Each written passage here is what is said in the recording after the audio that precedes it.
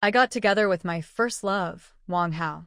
It happened in the 5th year I stayed behind in my mountain village. Before I found the chat messages between my husband, Zhang Jian, and another woman, I had stayed faithful to him for 5 long years. Even on New Year's Day, he couldn't stay home and rushed out to meet her. Thinking about it now, my being with Wang Hao later was something that happened naturally, almost as if fate allowed it. My name is Li Xiaomei. This story took place in 2010 in a small town in Junyi, Guizhou, Yunguan Village, Maotai Team.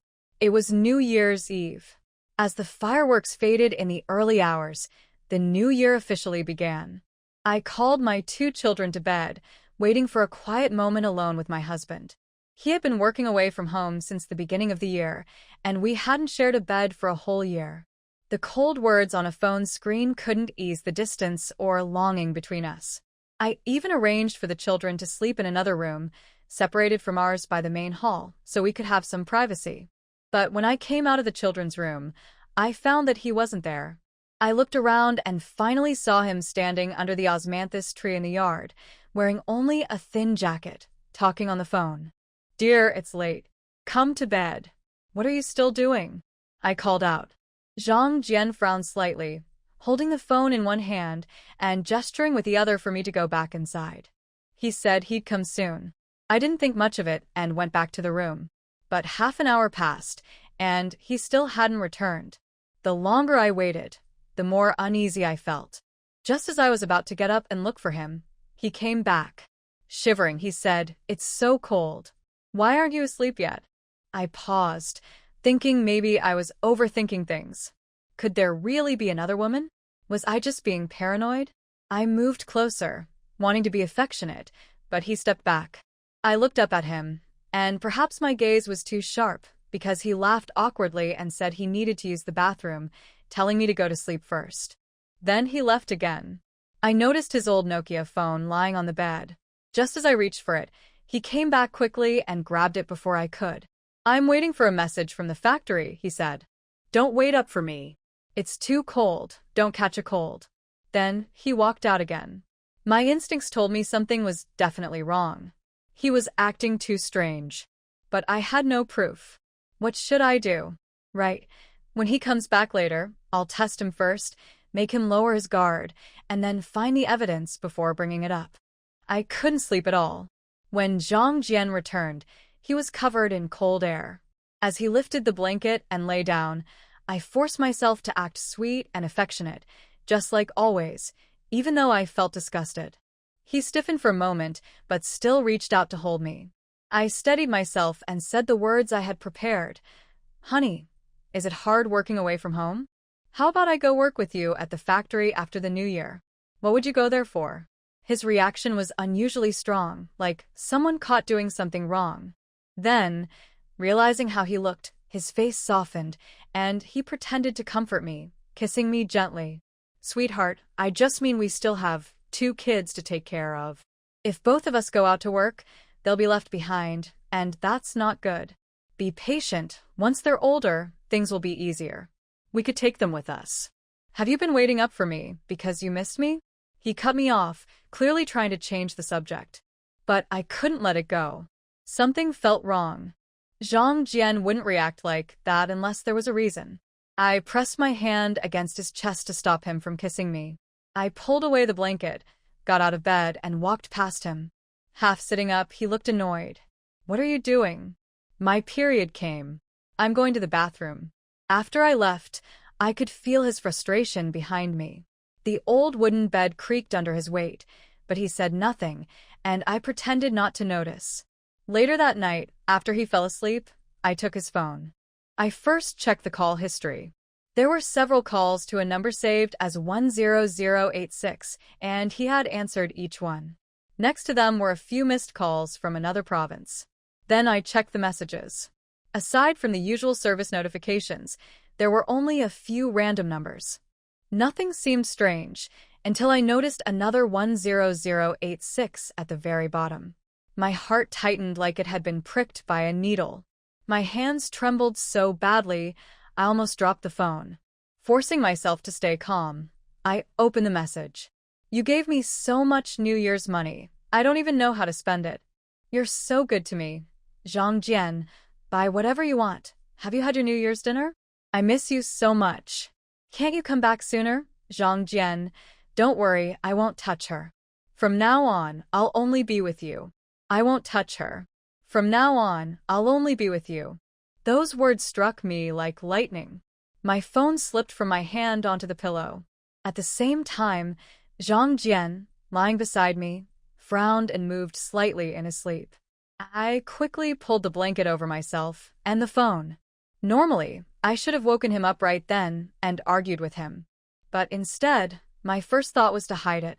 If I really confronted him, I was afraid he might give up completely, end our marriage, leave home to work, and never come back. People can be heartless when they decide to walk away. That couldn't happen. Our 2 children are still so young, only 5 or 6 years old. Zhang Jian's parents passed away early, and my own family couldn't help me raise them. He's not someone I can rely on either. I can't let my children grow up without their parents. That would be too cruel. But how could I remove the thorn in my heart? The pain had already spread through my whole body, making me ache all over. Tears rolled down my cheeks. I couldn't stop them, no matter how much I tried to comfort myself. Even when he was away working, and the other women in the village said, men who work far from home always get tempted, I didn't take it seriously. I even said proudly, if he does, so what? I don't care. But now that the truth was right in front of me, I couldn't stop the pain from flooding in. It's not like I couldn't find someone else. When I was pregnant with our younger son, he left for work, and now our boy is already 5. Over the years, several men in the village have hinted at me, and sometimes strangers even added me on social media. But I always stayed true to myself, raising my children, working the fields, feeding the pigs and chickens. And yet, just a few messages from him made me realize how foolish I've been. I've been saving every penny, hoping our family could live a little better, planning to fix up the house before the kids start school. But he could so easily give money away to someone else. I must have been out of my mind to believe him when he said, the factory isn't doing well, there's no year-end bonus this time, but I'll try to earn more next year. I even comforted him, saying we could live simply and take things slowly. What a fool I was. It turned out that the missing money had gone somewhere else. I almost crushed the pillow in my hands. My anger surged, and more than once I wanted to confront him. I thought, I gave birth to the child, but he carries their family name. If he doesn't even care, then why should I? After all, I can still remarry. I can still have a new life. Just when I was about to confront him again, my son suddenly turned over in his sleep, reached out for me, and hugged me tightly. In his dream, he murmured, "Mom." His little voice was still soft and sweet. In that moment, my heart, my body, and all my anger froze. As I slowly placed my hand on my son and pulled the blanket over my daughter, the ice inside me began to melt. The child may not have my last name, but without me, without their mother, this home would fall apart. If I stay with them, I lose my freedom and my future. But if I leave them, they lose theirs. Li Xiaomei, calm down. The family must stay together, but the man can be replaced. I never expected my new encounter to come so soon. On the morning of New Year's Day, while the children were still asleep, I went out early for a walk. A few elderly villagers were still at the market selling vegetables. People used to say it was bad luck to do business on the first day of the year, but hardly anyone believes that now. I had almost forgotten to buy ingredients for sweet dumplings. I'd been busy cleaning the house and preparing for Zhang Jian's return, but somehow that small task slipped my mind. After shopping, I went to the road to catch a motorcycle taxi. A motorcycle circled around me and stopped right in front. The rider wore a helmet and even pulled down the visor. Need a ride? Just that voice alone stirred memories buried deep in my heart. Wang Hao. It was the voice of my first love. He lifted the visor, revealing most of his face. My heart trembled slightly. What's wrong? Don't you recognize me, old classmate? No, of course I do. How could I not? What are you doing here? Didn't you go out to work? Back in middle school, everyone was talking about me and Wang Hao. The rumor spread so widely that even my parents found out. They went to the school to confront him, saying he was a bad influence on me, and asked the teacher to move me to another class. We were just teenagers. Our feelings were real, but we were still too young and fragile. Even though I tried to act tough, I ran away from home several times for him. In the end, faced with the choice between my family and him, I chose my family. He was also trapped by his own situation. He used to care deeply for me, but after my mother said some harsh things about his family, he was hurt. Before finishing the last year of middle school, he dropped out. People said his stepmother treated him badly and that he went to Guangdong to work for his uncle. Later, at a class reunion, someone mentioned that he was still in Guangdong working in a woodworking factory. They said he earned a good salary and had become a skilled craftsman who could always make a living. Even if he's working away, he still has the right to come back and visit, doesn't he? Are you being unfriendly to him? That's not what I meant. I never said he couldn't come back. His tone carried a hint of sharpness. I was surprised and a little happy to see him again, but I didn't like how the conversation started. Just then, a car passed by, and I said, "I have to go now. Happy New Year, goodbye." Before I could reach the car, he came around and stopped me. He parked his motorcycle and took off his helmet. I looked at him in silence. He looked back at me.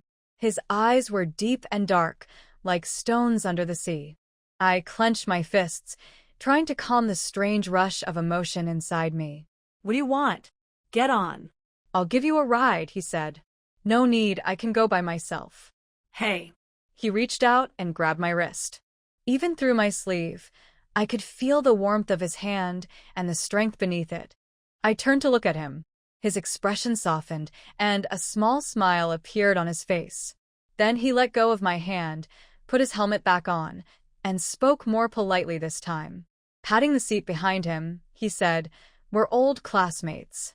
How could I let you ride home alone? If people heard about it, what would our old classmates think of me?" "Come on, I've got time anyway." At first, I was still hesitating, but Wang Hao tugged at my sleeve and whispered that the man on the motorcycle was watching us. I didn't want people to gossip, so without thinking, I got on his bike. The whole ride was silent, and my heart was pounding. I was tense the entire time. I gave him directions. He asked, "You don't live in your old village anymore?" He was pointing toward my mother's home. I answered quietly, "I'm married now." "Of course, I don't live there anymore." He was silent for a moment, then said, "Oh." The air between us felt cold and awkward. I was just about to ask how he'd been in Guangdong when the bike suddenly hit a small rock. It jolted hard, and I was thrown forward, bumping my forehead and face against his back. Instinctively, I grabbed his waist to steady myself. When the bike became steady again, I quickly let go and moved back a little. "Don't move around," Wang Hao said, glancing down at where I had just held him. "It's a mountain road. If we fall, I won't take the blame." I stayed quiet, feeling uneasy. Then I noticed the small bag in my pocket had come loose, so I quickly grabbed it and placed it between my stomach and his back. I shouted, "Wang, you did that on purpose, didn't you?" Then I said, "If we fall, fine, you don't have to take responsibility. But if my snacks spill, you'll have to pay me back, 10 times over." I said that because I often rode motorcycles, but it had never been this bumpy before. He laughed. "So you admit it. You did it on purpose." I said. "Really, I didn't," Wang Hao replied.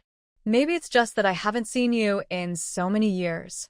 I got a little excited and lost control for a second. "Don't worry, it won't happen again." After that, we chatted casually about marriage and children. I answered most of his questions, but when he asked how Zhang Jian treated me, I pretended not to hear. I thought everything between us, this mix of friendship and something more, would end when he stopped the bike at my house gate. But just as the bike came to a stop, Zhang Jian came out with our 2 children. Mom. "Where have you been?" Zhang Jian didn't even look at Wang Hao. He just handed the kids to me and said, "The kids have been looking everywhere for you. It's the first day of the new year, and you're wandering around? Your phone's been off too. Is our home too small for you?" The child was crying in my arms. I had just steadied myself, holding the child tightly, when he continued speaking before I could respond. "Well, since you're back, I have something to tell you. There's an urgent order at the factory. The boss thinks highly of me and wants me to go back to work. I won't be staying for the holiday or eating sweet dumplings with you. You two enjoy the new year and make plenty of dumplings. What did you say? It was the first day of the new year. We hadn't even honored our ancestors or set off firecrackers, and he was already in such a hurry to leave, probably to see that woman again. Was he planning to visit her family and propose? I don't have time to talk. The ride I called is here. A motorcycle pulled up soon after. Zhang Jian quickly went inside, grabbed his luggage, and came back out. I held the child close, forcing myself to stay calm, ignoring Wang Hao who was still there. I knew Zhang Jian had made up his mind to leave. If I tried to stop him, it would only make him more annoyed and make things worse. That wouldn't do me any good. I needed to think of a way to get at least some compensation. Go to your mom, Zhang Jian told our daughter, promising, Daddy's going to work hard to earn money for your schooling, new clothes, and shoes. You'll go to college one day. Be good and go to your mom. He was already sitting on the motorcycle saying to me, take care of the child. I'll come back soon. Next time, I'll stay longer. Let's go, driver. Wait. I shouted, swallowing my anger, embarrassment, and frustration. You haven't visited your parents' home yet, or paid respects at the elders' graves. You haven't even bought firecrackers. Aren't you afraid they'll come looking for you if you leave now? You. I'm going to work, not doing anything wrong. Why are you saying this? Do you want money? I don't. I just want to remind you that these are your responsibilities. If you want to go, go, but if they come asking, it's you they'll look for. Come on, sweetheart, let's go home. I forced myself to walk away with the child. Behind me, I heard Zhang Jian sigh heavily, then the sound of hurried footsteps. He ran up and stopped us, his eyes moving between the two of us. He pulled out his worn leather wallet and took out 20 pink bills. Later, as if remembering something, he pursed his lips, pulled out 5 more bills, and handed them to me. When I didn't take them, he shoved the money between me and our son, as if trying to get rid of his guilt. He explained quickly, I really have something to do. This was supposed to be my travel and emergency money. It's all here. Please visit them for me and wish me good luck so I can earn more, fix the house, and take care of you and the kids. I said nothing. He looked embarrassed, stepped back, and soon his motorcycle started behind me. My daughter tugged at my clothes and said, Mom, Dad's gone. My heart felt like it had been struck by lightning. I could hardly breathe. I know, I said, holding back tears. Then I called to her, since he's not home, we can have a little treat. Let's go make sweet dumplings. After we eat, I'll give you and your brother red envelopes. The child cheered. Maybe they felt sad that their father had left, but the thought of red envelopes quickly cheered them up. They hardly saw him all year, so they weren't very close. But I knew everything, and the pain stayed sharp and clear. Just before stepping into the house, I suddenly turned around. Wang Hao was still sitting on his motorcycle, one long leg on the ground, staring straight at me. Something small and invisible seemed to jump in my chest. I heard myself ask, do you want to come home for sweet dumplings? Wang Hao smiled softly, rode into the yard, got off, set the stand, took off his helmet, and walked toward us. Standing in front of me and the children, he said, if you invite me to spend the New Year's Day with you, I won't go home. Adults don't need many words. Once everything was settled, things just happened naturally. Later, he sat smoking, the smoke curling around him. He asked, you just let him go like that? Are you really okay with it? From what point of view are you asking me that? We had just been close, and I was still in his arms, yet now he was bringing up another man. Why bring that up now? He froze and fell silent. But I didn't want to drop the subject. I asked, if I'm not okay with it, what should I do? Should I call him back to finish the divorce papers so you can marry me? The words came out before I could stop them. I didn't even know if Wang Hao was single. He just looked at me with those dark eyes, and I couldn't read what was in them. What is it? Are you married? Or are you trying to say, I'm going to the bathroom. We'll talk later. Wang Hao suddenly got out of bed. My heart sank a little as I watched him walk away, clutching the blanket tightly. Before he came back, I had already gotten dressed. We met at the doorway. He asked what I was doing. You can sleep here. I'm going to check on the child. He had clearly used the bathroom as an excuse to change the subject. I didn't plan to press him. It wasn't the right time. But that didn't mean I wasn't upset about being ignored. He blocked the door with his arm, stopping me from leaving. Without looking up, he asked quietly, "You're just going to leave after this?" Then he turned to look at me. If he wanted to argue, I wasn't going to back down. "Really? Are you talking about yourself?" I pointed at him. "You were the one who ran off to the bathroom to avoid talking. What's in there that gives you courage?" He stared at me for a long moment, his face tense. Clearly, my words had hit home. Then he leaned against the door and made a casual please gesture, as if inviting me to go. I rolled my eyes and walked past him, keeping my head high. I wasn't as calm or strong as I looked, but I refused to show any sign of weakness or fear of losing him, especially not in front of my first love. There was nothing between us now. Things with him were completely different from what I had with Zhang Jian. I had already been hurt once, and now I had a child to think about. I needed to be responsible. I didn't owe anyone the right to hurt me with careless words. What does it mean to ask if I'm willing to let him go? Even if I wasn't, what could I do? His life is his own. I can't stop him. And even if I was willing, so what? Should I admit I'm the one left behind, just so he can feel in control again? All my emotions had built up today. I didn't want to face anyone anymore. Maybe I was being stubborn with him, but I couldn't help it. I just needed some quiet time alone. Otherwise, I might do something I'd regret, and then there would be no turning back. I didn't know if it was sadness or exhaustion, but after lying down next to my child, I quickly fell asleep. The next morning, I was woken by a knock on the door. It was Qinshan, a neighbor from the village who often visited. I sat up suddenly in bed, shouting, "Coming, coming," and went to open the door by instinct.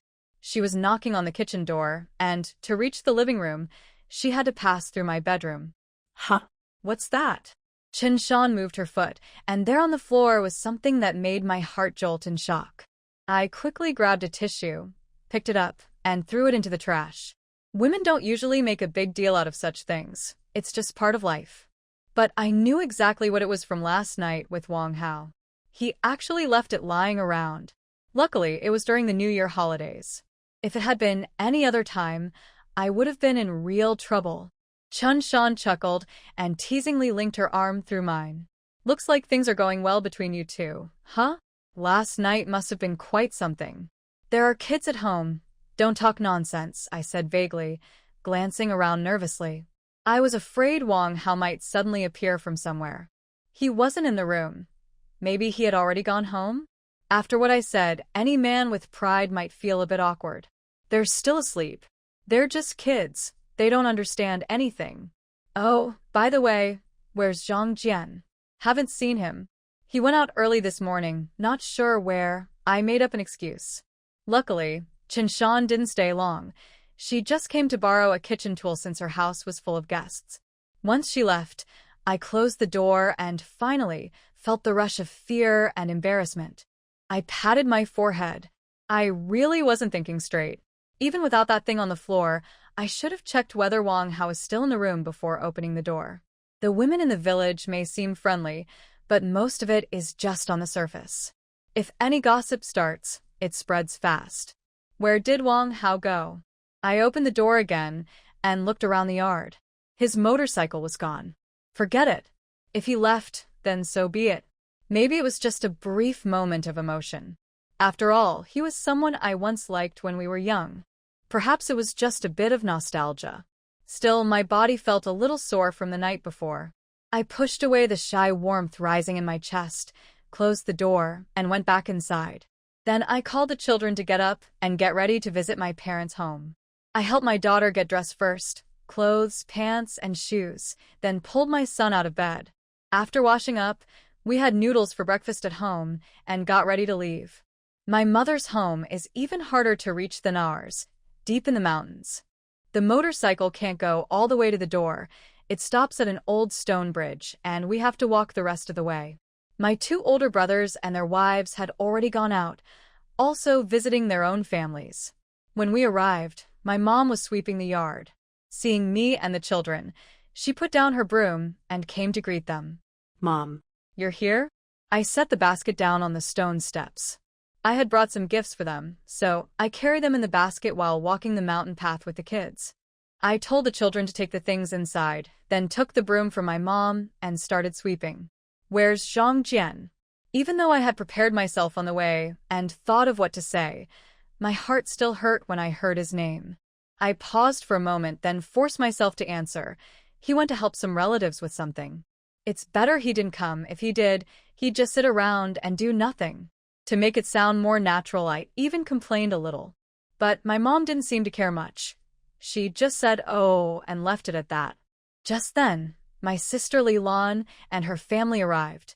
My nephews started shouting from the corner of the path, "Grandma, we came to see you. Mom brought lots and lots of things. Come help us carry them." "I'm coming."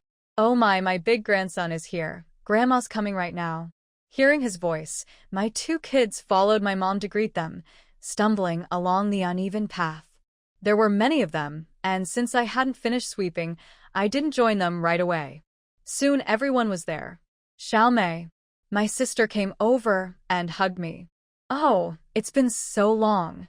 You look even prettier now." Cease. I wasn't as good with words as she was, so I just greeted her simply. My brother-in-law took the tea my mom poured and said, "Xiaomei, you're here?" "Brother-in-law," I greeted him. Then he started complaining. "The road here is terrible. Our car's too low, and it scraped the bottom. It's a new car, too. The signal's bad here. We couldn't even call for help." "It got scraped? Is it serious?" "If it's serious, I'll ask Xiaowei to find someone to take a look at you." "Oh, Mom, it's fine, just a small thing." I just feel a bit bad about the new car. As soon as he said that, my nephew started looking for something to do. "Grandma, I'm so hungry. Do you have anything good to eat?" My mom pulled him into her arms, gently patting his head. "My dear grandson is hungry? What do you want to eat?" "I want rice." All right. Your grandpa went out to pick some vegetables. He'll be back soon." Just wait a bit. Then she turned to me and called out, "Xiaomei, you cook well. The cured meat and pork knuckles are in the kitchen. Stop sweeping for now and start cooking. Everyone's hungry." This was the nth time this had happened. I didn't even have a chance to make an excuse to slip away before my mom handed the cooking job to me again. It was always like this before. My brothers, sisters, and their spouses would all sit around waiting for me to bring the food to the table. Sometimes I even had to call them several times before they'd leave the mahjong table to eat. But why should I be the one doing all this? This time, I had already made up my mind before coming. I wouldn't argue, but I could take my child and quietly leave. If they cooked, I'd come back and enjoy being the one served for once. If they didn't, I'd take my child to a relative's house to eat. There were plenty of relatives and old friends around. Or I could just go home. Either way, I wasn't going to serve everyone again. "Grandma, I'm hungry too." Maybe my mom felt a bit awkward, but when my son said he was hungry, it seemed to give her a way out. She pulled him into her arms for once. My sister's older child pushed him away, not wanting to share Grandma. He was raised by my mom when he was little, so he was closer to her and a bit bossy. I pulled my son back and brushed the dust off his clothes. "Hungry? Mommy brought snacks for you and your cousin. I'll go get them." "Okay. Come on, let's go." I led my child into the house, leaving the others behind. I didn't care what they thought. I just wanted to move past the awkward moment. "Hey, don't just stand outside. Come in." "Come on, everyone, inside." My mom called them in. It was still the old wooden house with low ceilings, and once everyone came in, it felt crowded right away. Of course, I didn't take it out on the kids. I gave my nephew some snacks too. I just didn't treat him very nicely, but he still pushed me away. He crossed his arms, and his sleeves looked tight around them. "I don't want to eat this." "Humph. I've had enough of this stuff. It's everywhere on the street. It doesn't taste good." My nephew started acting just like his dad, saying loudly, "I want rice. I want rice." My sister quickly pulled him over, looking a bit embarrassed. "What nonsense are you talking about? This is your aunt. Don't be rude." "But I want rice. I'm so hungry." All right, it'll be ready soon." My mom came over and tugged at my sleeve. Everything's ready in the kitchen. The kids are hungry, don't waste time. I gently moved her hand away. I wanted to be direct, but I didn't want to ruin my mood, so I said, "My hand is hurt. I can't hold a knife or cook. You'll have to switch this year." I added, "I used to do it every year, but my hand won't let me this time." Sorry. "What happened to your hand?" my mom asked. My brother-in-law pretended to care. "Is it serious? Do you need to go to the hospital?" "I drove here. I can take you." "No need. It just needs some rest." I made an excuse to leave. "Mom, sis, brother-in-law, Xiaoping asked me to visit her. I'll go for a bit, you all sit and relax." "Hey you," my mom started to say, but I called to the kids before she could finish. "Sweethearts, come with mom to Aunt Xiaoping's house, let's go." The two kids held my hands, one on each side. I nodded to the others and walked out without caring about their expressions. Once outside, I felt free again. Even the cold air felt fresh and comforting. When my sister married her husband, his family did pay a proper bride price, 2,000 yuan, which was a lot back then. His family lived on the main street near the market. Even though it was at the far end, it was still considered a good location. It was convenient for everything, and the first floor was even a small shop, which made my parents proud. My parents have always admired people with money. After my sister had her child, they helped take care of the baby and even spent their own money. Every time I came home, I brought more and better gifts than they did, but my parents and my brother's family only cared about my sister's better living conditions. Yes, her family was better off than mine and Zhang Jian's, quite comfortable, actually. Some people can just sit there doing nothing and still act like they're in charge, while others willingly flatter them. But I don't want to please them. If their whole family enjoys showing off, that's their business, just don't drag me into it. I've had enough, and won't play along anymore. I don't know if it's fate punishing me for being resentful, or just bad luck, but things never seem to go smoothly. After spending a few hours with my son and daughter visiting an old friend, it was already evening. In the mountains, it gets dark early. No one came to call us back for dinner. Then my son suddenly developed a high fever, maybe from catching a cold. We tried to cool him down with alcohol, but it didn't help. He was getting worse. None of the nearby families had any medicine, so we had to take him to a clinic or the town hospital. Xiaoping stayed to look after my older child while I carried my son back to my parents' house. "Why are you knocking so late?" "What? Done eating at Xiaoping's place and finally remembered to come home." "Where's my brother-in-law?" I pushed into the house with my son in my arms. My brother and sister-in-law were back, sitting at the mahjong table. They looked up at me for a moment, then went right back to playing. "Xiaomei's back?" my sister-in-law asked. I nodded and looked for my brother-in-law. "Brother-in-law, my child has a fever. Could you please help me take him to the clinic?" "I'd really appreciate it." All I could think about was getting my son to a doctor. Fevers in children can be serious. But my brother-in-law just glanced at my flushed child and kept playing. "He's sick? Just give him some warm water and let him sleep. Who would drive out this late? The mountain roads are dangerous. What's wrong with him?" My sister-in-law came over and touched his forehead. She spat out a sunflower seed shell and said, "He's really hot. Maybe you should stop playing and take him to see a doctor." My older brother said, "I don't have a car." The second brother said, shouting, "You should take them." My brother-in-law quickly made an excuse. "I just had some drinks and I really can't drive on those roads." My mother came over and touched the child's forehead. "Yes, it's late, and he's been drinking. How about I make something warm for the child instead?" I stepped back, holding my son tightly, trying to keep my emotions under control. "No need. I'll find a way myself." Sigh, Xiaomei. I didn't say I wouldn't help you. Wait until morning when they've sobered up. I left their words behind, holding my son as I walked out. I didn't know if it was really dark, if the road was hard to walk, or if they were truly drunk. But my child couldn't wait any longer. Even if I had to carry him out of the mountains myself, it was better than wasting more time. The mountain path was winding and rough, and soon it began to rain. The air grew colder. My son was burning with fever, half conscious. I pulled his collar tight and covered his head with his hat. The muddy road became slippery in the rain. I walked quickly, checking my phone for a signal, but there was still none. When I passed a house, a group of people were chatting outside, and some children were setting off firecrackers. I was afraid my son would be startled, but one of the kids deliberately threw one toward us. I glared at him, and he started crying. An adult picked him up and said, "What's your problem?" "He's just a kid playing with firecrackers." "Why are you so angry? Don't you have a child yourself?"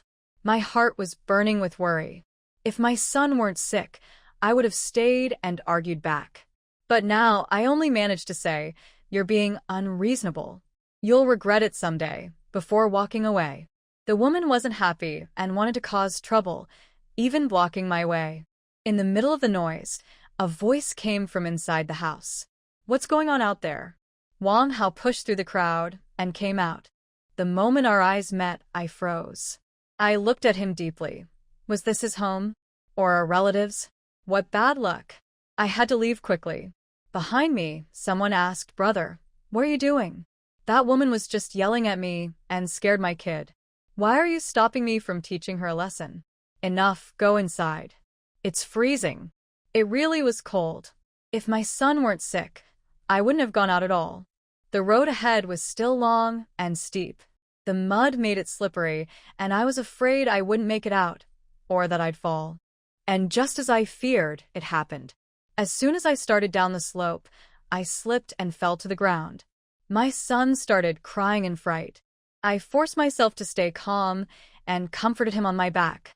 "Don't be scared, sweetheart. Mommy's taking you to see the doctor. Once the doctor helps you, you'll feel better. Be good, don't cry. If you cry, the cold wind will make you feel worse. Be brave, okay?" My back hurt badly from the fall. I forced myself to grab a nearby tree trunk and tried to stand, but my legs gave out again. Just as I was about to fall, a strong hand caught mine, and an arm wrapped around me and the child on my back, lifting us up. It was Wang Hao. I wasn't foolish enough to ask why he was here. The fact that he appeared now, holding me and the child, made it clear he had followed us. Once I steadied myself, I tried to calm down, though the pain was impossible to ignore. "Thank you," I said. I was about to pull away when he suddenly held me tighter. "Give me the child," Wang Hao said. His voice was calm, but carried a tone of command. I froze for a moment, but he was already untying the strap that held the child to my back. The knot around my waist began to loosen. I quickly grabbed it. "What are you doing? What do you think?" he replied, not answering directly. Then he added, "Hurry up, the fever will get worse soon." That made me anxious, so I did as he said. The tall trees around us became our support as we worked quickly. Once the child was safely on his back, Wang Hao reached out his hand, signaling for me to place mine in his. I hesitated again. "Come on, time won't wait. We can't miss this chance," he said. "This guy." The first part was enough, he didn't need to add the rest. Still, since I had hesitated twice, maybe he was just trying to lighten the mood.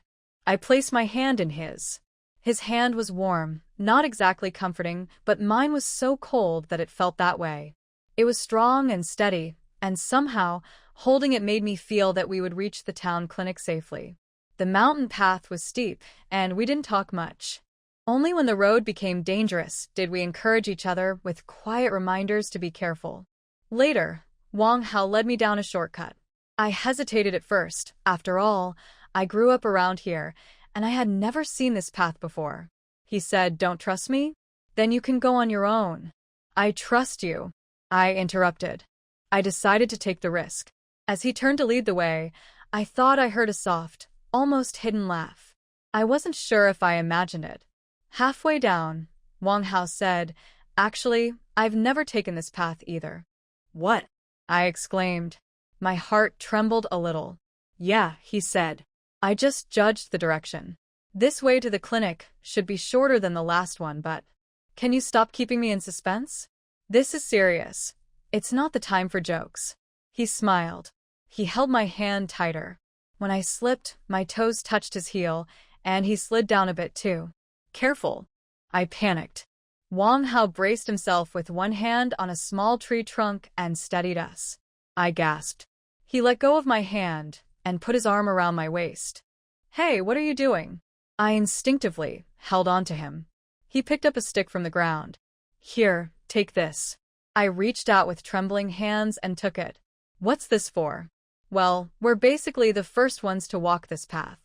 Who knows what wild animals might be around, maybe even wild boars. Better keep it for protection. If something strange shows up, I can't promise to save you in time. Wang Hao. What, just lead the way. I really wasn't in the mood to joke. The path was rough and wild, and we had to stay alert. Maybe not wild people, but wild animals, especially boars, could be dangerous. When we were kids, we once ran into one. We almost got hurt badly. Got it. Let's go. Wang Hao didn't stop again. He held my hand firmly, guiding me step by step down the mountain path. Neither of us asked how long it would take or whether we could make it out. We just kept moving forward. My son sometimes murmured weakly in discomfort. My heart ached, but I didn't twist around too much. I didn't want to make things harder for Wang Hao. I kept walking and softly comforted my son with words. In the end, we really did make it through the path. But the flashlight I brought had completely run out of power. Wang Hao hadn't brought one at all. We finally reached a flat mountain road, wide enough for a small tricycle. But it was pitch dark. I shook the flashlight hard and tapped it a few times. Stop hitting it. It's dead, Wang Hao said. Watch your step and follow me. Okay. I put the flashlight back in my pocket, ready to walk all the way to town in the dark with him. But then, suddenly, a motorcycle appeared ahead of us, a very familiar one. It was parked beside a nearly collapsed, broken-down house. I was still wondering why he brought me to such an old, broken house. It turned out his car was here. Wang Hao pushed the car out from inside. It was the main room, with a roof full of holes and a dirt floor as slippery as the ground outside. I hadn't seen such an old, unrepaired house in a long time. The incense area, however, was neatly arranged. The red paper couplets on the wall were old, but still mostly intact. Only the edges were torn and the color had faded. Was this his home? What are you standing there for? Come out. Wang Hao said. I'm closing the door. Oh. Coming. I carried the child on my back again. Since Wang Hao was going to drive, it wasn't convenient to keep holding him. I didn't even ask if the road was too dangerous or if the car could make it. I just followed him, trusting him completely. The car moved very slowly, barely wider than a tricycle, and every time it slid a bit toward the edge. There were no guardrails outside, only cliffs of different heights. It felt like the motorcycle was leading the way, and our spirits were chasing behind. I held onto him tightly, clinging to the only person I could rely on. My whole body was tense. Finally, the clouds parted and the moon appeared. But my legs had gone numb from staying stiff for so long. He helped me out of the car, but I still couldn't walk. He coughed and smiled, telling me to put the child down so he could take him into the clinic first. I did as he said right away. My son started crying, and I touched his face, holding back my own sadness as I comforted him. Don't cry, sweetheart. Mommy will come in soon. Go with Uncle first, okay? Mommy will buy you yogurt and candy, and then come find you. Be good, don't cry. Maybe it was warmer in Wang Hao's arms, or maybe my words worked, but the child stopped crying. Only the sound of his sniffles still tugged at my heart. I hit my legs hard, hoping they would recover faster. I slowly walked into the clinic. The child was already having his temperature taken. The small room, only about 10 square meters, was packed with more than 10 people. Every seat was taken. Wang Hao somehow found a small stool and sat in a corner. There was a coal fire burning inside. It was warm, but with so many people, the air was stuffy. I stood beside Wang Hao. The child reached out to me, calling Mommy. I held his hand, bent over beside the wall, and comforted him. Then I spotted a pile of shared tissues, quickly pulled out a few, and wiped his face and nose. 38.9 degrees. The doctor said the child needed both medicine and for treatment. The child's pants are all wet, the doctor said. You should go home and get a dry pair, or buy one nearby. Don't let them wear wet clothes. Okay, I'll go right away. Bring an extra set too. The child might sweat again later. All right. Home was far away, and it would take too long to ride back and forth. I didn't want to trouble Wang Hao, but I had no choice. I asked him to watch the child while I went to buy 2 sets of clothes. It was dark outside, and the barbecue stalls nearby were still lively. Luckily, one children's clothing store was still open. When I walked in, the shop owner was hanging up a piece of clothing. She asked what I wanted, then turned around and saw the mud on my pants. Her face immediately changed. If there had been any other store open, I would have left right away. Take a look. What do you need? The child didn't come with you? She asked, trying to sound polite after realizing she had been rude. But my impression of her had already dropped. After this, I would never come back. She looked down on people too much. I picked out 2 sets of clothes and asked for the price. She took the chance to overcharge me. 2 cotton jackets and 2 shirts for a 5-year-old.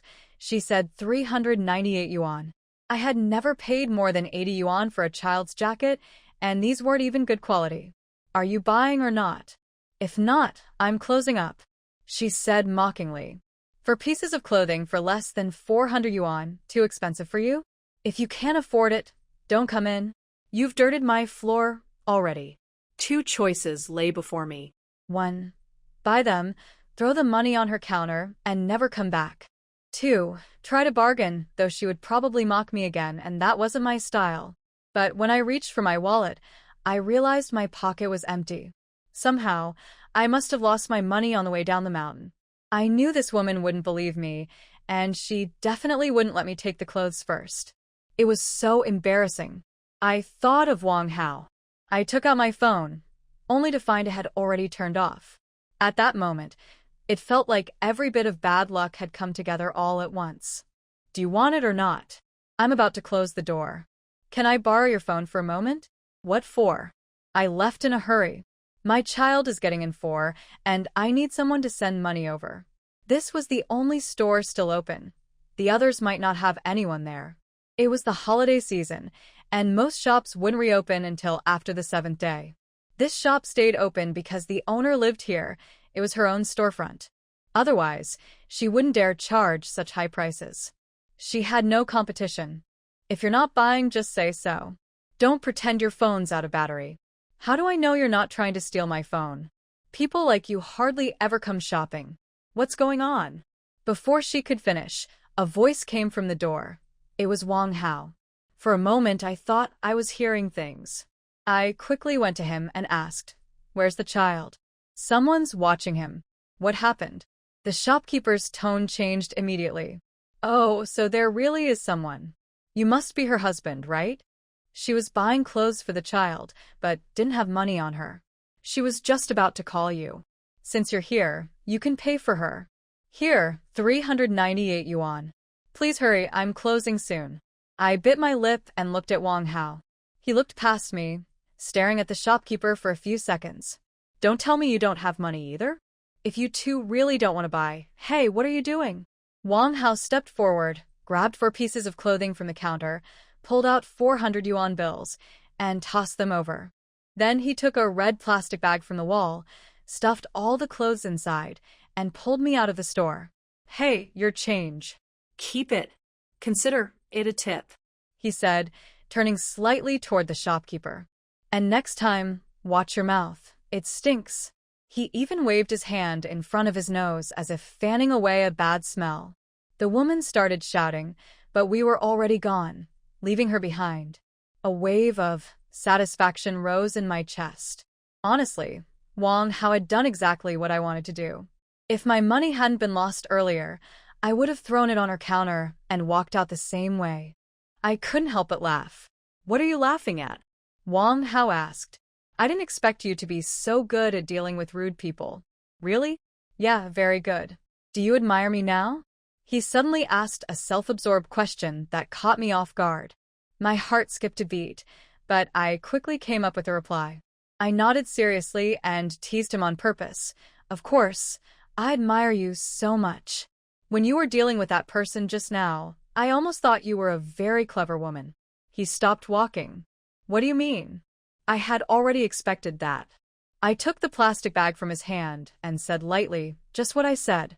As I turned to leave, I added, "Thank you for helping the child, Uncle Wang. I'll pay you back once I get home." After a few steps, he caught up and grabbed me from behind, but I pulled away. "Uncle Wang? Stop it. The child is still at the clinic. I have to go back." "Hey, Wang Hao Wang." He pulled me into a narrow alley by the market entrance, about 10 meters long and less than a meter wide. In the dim light, I could only see the brightness in his eyes. He held me tightly by the waist, his strength firm and unyielding. I felt nervous, mostly because I was afraid someone might see us. Don't. "Don't mess around. You called me a woman?" "I was just joking." "Can't you take a joke, really? Tell me, what man would take that as a joke? Didn't you already know what I am?" His words made me freeze, my face burning with embarrassment. I just wanted to get away, so I used the child as an excuse and pretended to be angry, but it didn't work. He insisted I apologize. "I'm sorry, I shouldn't have said that. Can you let go now?" "Not sincere enough. Try again." "Dad, I'm sorry, I didn't mean it." "You're the bigger person here. Please just call me Uncle Wang," he interrupted, gently lifting my chin with a teasing smile. His gaze lingered on my lips as he said, "Call me Uncle Wang, and I'll forgive you." Uncle Wang. That kind of embarrassing name. I could never say it out loud. Just hearing him say it made my face flush and my heart race. In the end, I bit his arm lightly. He was caught off guard, and while he was distracted, I slipped away right under his nose. I hurried forward with my head down, and at some point, I heard him call out, "You're going the wrong way. It's this way." There was laughter in his voice, which made me feel uneasy. But when I looked up, I realized he was right. So I turned around and walked back. As I passed him, he was still smiling. I kicked his ankle lightly and glared at him. "Try laughing again. If you do, I won't pay you back." Then I walked off, but he caught up with me. "I never really expected you to pay me back," he said. "If I made a big deal over such a small amount, wouldn't that make me look petty?" His words were oddly comforting. Whether it was because we had once been close or simply because we were old classmates who had shared some history, at least he hadn't refused to help me, nor had he asked for anything in return. He was still a straightforward man, someone who knew where to draw the line. But what he said also stirred something inside me, a faint discomfort, as if it clashed with the person I used to be. Last night, I didn't even hesitate. I invited him to stay for sweet dumplings, and everything just happened naturally. I even asked him a question that was hard to say out loud. At a quiet moment, I deliberately slowed things down and asked, "Do you think I'm beautiful?" When Zhang Jian had kept his distance from me before, ignoring me, even telling others he wouldn't get close to me, my confidence had fallen from the sky to the ground. Even though I knew I wasn't lacking in anything, not in education, not in family background, I was tall and well-proportioned. When I carried buckets of fertilizer along the village paths, not only men but even women would glance at me. They would say things like, "TSK, TSK, what a figure. We all eat the same food, so how come you never gain weight? Look at you working so hard. Don't go on a secret diet. Eat more, or you'll leave us behind on the road to getting plump. I think you're too thin. You're so tall and slim that your clothes barely fit right. You'd look better with a little more weight." I never cared whether their words were sincere or not. People will always talk when someone stands out. As long as it wasn't too much or crossed my boundaries, I could take the good and ignore the rest. And then there was my face. Even after years of wind and sun, and after having 2 children, her skin was still fair and smooth, and her features reflected her family's good genes. Her eyes were deep and expressive, and her whole presence carried a quiet charm. Otherwise, she wouldn't have earned such comments at the class reunion. Back then, I actually wanted to ask you out, but I was a bit scared. You always looked serious, and not many people dared to talk to you. If you had been a little gentler, maybe we'd be together now. Now you look even better than when we were in school. You've grown more graceful. Those classmates who once liked me but never dared to say it finally spoke up at the reunion. In truth, they voiced a question I had often asked myself. I never thought I was harsh. I just had my own opinions and liked to express them. But somehow, people always thought I was arguing. I was only trying to discuss things. Maybe it was because my views weren't what they wanted to hear. They didn't agree but didn't want to argue either, so they simply labeled me as difficult. Later, I learned to stay quiet. Most of the time, I kept my thoughts to myself. As long as something didn't concern me directly, I stopped sharing my opinions. Then people started calling me cold.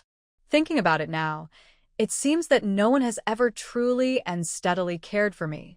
Wang Hao was an unexpected part of my youth. We connected easily, and after just a few words, we could talk endlessly. But fate had other plans. That woman had both beauty and grace, and she had given him 2 children. Why did he grow distant from her? Why did he hurt her pride and confidence like that? I didn't argue or fight with him. I had already felt everything he gave me through his actions. What came next was my turn to let him feel the pain I once felt. He would wait for that day. I would make sure he understood what heartbreak truly meant. When I asked him that question, Wang Hao didn't hesitate. He gently touched my face and said with deep emotion, "Xiaomei, you're beautiful. You've always been the most beautiful woman I've ever known. If I had to compare, I'd say you're even more beautiful now, just in a different way. I've liked you in every stage of your life." And then, as tears slid down my cheeks, they mixed with the warmth of our shared moment. Those were tears I shed when I regained my confidence. Men might not understand, but women surely know the pain and struggle behind them. "Hey, I'm talking to you. Can you give me a clear answer? I'm getting a bit impatient," Wang Hao called out from behind. I turned to glance at him, then smiled with narrowed eyes and said, "Keep dreaming," before quickening my pace toward the clinic. He stopped where he was. I suddenly halted, turned around, and looked at him. My voice was light but teasing. "What's wrong? I can't handle this already? And you call that sincerity? Do you even believe yourself? Please, you're just pretending." His expression softened, clearly moved by my words, and he started walking toward me. "Then how do you want me to prove my sincerity?" he asked. I raised my eyebrows toward the clinic door, leaving him to guess, then stepped inside first to check on my son. Inside the clinic, we both behaved more carefully than before. We only exchanged glances. Several times, I didn't dare look at him directly and had to turn away from his warm gaze. A few times he tried to coax my son. "Hey, little one, your mom's arms must be tired from holding you. How about I hold you for a while so she can rest?" But my boy just buried his head in my chest, pretending not to see or hear him. Wang Hao looked a bit puzzled. He tried a few more times, but my son still refused. Then some of the other patients getting 4 drips started talking. "Look at your dad, so thoughtful. Always wanting to help. Your mom is really lucky. Unlike us, some of our husbands aren't even here, and the ones who are just sleep with their eyes closed, not caring about their wives or kids." After saying that, one woman glared at the chubby man sleeping beside her and even gave his leg a push. The man woke up groggily and asked what was wrong. She snapped, "Nothing, there's an earthquake." At first, he believed her and sat up straight, rubbing his eyes. But when he noticed no one else reacting, he realized she was just complaining about his snoring. They glared at each other. Then he crossed his arms, leaned back, and went right back to sleep, his legs stretched out toward the stove. That's just how life is. Actually, how would she know that I'm not the same? At least her husband is still by her side, but my child's father. He's probably already at his new mother-in-law's house. I wonder if he's still pretending to be single, and how much the bride price is over there. When someone just said that Wang Hao is the child's father, his eyes on me grew deeper and warmer. For a moment, when our eyes met, I almost melted under his gaze, and all the bitterness in my heart disappeared. Just as I was trying to stay calm, he suddenly took the child from my arms. "Come on, your mom's been holding you long enough. Let Dad hold you now." My mind went completely blank. I was afraid the child would suddenly open his eyes and say he wasn't his dad, and then the whole room would explode. But to my surprise, after Wang Hao took him, the child didn't cry or fuss at all. Later, I found out why. The child's throat was already hoarse, and he couldn't speak. He was still dazed, his head heavy, and he had no strength left. When I stood up, my arms and legs felt like they didn't belong to me anymore. My whole body was numb. So I put my hands on my hips and leaned against the wall for support. Then the doctor came in. You should get the child something to eat. It's not good to go without food for so long. Okay. But at that moment, I really didn't know where to find food. Only a barbecue shop nearby was still open. But, That kind of food wasn't suitable for a child. oh, right. I didn't have much choice anyway. Maybe I could go there, buy some rice, and ask to use their stove? If I added some water and cooked it longer, it could at least be porridge. I asked Wang how to watch the child for me. I had just taken 2 steps when he called me back and pressed 100 yuan into my hand. That's when I remembered I had lost my money in the mountains. I looked at him gratefully, nodded, and went straight to the barbecue shop. When the owner heard that the child was sick, he kindly lent me a spare stove. Before leaving, I suddenly thought of something and asked him to add 2 spoonfuls of sugar. Even I wouldn't want to drink plain porridge, let alone a child. 3 whole hours passed. After several bottles of medicine, the child finally managed to drink half a bowl of porridge. Now he was asleep in Wang Hao's arms. Of course, it was still Wang Hao who paid. The doctor prescribed some medicine and told me to give it to the child every 3 hours. I carefully noted everything down. Come back tomorrow at noon after lunch for N4. The day after tomorrow, do the same. Let's see how the child improves after 3 days. If all goes well, that should be enough. Okay. Thank you, doctor. No need to thank me. You should head back now. Keep the child warm and remember to change the inner clothes often. All right, thank you. Before leaving, we stood by the clinic to avoid the wind and secured the child on my back again, since we had to ride the motorcycle. Halfway back, we passed a barbecue shop. Wang Hao asked, "You just bought food for the child, not for yourself. Aren't you hungry?" That's when I realized neither of us had eaten since we came down the mountain. My mind was completely on the child, so I didn't even feel hungry anymore. But Wang Hao was different. A little. If you can wait, I'll cook fried rice when we get home. Or tell me what you want to eat, and I'll make it for you. I don't want to get off the bike now. The child might get cold, and I'm feeling lazy. After saying that, Wang Hao started the engine again. Then, in a teasing tone, he said, "All right, when we get home, you can cook for me. Whatever I want, you'll make it. Remember what you said." How many girlfriends have you had before? He began buttoning his shirt, looking at me with a deep, unreadable gaze that made me a little uneasy. I turned my head away. If you don't want to say, then forget it. Are you asking about my past relationships, or just curious how I got so good at understanding people? He saw right through me. At first, I didn't want to ask because I thought it didn't matter. But now I was simply curious. Before him, I had only been with Zhang Jian. "Do you like me this way?" I didn't answer. He leaned closer, his face near mine, trying to kiss me. I gently pushed him back. "What are you doing? Weren't we just talking?" You still haven't answered me. What do you mean? Can you stop teasing me, Wang Hao? Are you going to tell me or not? If you do, I'll let you go. If not, it means it's still not enough, and then I'll have to. In the end, I had no choice but to nod. So, does that mean you're comfortable, or that you think I'm not bad? I peeked out from under the blanket with only my eyes showing. Is there a difference? He smiled and nodded. You're right, there's really no difference. Then, he pulled the blanket over my eyes. Don't sleep yet.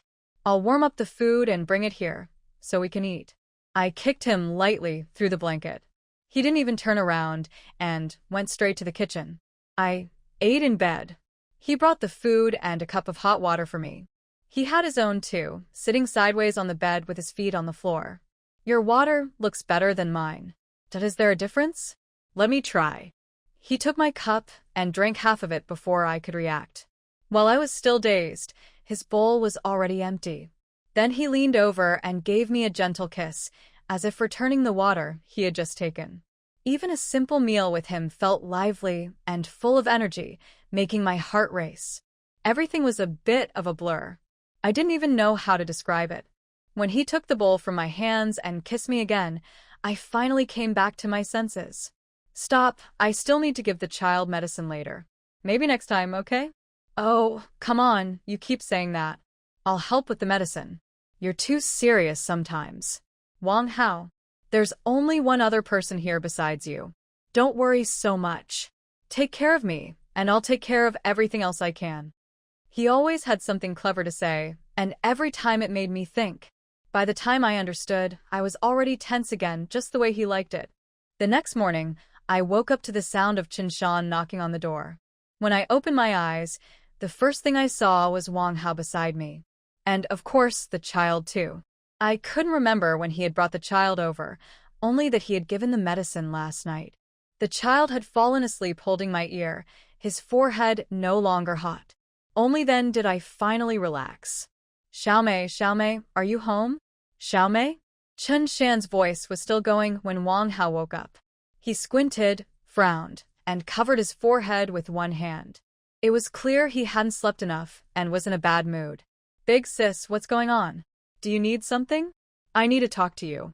You're still in bed? Are you home? Oh. You might have to wait a bit. That's fine, take your time. I'll wait outside. I poked Wang Hao's arm and called him softly. He suddenly reached out and pulled me into his arms, one leg resting over mine. I was startled, my heart racing. All right, stop fooling around. I need to open the door for her. You. I said, why don't you go upstairs for a while, okay? I didn't dare use the word hide with him, so I tried to calm him down instead. She's so annoying. It's the new year. What's there to talk about? Can't she just stay home? Some people really have too much free time. I smiled lightly, realizing how to coax him. Yes, not everyone's like you. His eyes suddenly opened, dark and bright, clearly pleased by what I said. He pulled me close and gave me a quick kiss. So, you think I'm great too? Changed your mind about me? Oh, come on. Can I deal with her first? Look at you, pretending you don't know me now. I must have expected too much. You used me, and then tossed me aside. How do I know you're not just trying to get rid of me too? I felt a bit embarrassed. He was being playful and mischievous, even keeping a straight face while doing it. I quickly kissed him on the forehead. Please, okay? Wang, if you don't listen, I'll... Before I could finish, he jumped out of bed, slipped on his shoes, threw on a jacket, and disappeared in a flash. A gust of air brushed past me, and for a moment, it felt like he had only been a dream. I took a deep breath, got out of bed, tucked the blanket around my son, and then hurried to the living room. After checking the stairs to make sure Wang Hao wasn't in sight, I finally went to open the door for Qinshan. As soon as the door opened, Qinshan walked in from outside, her head and neck tucked into her thick coat. She was trembling as she spoke. I closed the door. What's wrong, big sister? Xiaomei, seeing that she was about to cry, I felt a lump in my throat. I held her wrist and asked again, big sister. What happened? Did something bad happen? I still had half a pack of tissues in my pocket from when my son got in for yesterday. I took one out and handed it to her. It's okay, take your time. Tell me what happened. Maybe I can help. She took a deep breath, clenched her fists, and finally spoke, her voice full of pain and disbelief. Xiaomei, he's so heartless. I've treated him and his parents so well, but he still betrayed me. How could he do this to me? I don't want to go on like this. Betrayal. That word made me tremble all over, just like the night I saw the messages on Zhang Jian's phone. Qinshan's crying pulled me right back into that same heart-wrenching feeling. Are all men like this? Why can't they be honest? Qinshan is about 10 years older than me, and her husband is even older, over 40, and she's his second wife. How could he still be chasing after something new? But then, again, people change. You never really know when someone might lose their sense of responsibility. Some stay loyal all their lives because of their conscience, while others suddenly turn away from their families and chase after what they think is love. My sister cried harder and harder. Her sobs woke my son. I quickly picked him up and led her to the living room so we could talk there. What's wrong with the child? While crying, she noticed my son's flushed face and asked, why does he look so red? Is he sick? I took out the thermometer to check. He had a slight fever again. While my sister held him, I reheated the porridge I had made in the rice cooker last night and brought it over. Yesterday, I was at my mother's place. The child suddenly got a fever, so I carried him down the mountain. To be honest, we only got back from the clinic late at night after the 4 treatment. Sister, is he at home? After all, he's already over 40. He wouldn't be like Zhang Jian, who goes out to meet people on New Year's Day, right? In our family, he's always been the most loyal and energetic one. Not something most people can compare to. A wave of bitterness rose in my heart. While feeding my son, I tried to hide my discomfort and talk to her calmly. He's at home, but his heart isn't. My hand trembled a little, but I still managed to feed the porridge to my child without spilling it. My heart started pounding uncontrollably. My nose stung, but I quickly wiped it and forced myself to stay calm. So, what are you thinking now? Have you found any real evidence? Or is it just his behavior that makes you suspicious? After Qinshan remarried, she and her husband had a son and a daughter. His first wife had left 3 children at home, so now there are 5 kids and 2 elderly parents. Life in the countryside doesn't cost much, but with so many people, the burden is still heavy. Her husband is getting older, his salary isn't as good as before, and he might even lose his job. Factories prefer younger workers. And Qinshan herself isn't young anymore, and she has children. She faces 2 choices. First, divorce. But what then? Go out to work? Return to her parents' home? That's almost impossible. Remarry? She already has 2 children and is nearly 40. Who would be willing? People looking to remarry often have their own goals, and Qinshan doesn't have much advantage. The other choice is to stay, like me, keep the home together, and raise the children. It's clear she came to me because she feels trapped. And feeling trapped means she's already made her choice. Only those who stay and endure feel that way. I heard him on the phone, she said, her voice trembling, full of pain. What did he say? Do you know where that woman is? At the factory? She shook her head. I don't know. I don't know anything. I just know that lately he's been acting more and more unlike himself. I have noticed this situation before and even mentioned it to him. I thought that if I turned a blind eye, things would get better. I believed he would feel my tolerance and change. But who knew? He has no shame at all. Not only did he not improve, but he became worse. He hasn't sent his salary home for almost half a year. I tell everyone. At this point, tears slide down her face, and she quickly wipes them with a tissue. Take it slow, don't be like this. What has already happened. We should face it and find a way. Take your time. I gently pat her shoulder and say, my older sister is a bit excited. After wiping her tears, more tears start to fall. She doesn't care anymore. She holds my son with one arm and grabs my wrist with the other. She just wants to say what's on her mind. You know? I tell everyone how good he is. I've never said a bad word about him. The 2 elders, his brother and sister-in-law, don't care at all. Every time, I see it and take on their responsibilities. After finishing chores at home, I still have to go to the elders' place to help. When we invite them to eat, they don't help and insist on cooking themselves. Summer is okay, but winter's coal is so expensive. And there are 5 children. Although the 2 older ones have started working, they don't spend their money. I have to give them 200 or 300 every month. The 3 younger ones need food, clothes, and care. When they get sick or catch colds, I buy everything they need. He can be so heartless, not sending money home for half a year. At first, he said he didn't get his salary, but I clearly heard. I heard it. I heard that woman's voice over there. It's her. She's the one stopping him from sending money home. She gets more and more excited. I feel like her grip is about to break my hand. I wanted to remind her, but she keeps talking. Xiaomei, you've always been the smartest woman in the village. You and Zhang Jian have always been so good together. Can you help me think of a way? As long as he gets better and cuts ties with that woman outside, I won't hold the half-year's salary against him. We can start over. How can I make him change his mind? Please help me think of a way. I'm begging you. Xiaomei, I really beg you. I've run out of options. I've tried everything. I also want her to recover all the money she previously tricked from him. I want to find out which woman is so shameless, and I will make her pay. I will find her and make her suffer, even destroy her family. Hearing these words, it felt like knives stabbing my heart. It was hard to breathe, and my heart was twisting with pain and anger. Actually, these words reflect my inner thoughts.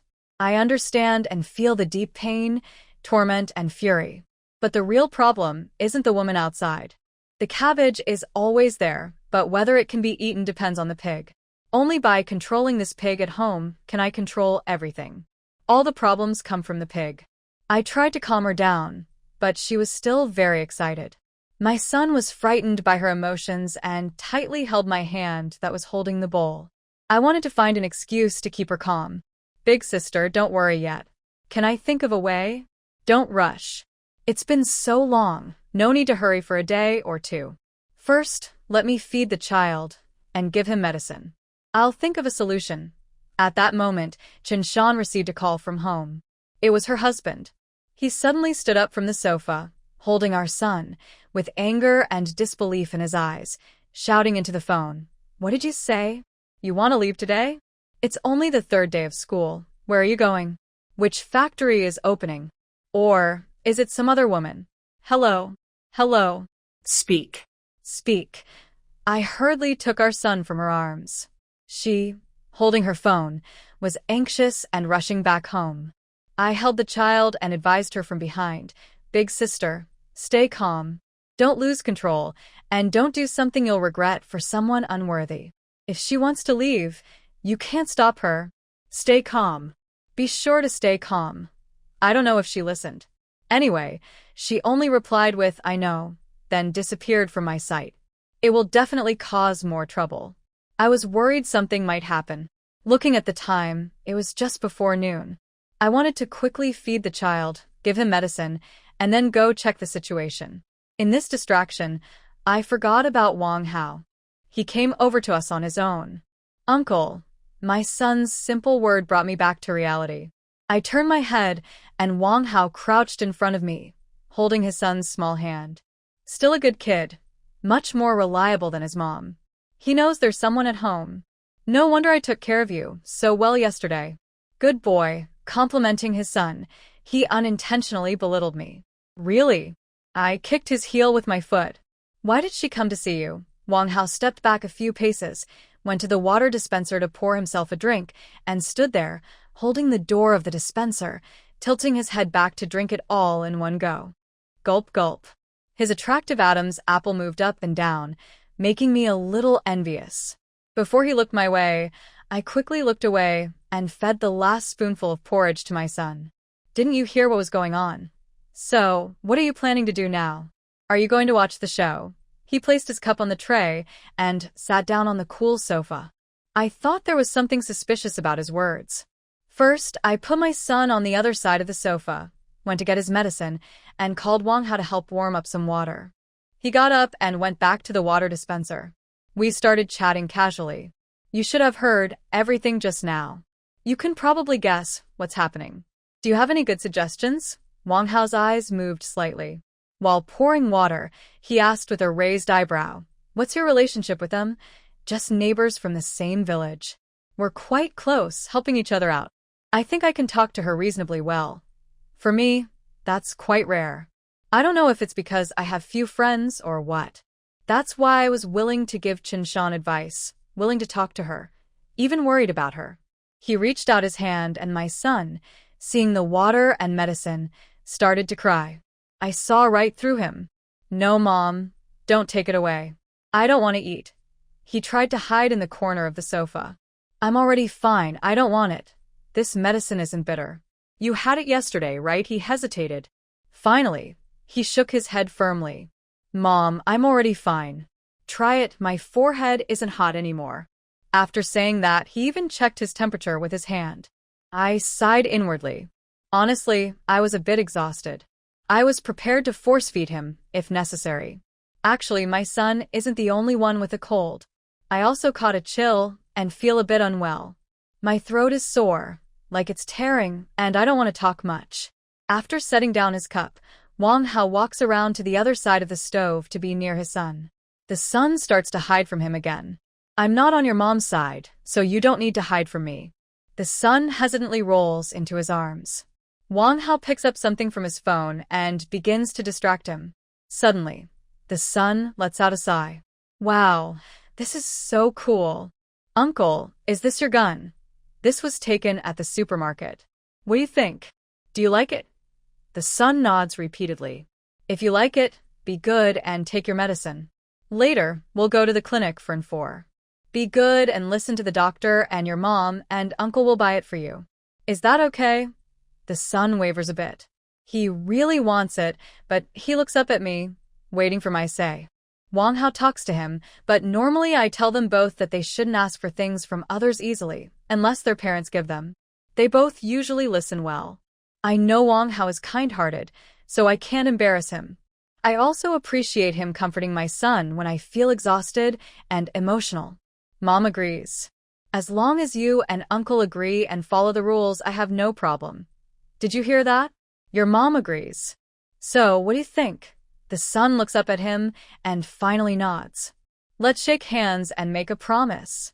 They shake hands, and the son cheers, sounding happy. He looks much more energetic than before. Kids really are born for toys. I quickly give him his medicine. I can't help but think about the past. It's not the first time the kids have been sick. But when Zhang Jian has them, all they do is cry. He doesn't have the patience to try tricks to cheer them up. At first, I thought it was just his temper. But then I saw those messages. It turns out it's really about willingness, not ability. You don't have to force it, but there's no need to make excuses for others. See people clearly, and maybe life will be a bit easier. At least, without emotional complications, people think more clearly and feel better. Wang Hao pulled me into the bedroom. What's wrong? Since you think she's one of your few friends, go see her. She's in a bad mood just like that day. I remind you, her legs are on her body and you can't stop her. If she wants to leave, let her.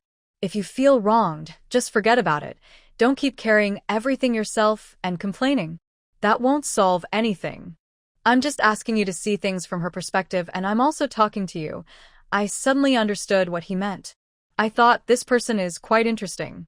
Usually people talk about how hard it is for men outside, how they should be understanding. Even women often defend men, saying women should tolerate things for the family and children. But he just straightforwardly asks people to let go. I relaxed my expression, and he seemed to notice, gently brushing his thumb across my eye corner. He softly blew air. I frowned. What are you doing? I'm talking to you. Am I that handsome? That you're stunned? I pinched his waist. Can you stop being so narcissistic? With his approval, I felt very happy, almost like I was glowing. All right, I won't talk to you anymore. You pack 2 sets of clothes for the kids. I'll take him for N4. Do you think? Are you worried?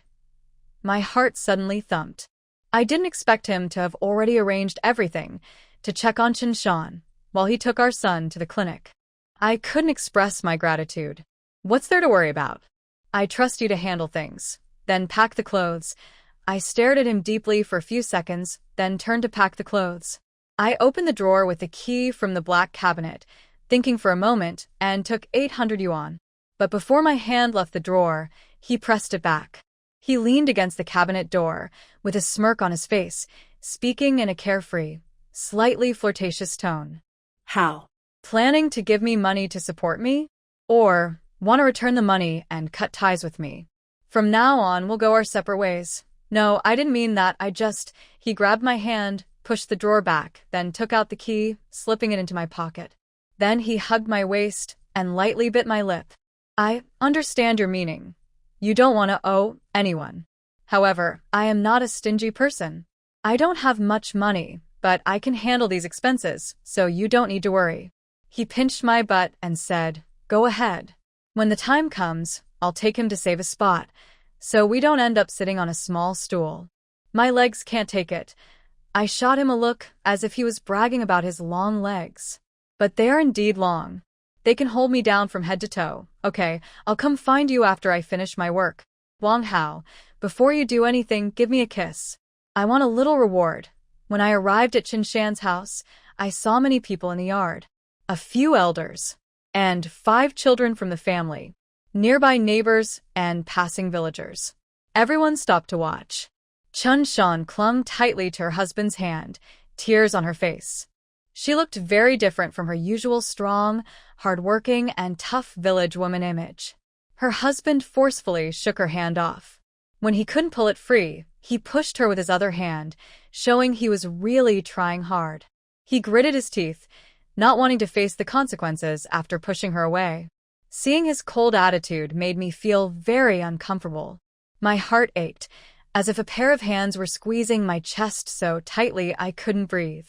That's also why Zhang Jian called a car to pick him up, and I didn't argue with him in front of the kids. It's not because I'm afraid or don't want to, but because I really don't want to lose face again. His actions have already caused me pain and embarrassment. As Wang Hao said, his legs are long, and whether he stays or leaves is just a matter of his mind. If someone tries to keep him, it won't work.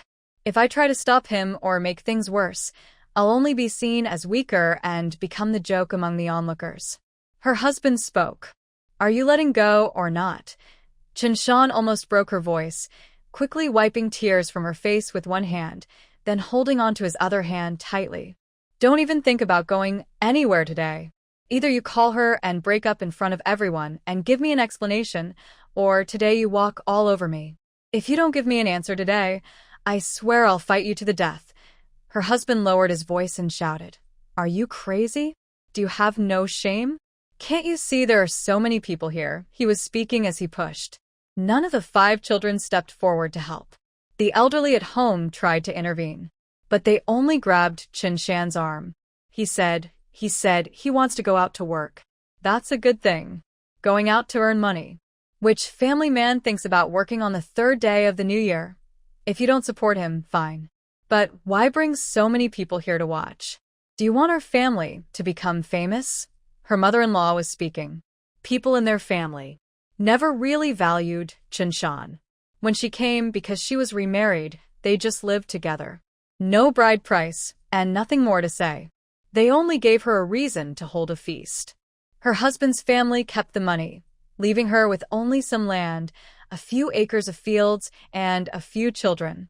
But none of these people stood up to speak for her. I saw her as a small animal filled with anger, trying to defend herself. Tears streamed down her face. Don't talk if you don't know everything. What do you mean I want to embarrass the family? Do you know he's going out to work? Do you think any factory opens on the 3rd day of the new year? You old-fashioned folks just don't understand. He just wants to see that woman outside. What woman? Her mother-in-law asked. Did you see it with your own eyes or catch him in bed? You've never seen anyone smear their face with dirt, and you're the first. There probably isn't another woman in this village who would do such a thing. Mom, you don't need to talk to her. She's just crazy, biting whoever she can. Be careful she doesn't bite you. Her husband spoke again. Ha ha, smearing dirt on her face. She just wanted her husband to stay, to save their family. I don't think her actions were wrong. I just wouldn't do the same. But in these people's words, she became the one who was petty and ruining harmony. Who did I bite? Did you see me bite anyone? Lin, do you dare to admit it? Those things I just said. What do you want me to admit? Who is that woman? Say it in front of everyone. I think you're just crazy, bored at home. We've been married for so many years, and I've never let you earn a penny. Did I make you sick? I see you just don't know what's good for you. You should be taught a lesson and get some discipline. I'll give you one last chance. Let go of my hand. Otherwise, I'll have your parents come and take you home to teach you properly. Qinshan let out a heart-wrenching scream. It made my heart tremble. No one listened to what she was trying to say.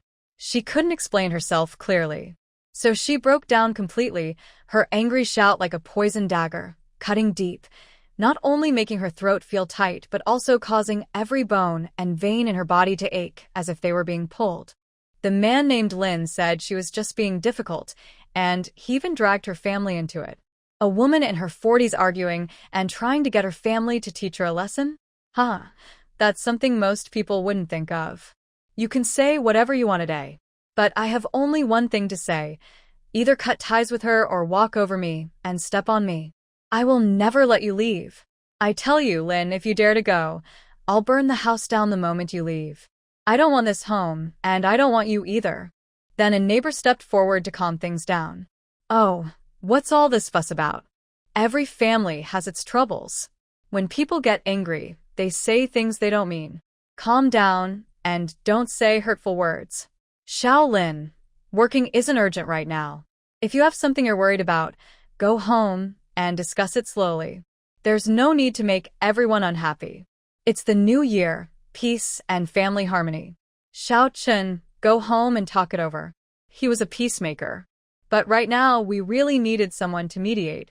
I also stepped forward, following what the elder just said. Big brother, big sister has been taking care of the family year after year. The whole family looks up to her.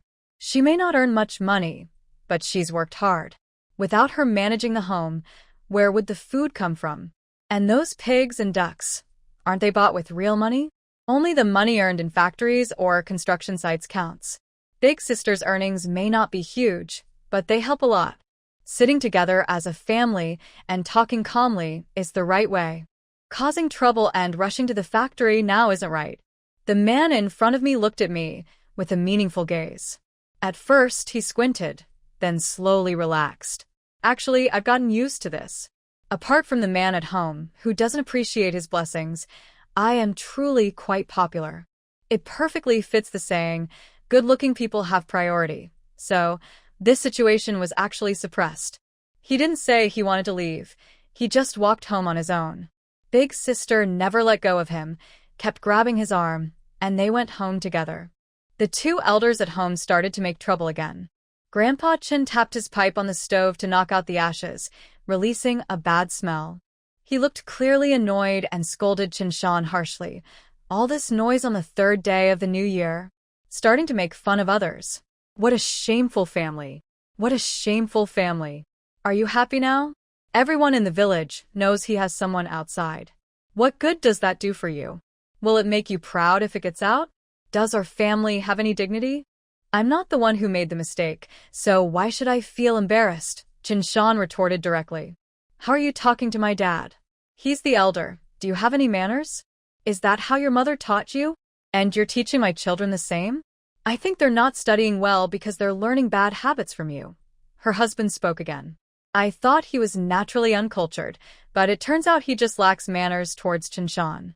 Well, people tend to be double standards after all. Not only does he not thank Qinshan, but he also speaks harshly, denying everything she does, and blames her for the children being unruly. It's shameless. When Big Sister married in, those 3 children were already set in their ways. Seeing that the situation was getting tense, I pulled Qinshan aside to calm her down. Big sister, take your time to talk. Or you and Big brother can close the door and discuss quietly. Ultimately, your life is decided by the two of you. Others' opinions aren't as important. Who are you? What do you mean other people's opinions aren't important? Are you deliberately causing trouble? Does your family, Zhang Jian, know how far your hand is reaching? Her mother-in-law heard this and started shouting at me, even telling me to go home. I know when to leave. I came only because of Big Sister, and it has nothing to do with you. If it were because of you, I wouldn't come. Big Sister, I came to tell you that I need to go accompany the children for their treatment. I really don't have time. Don't be emotional. Take your time to discuss things. Always think more about the children and don't make yourself too upset. When I was in front of the 2 elders, I responded as I should, not saying anything I shouldn't. I just wanted them to know I was here to calm Qinshan down. If later they blame me for anything that happens between the couple, I won't be able to bear it. Qinshan was clutching my hand tightly, like a lifeline. She looked at me with teary eyes. I could see she was very helpless, but I am not a judge and can't do much. I gently patted her hand twice. Listen to me, speak calmly, and think more about the children. Okay. You go see your son, she replied. I nodded and looked around at the faces inside the house before stepping outside. On the way, I met Qinshan's 2 children. They didn't get along well with the three others, partly because of their age and partly because they have different mothers, which created some tension. Their eyes flicked over me, showing mixed feelings. Hard to read. I was about to just walk past, but then I thought of something. Near the hidden corner of Qinshan's yard, by the cow pen, I called the two kids over. They looked reluctant and a bit unhappy. Maybe they were upset because of their mother's fuss, and seeing us all there, they felt embarrassed. Anyway, I felt I could help the older sister by talking to them. Xiaowing, do you know why your parents are arguing? Xiaowing said, yes, I know. It's because my dad is. Before she finished, Xiaowei covered her mouth and shook his head, signaling her not to say anything. I guessed he was afraid of making things worse. That's understandable, they are older than my own children and probably understand more. But I also didn't want this kind of thing to happen in my own family. The family secrets are best kept quiet, and they seem to be doing a good job of that. I tried to talk to Xiaowing. Since you both know, I won't tell anyone. But I want to ask, who has taken care of you the most since you were born? Who cares about you more? Who really considers your feelings? And outside, who is with someone? Is it your mother? Xiaowing shook her head quickly. Xiaowei looked stunned, like he didn't want to face the truth, feeling a bit withdrawn. But eventually, he slowly released Xiaoying's hand. To me, this was a turning point. I continued to ask, you know everything your mom does for you, right? The food at home, the clothes you wear. I won't go into details about others. One is your dad, and the other is your mom. But your mom is a girl, and physically she is at a disadvantage. Why is she fighting with your dad now? It's probably because she's worried that later your dad might be taken away by others outside, stop sending money home, and then no one will take care of or support the family. So, even for your own good, you should stand up bravely and protect your mom when they argue. At least, let the family hear your voice.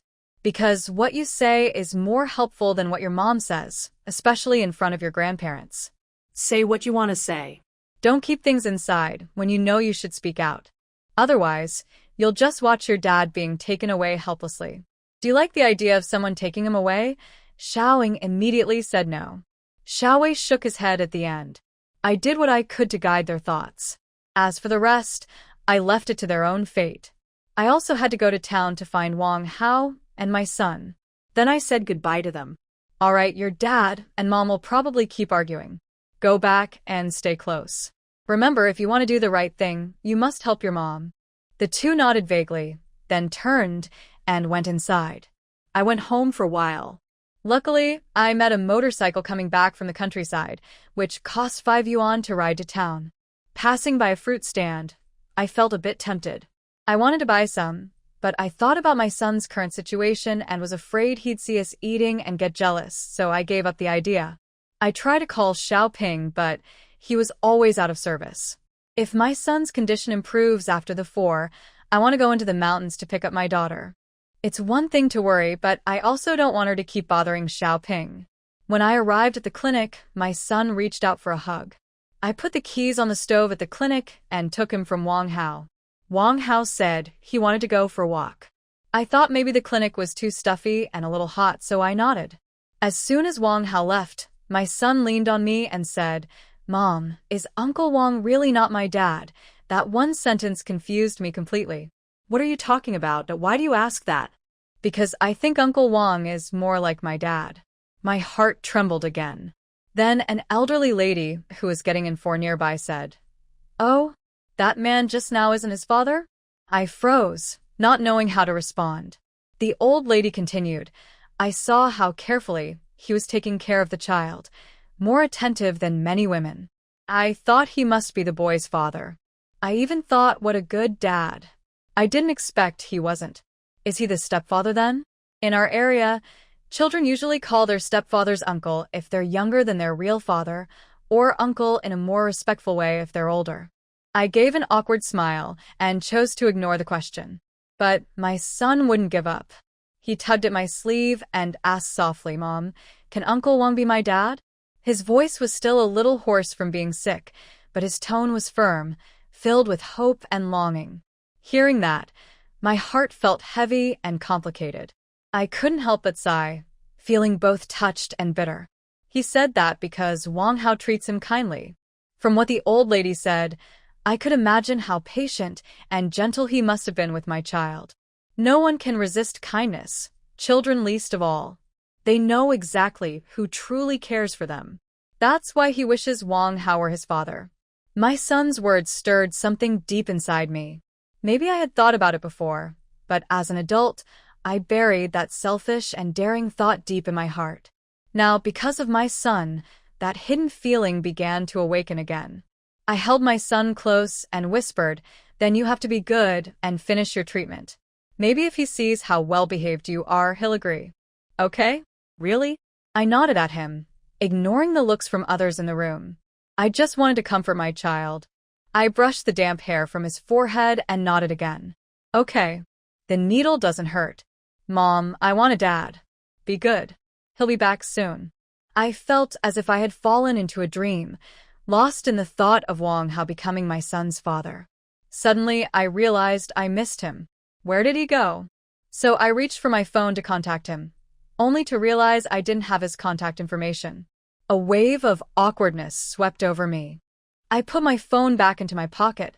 My son was dozing off, so I held him a little tighter. Someone reminded me there was a summer cooling blanket on the sofa. Cover the child with it. It will keep him warm. When he sleeps, his body temperature drops, so be careful. I took the blanket and draped it over my son. Thanks. There were many people in the room. At first, a few people spoke quietly, but soon everyone went back to silence. Maybe it was hard to bear, or perhaps the room was too warm, making everyone feel sleepy. Gradually, I also leaned back on the sofa and closed my eyes to rest. I only woke up when I heard my son's voice. He let out a loud "wow." Startled, I opened my eyes immediately. I saw that Wang Hao had returned, holding a small toy gun. I was confused. Wang Hao had already placed the toy gun in my son's arms. My son's eyes sparkled, and he looked very lively, carefully fiddling with the toy. He examined every detail closely. Wang Hao was teaching him how to play with it. "This can be taken off. It's for loading bullets." Hearing this, I was a bit stunned. Bullets. I instinctively looked at the gun in my son's hands. I didn't want to buy them because I thought it was dangerous. It could hurt others or himself. Wang Hao smiled and explained, "It's not the kind of bullets you're thinking of. Don't worry, these bullets can't hurt anyone." He showed me the bullets from his bag. I pinched one, it was soft. My heart finally felt a little at ease. He stood up from the floor, carrying a small stool, and sat down. Seeing this, I immediately remembered that he had said at home that the stool was too low and made his legs uncomfortable. I wanted to offer him my seat, but he pressed my thigh gently. "You're not comfortable sitting, right? Let's switch seats." "No need. You sit comfortably." "Didn't we say, after tomorrow's for treatment, we'd buy it? Why buy it now?" I still remembered Wang Hao promising at home that if the child cooperated with the doctors and took his medicine well, he would buy him a gun and toys. He just said he was going out for a walk, and I thought he was just getting some fresh air. I didn't expect him to secretly buy a toy and bring it back. Now I owe him a favor. He was busy loading bullets into a magazine for the child, and he said to me, "No one said you have to buy it tomorrow. This kid is doing well. You don't know how brave he is." When the doctor gave him the shot, he didn't hide or cry at all. With that kind of spirit, he will definitely come back tomorrow and won't break his promise, right, little guy? My son nodded seriously. "Yes, I'll come back tomorrow." "Uncle, please help me fill the magazine completely." "Fill it all up." "Okay, I'll fill it completely." "Are you happy? Do I look like the way you wanted?" "Yes." "This gun is so cool and handsome." There were other children and elderly people in the room. I could see some of them shifting their bodies and turning their heads, showing signs of dislike. So I quietly told them with my finger raised, "Shh, be quiet, don't disturb others resting." My son also mimicked my gesture and shushed quietly. Of course, Wang Hao didn't need me to say anything.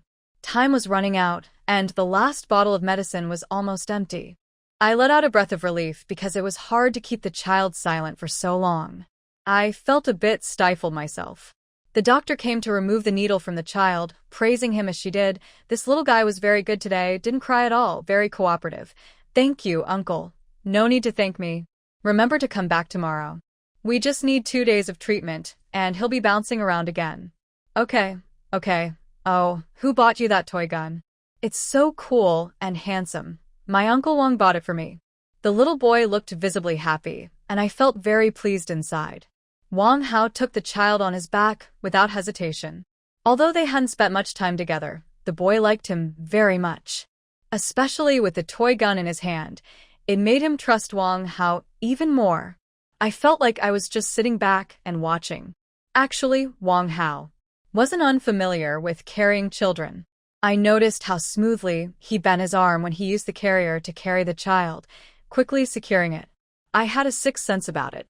So I paused for a few seconds until he called out to me. What are you doing? Let's go. I finally realized, letting out a long sigh, and then I followed closely behind. People had caught up, but I was still thinking about why he was so skilled at taking care of the child. Could it be? But since my son was still on his back, it was hard to ask. If he was already married and had a child, why didn't he mention going home? And why was he helping me bring the child for? We didn't know many people in town, but surely someone would be around, right? What if we ran into someone familiar? Could it be that his family didn't come back with him? Maybe they stayed in Guangdong or somewhere else for the new year. That didn't seem right. Even if their relationship was broken, they wouldn't just go separate ways like that. It's really hard to guess. If he truly had a family and was involved, what would I do? I guess I'd have to hide my feelings again. I definitely shouldn't do anything to break up his family. That wouldn't be right. Later, we went to the supermarket and bought some small snacks for children. I also mentioned that I wanted to go to the mountains to pick up my daughter. But halfway through, I stopped myself. Wang Hao, my daughter is still, but with the situation with my son. Going into the mountains and facing the wind wouldn't be good for him. Oh well, I couldn't ask Wang Hao to help me bring the child back, could I? What reason would I give? How would I explain it to friends and family? What do you want to say? My eyes flicked across his face, then looked around the street, and I looked down again. Nothing. Let's go back. Didn't you have something to say? What happened to your daughter? It's really nothing. Even if something did happen, I'd wait a couple of days to talk about it. I could only trouble Xiaoping for now. The child should be fine with her, maybe just a bit upset at night and crying. The child would cry for a while and then fall asleep. Later, I'd talk to her properly and thank her. Just as I was about to say that, my phone suddenly rang. The caller was my sister, Lilan.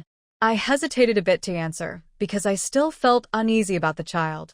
I understood they might not want to take the mountain road, or maybe they had been drinking. Maybe I was overthinking. I was really overwhelmed when the child was sick. Why don't you answer?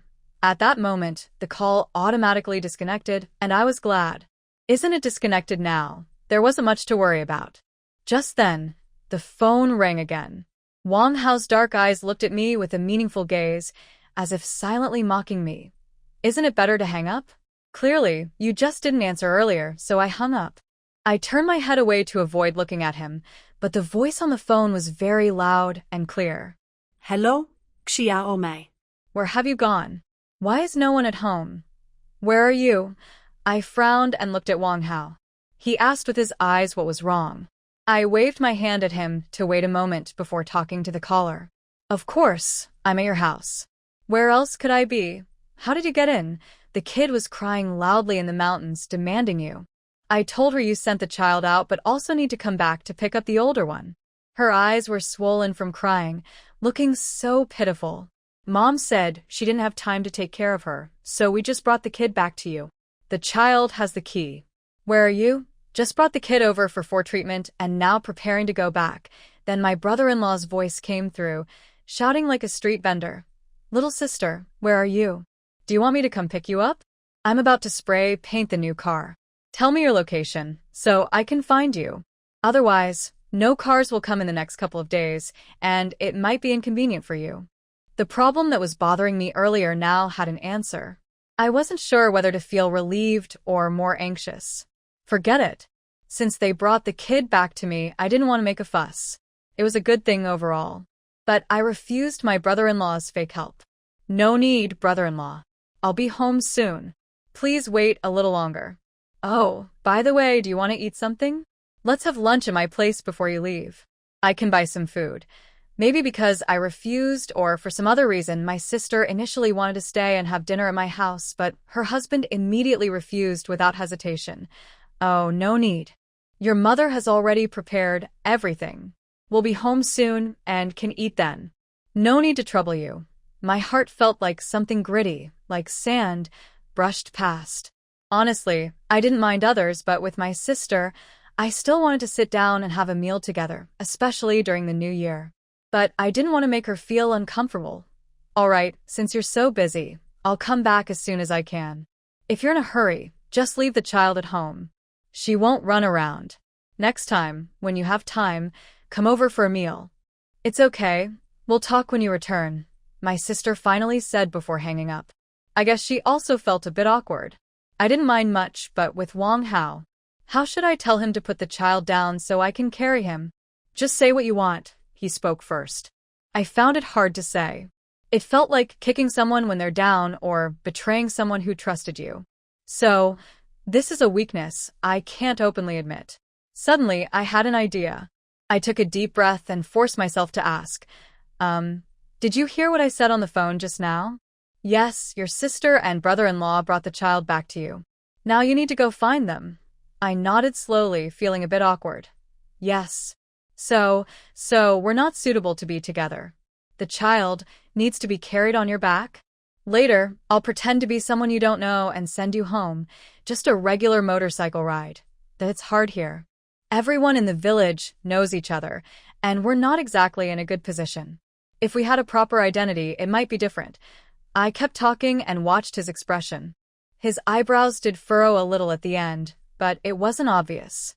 He was the first to look away, speaking lightly, as if he was just sharing his opinion, not reacting emotionally. Being cautious is wise. I understand you. Let's find a place to change the child. My heart felt like it was hit hard, pounding loudly. That small hope and expectation I had sank back down. Does he have concerns? If not, then maybe he thinks my married status with 2 kids doesn't fit what he's looking for in a woman. Right now, I couldn't say much. To avoid making them wait longer, I pushed this thought aside. After I changed the child onto my back, he drove me home. The drive took about 10 minutes. When we arrived, my daughter was already waiting at the door, looking eager. We hadn't been apart long, but it felt like several centuries had passed.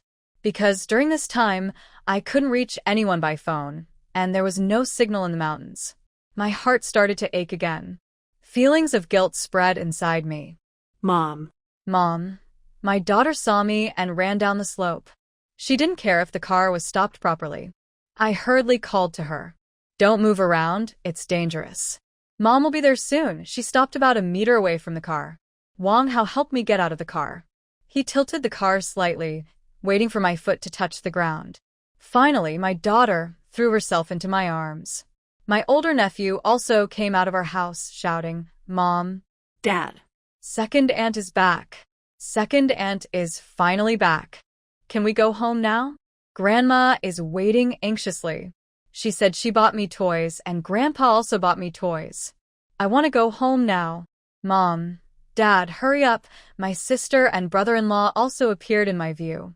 Wang Hao had to temporarily drive the car somewhere else, pretending to leave like a motorcycle rider. I was momentarily distracted but quickly responded as the 2 people approached. My brother-in-law looked toward Wang Hao, spat, and asked with a faint gaze, Did you come by motorcycle? It should be pretty cold today, right? I told you to come pick you up, but you didn't want to. I don't know what you're being so stubborn about. Hey. Why are you hitting me? My sister scolded him. You're so talkative. You can't even drive well, and you want to pick someone up? I'm worried you'll make her fall, he replied. I'm in a 4-wheeled car, okay? Not a 2-wheeler. How could I fall? My mom, when will we go home? I'm starving. My older nephew was lying in my sister's arms, urging them to go home. I really couldn't do anything more.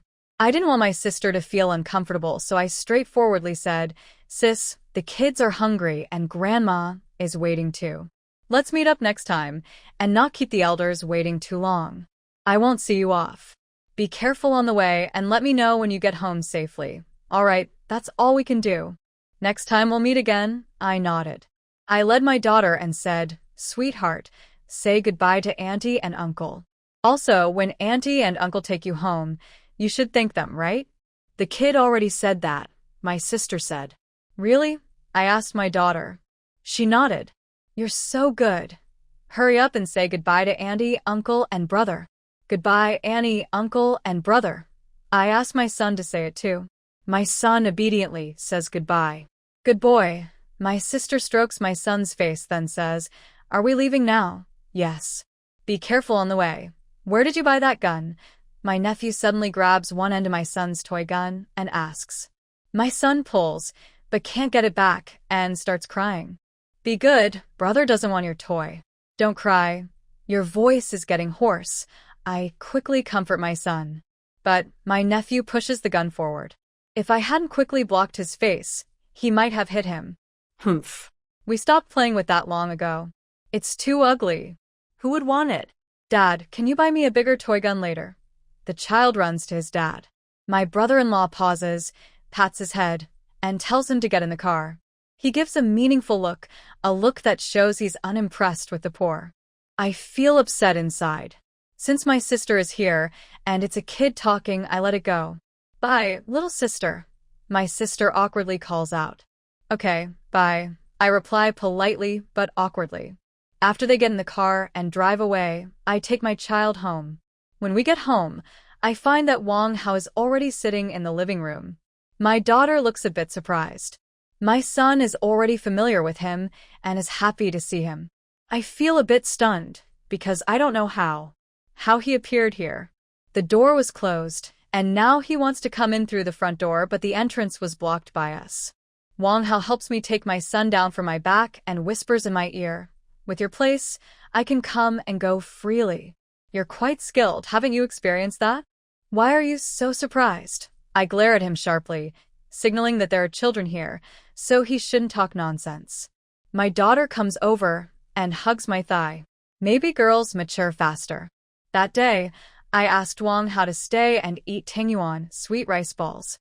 My daughter thought he might be a friend, and having tangyuan at home wasn't a big deal. Later, she went to bed early and forgot that Wang Hao stayed overnight. Now, after being sent back from the mountain, she naturally has questions about Wang Hao and why he's still at home. I haven't decided how to talk to my daughter about this yet. Just then, Wang Hao calls my daughter over. "Is little friend Zhongjing here?" Zhongjing is my daughter's name, and my son's name is Zhongyi. I chose both of their names. They are easy to remember and simple. Wang Hao called her in a gentle, playful voice that was very kind. My daughter liked it a lot, but she still clung to me and refused to leave. Until Wang Hao waved to her and said, "Little friend Zhongjing, do you really like the toy in your brother's hand?" Yes, since she saw the toy gun in her brother's hand, her eyes haven't left it much.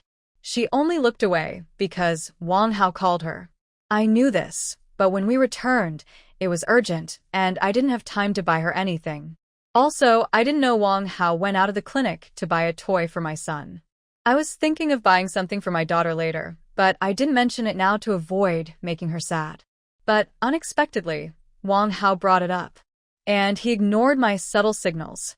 My daughter looked at him deeply, then after a moment, she looked up to ask me what I thought. Only after I nodded did she slowly let go of my leg. "Come here," Wang Hao waved to her again, inviting her over. "Come to Uncle. I have a gift for you." He bought a Barbie princess doll for my daughter, which I never expected. My son was getting in 4, and he was a bit upset, so I agreed to buy a gift to cheer him up. My daughter has only been in the mountains and has rarely seen her face.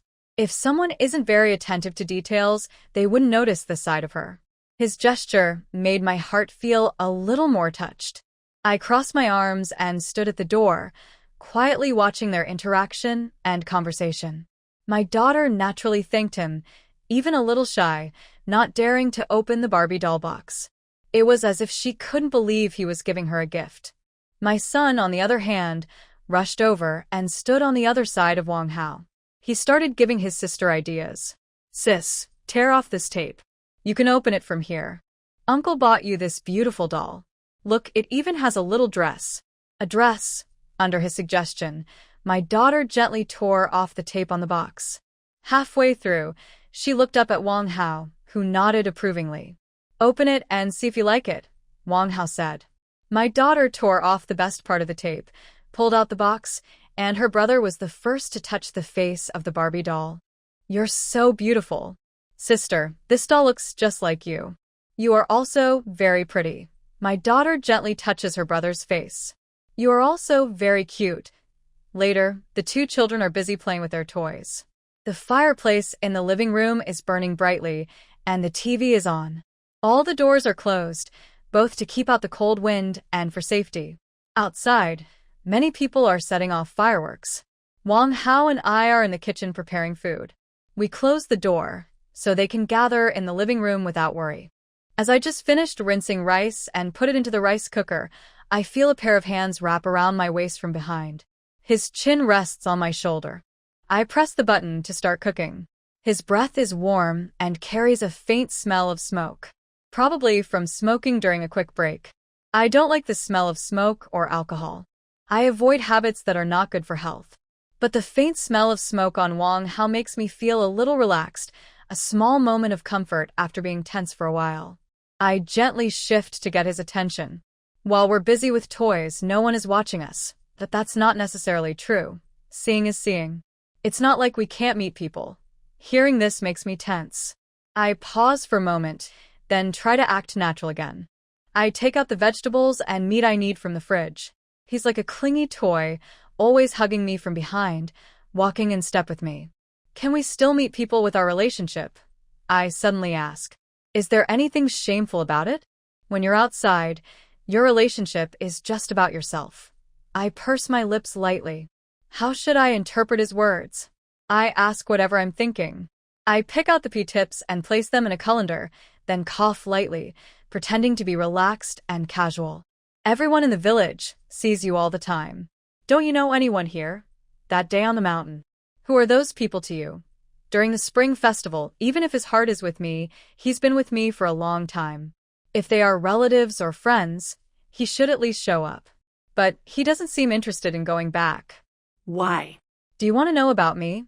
He tries to change the subject with this kind of answer, avoiding a direct response. I surprisingly didn't get angry, so I simply copied his light, confident tone, and continued to ask like a second-rate guy. I'm not trying to understand you, but I need to know what kind of person you are, what kind of state you're in, standing here with me. Still want to know? He turned over and leaned against the stove, facing me with just a few feet of space between us. My heart fluttered a little. Now I took a closer look at the person in front of me. Sharp short hair, deep black eyes and brows, a proud nose, and that mouth. Talkative and very impressive. Just thinking about it made me shiver, recalling those sensitive moments. I turned my head away, hiding my embarrassment as I fumbled with the vegetables. My face moved slightly. Calmly, I said, "You said your identity outside is something you give yourself, right? I just want us to treat each other fairly. You know my situation, but I don't know yours. I feel it's unfair to me, so if you want to continue, are you asking if I'm married?" His words hit the point directly. I stared at him, feeling like his gaze could see right through me. But I didn't hide. I just looked at him quietly and deeply, nodding to show I wanted to know. Yes. That's what I want to know. He crossed his arms and sighed. Aren't you not divorced from him either? This was clearly asking about my relationship with Zhang Jian. I felt a slight sting, probably because of his words. I'm not divorced from him, but you know my relationship with him. At least, you know I have 2 kids and am married, but I know nothing about you. Have you not paid attention to me these years? I threw a pea tip into the bowl, standing there and glaring at him. What do you mean? Don't get worked up. Let's talk properly. He straightened up, placing his hands on my shoulders and looking down at me. I just thought I might still hold a little place in your heart. You went to a class reunion, right? Did anyone mention me there? You know about classmates' gatherings, so You must have kept in touch with your classmates, right? Do you also know how I've been over the years? My hand gently clenched. My nails touched my palm, feeling a bit sore. But I didn't care at all. I just wanted to know the answer. We both anxiously waited for each other's reply. In the end, Wang Hao was the first to compromise. He withdrew his hand and leaned it back on the stove behind him. He looked down at the ground for a while, then gathered his thoughts and emotions. He faced me again. Xiaomei, let's not dwell on these things anymore. Okay, it's not dwelling, it's just that you brought this up. I know. It's also influenced by some feelings. But now I suddenly understand. We're not kids anymore. Some things and some people in our hearts have changed. We can't be so stubborn about who is first, second, or third, or who is more important and who is less. But the only thing I can be sure of is that I definitely won't cause you trouble. He came around and hugged me from behind. He picked up a tiny pea tip I had just dropped into the basin, tidied it up, and put it back in the basket. Without noticing, he kissed my side face softly, a gentle pop sound, as if he had taken my heart away. Can you feel how I feel about you? Xiaomei, I just want to cherish the moment with you. Everything else is not important for now. He turned me around and held me, kissing me repeatedly, then deepening the kiss. I slowly forgot the significance of the two words for now in his words. The whole kitchen was filled with our breath. It seemed as if only the two of us existed in the world. Dinner was delayed by exactly 40 minutes. All those seemingly stubborn, unsolvable problems that couldn't be moved forward in the past were quietly and perfectly covered up by both sides during these 40 minutes in a silent environment. No one mentioned them anymore. I didn't expect that just as dinner was about to be served, Zhang Jian would suddenly come back. That was something I never dared to imagine. It was so unbelievable. The chance of this happening was even lower than dying right now. But he came back as if by some strange fate. When I heard my son and daughter both call out Dad from the living room, I froze completely. I almost immediately looked at Wang Hao. My mind was in chaos, but my eyes looked anxious. I wanted him to hide or go out through the back kitchen door. But just then, I heard footsteps in the kitchen, probably a passerby. If he went out now, what would happen? I hurriedly pushed him, trying to get him to go upstairs and hide. But he didn't move at all. Where's your mom? Mom is cooking. The two kids were probably busy playing with toys and didn't have much feeling for him. They only said these words out of politeness. Anyway, they were very cold. Zhang Jian was walking toward the kitchen, step by step, as if he was stepping on my heart. I was very anxious, but Wang Hao showed no intention of backing down. I asked him softly what he was doing. Why be afraid? He's not afraid to show himself openly, so why should you be? Now's not the time to talk about this. You first. Later, when asked, just say I helped you take your son to get an injection. I won't hide. He really is stubborn. Zhang Jian openly came because he was away in another city, and he's a man. It's not that I feel inferior, but the environment for women is not friendly. I wanted to confront him directly, but that depended on me having no burdens. I knew I couldn't be ruthless with two kids, so I had to hold back my anger and not ruin my future. And Wang Hao. He actually opened the back kitchen door. Then he left. My heart was pounding almost to the limit. As soon as Wang Hao left, Zhang Jian arrived in the kitchen and appeared in my sight. I quickly adjusted, placing the potatoes Wang Hao just handed me in the most visible spot. When Zhang Jian came in and looked around, I glanced at his face and coldly asked, "Isn't the factory busy? The boss values you and sent you back, so why are you back again?" After sounding sarcastic, I started looking for a knife to peel the potatoes, pretending to be busy cooking seriously. Things changed a bit, so I came back. "What dishes did you make?" "So many bowls." He approached the stove to look. "You're not at home, so you don't want us to eat more dishes? Didn't you say before you left that we should eat well? And most of it is homemade. Do you have an opinion?" His gaze grew deeper, faintly cold. I didn't care about him. After all, I haven't done anything wrong to him. He ran out, maybe argued with someone, and then came back looking embarrassed. If I were him, I wouldn't be ashamed to go home. Huh. For some reason, I suddenly felt very happy inside, as if I had already seen his punishment before it happened. It felt so good. I pushed him away, but he casually wrapped his arms around my waist. At that moment, I felt like I was stuck to something dirty and I was very resistant. So I pushed him away hard. He didn't realize it and still tried to sneak closer. I stepped back further. Why are you reacting so strongly? Can I even hug you? My first thought was to hide from Wang Hao. I didn't know why, but maybe subconsciously I felt that emotionally and physically I already belonged to Wang Hao. So I didn't want him to see anyone else near me. Not even Zhang Jian. My possessiveness only focused on one person at a time. For a while, I only wanted one person. Zhang Jian was already in the past for me, so there's no chance with him anymore. He came back looking sad after a breakup. What does that have to do with me?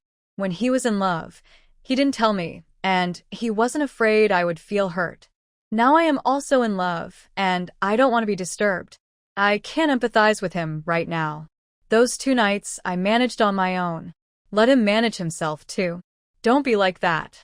It's not good for a kid to act this way. Also, my relatives are visiting recently, and they aren't friendly to you. The ancestors say it's a bit unlucky, so you should stay away. Wait, why are you suddenly saying this? Zhang Jian stopped halfway through his words. That's when he saw Wang Hao standing at the door. Li Xiaomei, who is he? Zhang Jian's voice was cold. I trembled slightly. My head still felt a little dizzy. But I remembered what Wang Hao said when he left, and during his confrontation with Zhang Jian, I recalled his words and felt they made sense. There's no need to hide. Many problems come from hiding. We don't always have to tell everything openly, but we can face him honestly. If there's an issue, talk about it. If there's something to hide, hide it. Who doesn't know how to do that? The child had a high fever at my mom's place late at night. The child's father wasn't there, so I had to carry the child down the mountain alone to see a doctor. Along the way, I met this big brother, who rode his motorcycle to help us get down. I invited him to have a meal. Is there any problem with that? I thought to myself, men can be quite interesting. I go out and have fun, but when I see another man at home, I feel uncomfortable. It's really double standards. I am tolerant of myself, but I can't give love or intimacy to my family, and I don't even want others to try. Haha. Even if he doesn't believe what I say on the surface, he can't find any proof. That means he can't find fault. At the same time, it shows him that I, Li Xiaomei, am not dependent on him. Whether I want a man or not, it's all up to me. Let him worry a little. Who are you? Wang Hao came in and asked Zhang Jian. I'm her husband, her man. Oh, I just did a small favor. No need to worry about it. But the big sister is very kind. Seeing that I came back alone for the new year, she invited me to eat. I thought there was no man at home. The big sister looked so pitiful, going down the mountain alone at night with her child to see a doctor. You wouldn't believe how terrible it was. She could even fall while walking and had to carry her child. TSK, TSK, TSK. Luckily I was there, and I happened to pass by. Otherwise, I might still be on the mountain. Right, big sister? Wang Hao is really impressive. Compared to him, I am nothing. His words are sharp and hit right at the heart. That's right. Back in school, he could make the school director speechless. Every word and phrase was very sharp and piercing. Zhang Jian's face darkened even more. He probably never thought he would be so challenged by someone, and he could only stay silent. I was still thinking, will they start fighting soon? It seems like there's no smoke, but sparks are already flying in their eyes. It could explode at any moment. I was also wondering whether I should say something. Just then, Wang Hao spoke again. His gaze shifted from Zhang Jian's face to mine, smiling playfully. Big sister, I think this big brother might not be in the right state. Did you two have a fight or something? If you have conflicts, I'm afraid I shouldn't stay here to eat. I don't want to be helpful and end up causing trouble. My friend just called me and asked me to meet them. If there's nothing urgent, I'll go. Zhang Jian took out a pack of cigarettes from his bag and handed one to him. This was something I never expected. Then I saw him with a very serious face, leaving Wang Hao behind. Since I've helped, let's eat. We'll talk later. Stay here. I'll go to the bathroom and come back to thank you. Two men met at home. It was really dramatic, more than any story or TV show. Fate seems to arrange everything, and this is 100 times more exaggerated than a soap opera. It made me feel a bit lost. I looked at Wang Hao, feeling unsure of what to do. The bathroom was right next door. Now wasn't the time to discuss details, and there was no time to think. I could only rely on quick thinking. Let's sit outside first. The food will be ready soon. You've helped out for so long. You should have a meal. I feel bad if I don't. I broke the silence first. Unfortunately, Wang Hao wasn't afraid of being caught or exposed. He came over and grabbed my hand as I was holding the bowl. The sudden touch was like sparks flying, almost shocking me. I wanted to pull my hand back, but he was too strong. I could only glare at him, signaling him to let go. But he held tighter. I was almost nervous, my heart pounding. Just before Zhang Jian came out, he let go of my hand and grabbed the bowl I was holding. Big sister, let me help you. It's not a big deal. I can't just sit here and wait for your food to be served, right? I feel bad about that. After saying this, he took the bowl and headed to the room with the TV. Once again, Zhang Jian and I made eye contact. Big brother, dinner's ready. It was like he was the host. After saying that, he carried the bowl into the living room. I was a bit stunned by his actions, and Zhang Jian looked even more confused. I also looked away, calmly carrying the bowls, chopsticks, and remaining dishes into the living room. Zhang Jian even helped out, which made me a little uncomfortable. At home, he is like the head of the family. Originally, he was supposed to stay for about 10 days during the new year. With a sense of freshness and understanding that it's not easy for him outside, I didn't make him do any chores around the house. He also wouldn't take the initiative to do anything. This Wang Hao really has some skills. It seems like he has a powerful charm that can influence everyone around him, listening to him command. And his way of talking, although there is a little bit of slyness, it was only when facing Zhang Jian. I have to admit, I could learn a lot from him. Direct confrontation sometimes hurts more than it helps, but his sneaky tricks are sharp and effective, very useful. 5 people sit around a table. My mind involuntarily recalls everything that just happened in the kitchen. At that time, only Wang Hao and I were there, feeling a bit ambiguous. I didn't expect that now we would all sit together, eating. Zhang Jian even brought out a bottle of white wine. Usually, he drinks them alone at home, but because I was there, he knew I didn't like alcohol and wouldn't get drunk. I didn't bother him. Today, he even took out his treasured wine. Yashi Cellar Wine. It's a popular local brand, a bit more expensive. I love collecting the boxes of this brand. One box can sell for 50 cents, twice as much as a beer bottle. While eating, I stared blankly at him opening the wine bottle, thinking, if these 2 men get drunk, will the scene get out of control? It might be hard to handle. Should I think of a way to stop them? Wang Hao showed no sign of backing down. He even said, Big brother, this wine. It looks a bit old. Is it a waste to just drink it like this? Zhang Jian didn't hesitate and opened the bottle, filling 2 glasses. While pouring, he said, wine is meant to be enjoyed. What's the waste? What's not? What's your name, little brother? How old are you this year? Just call me Wang Hao. This year. His gaze was only slightly directed at me, without revealing any flaws, but it made my heart race. My mind spun quickly as I listened to Wang Hao continue, 29 years old. 29? So you're not much younger than us. My wife is also 29. How come you call her older sister? He paused, then looked at me with a meaningful expression, probing. Maybe you're even older than my wife by a few months. I also want to ask why this annoying Wang Hao calls me big sister. If it weren't for Zhang Jian being here, Wang Hao would have been dealt with long ago. And calling me big sister? Ridiculous. Just wait until Zhang Jian leaves, then I'll see how I handle him. Zhang Jian is 7 months older than me, but he was born at the beginning of the year. Wang Hao and I are the same age. Actually, I am younger than Wang Hao. Zhang Jian is just making things complicated, deliberately trying to cause trouble for us. My throat tightens. I stand up to add vegetables to the hot pot, saying while doing so, Are you the only one asking questions? Can I ask too? I can't just call people names without reason, right? As soon as I finish speaking, Zhang Jian leans on one leg with one hand, holding a wine glass in the other. He remains silent for a moment, then laughs softly.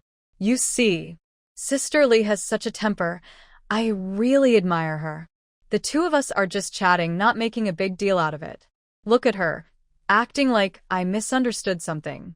I've never seen Zhang Jian like this before. I always thought he wasn't very smart, or maybe I've never really challenged him intellectually. After all, we're family. I don't want to play tricks in front of family members. I always thought he felt the same. But now, hearing him talk, it doesn't seem so bad. So, is he just deliberately attacking us? Cold-shouldering the kids on purpose? Huh. People really aren't easy to understand at first glance. In the past, we never thought about these things, and I never noticed him this way. I just thought he was rough and not romantic. Of course, I felt some resentment. But after thinking it over, I wondered, what's so romantic about everyday life? Isn't everyone just living like this? As long as he regularly brings money home each month, not asking for too much, and not making conflicts over small things. Humph. Now I realize there's no need to be so understanding. He knows everything, sees everything clearly. He's just deliberately hurting me, not controlling himself, and betraying me. It's all because the rope was too long. Now that things have come to this point, there's no turning back. He can't just stop and cut ties with the women outside. So, let's all just close our eyes and raise the kids together. At this point, Wang Hao can't say anything more for me, or his intentions will be too obvious. From the perspective of an outsider we carefully set up, he's crossing a line. And I won't indulge Zhang Jian anymore. Really? You say that, as if I've done something terrible to you. I am just explaining myself to you. Why? Do you still want to accuse me in front of an outsider? I shouldn't be weak and say nothing to defend myself, letting you control everything, spreading rumors, or pretending to be gentle and silent, the kind of woman who hides her feelings. Don't you think that makes me angry? Huh. Anyway, he's just helping me. He's not the king of hell. Why are you here complaining about me to him? Is anyone standing up for you? When did you learn this trick? Sarcastic and strange. Have you been influenced by something unclean outside? You never acted like this before. Or maybe, when you returned to the factory, did the boss there make you suffer? Is that why you came here pretending to be wronged? Huh. Zhang Jian's face was so dark it seemed like it could get no darker. He looked like he was biting his teeth and swallowing his anger. I could see the coldness in his eyes, but I felt very happy. Justice was served. Finally, I understood the feeling of relief and calm after being wronged and betrayed, and then taking revenge. I had been searching for a way to vent my sadness and frustration. I thought it would happen when Zhang Jian returned or when he was betrayed by others outside, showing the same pain and exhaustion I felt when I was betrayed. But I didn't expect it to happen so quickly. It was only 2 days. He went out on the first day of school and came back on the third. Humph. That woman outside seems pretty ruthless. If she wasn't desperate, why would she willingly go home? Even if she was stood up, she might still hold on to hope, staying in a small hotel or in waiting for someone. Never mind. Not everyone chooses to go out on the first day of school in Dalian to date or find a lover. Men are impulsive, but maybe the woman also has a family. She might be at home with her children, so she only sends messages to lure him but can't go out, ending up canceling plans. Huh. That's quite a clever trick. But I could never learn it. Even if I wanted to vent or seek excitement and novelty, I prefer to be honest and straightforward. Otherwise, I might end up losing control in the end. The betrayal mentioned here is mainly about deception. People can't stand being deceived. A lie being exposed leads to unimaginable consequences. Come on, everyone, let's drink, Wang Hao said to shift the tension while I was confronting Zhang Jian. He changed the subject. Happy New Year to everyone, and he looked at my son and said, wishing Zhang Yi a healthy and strong growth, get better soon. Have a happy spring festival, become stronger and happier each year. He then said to the beautiful girl, Zhang Jing, Wishing you to be more beautiful each year and stay healthy. I liked hearing these words. I thought it was enough. I couldn't keep dwelling on this issue and making myself unhappy. Let him feel what it's like to be hurt and remind him of being forgotten, and stood up on. That's enough. The rest, let him experience himself. My children and I raised our glasses filled with milk. I spoke to Wang Hao. Thank you on behalf of the kids. Sweetheart, I'm telling you New Year wishes. Don't you want to say thank you to him? The two kids clinked glasses with Wang Hao and said thank you. Wang Hao happily accepted and took a sip. Big brother, shall we have a drink? He called Zhang Jian. Zhang Jian was silent for a few seconds, but finally raised his glass. When our glasses clinked, it felt like sparks were flying. The meal was a mess, emotionally speaking.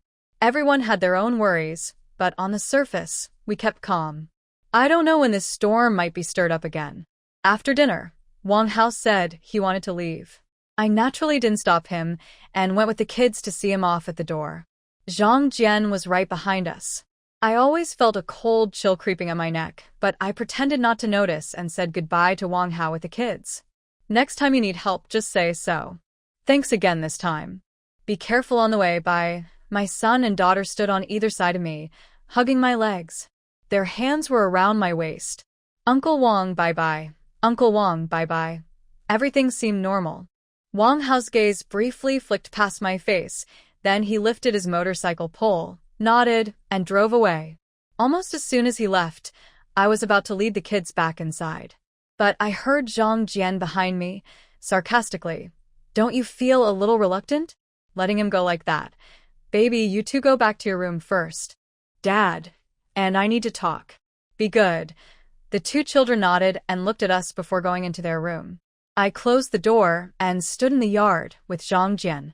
I didn't turn around, just kept my stance, keeping some distance from him, and stared coldly at the door in front of me. I replied icy. What? You're reluctant? If you're reluctant, then call him back. Isn't there still half a bottle of wine? Later, you two can drink it, and while you're at it, pay respects to the ancestors in the main hall. Anyway, you're missing siblings. I have no objections. He slowly turned to me, one hand in his pocket, anger radiating from him.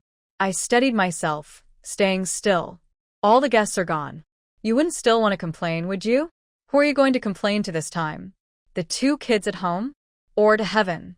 Or maybe to your ancestors you didn't get to honor during the new year?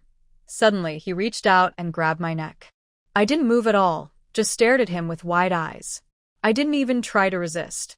Just my gaze alone made him shrink back. Why don't you fight back?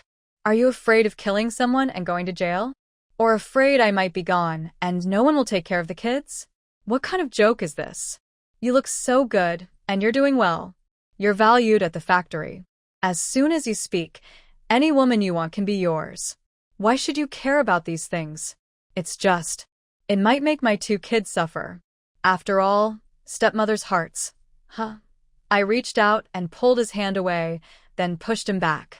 Li Xiaomei, it seems you have a lot of opinions about me. What exactly do you want to say? Every word you speak is about the outside world, about women. What did I do to offend you? Do you think making money outside is easy? That everyone who goes out is just looking for women? Are you bored at home? Huh? And that man just now? Do you really think I would believe he's just helping out? Huh. Then tell me, what is he doing here? He remained silent, lips pressed tightly, eyes sharp and cold. You think I'm a 3-year-old kid, and I'll believe whatever you say? He managed to squeeze out those words. And what about you? Do you think I'm a 3-year-old, and I can be fooled with just a few words? Just raising your voice to suppress me. Anyone can do that, right? You, with the surname Zhang, really think I have no temper or intelligence. I tell you, I just can't bear to part with my two children. As for how hard life is outside, I can only say that I bear the consequences of my own choices.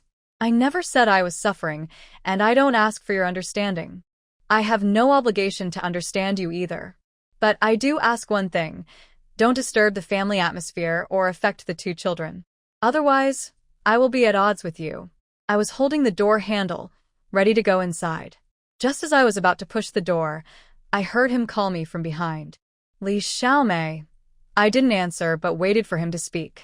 He was acting strange again and fell silent. I waited for a while but didn't hear anything. When I was about to open the door slightly, he spoke again. Did you buy the candles for the house? The lights need to be on during the 13th, 14th, and 15th days of the Lunar New Year. If you haven't bought them, I can go buy some now. After the 15th, I will go out again. He was trying to change the subject cleverly. Maybe he thought this way of changing his mind was a kind of kindness. Something inside me tightened. I thought, was I really that foolish before? Did I think his words were a gift? But then another voice said, everything has a reason. It's not too late to see the truth now. This kind of generosity is better left to others. I don't need it. My thumb gently rubbed the door handle, fighting back the sting in my nose. I said nothing, just nodded in silence, then pushed the door open. Zhang Jian was angry behind me. He kicked something and cursed loudly. Did you buy it or not? Can't you just say it? His words made sense. But back then I would have thought the same. I would never ignore anything he said and would respond accordingly.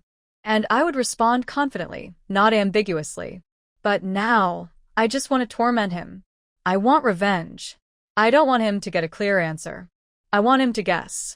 I want him to walk the painful, difficult path I once walked. The phrase, forgive and forget, is too hypocritical. What I want is a chance, an opportunity for revenge. Now that the chance is in front of me, I have no reason not to take it. He left again. He called a motorcycle to take him to the town. My son and daughter sat on the sofa, watching his departing figure through the window, each looking tired and asking me questions. Mom, Dad has left again. This is what my son said. I gently nodded. It's not true that I feel nothing inside now. The natural feeling of sadness and bitterness is a physical response. But it's much better than a few days ago. When I saw his message full of sweet words to you, I almost felt like I was suffocating. Now, at least, I can breathe and calmly answer my children's questions. Mom, didn't Dad go to the factory? Why is he back again? This is what my daughter asked. Both children moved closer to me, each one beside me. Maybe he misses home and wants to stay a few more days. I don't want to make a bad impression of their father in front of the kids. Not to defend him, but because I don't want them to grow up in a bad environment. I want them to feel that both parents are responsible for them. I don't want them to think their original family treated them badly or to have unhappy childhood memories. They haven't experienced much hardship. At least their parents are alive, and I will always be responsible for them. Zhang Jian should get his fair share of money, and they should have enough to eat and wear warm clothes. Compared to others, they are doing okay. If a child develops a pessimistic view, it can be hard to change later. I don't want that for my children. I want their thinking to be broad, not trapped in negative emotions. That wastes time and energy. Mom, what about Uncle Wang? Is he coming back? My son's sudden question made me a little nervous. I looked at him carefully. I always believed that important matters should be handled by adults. Luckily, his question made me realize that the children might also put me in a difficult position at a critical moment. I quickly prepared a gentle explanation. I held both children in my arms and spoke calmly. Sweethearts, do you like Uncle Wang very much? Both nodded. Especially my daughter, whose expression was more serious than my son's. She probably also feels that her dad is caught in the middle. She understands more than her brother. But she still gave a positive answer. Actually, that's normal. If I were a child, I would also choose Wang Hao. They also like him. He is very good at caring for people's feelings in every way, very detailed and gentle. It's like a quiet dew that softly seeps into people's hearts, settling there. There is no substitute for him. Do you want Uncle Wang to spend a lot of time with you? My son almost immediately nodded. My daughter paused to think, then asked, with Dad too? She also feels that the two men at home are a bit strange. I shook my head. Of course not. Dad will go back to work soon and won't return until next year's New Year. So he won't be here all the time. Oh. Will Uncle Wang live with us? One question after another came, and I felt a little overwhelmed. I didn't know whether to tell the children the truth or give them a kind lie. I don't think pretending to be a perfect, modest woman all the time is good for the children. Anger always needs an outlet. If I don't truly take care of my body and feelings inside, this anger will eventually affect the children. It wouldn't lead to a good outcome. But they are too young, and I'm worried they might not understand my thoughts. I tried to imagine a good plan in my mind, thinking of a careful solution. Finally, I had an idea and told them. Actually, Mom and Dad are playing a game, and Uncle Wong is also playing with us. This game is about pretending to be family members at each other's homes. For example, your dad might go out to work and pretend to be someone else's dad at another house, or Uncle Wong might pretend to be an uncle and stay with others. Uncle Wong is also pretending to be part of our family now, and we are playing this game. Do you understand? Yes, so, Uncle Wong is in our house and Dad is somewhere else. I nodded in agreement, praising my daughter for being very clever. Yes, that's right. But only you, and I know it's just a game. You can't tell Dad or Uncle Wong. If they find out, the game won't work anymore. So, don't mention Uncle Wong in front of Dad, okay? The two children stared in shock. Is Mom not clear enough? My daughter shook her head. Mom, is Uncle Wong our stepdad? I froze completely. I didn't expect my daughter to ask me that. So I asked her, why do you say that? She replied, because Xiaomei told me. Xiaomei said her mom found her a stepdad. A few days ago, her stepdad and her mom came to see her and bought her lots of toys and clothes.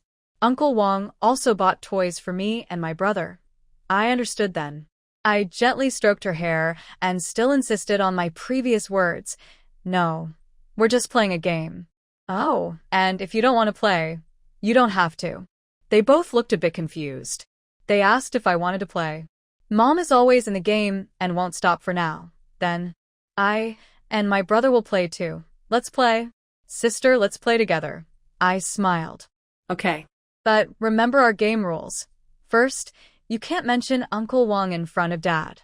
Second, you can't tell anyone outside about Uncle Wong, not even your good friends. Only Mom and you two know about this, understand? I don't know if my decision and actions right now are right or wrong, but at this moment, this was the only option. I believe that in this situation, doing this was relatively wise. After all, I am now calm. No big waves, not completely lost in the pain and frustration brought by Zhang Jian. At worst, I can just let everything come out openly. Honestly, I and he are evenly matched. He has no right to blame me. It was his fault first. Right now, I just hope the two children can stay quiet during this time and not say anything they shouldn't. They usually listen to me. To make sure this goes smoothly, I gave them one last warning. Once the game starts, we all have to follow the rules. You two must remember what I said. If I don't say otherwise, you can't mention it. If Dad deliberately mentions Uncle Wong in front of you, it might be an attempt to guide you, to make you lose the game. Then you won't get the reward at the end. If you want the reward, you must resist temptation. Do you understand? The two children asked me what the game reward was. I gave them a little secret. Of course, it's something better than the toys you have now. This needs to stay a secret, and Mom can't tell you right now. If you want it, you need to do your chores well, and remember what I told you. Do you understand? The two children nodded eagerly and promised they would follow the rules and not be tricked. I sighed to myself, hoping that would be true. I really didn't want to cause trouble, as it would be too tiring. When the kids grow up a bit, and I find a way to earn some money, I plan to change this bad situation. Soon, Zhang Jian came back. He surprisingly bought 2 bags of snacks, potato chips. He said 2 bags, but together they probably cost less than 10 yuan. He told the children to take the scented candles to the main hall. The children looked a bit unsure. I gave my daughter a look to listen to him. After all, he is the one earning money for us. Our disagreements don't involve the children. It's normal for him to ask them to do something when he comes back. My daughter immediately took the candles and went to the main hall. It was getting dark. I boiled water to wash the children's faces and feet, then took them back to their room. I planned to put them to sleep first, then take a shower, do laundry, and wash the socks, underwear, and thermal clothes they took off. The house was very quiet. It seemed like only our breathing could be heard. I wondered if he had gone out. If he wasn't rushing to the factory or looking for someone, he would probably go out to play mahjong or poker with his friends, like on the 28th or 29th of the lunar month. I got distracted for a moment, but then stopped worrying. Where he was didn't matter. I wasn't sharing a bed with him. I left the children's room through the door to go to the kitchen. The house has a solar water heater, which needs electric heating in winter. But the temperature gauge isn't very accurate. Sometimes it shows over 70 degrees Celsius, but it's not really that hot. Sometimes, after boiling a bit of water, it suddenly cools down. It's not very reliable. So, in winter, I usually don't give the children baths. If they're a little dirty, so be it. They don't sweat much in winter, so they won't get too dirty. It's better than catching a cold. I was also thinking that once his salary comes in, I would replace the solar water heater with an electric one. In summer, we can use solar energy. In winter, the electric heater. That would be more convenient. I didn't expect to feel a figure outside the bathroom as soon as I entered. I froze completely. I wanted to lock the door, but I saw it was Zhang Jian outside. If I did that, he might think something was wrong. It's my bad habit. I need to be more careful and always lock the door, whether someone is home or not. After a short pause, I continued pretending to take a shower, without caring. His hand reached for the door handle. Then he pushed the door open. We stared at each other silently. But he didn't come closer. He just stood by the sink. He leaned on the sink, looking into the mirror, not brushing his teeth or doing anything else. He looked like a strict guardian. I didn't bother with him. I guessed he was trying to pressure me silently. I decided not to fall for it. I sped up my shower, turned off the water, and quickly put on my clothes. Just as I was about to leave, he blocked the door. He stepped back, facing me directly. I was holding my changed clothes in my arms and looked up at him. Calmly and coldly, I asked, "What do you want?" Suddenly, he grabbed my shoulders and leaned in to find my lips. Honestly, this felt strange. Even though we had been close before, we never kissed like that. At first, I felt very disappointed. I even doubted myself. Was I getting old? Did I have bad breath? Why wouldn't he kiss me? Later, I thought maybe after marriage the excitement faded. People tend to prefer straightforwardness. I told myself that those who get married might be like this. No fuss, not about romance or showing off. So I instinctively stepped back. I raised my hand, using my clothes to cover my mouth, nose, and most of my face. This seemed to anger him. In that moment, he suddenly grabbed my shoulders tightly and pushed me against the cold, water-damp wall of the bathroom.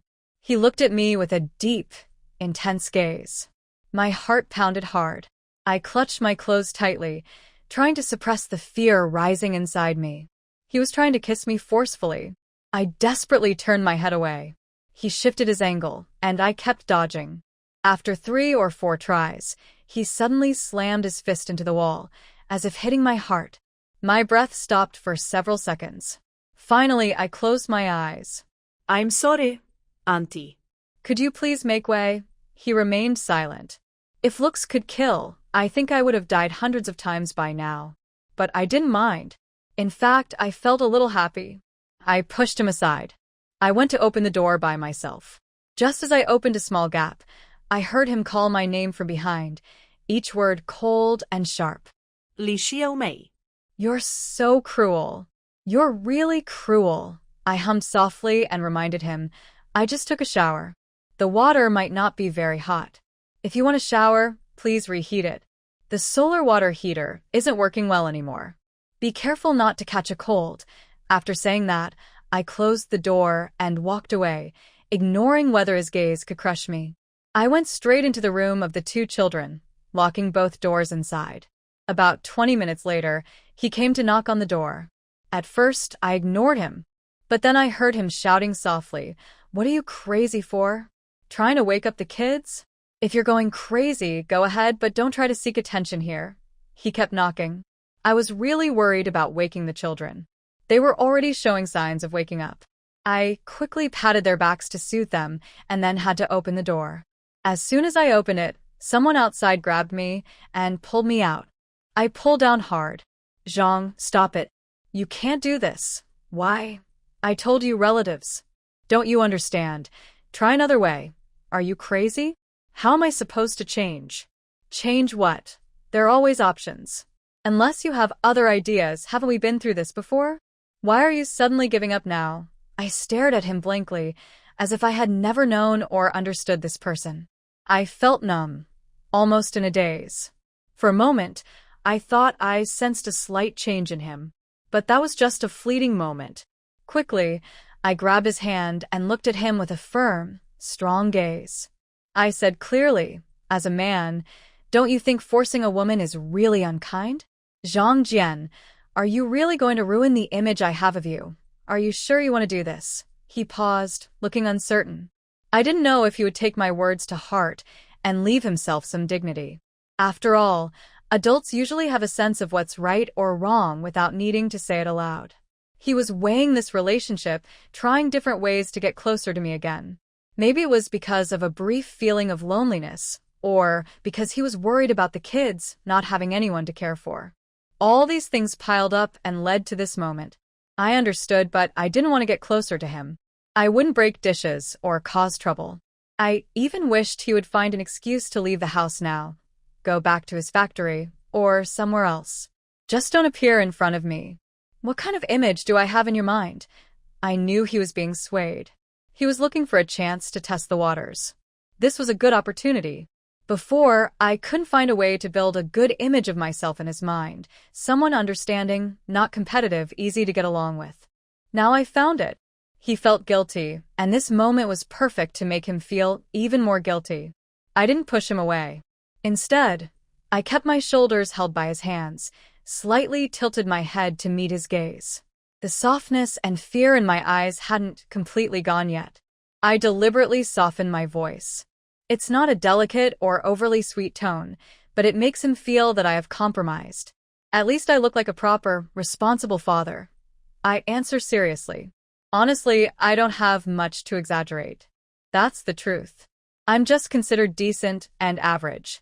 Not very attentive, not very gentle, and he isn't very close to the kids either. But he has done what he should. He just hasn't been very good to me.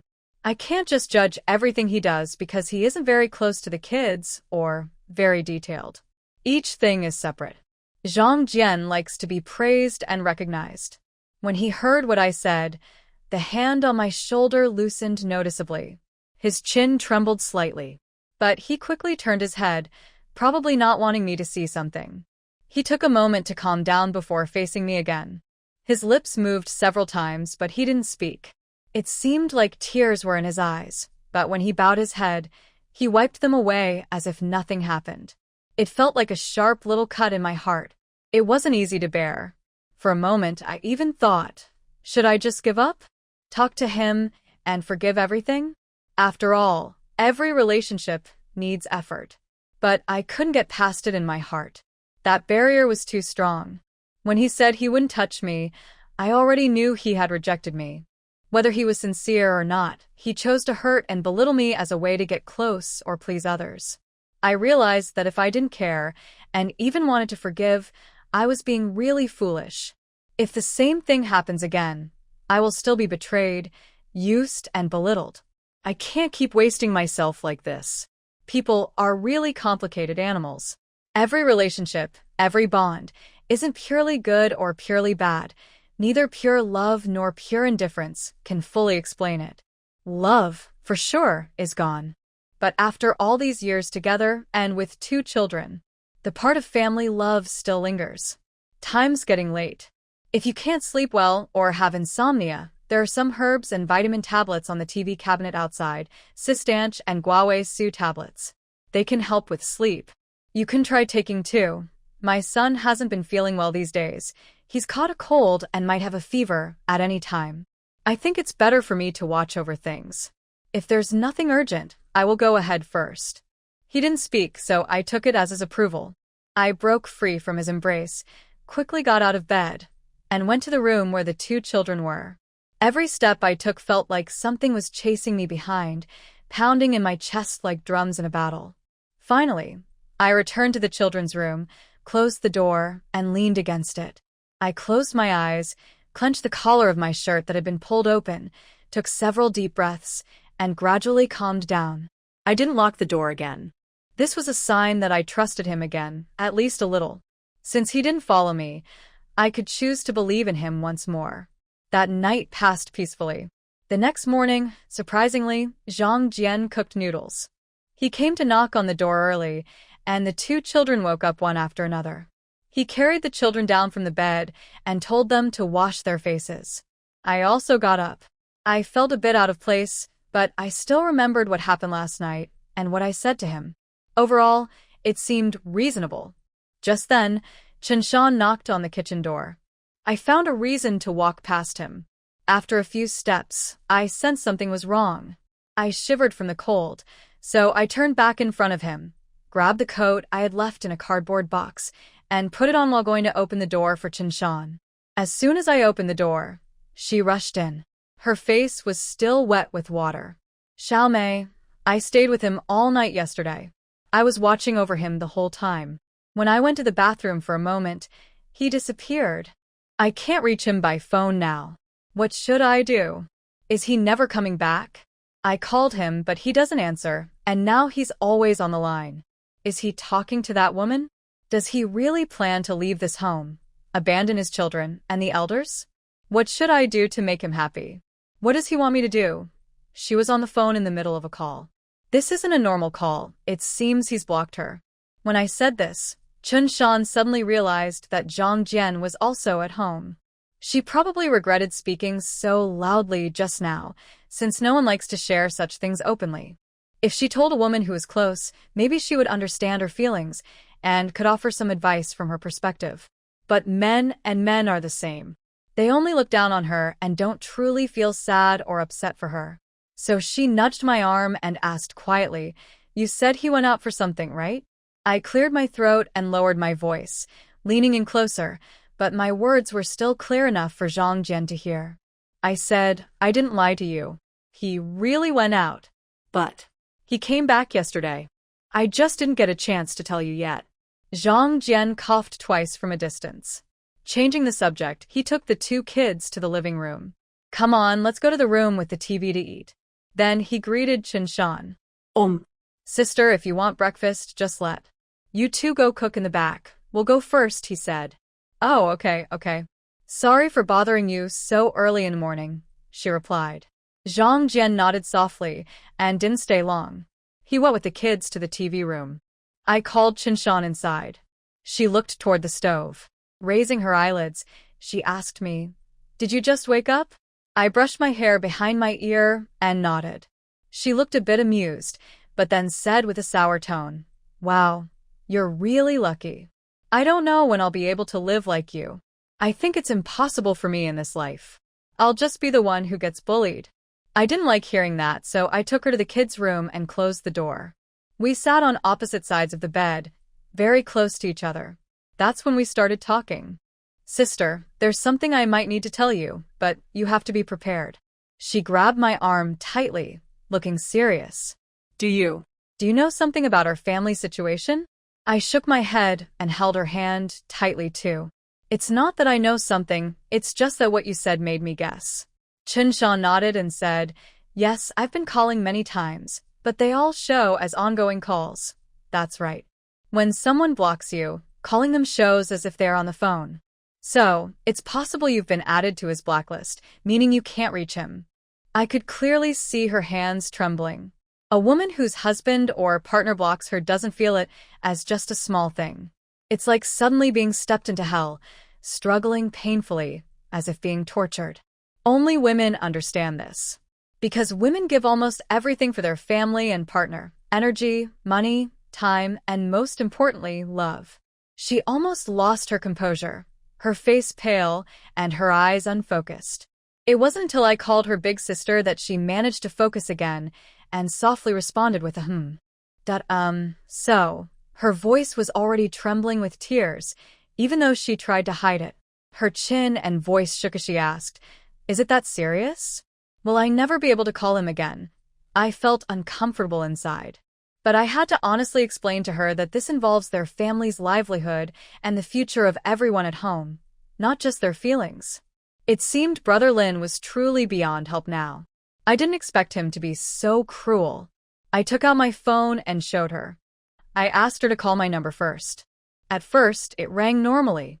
Then I blocked her number in front of her. When she heard the familiar call in progress message, she froze stiff, her hand trembling as she held the phone. She finally understood what it meant. Then I unblocked her number in front of her and asked her to try again. Now she knew she could reach him. She slowly put down her phone, no longer wanting to speak, completely hopeless. I put my phone away and gently placed my hand on her back. She turned her head, looking at me dazedly. The pain in her eyes was beyond words. A tear fell onto our hands. It startled me, and I started crying too. She thought I was comforting her from her perspective, but mostly, I was feeling the same pain as her. At a certain moment, she raised her hand to wipe her tears, but more tears fell.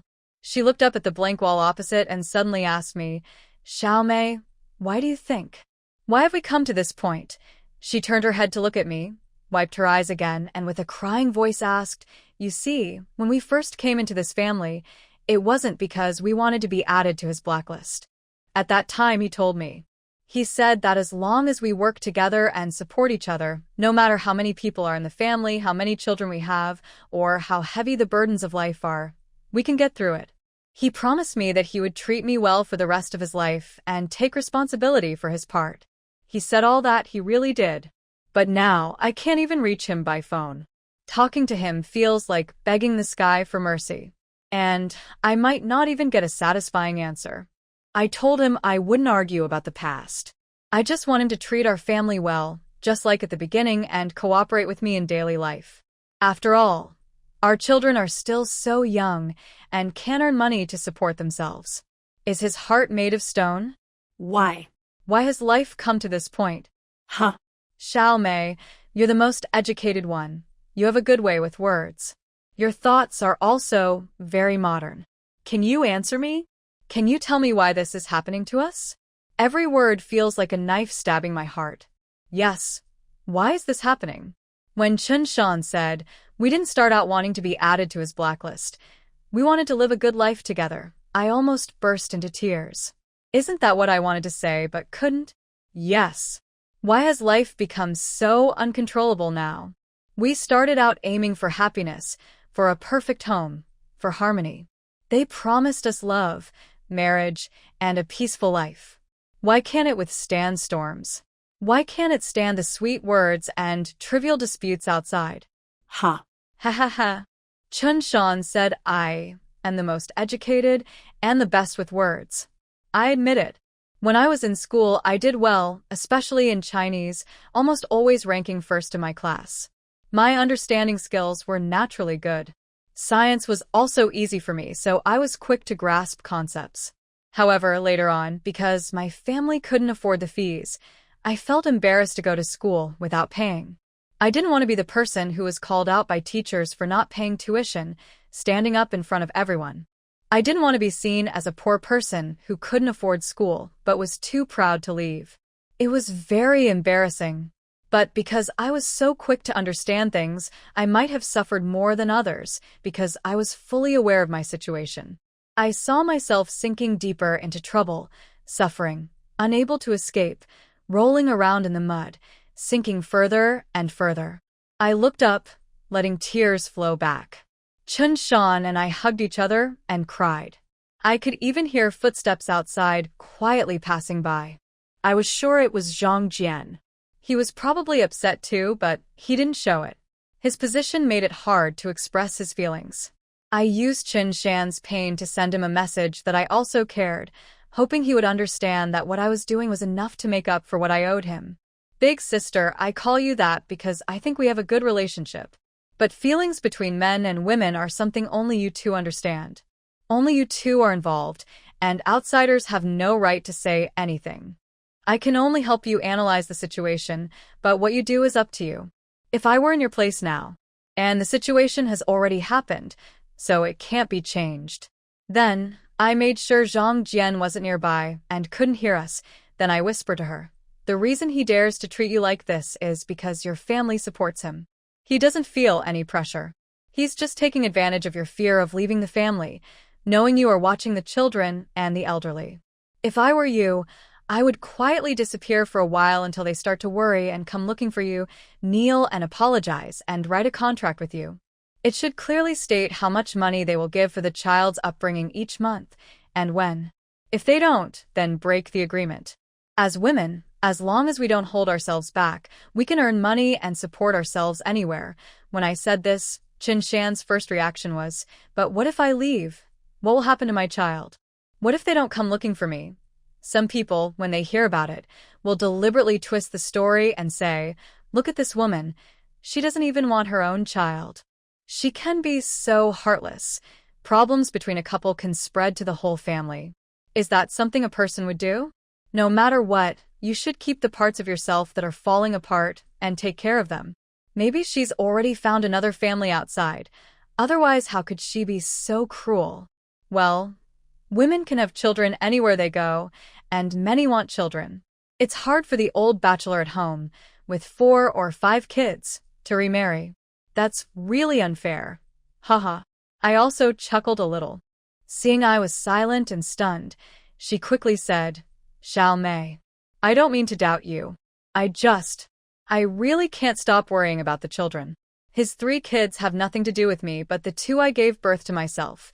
Do you have a better way now to make him change his mind?" This made her freeze completely. I cut her off quickly, making sure she couldn't say anything more. At this moment, I explained, "I was just imagining myself in your place, thinking about what I might do. It's just a reference, not something I suggest you actually do. I won't give you any advice. If you think it's workable, go ahead. If not, forget it. I didn't want to get involved in this kind of matter." If I had known she would say something like that, I wouldn't even consider the possibility. Sometimes, only you truly understand what you need to do. Who doesn't have children? Who would give them up easily? Do those who send their children away to trap wolves really care about them? But if they don't send them out, is there any way to survive? This is a puzzle that can't be solved unless you take a step forward. Sometimes, even if the path ahead is clearly broken, you need to see if there's water underneath. Retreating is a cliff. Moving forward is a new waterway. Which way will you choose? It's just a matter of personal choice. I'm also afraid that if something goes wrong later, she might tell others that it was my idea. So I secretly recorded the conversation on my phone, repeatedly changed my previous words, and explained everything between us during the recording. Then I found an excuse to say I needed to take the children to the clinic for N4.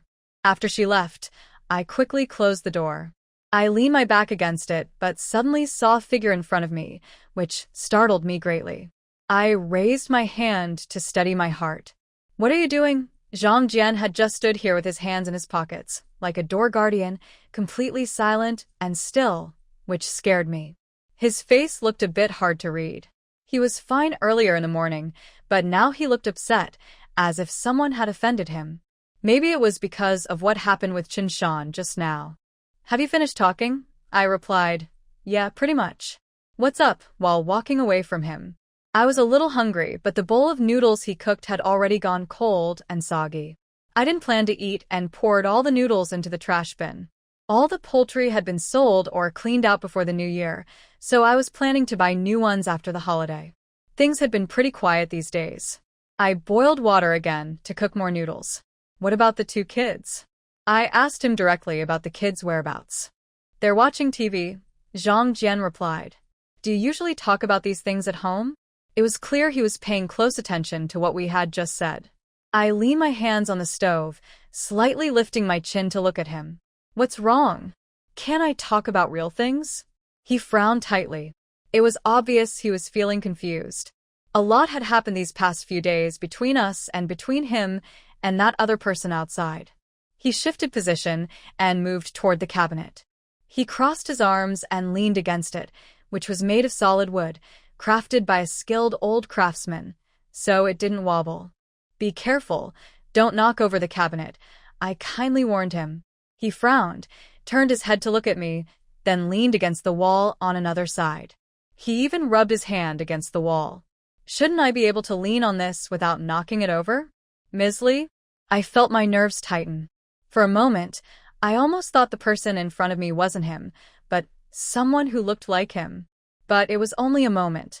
Once I calmed down, I went to drain the noodles. I talked to him while preparing my own soup.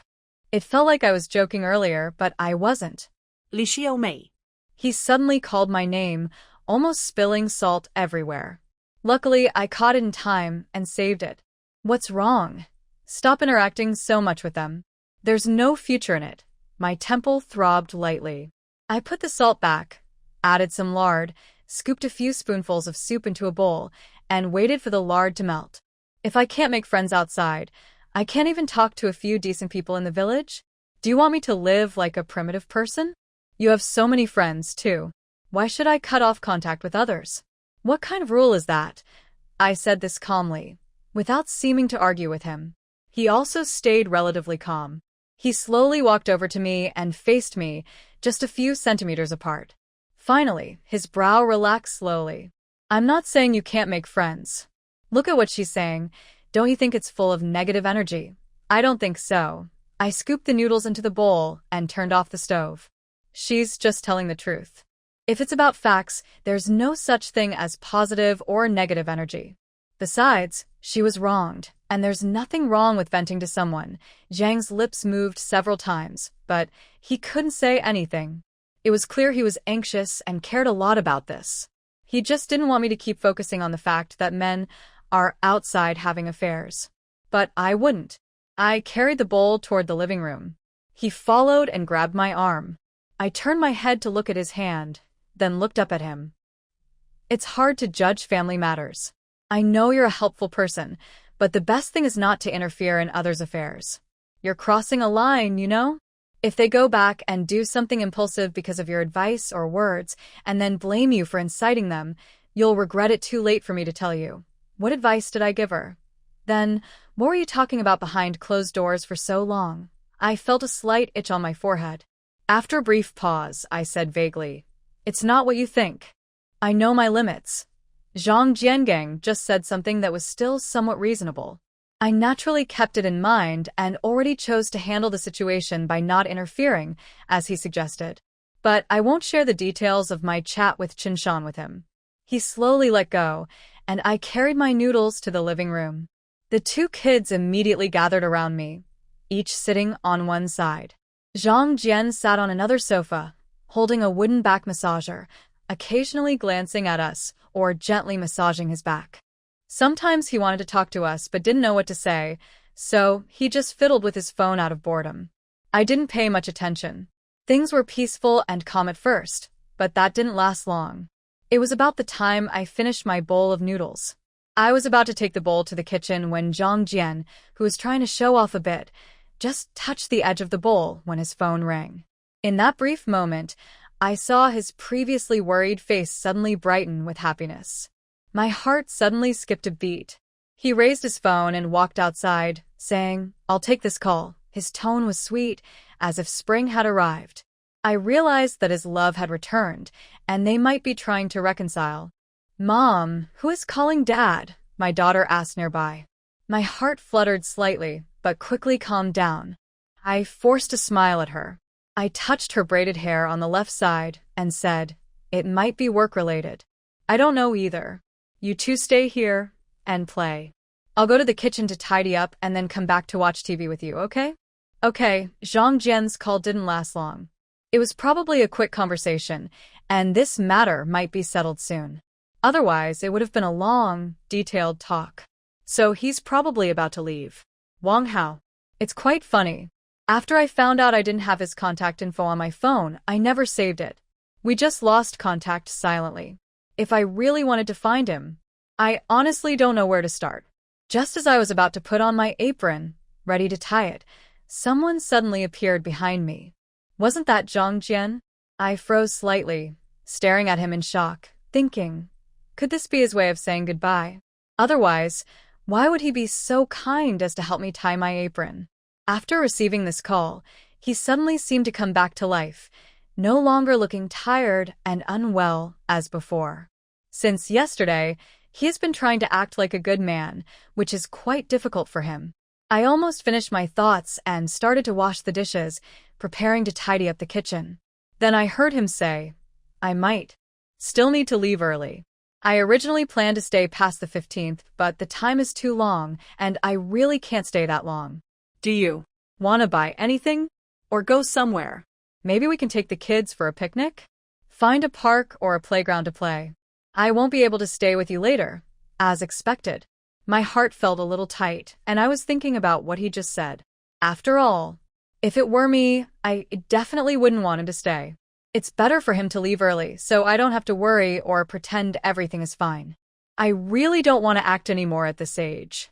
But the kids only see him a few times a year. If he cares and wants to leave them a good childhood memory, that's good for the kids. With this thought, I asked him, "When do you plan to leave?" I was washing dishes while waiting for his answer. Probably around the 6th. I paused slightly, then put the bowl back in the cabinet and started cleaning the stove. This stove looks a bit old and hard to clean. Even if I clean it well, it still looks dirty. Do you think so? I changed the subject, mainly to suggest that he pay for redoing the stove with tiles. After all, those who use it more care about it. His gaze shifted from the stove. His expression was hard to read. So I said again, many families in the village have redone their stoves with tiles, which makes cleaning easier and cooking healthier and cleaner. Since the kids are still young and their stomachs are not as strong as ours, it's better to keep things hygienic. I've thought about hiring a worker after the new year to fix up my stove inside and out.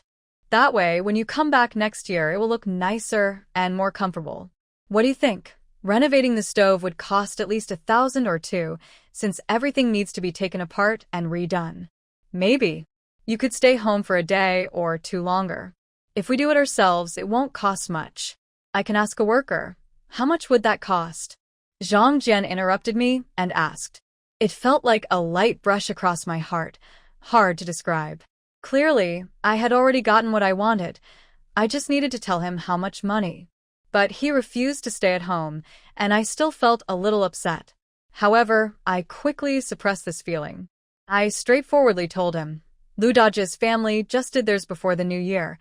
It cost about 2,800 yuan. I think our place is about the same size as theirs. That's roughly the amount. I didn't ask him for more. After all, he would have to be able to pay it. 2,800 yuan is neither too much nor too little. If he gave me that money, he might not have enough left for other things. Of course, they would have something to say about that. But I clearly made it known I wouldn't give him the money easily, so he couldn't just walk away. His conscience wouldn't let him. He reached into his back pocket and took out his wallet. It was already worn out, ready to be replaced. I used to think people outside cared about him very carefully, very gently. But it turns out he's so stingy, he wouldn't even change wallets. He still wanted to stay close, reluctant to let go, even willing to spend more money on me just to meet up with others. I ignored him and kept cleaning the stove surface, scrubbing hard with his steel wool pads soaked in dish soap. In the end, he counted out more than 20 bills and placed them on the nearby cabinet. There's only 2,500 yuan. It was originally saved to go back to the factory. You know that I really don't have more. When I go back to work next month and get my salary, I'll send it to you right away. Just a couple of 100 yuan short. Maybe you can cover it for now? Okay, I said generously. Getting 2,500 yuan was already good. But suddenly I realized something, so I turned around and looked directly at him. He looked a bit nervous under my gaze. What's wrong? Do I have something on my face? He reached up and touched half of his face. At that moment, I turned to wipe the part of the stove I hadn't cleaned yet. Calmly, I said, "It's nothing." I just suddenly thought, is working in the factory really hard for you? It's okay, not too easy anyway. I nodded in response. I can tell. Otherwise, you wouldn't have so much money. Did your salary go up this year? When I mentioned this, he clearly became nervous again. However, I am almost certain that he has received a salary increase, but I don't know for sure. For me, this is a good thing. Based on the money he used to send back, maybe we can get some additional benefits. People should think positively. They shouldn't only focus on the difficult side of things. Otherwise, how can we get through life? He raised his hand to scratch the back of his head, looking a bit lost, like a child caught doing something wrong. He probably wanted to come up with an excuse to persuade me, but couldn't find a good reason. In the end, he thought of a good plan that suited him well. The increase isn't much and prices outside are rising too, so being alone outside isn't easy and you don't have anyone to take care of you. How about this? Maybe we can all go out together. I can find a job and when I have free time, I can cook at home. When you come back from work, everything will be ready. It doesn't have to be so complicated. I used to have many friends at the factory and we often had gatherings, so I spent quite a bit. I get about 500 yuan more each month now. I can send you 300 yuan, and the rest can be your pocket money. That shouldn't be too much, right? Sure enough, he got a salary raise. He said 500 yuan, and I think that's about right. Maybe a little more, like 600 or 700 yuan, which is a good amount. This means I can have an extra 300 yuan each month. Over a year, that's 3,600 yuan. I have no complaints, so I nodded in agreement. Okay. Take good care of yourself. Oh, and since I gave you the money, do you have enough to take the kids to the amusement park? He nodded heavily. I also nodded along with him. That's good. If you really need more, just tell me. You can pay me back later. We can discuss everything. While taking off my apron, I asked, when are you leaving? On the 6th. Then let's pack up and leave tomorrow. It's better not to delay your plans. A flicker of complicated emotion crossed his eyes, embarrassment, and maybe something else. I would call it guilt. I finished tidying the basin and left the kitchen first. I'll go wash the kids' clothes. You spend more time with them. After all, you're leaving on the 6th. I should have been happy, and for a while, I did feel a bit relieved. But when I was in the bathroom, somehow, as I was washing clothes, tears started falling onto my hand. The tears mixed with the water in the basin. I kept my voice low and didn't let myself cry out loud. After a while, I dried my face with a towel. I leaned against the wall behind me to calm down, then picked up the clothes from the basin, added hot water and detergent, and started washing again. How could I forget everything in just a few days? No one can recover that quickly. I even started doubting myself about this relationship, about my feelings. After I listed all those conditions, did I really mean what I said? Did I truly care? Why am I not as heartbroken as Sister Chinshan? But just now, my tears proved it to me. I just don't like showing weakness in front of others, and I dislike begging someone to stay or do something in a humble way. If we can't agree, then forget it. I can try a different approach or wait for another time. There's always a chance. As a woman, I don't need to solve problems with conflict. I don't have the advantage. Haven't I seen enough examples since I was young? Most of the time, women are betrayed, wronged, and end up arguing and crying, only to be scolded or beaten by their partners. If it's really like that, my ending wouldn't be better than theirs.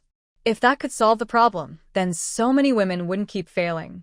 I need to find the best path for myself. Li Xiaomei, see clearly the road ahead. Choose the one that's best for you and your child. Don't think about whether it's cold or unkind. Just go your way.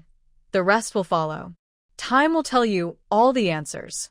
Finally, I wiped away my tears, finished washing the clothes, and hung them on the drying rack. My son came over to help, bringing back an empty hanger from the bamboo pole. Mommy, here, hanger. Thank you, little one.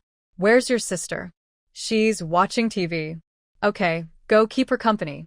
Ask Dad to heat up some water. Okay. My son went back to the living room. I quickly finished my chores, changed my clothes, and tidied up my hair. Then I prepared to give my son his medicine and take him for infusion. Today is the last day, but he still has a slight cough. Fortunately, there are no signs of a fever anymore. Every night, I watch him toss and turn uncomfortably, which makes me feel very sad. Since last night, he has been much better. Thanks to Wang Hao's toy gun, I was able to comfort him during his 4-drip and medication. Otherwise, he wouldn't have recovered so quickly. Thinking of this, I can't help but remember Wang Hao. I wonder if I will run into him later on the street, maybe near the motorcycle team. Just as I think this, Zhang Jian calls outside. My thoughts are interrupted. I quickly grab a piece of my child's clothing and some tissues to put in my pocket, ready for use. Our family of 4 leaves the house neatly. It's rare for Zhang Jian to carry his son on his back. We walk to the intersection, and just then, a motorcycle passes by. He sits in front with his son, while I and my daughter sit behind on another motorcycle. We arrive at the clinic. Before we even land, I start to worry again. The past few days, Wang Hao has been with me, bringing the child here for treatment. I recognize some familiar faces of other patients. If I run into them now, and if the child's father is replaced by Zhang Jian, will they? And the doctor probably knows them too. This makes me feel a bit uneasy. I'm not sure if they might gossip, but we're already here. We can't just turn back, right? For the first time, I feel trapped between a wolf in front and a tiger behind. I'm caught in a dilemma. Is this the place? Zhang Jian gets off the motorcycle and asks me. I ask him to help carry my daughter down first, then I get off myself. Please wait a moment. I'll go inside and see if there's space. These days, it's very busy here. If it's too crowded, we'll find another clinic nearby, closer to the stove, so the child doesn't get too cold. I make up an excuse and go into the clinic first. After looking around, I see most faces are unfamiliar. I think it should be fine. Just as I'm about to step back out, I see a doctor coming from outside. I almost bump into him. I get startled. Why are you alone? Where's your child? He asks. He's outside. He'll be here soon, I reply. It's already this late. I thought you forgot. There's a spot available now. Bring him in quickly, he says. Okay, I go back outside. They are already waiting at the clinic entrance, ready to go inside. I ask Zhang Jian to put the child down. Taking this chance, I asked my son, Sweetheart, you said you wanted to eat the cake from the old street shop. Do you still want to eat it now? My son likes the small cakes from that shop. He can eat about 10 at once when I buy a pound. I usually buy them whenever I go out. First, I found a reason to distract Zhang Jian. My son nodded and said he wanted to eat. I then casually said to Zhang Jian, how about you take Xiaojing to buy a pound of small cakes? We'll wait here for you. Zhang Jian didn't think much and nodded. I let out a breath of relief. Let's go. Zhang Jian reached out to hold his daughter's hand. She hesitated a little, but finally reached out her hand to his. I watched them leave before taking my son inside for his injection. Okay, don't move around too much. Today is the last day for the injections. Wow, you're so brave. Looks like the toy your dad bought for you is working well. I sighed quietly. Luckily, Zhang Jian didn't come in with us. Otherwise, it would be hard to explain. That doctor. Why does he remember everything so clearly? Can't he forget some details? It almost caused me trouble. Anyway, thankfully, he left after giving the injection. But what surprised me even more was that Wang Hao appeared at the clinic door. Zhang Jian had just come back with his daughter, and everyone was gathered outside the clinic. I felt embarrassed, like I wanted to dig a hole and hide. I buried my head deep and turned away with my son, not facing them. Why did Wang Hao suddenly show up here? He already knew Zhang Jian was back, and now I was on edge, but I didn't hear any news or conversations outside the clinic. I slowly turned my head to look. Most of the light was blocked, and standing in front of me was not Zhang Jian or the child, but Wang Hao. Are you looking for me? He asked. He was wearing a short dark top, light jeans, and a pair of khaki Martin boots. His clothes and shoes perfectly showed off his figure, and his body lines were well defined. He looked carefree and relaxed, with deep, dark eyes that made it hard to look away. I nervously looked outside, instinctively searching for Zhang Jian and my daughter. I felt completely confused. I quickly tugged at his shirt, urging him to leave quickly, while quietly whispering and giving him a subtle signal with my eyes. Mom, why are you sending Uncle Wang away? Wang Hao not only refused to leave but repeated my son's earlier question. He had his hands in his coat pockets and stared at me intently, asking, Yeah, why are you asking me to go? Just leave after you're done? I felt my eyelids twitch. I was really fed up with this stubborn man. Doesn't he realize the situation is serious now? Does he have to see me panic before he feels comfortable? Are you leaving or not? I haven't finished my work, so I can't go yet. My words got stuck in my throat when I suddenly heard my daughter's voice calling me from outside. In that moment, I felt like my life was about to end. My whole body stiffened. Even my eyes looked blank. I couldn't focus on anything else but answering my daughter. More importantly, then I saw Zhang Jian's figure and the doctor coming in from outside. I hugged my son tightly, wishing I could find a hidden space to hide or block everyone out. If only I had that kind of magic. I was even ready to fight. Just then, Wang Hao suddenly called out to my daughter. Hey, little Zhang Jing, we keep running into each other here. What a coincidence. Are you here with your mom too? Visiting your brother for an 4? Wang Hao approached casually, reaching out to gently touch my daughter's head and asking. Yes. My dad, mom, and I are here with my brother for an 4. Uncle Wang, why are you here too? Wang Hao and Zhang Jian exchanged glances. I didn't dare look at them, instead staring at the wall beside me, my legs pressed to the ground. But I could feel Zhang Jian's intense gaze on me. Whatever, as long as I didn't see him, I could pretend he wasn't looking at me. I see. Well, go ahead and join your brother. He looks a bit bored, Wang Hao said. Okay, my daughter skipped inside holding a small cake. Then came the doctor, who had already moved behind the cabinet. He's here. Wang Hao greeted Zhang Jian first. He took out a pack of cigarettes and offered one to Zhang Jian. Zhang Jian hesitated for a few seconds before accepting it. Why are you here too? Is there a problem? When Zhang Jian asked this, I could feel Wang Hao's body tense up. Wang Hao lit his cigarette. That night, I helped deliver the child in the rain. I caught a cold myself, so I came to see Dr. Tian to get some medicine. Afterward, he turned to Dr. Tian and said, Dr. Tian, please take a look. I felt a little off this morning. I wonder if I also have a cold or a fever. I stayed silent. Although Dr. Tian looked a bit confused, he didn't say much. His eyes showed some questions. I was relieved that he wasn't a nosy person. Otherwise, it would be hard to explain. Okay, let's check your temperature first. He shook a thermometer several times in the air and handed it to Wang Hao. Zhang Jian watched silently, not stepping in or moving. It seems Dr. Tian's clinic is doing well. Both adults and kids like to come here. He's good at his job. Dr. Tian was modest. After all, no doctor would go around bragging about making a lot of money. No one dislikes earning well. It's not that bad. Mainly, people trust me. That's my good fortune.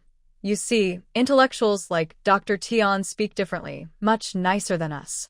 But they also need good medical skills. If people trust you but your body isn't healthy, that's a problem.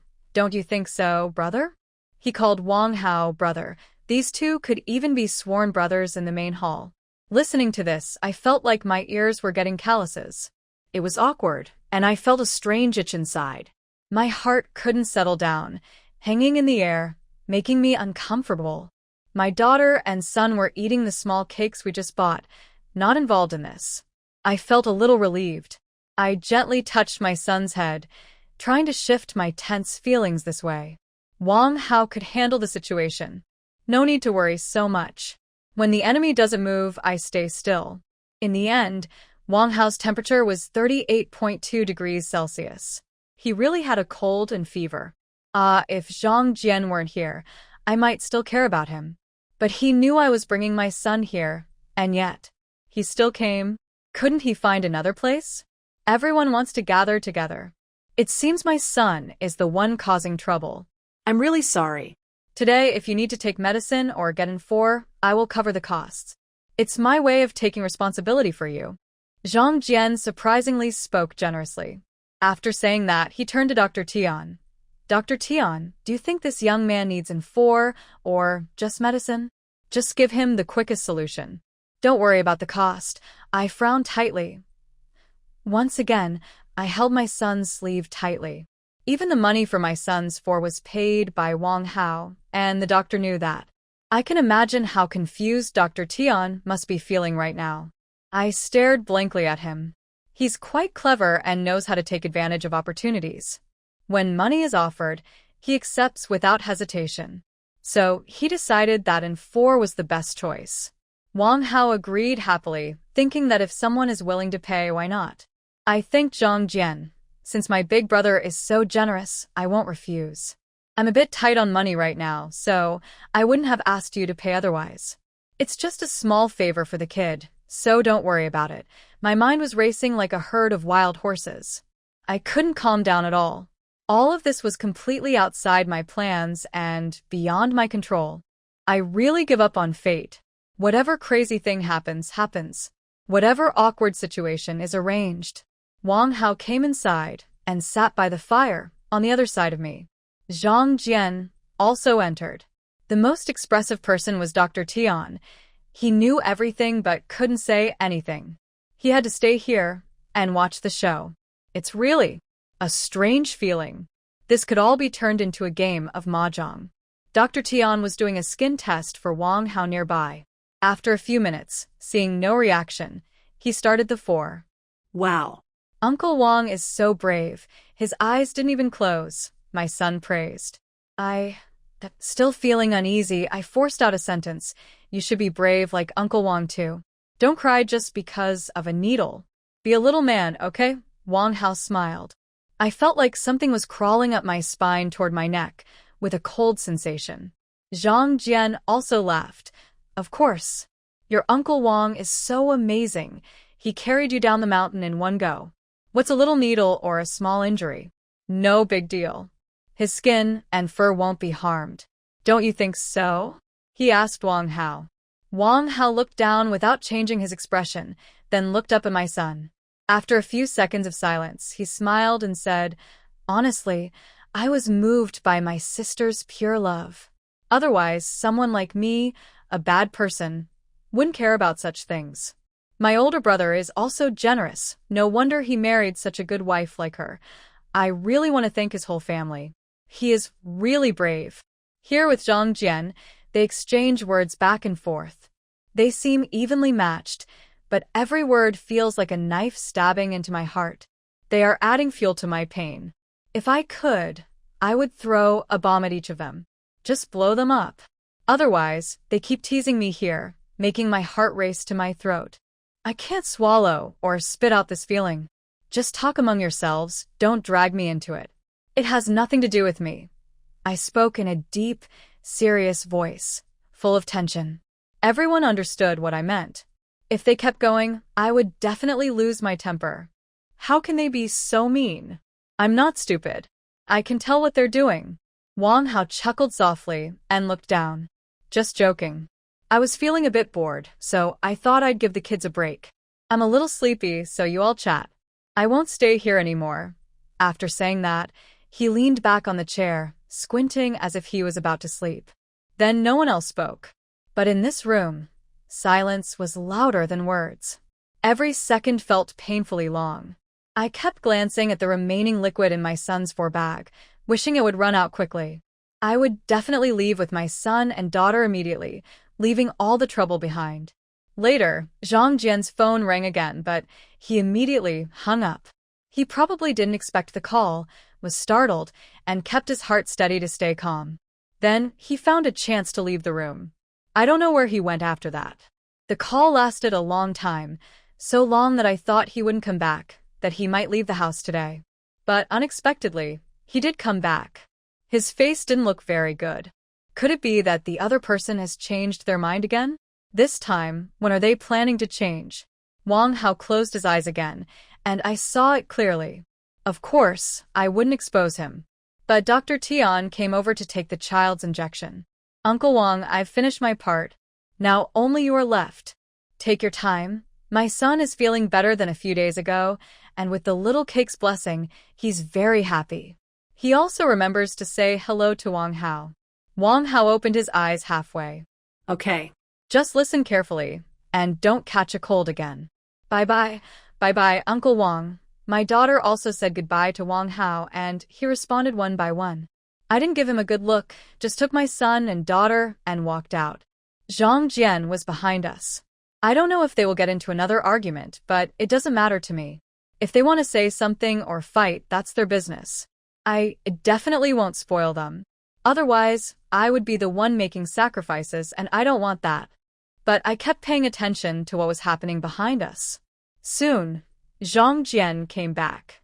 He didn't say much, just complained about paying over 200 yuan more. I rolled my eyes at him and said nothing. He continued, he only got sick because he was helping our son. Should we buy him a small gift? Maybe some oranges or bananas? Zhang Jian was testing me. I let out a soft hum through my nose and said, "Whatever you want," then pulled my son and daughter along. I didn't even know where we were going now, just wandering aimlessly. Maybe a motorcycle will pass by later, and I'll wave to catch a cab home. Are you that casual? I looked at him and asked, "So, what do you want to do to make it special?" "I'm just trying to get your opinion." After all, he helped our son. "You too. What about us too?" He paused slightly, and then caught up with us. "I feel like you're a bit off today. When we left him to have dinner earlier, your attitude was pretty good. Why, all of a sudden, you guys never asked me if I was feeling okay when you joked around with me. I thought he was just an outsider, not someone close to me. What's wrong with outsiders? If outsiders joke with me, do I have to spoil them? Why should I? You can say whatever you want, but if someone jokes with me, I won't spoil them. Everyone seems to have problems." Maybe this sentence worked, and Zhang Jian gradually stopped doubting. Or perhaps he received another message from the other person and was being comforted again. That's why he temporarily lowered his guard. He kept looking at his phone, almost slipping a few times. It was only when his daughter reminded him that he smiled shyly and reduced the number of times he looked at his phone. We took 2 motorcycles home. He was riding with his son, and I was with my daughter. Our plan to go to the city's zoo and amusement park hadn't changed. That evening, I started packing. I packed a change of clothes for each child, along with their toys, tissues, bank cards, and ID cards. I still shared a room with the 2 kids. This time, Zhang Jian didn't seem as tense as before. Now, he didn't have to hide in the bed to talk on the phone. There was a main hall between us, so he just lowered his voice so no one could hear what he was saying. He was probably happy about that. I wasn't interested in listening. I just wanted to rest well. Since we were going out to play with the kids, I wanted to be energetic and alert. I also took this chance to relax myself. I heard that street has many shops, especially selling clothes. This year, I didn't buy myself new clothes for the new year. I only bought 1 set for each of the kids. My son got 2 extra sets because he was sick and needed them quickly. I brought a few hundred more yuan just in case I found something I liked, so I could buy myself a new outfit too. That night was quite peaceful. Zhang Jian seemed to go back and forth between feeling in love and feeling heartbroken, because his mood was unstable. In the morning, he went to the bathroom several times in a row, each time for about 10 minutes. It looked like he had a stomach issue. I teased him on purpose, saying, "Are you having diarrhea? Not feeling well? If you're not feeling well, we might need to." I'm fine. "I'll be right there. Just wait a moment." This time, he was in the bathroom for over 10 minutes again. He kept locking the door tightly each time. I realized he was probably feeling in love because he was very open when talking to me. He was also very generous with money. As long as I didn't disturb him while he was texting or looking at his phone, he even handed me his wallet directly. He said kindly, "Buy whatever you want. I don't have good taste. I can't help you pick, so just choose for yourself." After a while, he asked me to take out 100 yuan from his wallet. I miss him. He looked at me for a long time and then weakly said, "I haven't paid my phone bill for a while. I'll pay a little now so I don't get cut off and you can't find me later." So, he's already behind on his phone payments? He really is willing to spend 100 yuan on phone credit. His monthly salary is only about 4,000 yuan. Text messages cost a dime each, so he must send over 1,000 messages to spend 100 yuan. I felt uneasy inside. But then I remembered there was still enough money in my wallet for us 3 to have fun, buy clothes, and get new things. Suddenly, everything became clear again. I confidently went to a mobile store and paid 100 yuan for his phone bill. When he ran to the public toilet at the amusement park for the nth time, my phone rang. Most people wouldn't call my phone. Usually it was either family members or mostly my mom. Sometimes Zhang Jian and I would call each other when he was at the factory. But this call wasn't for my mom. I answered. And on the other end, I heard Wang Hao's familiar, deep, pleasant voice. "Are you not at home? Is this idea okay?" he asked. The Ferris wheel. It's a very romantic thing. I knew about it when I was very young. Sitting on a Ferris wheel with someone you like is the most romantic thing in the world. I saw it on TV. But because of limited conditions, I've never seen what a Ferris wheel looks like in real life. I've been to Junyi once or twice before, but only with a purpose, accompanying adults to see a doctor. We traveled from home to Junyi, saw the doctor, then went back home. We left before dawn and returned after dark. There was no time to see a Ferris wheel. Now, with the highway, it's straight and quick, just over an hour from toll booth to toll booth. Why are you not talking? If you want to ride the Ferris wheel, just go. No one's stopping you. I knew what Wang Hao wanted to say. It's like a secret code between us. When we were in middle school, young and naive, he passed me notes. One note said, Xiao Mei, as a witness to this, when I earn my first money, I will take you to ride the Ferris wheel. I will kiss you when the Ferris wheel reaches the highest point. Let the sky and the Ferris wheel witness our love, comma. He wrote that because I was secretly talking to him while pretending to read a book in the small woods. I told him, just like on TV, that if two people in love ride the Ferris wheel to the top and kiss, they can stay together forever, until they grow old together. Thinking about these things still makes my heart flutter. But we didn't end up together in marriage. We even parted ways before riding the Ferris wheel. I'm not talking to you anymore. I'm going to play with them. Bye. I didn't wait for a response and hung up first because I saw Zhang Jian come out of the public restroom. We both headed toward the kids. He didn't even ask what I was doing just now. It's clear he's in a good mood, probably because someone said something to make him happy. Otherwise, he might focus on why I wasn't with the kids earlier, just like when he confronted Wang Hao at the clinic. We both took the kids and walked through the entire zoo. Later, the children couldn't walk anymore, so we each carried one. Zhang Jian carried his daughter, and I carried my son. We finally reached the tiger exhibit that our son had been eager to see. The area was surrounded by iron gates, locked securely. The big tiger was quite close to us, just separated by a door. There was an open space in the middle of the door. Someone nearby was warning visitors not to get too close. Everyone stand back a little. Don't reach out or step forward. This is a wild animal. If it bites you, your hand, leg, or even you could be seriously hurt. Please take this seriously. Parents, keep an eye on your children. Don't get too close. Once again, stay back. He kept repeating these warnings. Zhang Jian and I paid attention to the distance and stayed back. Wow, Mom, this tiger is so big. If it bites someone, that must hurt a lot. Yes, it's the king of the mountain. All these animals are afraid of it, so don't try to provoke it. Otherwise, you'll get into trouble. Keep your little hands away and don't reach out. Oh, I see. Sister, don't put your hand out. It's dangerous, I know. Later, we went to the lion exhibit. There were many vendors along the way. We bought each of the kids a string of candied hawthorn sticks. We told them to be careful not to poke their throats and kept moving with the crowd. Someone held up a photo and asked if we wanted to take pictures with the animals. They could help us take photos quickly. I hesitated a bit. Zhang Jian didn't seem to care much and wasn't interested. He looked indifferent, leaving the decision to me. The two kids argued about wanting to take a photo with the tiger. I decided to negotiate the price first. Can we get a discount? Miss, during the spring festival, a small price increase is normal. We're not at home with our families right now, so life is tough. Let's understand each other. Look at how handsome the kids are. Taking a photo is worth it. They'll look great in the picture, I promise. I'll make sure your family forgets some good shots. This will be money well spent, but I remained firm. 10 yuan per picture. I'll take 3 photos without bargaining. If you think that's not okay, then forget it. 10 yuan is really too little. How about this? We each compromise a bit, 15. 15 per photo. If you go lower, I'll lose money. It's just 10 yuan.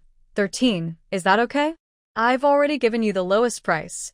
I was about to leave with my children when he saw that things weren't going well and said he was losing too much money. All right. Since you look so nice, I'll just take 10 yuan. Come on, let's find a good spot for the kids to stand.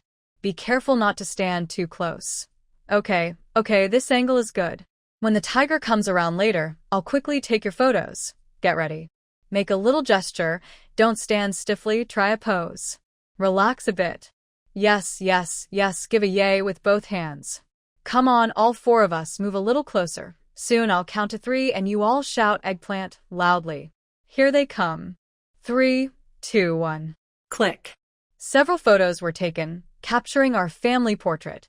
We took a family photo of all four of us, and each child got a separate picture. Total cost, 30 yuan. I didn't bargain because the photos of our family turned out quite well. As long as the photographer's skills aren't poor and the pictures aren't blurry, they usually look good. Also, I noticed he kept 2 copies, probably for future promotion. I felt a small sense of pride. Being able to use the photos for advertising is a skill. If I had known he'd keep a couple, I might have asked for a lower price or a free copy. But now it's too late. I stored the photos away. Then we went to the nearby amusement park. The entrance fee was 2 yuan per person. I don't know how Zhang Jian managed it, but he bought 3 tickets, and we all entered together. I didn't make a fuss. Saving 2 yuan is saving 2 yuan. If I'd known it could be like this, I would have bought tickets for both kids. First thing, we rushed to the roller coaster. The kids were very excited, their eyes never leaving the car winding down from the sky. The shouts from the people on the ride made them even more thrilled, and they held onto the nearby railings, eager to ride. Son, let's queue up here first. Take your time, one by one. Don't rush. Think about what you want to play next. Do you want to ride the pirate ship? The son nodded. My daughter also said she wanted to go. So, we decided to go on the roller coaster first, then the pirate ship. Later, we played in the haunted house. The 2 kids are both inexperienced and love to play. At first, I wasn't too scared, but then they shouted loudly, making my legs feel weak and numb. Eventually, they helped me walk out of the haunted house. I found a spot to sit under a big tree. Oh no, I can't do it anymore. I can't walk. I need to rest for a while. Look at you. I took a deep breath and said nothing. Zhang Jian looked around, checked his phone, and said, "You two watch your mom. I'll go buy some water for you. Be back soon." He then walked away holding his phone. When Zhang Jian returned, it was getting late. We had almost finished playing. He handed the yogurt he bought to the kids. 1 bottle each for the 2 children. They happily drank it. He then opened a bottle of mineral water, handed it to me. I took it, drank 2 big sips, and then screwed the cap back on. Where are we going now? Back home by car, or let's go home. First, check if there's a car. If not, we'll make other plans. Okay. Also, buy some snacks on the way. If we don't have time to eat, we can just grab some dry food to get by. Sounds good, depending on the situation. Once everything was decided, we headed to the bus station with the 2 kids. We almost caught the bus right on time, but there weren't many seats available. The 2 kids were almost overloaded. We each carried 1.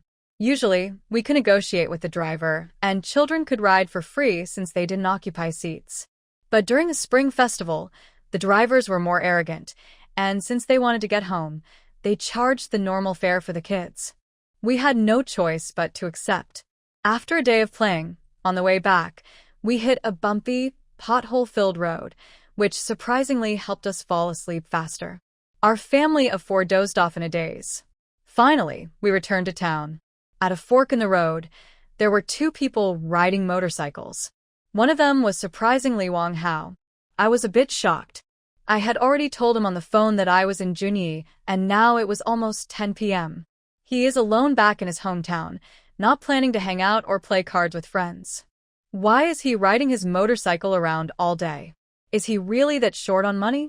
When buying clothes for the kids, he said 400 yuan and didn't want any change. But late at night, he's still riding his motorcycle. I really don't understand him. Could he be waiting here for me to come back? I don't want to think about it. However, at this busy time, he happened to meet someone else on a motorcycle, and it's a bit awkward for both of them. I guess these 2 men might cause some trouble again. I watch quietly. Sure enough, Zhang Jian started talking. Hey, you're still riding your motorcycle here? Are you already feeling better? Did Dr. Tian give you energy instead of saline? Wang Hao took his teasing well. He smiled and said, maybe so. No wonder everyone says Dr. Tian is a great doctor. Turns out he can give people energy. No wonder he's earning money. That's true. Now how much to take us home? Wang Hao looked at him carefully. He started flattering him. With someone like Boss Jang's status, it should be at least 10 yuan per person, right? Otherwise, it wouldn't be fair to your noble position. I stared at him. 10 yuan per person? He really dares to ask that much. But Who asked Zhang Jian to argue with him? Now he's enjoying it, right? Sitting on the motorcycle isn't comfortable, but not sitting isn't either. It's making me a bit uncomfortable in the middle. I simply turned to the motorcycle driver next to me and asked, Master, do you go to Qingfeng? 2 people, 10 yuan. Usually it's 5 yuan per trip, and anyone can ride. Now, for 2 people, it's 10 yuan. Everyone is raising prices during the Spring Festival. It's quite interesting. If I weren't planning to take the kids to see animals and ride the roller coaster, I wouldn't spend this extra money. 10 yuan is 10 yuan. Anyway, I've already spent a lot today, so it doesn't matter if I lose a few more. Mostly, I don't want to see these 2 arguing secretly. So I asked the driver, can we take 3 people? It's just 1 trip, and your driving skills are good. No problem with 1 more person, right? 5 yuan per person, 3 people, 15 yuan. If that's okay, we can leave now. All right. I truly learned the key point.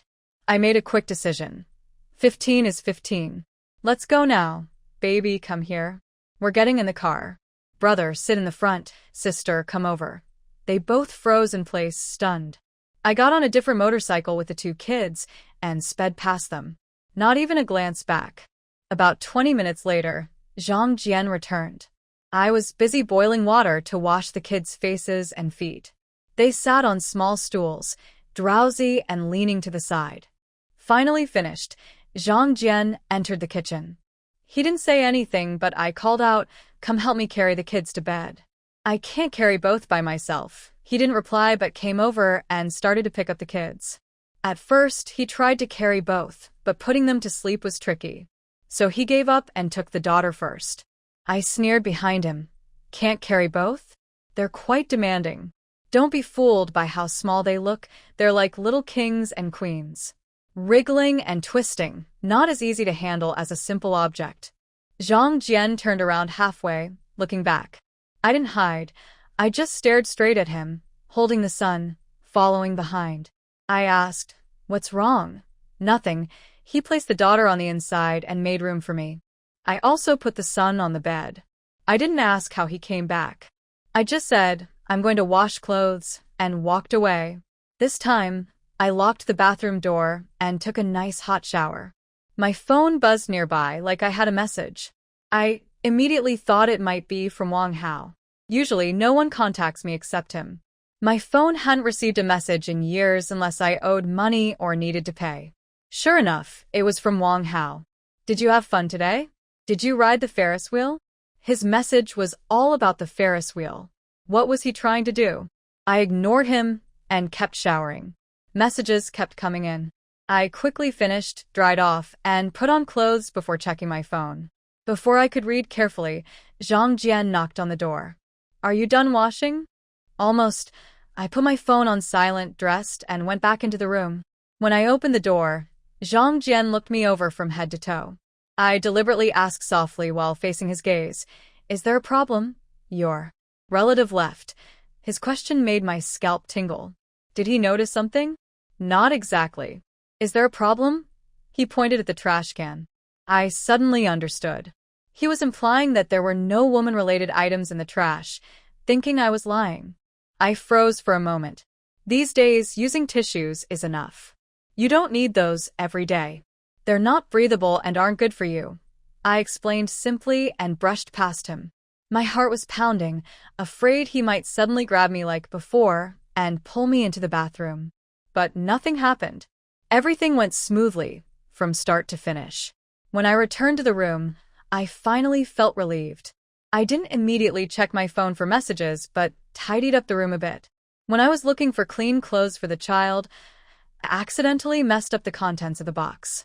I folded everything neatly and put it back. Finally, I turned off the light and lay back on the bed before checking my messages. I was surprised to see how many there were, more than 10 messages, with several question marks sent in a row. Even Wang Hao sometimes loses his temper. It's rare. What is he trying to do? I scrolled to his last message. When did he leave? None of your business.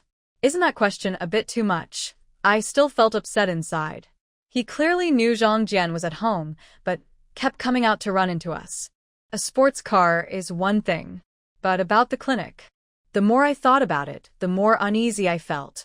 I didn't want to break this calm situation or disturb this peaceful lake. When I asked him about his marriage before, he didn't say anything. That made things hard to continue. He was hiding things and still wanted to act special with me. It's just so frustrating. What do you mean? What do you mean it's none of my business? Literal meaning.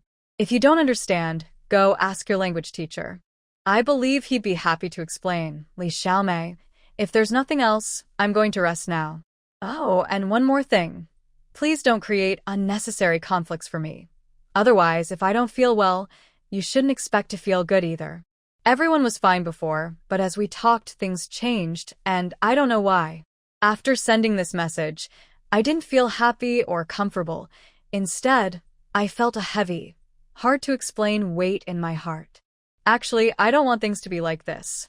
But recently, he has really gone too far. Shouldn't he wait for me to tell him? The man is still at home. What does this matter to him?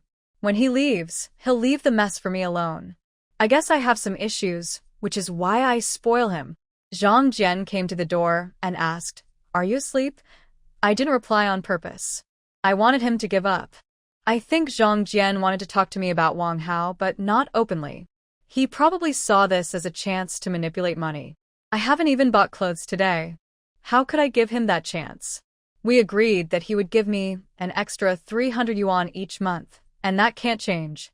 I pretended to be asleep, planning to talk about everything later. I'm not in a hurry now. Later, he pushed the door. His hand was near the light switch, but didn't turn it on.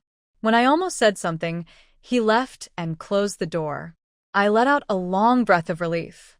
I hugged my son and daughter and closed my eyes to rest. Sure enough, the next morning, I got up with the kids to make breakfast when he came to find me. He started talking about this issue.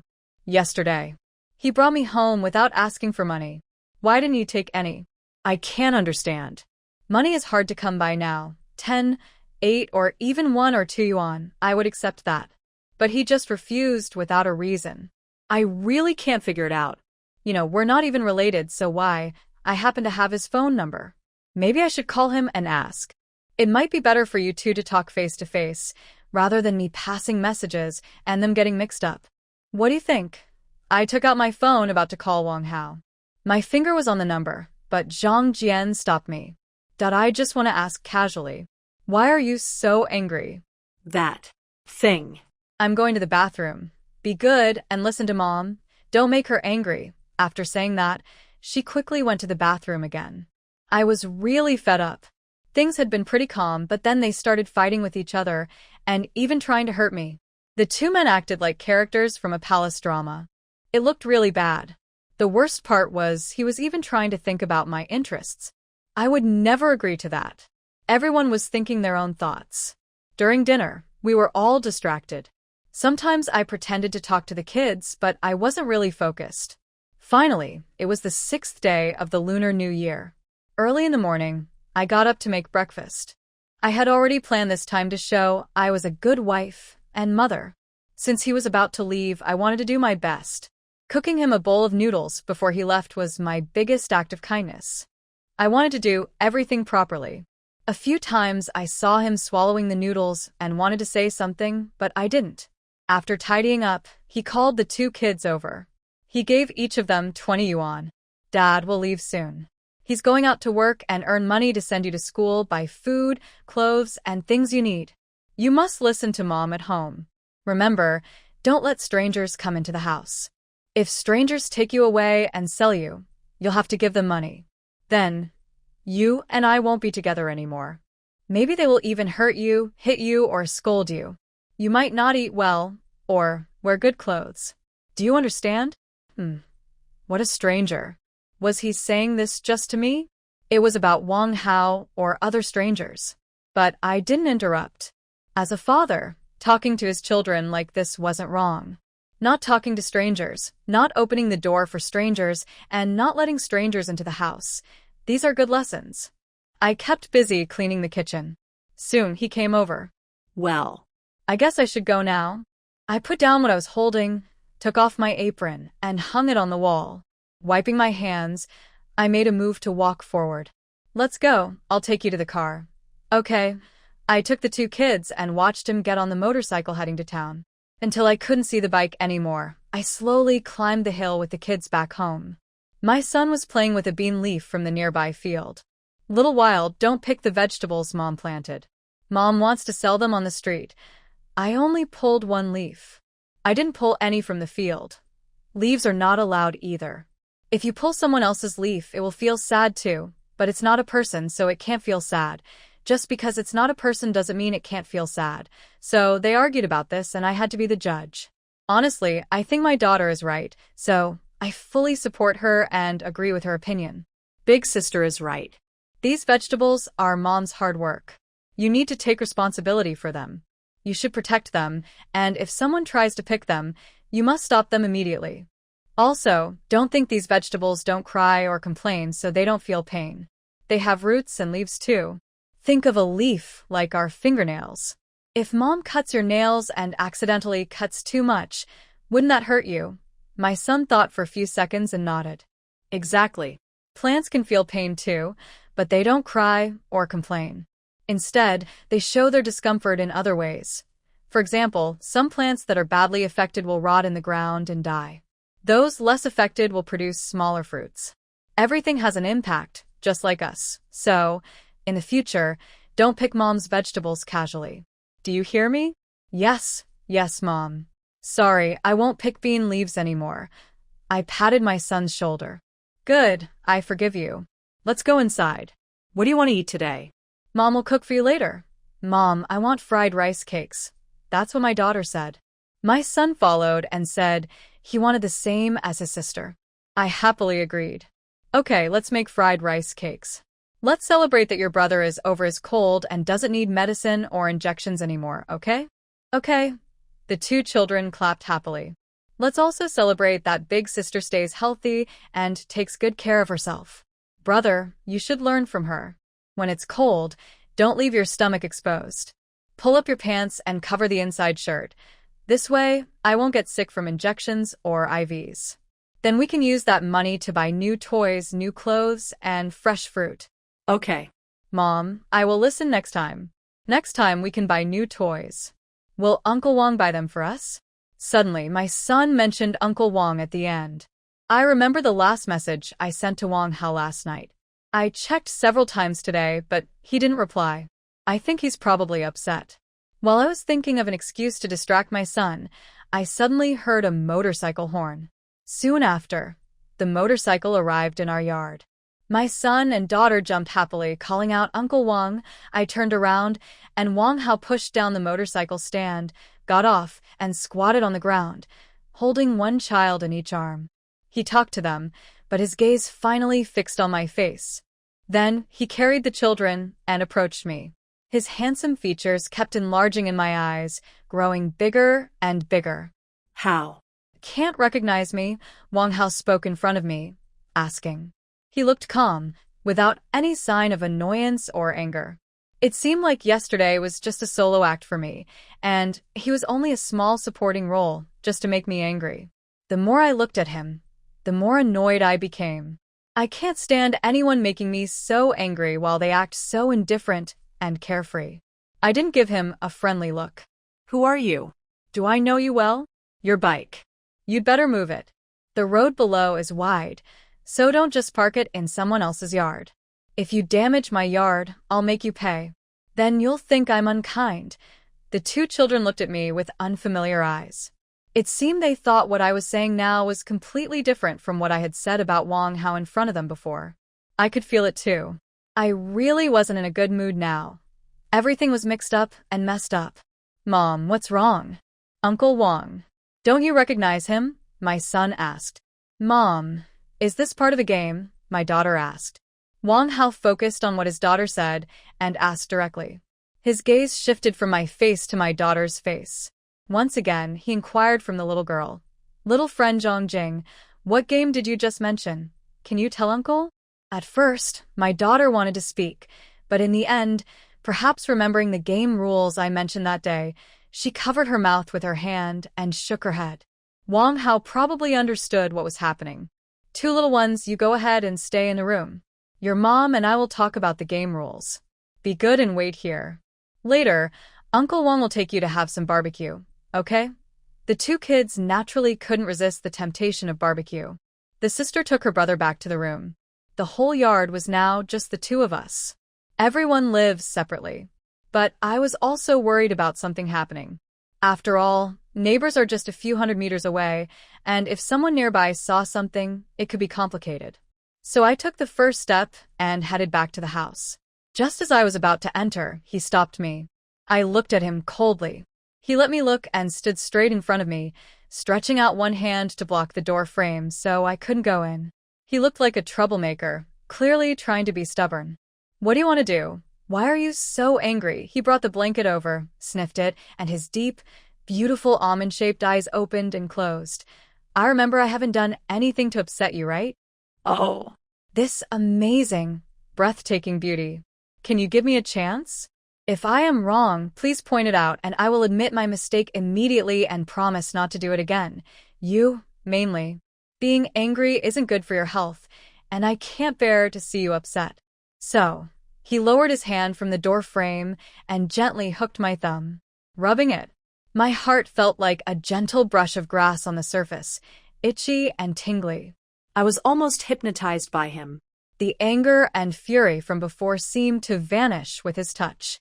I said helplessly, "Wang Hao, what exactly do you want?" He took my other hand, clasped it, and held both in his warm, dry palm. "We've been apart for so long. Do you really not miss me at all?" What are you talking about? When did we separate? And for how long?" "This person." "I know what you're thinking. Sorry, that message earlier was from me. It was an unintentional mistake. I didn't mean to make you unhappy. But I don't know what's wrong with me. I just don't want to. I just want him to get lost quickly. I don't want him to always stick close to you. You and he don't have much feelings for each other, and his heart isn't with you. I feel bad for you. And I'm also very upset." I made a few tsk sounds in my mind. Then I pushed his hand away. "Xiao Mei, why do you feel upset? He's in his own home, so why should he leave? Wang Hao, are you being a bit confused about what's important?" He grabbed my hand again, this time holding it tightly so I couldn't pull away. "Anyway, I just feel upset. I don't even know why. Maybe from the first time I saw you that day, I didn't want you to belong to anyone. It was in the past, but now is now. I want you to belong only to me." I pushed him again, but this time he held me tightly in his arms. We hadn't even gone inside yet. I was really afraid someone outside might see us and cause trouble. So I pinched his waist hard. "What are you doing? Can you let me go first? Can we go inside and talk? Do you miss me these past 2 days? If you say yes, I'll let you in. If not, we'll stay here." "Wang Hao, are you shameless?" I lowered my voice. "You can say anything to me. As long as it's you, I won't be angry. I just want you to say one word. Do you miss me?" Is that so hard? But whether it's fate or human error, suddenly I heard the sound of a motorcycle on the street nearby. I was stunned. Almost instinctively, I grabbed his waist tightly. In that moment, he quickly pulled me into the living room. Luckily, the two kids weren't there. They had gone back to their room to sleep. Otherwise, the motorcycle drove away. He let out a sigh. I snapped out of it and immediately pushed him. "What are you doing? I almost exposed us in front of others. What if the person on the motorcycle was someone from our village? Did he ever think about me?" "Xiao Mei, He twisted his body, gritting his teeth to endure the pain. I placed one hand between us to block him, and the other hand on my waist, looking down. After a while, I looked up at him again. "You keep telling me to say I miss you? So I want to ask Mr. Wang, what did you do that makes me think of you? Is it those harsh, deliberate words between you and him that hurt me deeply? Or is it just what you did recently? If you think these things make me someone who could fall into trouble at any moment, think of you, then tell me, where do you place my self-respect and intelligence? Do you think I am a fool?"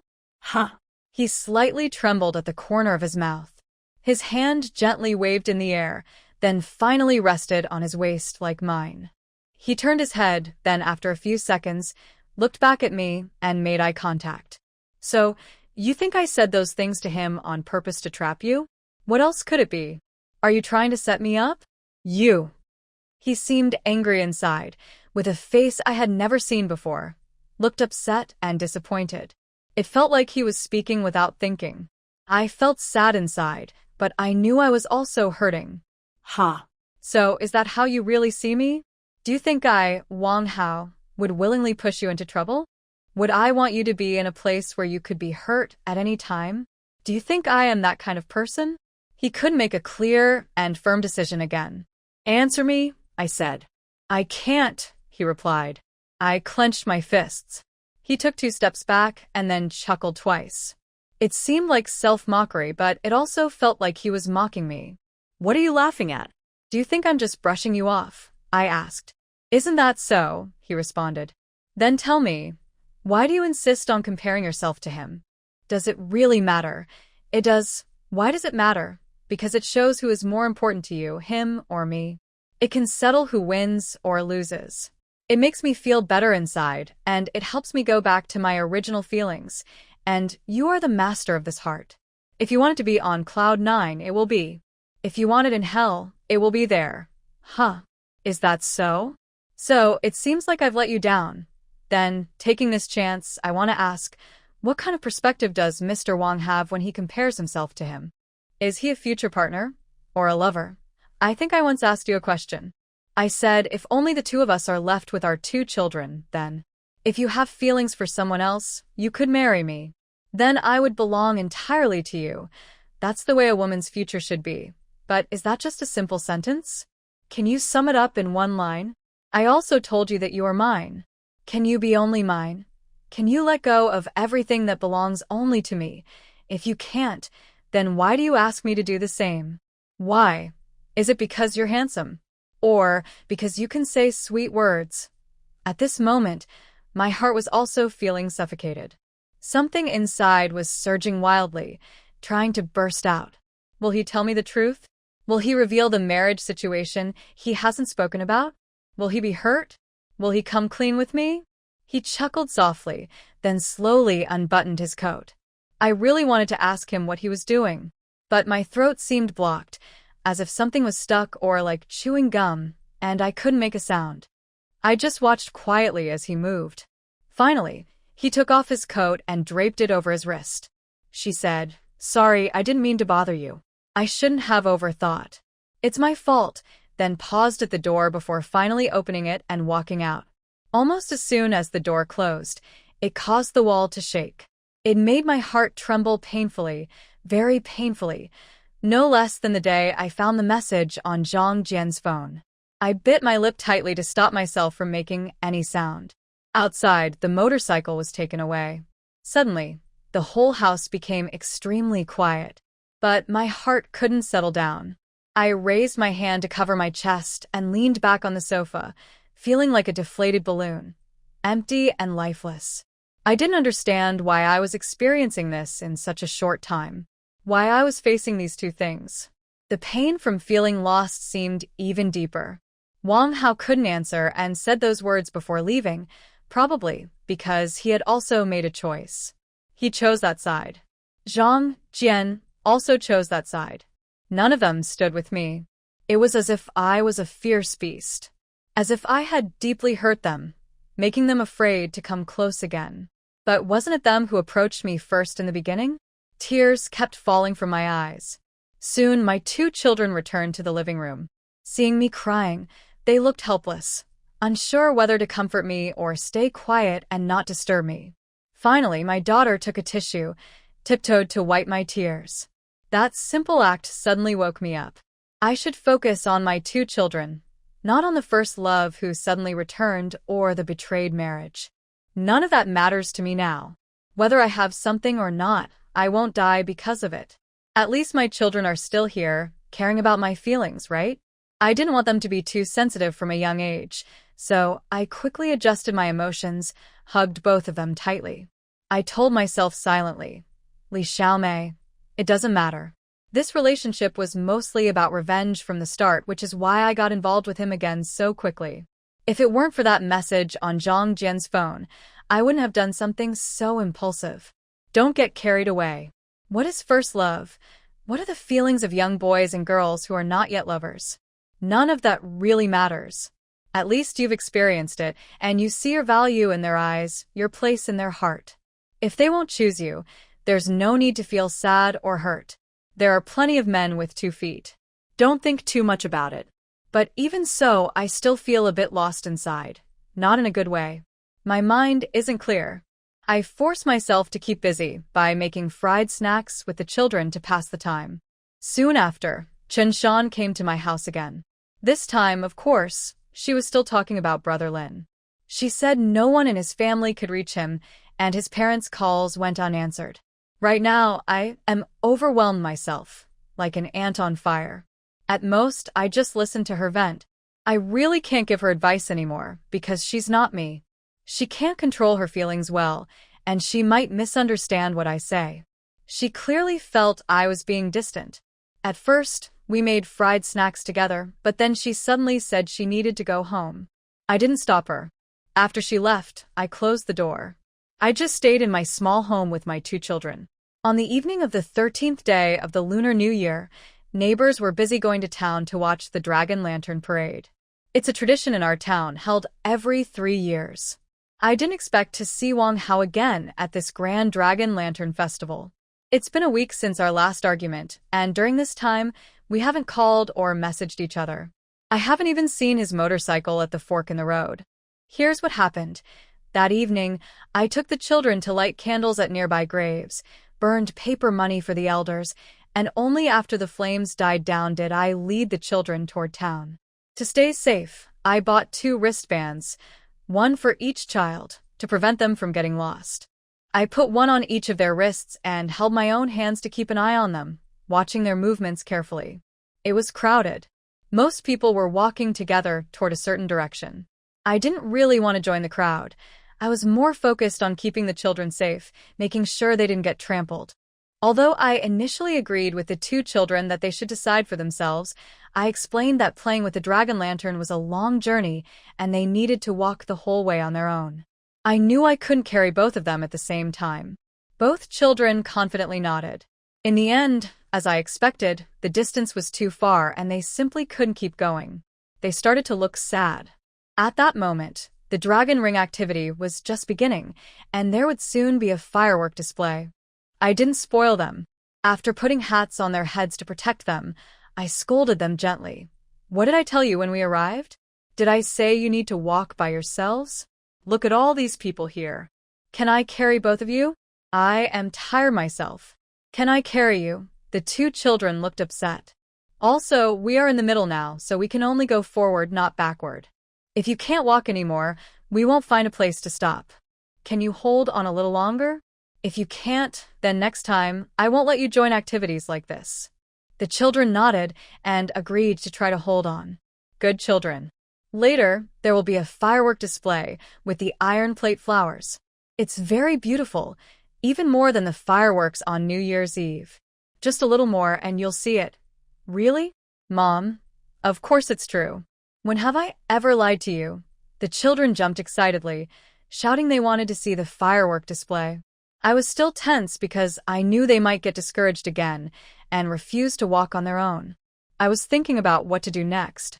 Attention, everyone! The firework display with the iron plate flowers is about to start. Keep an eye on your children and the elderly. Stay safe and protect yourselves. As soon as I heard this, I hugged the children and grabbed their shoulders. The group suddenly stopped, and we stood still, waiting to watch the firework display. Someone was taking photos. Someone was setting off fireworks. These were mostly brave children who dared to do so. I dressed the children warmly to prevent any fireworks from falling near us and hurting them. But sometimes, no matter how careful you are, accidents happen. Just as the fireworks display was about to begin, it was quite close to us. I was wearing gloves and almost always kept my hands close to my child's face for protection. Suddenly, a small child ran across from the opposite side. Everyone watching the firework display froze in surprise. They all stared in shock as the person handling the fireworks instinctively turned their tools to avoid the child. But from our side, the audience, as the sparks flew into the sky above us, my 2 children and I, our position was quite close and centered. My eyes were filled with sparks and flames. It's over. At that moment, only 2 words came to mind. It's over. There was no time to dodge. The speed was too fast. And with the cold wind blowing, many sparks were carried toward us. Someone screamed. Besides protecting my children, I couldn't think of any other way. I closed my eyes, ready to face whatever came, as if risking everything. But unexpectedly, I heard cheers instead. Someone grabbed my shoulders tightly, as if something was leaning over my head, surrounding me. I opened my eyes. My sight and hearing almost at the same time sensed Wang Hao's presence. Someone whistled. Wow, that guy is amazing. Saving the girl so quickly, so heroic. Respect, that was so cool. Did you see? His quick step was almost like those soldiers on TV. Has he trained for this? So fast. He's so handsome. If I had known, I would have stood right there. Someone sighed, saying she was overthinking. The surroundings were lively, but their words just flickered past my ears. I just quietly stared at this man, who was also looking at me with deep, serious eyes, lost in thought. The atmosphere was loud and noisy. There was a lot of background noise, but now everyone seemed to be focused on this side. A team of police formed a protective line around the fireworks, spreading their arms to create a barrier. They warned everyone not to cross and to watch over children and the elderly, increasing security. Everyone gradually returned to the lively scene of the fireworks display. Wang Hao pushed us inward. We moved to a safer, more central spot, no longer at the front. Gunfire sounds. Everyone's cheers. They completely overshadowed the heroic act he just did to save someone. My throat was very sore. I swallowed a few times, and my mind felt tangled like a knot. After thinking for a while, the first thing I said to him was, "Thank you." If it weren't for him, my face would probably be ruined. If it weren't for him, I can't imagine what would have happened just now. Uncle Wang, I can't see the iron flower anymore. I want to see the iron flower. My son tugged at his pants, calling him. The child seemed completely unaware of how scary things had been just now, or how frightened I was.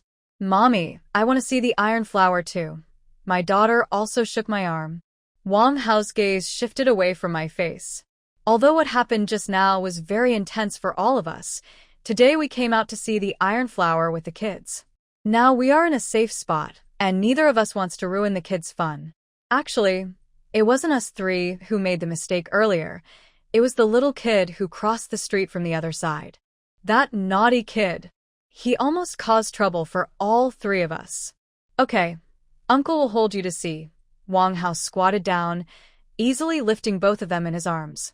Suddenly, everything was clear. Both kids clapped excitedly. I was still worried that something might happen again, so I kept telling them to protect their faces and remember to look down when sparks appeared. I didn't pay much attention to the rest of the show, just focused on keeping them safe. Of course, I occasionally glanced at Wang Hao, who stood nearby looking confident and neat. A week later, after the disagreement and then seeing each other again, I felt mixed emotions. Happiness, relief, confusion, all kinds of feelings. But mostly I was grateful.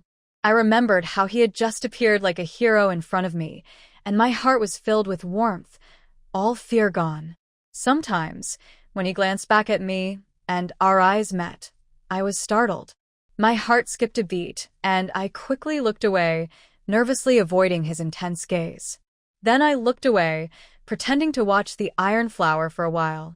He didn't keep staring at me, but he spoke in a cheerful tone, calling the 2 children. The most exciting part is coming soon. Watch carefully so you don't miss it. If you miss this, you'll have to wait 3 years. That annoying man. I'm not sure if I'm being too sensitive or overthinking, but his tone seemed like a way to reply to me when I just avoided his gaze earlier. It was like he was showing off, excited that I caught him looking. Anyway, it was probably nothing. If I was caught peeking, so be it. I can't expect him to eat me in front of everyone, right? This kind of scene lasted about an hour. The street was about the same. Due to renovations, the new street wasn't in great shape and some residents didn't want to chip in money. The authorities couldn't manage the stubborn, old, and strong-willed folks, so the funding ran out. That's why the event at the Iron Plate was just cut short and ended. Everyone started walking back to their homes. At a fork in the road, there was a vendor selling sugarcane with almost a tricycle full of it. Many people were still buying sugarcane there. My son and daughter looked excited and secretly tugged us toward that spot. I initially felt a bit cold and didn't want to buy sugarcane for the kids, worried they might catch a cold again and cause trouble. But Wang Hao asked, "If you want to eat, ask your mom if you can. If she says yes, Uncle will buy it for you. If not, we'll wait until the sun comes out to buy some." That was a reasonable answer. Bringing the two kids out, and today being the first time I saw the Iron Plate show and felt the lively, festive atmosphere, it was hard to refuse their wish to eat sugarcane. In the end, I nodded. The vendor peeled the sugarcane for us, and the kids ate as they walked. Only then did Wang Hao find a good moment to talk to me. "This rope is pretty useful. Where did you buy it?" He was talking about the safety rope I used to prevent the kids from wandering off. "I bought it at a small shop for 2 yuan. Didn't you see me running around on your motorcycle every day? I'm not really paying attention to other people's kids. Besides, I usually don't go into those 2 yuan shops." I didn't know they had such strange things. He looked at me sideways. I pretended not to notice, feeling a little warm inside from his words. I kicked a stone and kept walking forward. "Thanks for today," I thought. "You thought I had already left here?" I stayed silent. "A few days ago, I did leave, but I had some urgent matters and came back," he said casually without hiding anything. Suddenly, I stopped walking and stared at him. But the two children kept moving forward, pulling the rope, so I had to snap out of it and catch up. He also came over. "Is there something really important? Could it be just for paying respects to our ancestors?" "Wow, you guessed right again. You're always so clever." I shot him a look. Usually, besides this, no one would come back during these days, around the 13th, 14th, or 15th of the lunar month. So I asked, "You haven't come back all these years, so why suddenly decide to return this year?" He pursed his lips lightly. Jean took a breath and said, "I don't know. I just suddenly felt like it. Coming back to honor our ancestors, can I do that?" "No one said you can't. Don't misunderstand what people mean. It's a tradition passed down through generations. Since it's a rule, it should be followed. I think it's good to do it every year.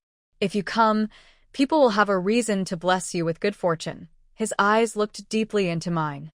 We silently walked a little further. Then he asked, "Is it just because of this? Can't there be other reasons for coming back? Like seeing you every year?" A shiver ran through me, like an electric shock, tingling all over. But when I turned to look at him, he was walking ahead again, as if he had just spoken casually, just to get my attention. I froze in place. He sensed I was falling behind and stopped to look back. The children also turned to look at me. Chewing sugarcane, they stared at me blankly. "Mom, what's wrong? Mom, does your foot hurt?" "I'm fine," I said, regaining my composure and speaking to Wang Hao. "It's getting late. We should head back. You should go home early and pay respects to our ancestors." To keep my mind from wandering, I led the children to the three-way intersection to find a motorcycle. Many people were waiting in line, and prices were high. It was even more expensive than during the spring festival days. The three of us went to my house, and they charged us 50 yuan. This was just chaos. But we couldn't compete with the large crowd. Some people paid for everything, mostly those who came back from working in other places, deliberately waiting for the lively days to return home. So they spent money freely, not caring much, since they would earn it back later. This made me a little uncomfortable. Wang Hao approached. I knew he was coming over, but I had just said goodbye to him. I couldn't just start talking to him again, right? I felt I had no right, but I also felt a little itchy inside. Actually, I wanted to get closer to him. I didn't know why I was thinking so complicated. I was waiting for him to speak first. Fortunately, he didn't disappoint me. He asked, "My car is nearby. Should I take you back?" I turned my head and looked into his eyes. Many things only need a glance. Of course, time might also be a good way to help us calm down. Plus, he had just helped us earlier. We gathered again in my bedroom. The kids were asleep, and it was just the two of us. The room was filled with warmth. It was bold and free.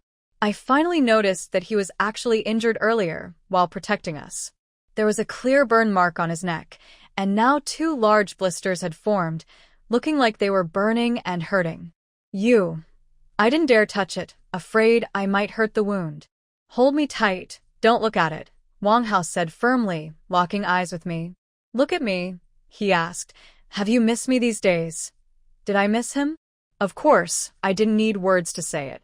I carefully avoided the burn on his neck, grabbing his shoulders, pressing his back, and at the same time, I tilted my neck to reach him.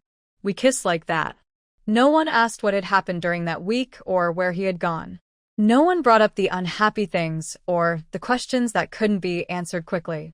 We both silently immersed ourselves in our own world.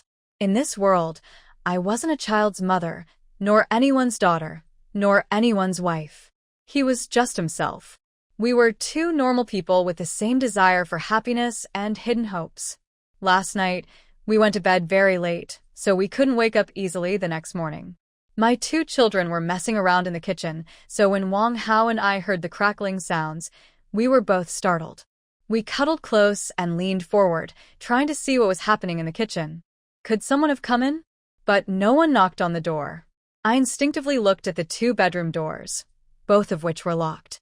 After previous experiences, I now prefer to lock doors.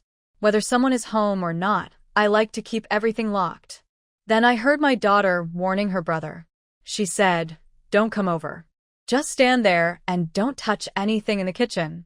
Wait a little while and I'll make you something to eat." Do you understand? My daughter was imitating my usual tone and way of speaking, talking like a little adult. That's when I finally snapped out of it and let out a big sigh of relief. I sank back onto the pillow. One hand rested on my forehead to block the light. I wasn't fully awake yet and didn't have much energy. But I couldn't let the kids keep messing around in the kitchen. They're too young. Unless I was there to watch, I really wouldn't feel safe. Wang Hao pulled me into his arms.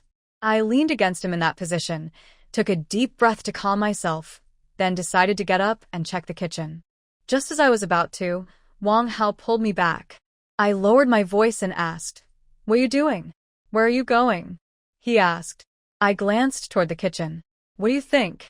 I picked up the wrinkled clothes near the wall, straightened them out, pulled on the sleeves and hem, and said, "Of course, I'm going to see." He took the clothes I had just tidied and, still a bit sleepy, casually tossed them into a nearby box used for storage. He closed his eyes and leaned against the wall to rest. I stared at him in surprise. "What are you doing?" He scratched the back of his head, quickly tidied his short hair, which looked more lively after a quick comb. When he opened his eyes, his pupils were deep and dark. I stared at him, a little dazed. He had already pulled back the blanket and gotten out of bed. "Do you want something to eat? I'll bring it to you later."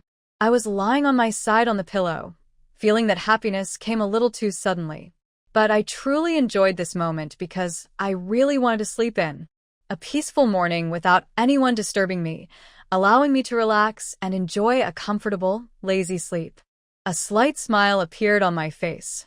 "Are you going to make breakfast for me?"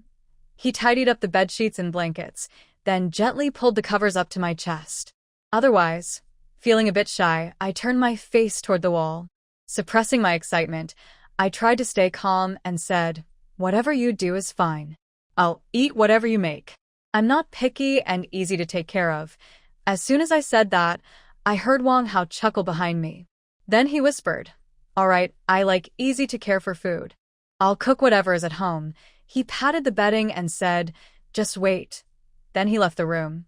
At first, I was a little excited. When he left, I immediately turned my head to look. But I only saw the door, and soon I heard voices from the kitchen, him talking with his 2 children. "Uncle Wang, where's my mom? Uncle Wang, my sister, and I want breakfast. We're hungry. Can you help us?" "Of course, no problem. I'm just here to help you," Wang Hao said. "Your mom was tired from washing your dirty clothes last night. Let's not bother her, okay? Laundering clothes?" The dirty clothes are still in the washing machine. not moved at all. What a tall tale. But the kitchen was peaceful and warm, which allowed me to close my eyes again and sleep peacefully. I don't know how long I slept, or if I even had any dreams. Anyway, I was awakened when Wang Hao brought in a fragrant bowl of egg noodles. I smelled the aroma first, then someone helped me sit up and lean into his embrace. Of course, I didn't let him feed me. That would be a bit too sentimental. I just took a few sips of the soup from his hand, then sat up straight against the wall and finished the bowl of noodles on my own. He stood nearby watching me for a while. I felt a little shy under his gaze, so I told him to do whatever he wanted. Unexpectedly, he really left. Then I heard voices from the living room and the yard, him talking with the two children again. Maybe because everything was so harmonious, he seemed to be planning to make a kite for the kids. I listened intently, and with the noodles in my hand and the good mood I was in, I didn't think too much. I happily finished the noodles and went to the kitchen to tidy up. The stove was spotless. It turned out he had cleaned everything, leaving only the bowl in my hand. I quickly rinsed the dishes, added some dish soap, and cleaned everything thoroughly. Then I put them back in the cabinet. Finally, after changing into my casual clothes, I took a quick photo of my skincare routine, applied some lotion, sunscreen, drew my eyebrows, and put on lipstick. As soon as I opened the door, I heard another voice coming from the yard. It was a woman from the village who lives nearby. We usually call her Aunt Lu. She's about 48 years old. Wang Hao and the children are in the yard. I wasn't sure whether to hide or to walk out confidently. Aunt Lu doesn't talk much normally, but she's very sharp. Many say she's hard to get along with and distant. Some even say she's lost in her own world. Neighbors often have small conflicts. For example, if you plant vegetables close to my fence, or if I dig a little more on my side. If your child throws snack wrappers into my yard, or if my chickens and ducks eat someone's vegetable leaves. These are all small, hard to resolve issues. Sometimes, a fight today is forgotten by tomorrow. But Aunt Lu is different. She can hold a grudge for a long time, and once she finds out something, she doesn't leave room for forgiveness. I usually just nod when I see her. She rarely visits my house. The only time she came were to ask about the price of pork when I sold pigs. What is she here for this time? Her two children called her. Aunt Lu, sigh. Do you two still remember me? Of course we do, my daughter asked. Aunt Lu, is there something you want to ask me? I want to ask your mother something. Where is she? Oh, are you making a kite? Who is this? As expected, when Aunt Lu asked this, my heart trembled. The worry I had came true. Everyone in the neighborhood knows who belongs to which family. Wang Hao being outside naturally drew attention. On one hand, I wanted to go out and control the situation, worried that my children might say something wrong. On the other hand, I was afraid that Aunt Lu, as an elder, might try to get information from my kids when I wasn't around. But I also thought that Wang Hao was outside. Maybe he could help turn things around. Based on what I know about him, he wouldn't casually reveal our relationship to others. Right now, I glanced at my phone. It's already past 11 a.m., close to noon. This time is quite reasonable, not early morning. If I had run into him leaving my house at dawn, it would be hard to explain. This is my Uncle Wang, my son said. I asked Uncle Wang to come help me make a kite. I didn't expect my son to speak first. Wow, I felt a warm feeling inside, a bit proud.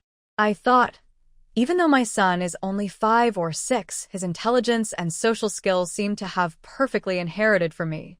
His answer was really great. I was about to open the door and go outside when, suddenly, Sister Lu, who had been silent for a while, spoke again. Her tone was hesitant, and she didn't hide her curiosity. She asked, "Oh, is he a relative of yours?" I feel like I've never seen him in our village before, I shivered. Just as I was about to step out, Wang Hao, who had been silent all this time, finally spoke. His voice was deep and calm, without any disturbance, as if he was talking to a wooden doll. I saw through the door gap that he didn't even lift his head. Are only people from your village allowed to make kites? Or is there a rule that only villagers can call these two children uncle? I was silent, gripping the door handle tightly, feeling like something was cheering for Wang Hao inside me. He really doesn't want to suffer any loss.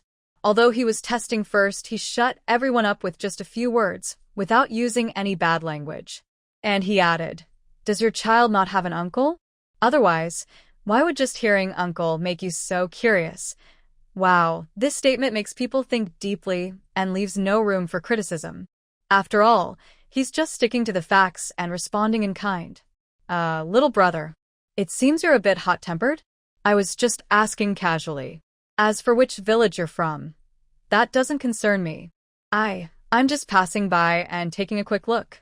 You are a new face. What if you try to kidnap a child? I'm just worried about the kids. You keep flying the kite, I won't bother you. Bye-bye, they didn't say anything else. Sister Lu left very quickly. Almost as soon as she was gone, I stepped out of the room. I stood next to Wang Hao. He was kneeling on the ground, working on the kite frame. The two children saw him and cheered happily, jumping and shouting for me. Then they introduced that Wang Hao was making kites for them, and soon we would go fly the kites. His work looked really good. I don't know where he found the glutinous rice flour, but it was just right for making glue now. The bamboo sticks. Also, I don't know where he got the colored pens from. I bought them for my son and daughter, and they were set aside for drawing and coloring patterns later. I still felt a bit nervous when I looked in the direction Sister Lu had just gone. But I heard the person kneeling on the ground say, "What are you staring at? Help me out here." He was about to glue the kite paper onto the frame. I frowned and squatted next to him. He asked me to hold something, so I held it. I didn't say a word about what just happened. "Why did you decide to make a kite?" He looked up at me and continued brushing the glue onto the frame. Then he put the box down and started sticking the other wing of the kite. My daughter was helping press on that side, so I didn't go over. This season is just right. The weather is nice today, and the sun is out. It's a good chance to go out, get some sun, and have a picnic. "Uncle Wang, what does a picnic mean?" my daughter asked nearby. Wang Hao patiently explained, "A picnic is when the weather is good and people happen to have free time. They bring some food ingredients and cooking tools, or just some quick snacks, find a nice outdoor spot, enjoy the scenery, and embrace nature. It's about relaxing completely, and when the sun sets, you go home feeling refreshed and happy." He's quite good at talking. His words made me feel warm and comfortable inside, and I really long for it. And for the two kids, the world is simpler. They just need to hear about their favorite snacks, and if they can bring their kites along, that's enough to make them happy all day. "Uncle, can we buy snacks?" That was my son asking. When he asked, he also looked at me instinctively. It seems like he wants Wang Hao to ask for his help. "Well, if you behave well, of course you can. But you can't eat snacks every day. You can enjoy them when you're relaxing or having a picnic outside, but after that, you need to eat your meals properly. Otherwise, you won't grow tall, and boys who don't grow tall might be laughed at in the future. Don't worry, I will be very good. I definitely won't sneak snacks. When I get home, I will eat my meals properly. Right, sister?" "Yes, I will also eat my meals properly when I get home." The two kids started arguing again, both wanting their favorite snacks. At the same time, Wang Hao patted his thigh and shouted, "Done!" He pulled me up from the ground. "Everything's ready. The kite is made. So, shall we get ready to go on a picnic?" He turned to look at me and asked, "Is that okay? Dear, lovely, and wonderful lady? Can we go out for a picnic today since the weather is nice?" He said, "I know a really good place." I always felt like he was being a bit mysterious, which made me very curious. "Will we be back soon?" "It's already past noon. Don't we have a car?" "That's true." "Oh, Mom, please say yes. Otherwise, in a few days, we'll start kindergarten registration, and we won't have time for a picnic. I want to fly a kite." Seeing this, my son ran over, hugged my leg, and shook it. My daughter also came over, holding my arm and acting cute. Mom, I want to go too. Let's go for a picnic, okay?" Mom, you're the best. You're the best mom in the world." I couldn't stand their pleading anymore, so I finally nodded. Wang Hao naturally took charge of planning the picnic. We rode our bikes to the town. We spent about half an hour letting the kids choose what they wanted to eat. I also bought some vegetables, simple hot pot ingredients, and a pot. All the ingredients were prepared. Potatoes and lotus root slices were cut. Lean meat was sliced and cabbage was washed and folded into pieces in a plastic bag. Soon we would make a simple hot pot, eat outside, and then go home. The weather was getting sunnier. As the sun shone high in the sky, we set out for our adventure. I realized this was the road to my mom's place. My son and daughter also noticed. They kept asking me and Wang Hao questions. Mom, are we going to Grandma's house? Uncle Wang, are you taking us to Grandma's house? This also made me confused. The scenery there is really nice, but every time I go, I feel very tired. It's not because of the journey or the environment. I just miss them so much that I think about them all the time. But every time I visit, I feel very exhausted. It takes a long time to feel better. I can't really explain this feeling. I care about them, about everyone in the family. But when I get close, it feels like being pricked by thorns, and I end up feeling hurt all over. Then I start to be afraid. I want to get close, but I am also scared. Wang Hao gave the answer. No, we're going somewhere else, but we have to take this road. You'll see when we get there. Keep the kite safe. Oh, okay. The two children seemed to relax a little when they heard we weren't going to Grandma's house. My heart was touched, and I sighed. We walked along the mountain path for half an hour and arrived at a small hilltop fortress. I had been here before when I went to gather pig grass at my parents' house. Back then, a few people would gather together, each betting on a basket of pig grass, playing even incomplete card games. They would sit anywhere and start gambling. When we went home, all the pig grass we had gathered was lost to others. Then we would get scolded and punished. The next day, we would do the same thing again, stubborn as ever. Those innocent, carefree days are gone now. Wang Hao helped the children fly their kites very high, until only a thin line was tightly wound around the handle. The children were so happy, and Wang Hao came back to sit with me on the grass, both hands resting on their knees. We looked at each other and smiled. He gently and slowly took my hand when the children weren't paying attention. I hesitated but didn't pull away, so I let him hold it. Just now, I didn't scare you, and now you still dare to hold my hand. He knew I was talking about Sister Lu. A hint of doubt flashed across his face. Then he smiled deeply, with a carefree tone. So you knew all along? You heard and didn't come out to help. With you here, do I still need to? You're so trusting in me. Aren't you afraid I might mess things up? Let her hold your weakness and control you. She's not that capable yet, I replied calmly. He smiled and looked at me deeply, as if trying to see me again. I felt my face heat up under his gaze, and impatiently turned his face away. What are you looking at? He stubbornly turned back and leaned in close. I pushed him away, and he smiled again.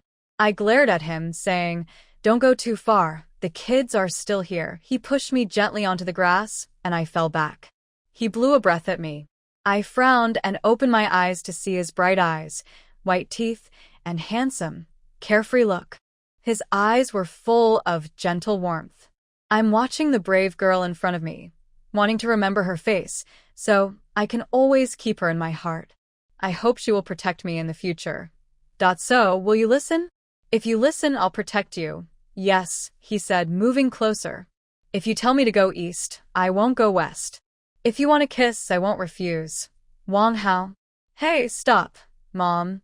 The kite string came loose. Mom, help me. I can't catch it. Mom. Our kite flew away. Right after those words, the two voices reached us. Wang Hao and I stopped kissing. I didn't have the energy to look for the kite for the kids. Now, even my heartbeat was not under my control. My breathing was quick and heavy, almost making me gasp. And I was still being teased by Wang Hao. I pushed him weakly on his chest, angry and helpless. Why are you laughing? Hurry and help them find the kite. If you don't, you'll miss it. Go now, go quickly. Wang Hao supported himself with one hand, still smiling as if he couldn't let go of the joy. Just go, don't worry. He clapped his hands lightly and whispered in my ear, When I find the kite, I'll continue kissing you. I was speechless. My mind was a mess. I couldn't think straight anymore. I must have been enchanted by him. He must have given me some kind of spell. Otherwise, I wouldn't have reacted like this after he said that, feeling shy and hopeful instead of angry. The mountains, the breeze, the forest, and my two precious children, now chasing Wang Hao and the kite. These are the reasons I love staying in these mountains. This feeling is like new grass sprouting through the soil in spring, finally meeting the warm sun. The timing feels perfect, my heart is stirred, and I feel proud of spring. If only I had some wine, I could enjoy a drink with him soon. TSK, TSK, TSK, I think it's been a long time since I felt this way. Maybe in the busy, trivial life, this kind of romance has long been worn away. So I thought I had lost it. But unexpectedly, by chance, I have rediscovered this carefree and romantic feeling. The child's kite probably slipped from his hand suddenly, and when the wind blew, it flew away. Here again, we are in the mountains. The wind is strong and fast, with many obstacles around. It's easier on the grassland, which is flat here. But all around are layers of trees. If I accidentally fall onto a big tree and get caught, I might never get free. I can't climb up with my bare hands, right? When I was a kid, I dared to do it. But now, at this age, I'm afraid of everything. Some trees here are dozens of meters tall, and you never know where the roots are. On flat ground, it's easier, but some are near the mountain edge. If I slip, I could roll down, and I don't want to take that risk. So I quickly push myself up and run toward them. Uncle Wang, the kite is over here. Look. My son pointed in a direction. I was blocked from view earlier, so I couldn't see where the kite was. Now, following his finger, I see the kite floating in the air, swinging, but I don't know where the handle controlling the string is. It's just a string, crossing over several small hills, and the kite is moving quickly. I'll go check. Don't run around. Stay right here. Don't chase after it. This mountain area is dangerous. Got it, Uncle Wang. We won't run around. My sister and I will stay here. I'll go with you. He looked at me, about 10 meters away, and refused. You stay here and watch them. Wait for me right here. Sigh. Take good care of the kids.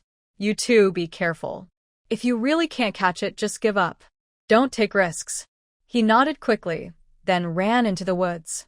That figure looked like a monkey, darting away and disappearing. I couldn't see anyone from where I was, even after turning my head in different directions with the two children. I felt a little worried inside. In the deep mountains, it's a bit better on flat ground. But in the woods, I really don't know what might be waiting for us. Not to mention wild animals. Even a crazy dog would be a frightening experience. Once, I encountered a wild dog on a hillside when the rapeseed flowers were just blooming. I was cutting pigweed on the slope, looking for wild onions or berries. Halfway through, I suddenly felt something was wrong. My back went cold and stiff. It seemed like something was watching me, as if I was prey. When I turned to look, a mad dog was barking loudly and rushing toward me. My limbs went weak, and I sat down hard in the muddy soil. As the dog got closer, I thought I might be finished. In a panic, I looked around and grabbed a stick nearby. Quick as I could, I picked it up and swung it forcefully at the dog when it was only 2 meters away. I missed, but the dog stopped and looked at me, its eyes no longer as determined as before. It seemed reluctant, and finally, it turned away and left. Since then, I haven't gone anywhere alone. The person who stays with me the most is Xiaoping. At least, we have each other, and if anything happens, we can help each other. That's one reason why Wang Hao asked me to stay put just now. Thinking of this, I felt a warm feeling inside. Mom, I didn't mean to do it. The wind was too strong just now. I couldn't hold on, and then, what if I can't find the kite again? Uncle Wang made it himself. My son clung to my leg and asked, "Will Uncle Wang be angry?" My daughter, on the other side, wrapped her arms around my waist and leaned on me. Mom, the wind was really strong just now. It's not the little brother's fault. If I had known it was so windy, I could have helped hold the kite. I placed my hands gently on their heads. From Wang Hao's perspective, I could confidently tell them, "Don't worry, Uncle Wang won't be angry. He will also do his best. If he really can't find the kite, he won't force it. But he will make you a new one even prettier and better than this one." "Really?" my daughter asked. "Uncle Wang really won't be angry?" "This is his hard work. He spent 1 or 2 hours making the kite. When I was young, I was also naughty and active. Usually I didn't mind, but once I finally wrapped some dumplings to feed the pigs, and they spilled them all over the floor, getting dirty water from the kitchen. I scolded them then. Since that time, they understood that you shouldn't waste the results of hard work. I smiled and squatted down to be at eye level with them. I touched their faces and explained, "Of course, this is Uncle Wong's hard work, but you didn't do it on purpose." There was wind on the mountain, very strong, so the kite flew away accidentally. There's a difference between doing something on purpose and by accident. Uncle Wong can tell the difference. Also, earlier, Uncle Wong told you not to chase after the kite because the forest is dangerous. There might be little dogs or snakes that could bite or harm you. That's why he didn't let you go. Compared to the danger, the kite isn't that important. You two are more important. From this, you can see that Uncle Wong wouldn't be angry with you. But I have one rule. In the future, if you see something like this again, you must not chase after it. Don't go into the deep forest. There are hidden dangers inside. Mom and Uncle Wong care about your safety more than anything. If you really face danger, the first thing is to protect yourselves. Everything else is not as important. Do you understand? The two children looked a bit confused but kept listening. It's better than not telling them anything. Just then, Wang Hao came back, empty-handed. It seems he couldn't catch the kite. The children gathered around to ask what happened. Wang Hao gently touched one child's face and explained, the wind was too strong. Uncle Wang couldn't catch the kite either. So, he decided not to chase it anymore. I'll make you a new one tomorrow. His son clapped happily and shouted. Wow. Mom guessed it right. Mom is better than a fortune teller. Wang Hao looked puzzled, patted his son's head, and asked me, what did your mom say? Mom said Uncle Wang won't be mad at us for losing the kite, and she said Uncle Wang will make us a new one. Isn't that right, sister? The daughter nodded in agreement. In Wang Hao's eyes, there was gentleness and a smile. After quietly looking into my eyes for a few seconds, he nodded and said, your mom really is a clever person. She's on the same page as me. We understand each other perfectly. Listening to his words, I felt a little ticklish inside, and my face and ears grew warm. I quickly changed the subject. Oh well, if we can't find it, then forget about it. Let's light a fire and cook some food. When it gets dark, we can leave earlier. Sounds good, Mom. I'm hungry. My son cheered and patted his round belly. All right, let's cook and then go. We walked together toward the area where we had just been active. There was a pot and some ingredients. Nearby, there was a pile of firewood that Wang Hao had already gathered for later use. Wang Hao was walking behind us. Suddenly, I felt someone pull me from behind. His fingers quietly reached into my loosely held hand, wrapping my hand in his large, dry palm, one finger at a time.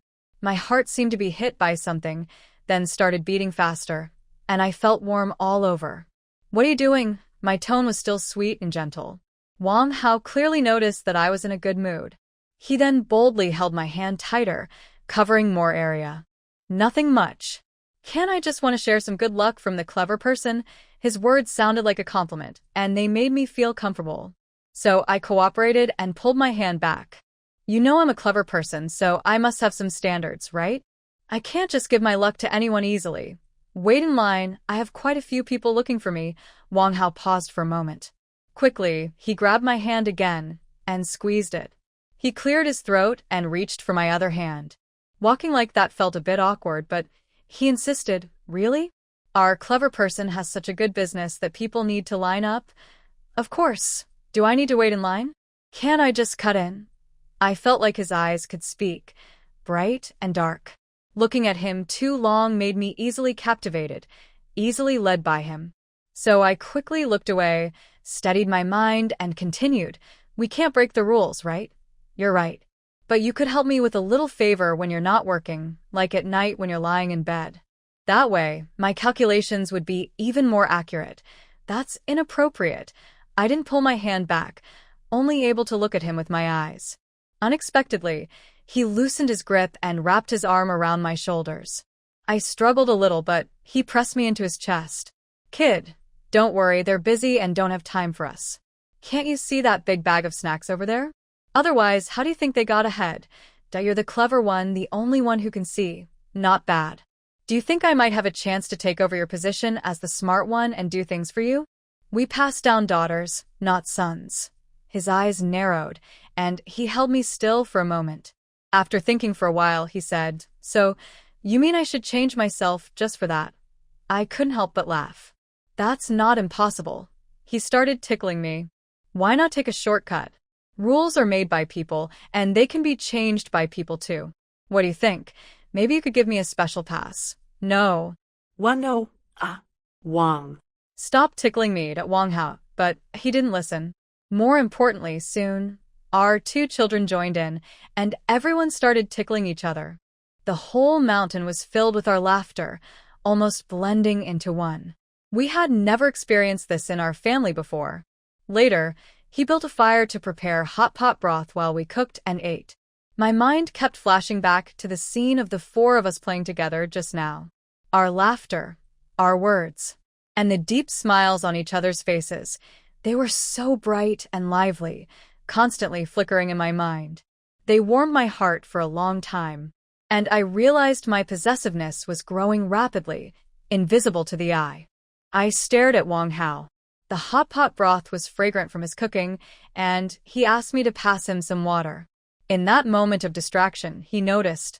I handed him the water. "What are you thinking about?" "Can't you hear me? If you're any slower, the hot pot will burn." My sudden surge of possessiveness was well hidden.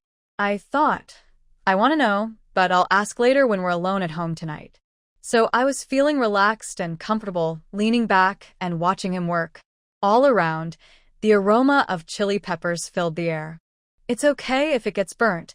I haven't tried burnt food before, so I might as well give it a try," he hummed through his nose. He sprinkled salt, MSG, and pepper into the boiling hot pot water, then loudly called the two kids over for dinner, casually saying, "Your attitude is pretty good, but I can tell you burnt food doesn't taste good. Have you tried it? I got scolded a lot for it when I was a kid." I became interested and sat up straight. "You got scolded for it?" He carefully added meat and vegetables, then asked me to serve rice. "It seems I'm seen as a good kid in your eyes, not someone who gets punished." "Not exactly good, just not the type to get punished. It's okay, as long as I don't do bad things. Just want to leave a good impression. Then you should work hard to behave well." "No problem. Later tonight, tell me how you want me to act, and I'll do exactly that. I'll do my best to follow your instructions. I'll listen to everything you say." While talking, he also called the two kids over to eat, completely different from the vulgar words he used earlier. Later that night, he proved he wasn't just talking. After taking a shower, he hugged me from behind and asked close to my ear, "It's time to show. Where do you want me to kiss? Here or here? Maybe start here." I felt numb all over, trembling physically and mentally. Still, I gathered my courage, turned to face him, pressed against his chest, and pulled away slightly, then asked firmly, "Wang Hao, how long are you planning to stay this time? Most of the men in the village have gone back to work at the factory." You "Aren't going back to work." A hand gently lifted my chin, bringing our eyes closer and making the moment more intense. That fiery gaze finally settled on my red lips. His voice grew deeper and more tempting. He asked, "Of course. Can we talk about it later?" "Why can't we talk now?" His thumb lightly brushed back and forth along my lips and cheek. A tingling sensation shot through me, from my skin straight to my heart. It almost made me lose my balance. "Do you have something you can't say? I know everyone has secrets, but I want to understand this. I don't think it's a private matter, because I don't want to wake up one day and see you." Suddenly, there was a loud knock. Knock, knock. I immediately closed my mouth. The sudden noise almost made my heart stop. I kept my eyes on Wang Hao, but my attention was focused on the door. "Who is it?" "It's me," came Chen Shan's voice. Why did she come to my house so late? But I didn't have time to think. It wouldn't be right not to open the door. So I had Wang Hao hide first. He looked annoyed, like a deflated balloon, clearly upset. He punched the pillow and muttered, "What's wrong with her? Why is she crazy so late? All right, you better find a place to stay for a while. When I get back, we can talk more slowly." I was about to open the door, but he pulled me back with one hand. I gently tapped his chest twice, acting a bit playful. What are you doing? Want me to behave? I stared at him steadily and nodded after a moment. Then kiss me. He leaned in and said, kiss me, and I'll let you go. Otherwise, no way. I wondered, is this my house or his? Why is he setting the rules? But His intense gaze made me hesitant to refuse, and his restless hand didn't help. I tried to block him, but it didn't work. So, have you made up your mind? Are you wondering whether she should keep knocking or if the two of us should continue with our intimacy? I quickly kissed him on the face, then walked toward the kitchen while signaling with my eyes and gestures for him to find a hiding spot quickly. He looked at me affectionately, with a sad expression. Finally, I waved goodbye with a flying kiss through the door. Only then did he willingly pick up his clothes and head toward the living room, probably planning to hide upstairs. After a while, I tidied my hair and the hem of my clothes, then slightly opened the door. Cold air immediately rushed in, making me frown. Chun Shan came in. Big sister, why are you here? Is something wrong? She had her hands tucked into her sleeves. Her old, worn cotton coat was almost peeling from washing. I had told her several times to buy a new one, especially since on the 28th day of the lunar month, we were out shopping together, and the stall was only 35 yuan for a coat. But she refused to buy one. She said, my clothes aren't torn or broken. They're light and comfortable for work. The old ones are better. I'd be reluctant to wear new ones outside for work. I didn't argue anymore. She was willing to spend a lot on knitting a sweater for Brother Lin. But she didn't want to spend a little on herself. It's not about dressing up, but just feeling comfortable and warm, at least not catching a cold, right? Her clothes were almost washed out. Her expression looked a bit strained, as if she wanted to say something but was too shy. It couldn't be about Brother Lin, could it? But right now, the only person in front of her was Brother Lin. Could it be that their situation has changed? What's really going on? Just tell me if there's a problem. Then I'll ask directly. Go ahead. Xiao Mei, are you seeing someone outside? Then she covered her mouth with her hand and leaned close to my ear, saying something shocking. She asked, is there another man in your family? When did it start? Who is he? I froze, feeling like my mind was a tangled mess. Who told her? How does she know? Although Wang Hao has been here for a while, he mostly stays inside and doesn't go out much. And everyone didn't live together.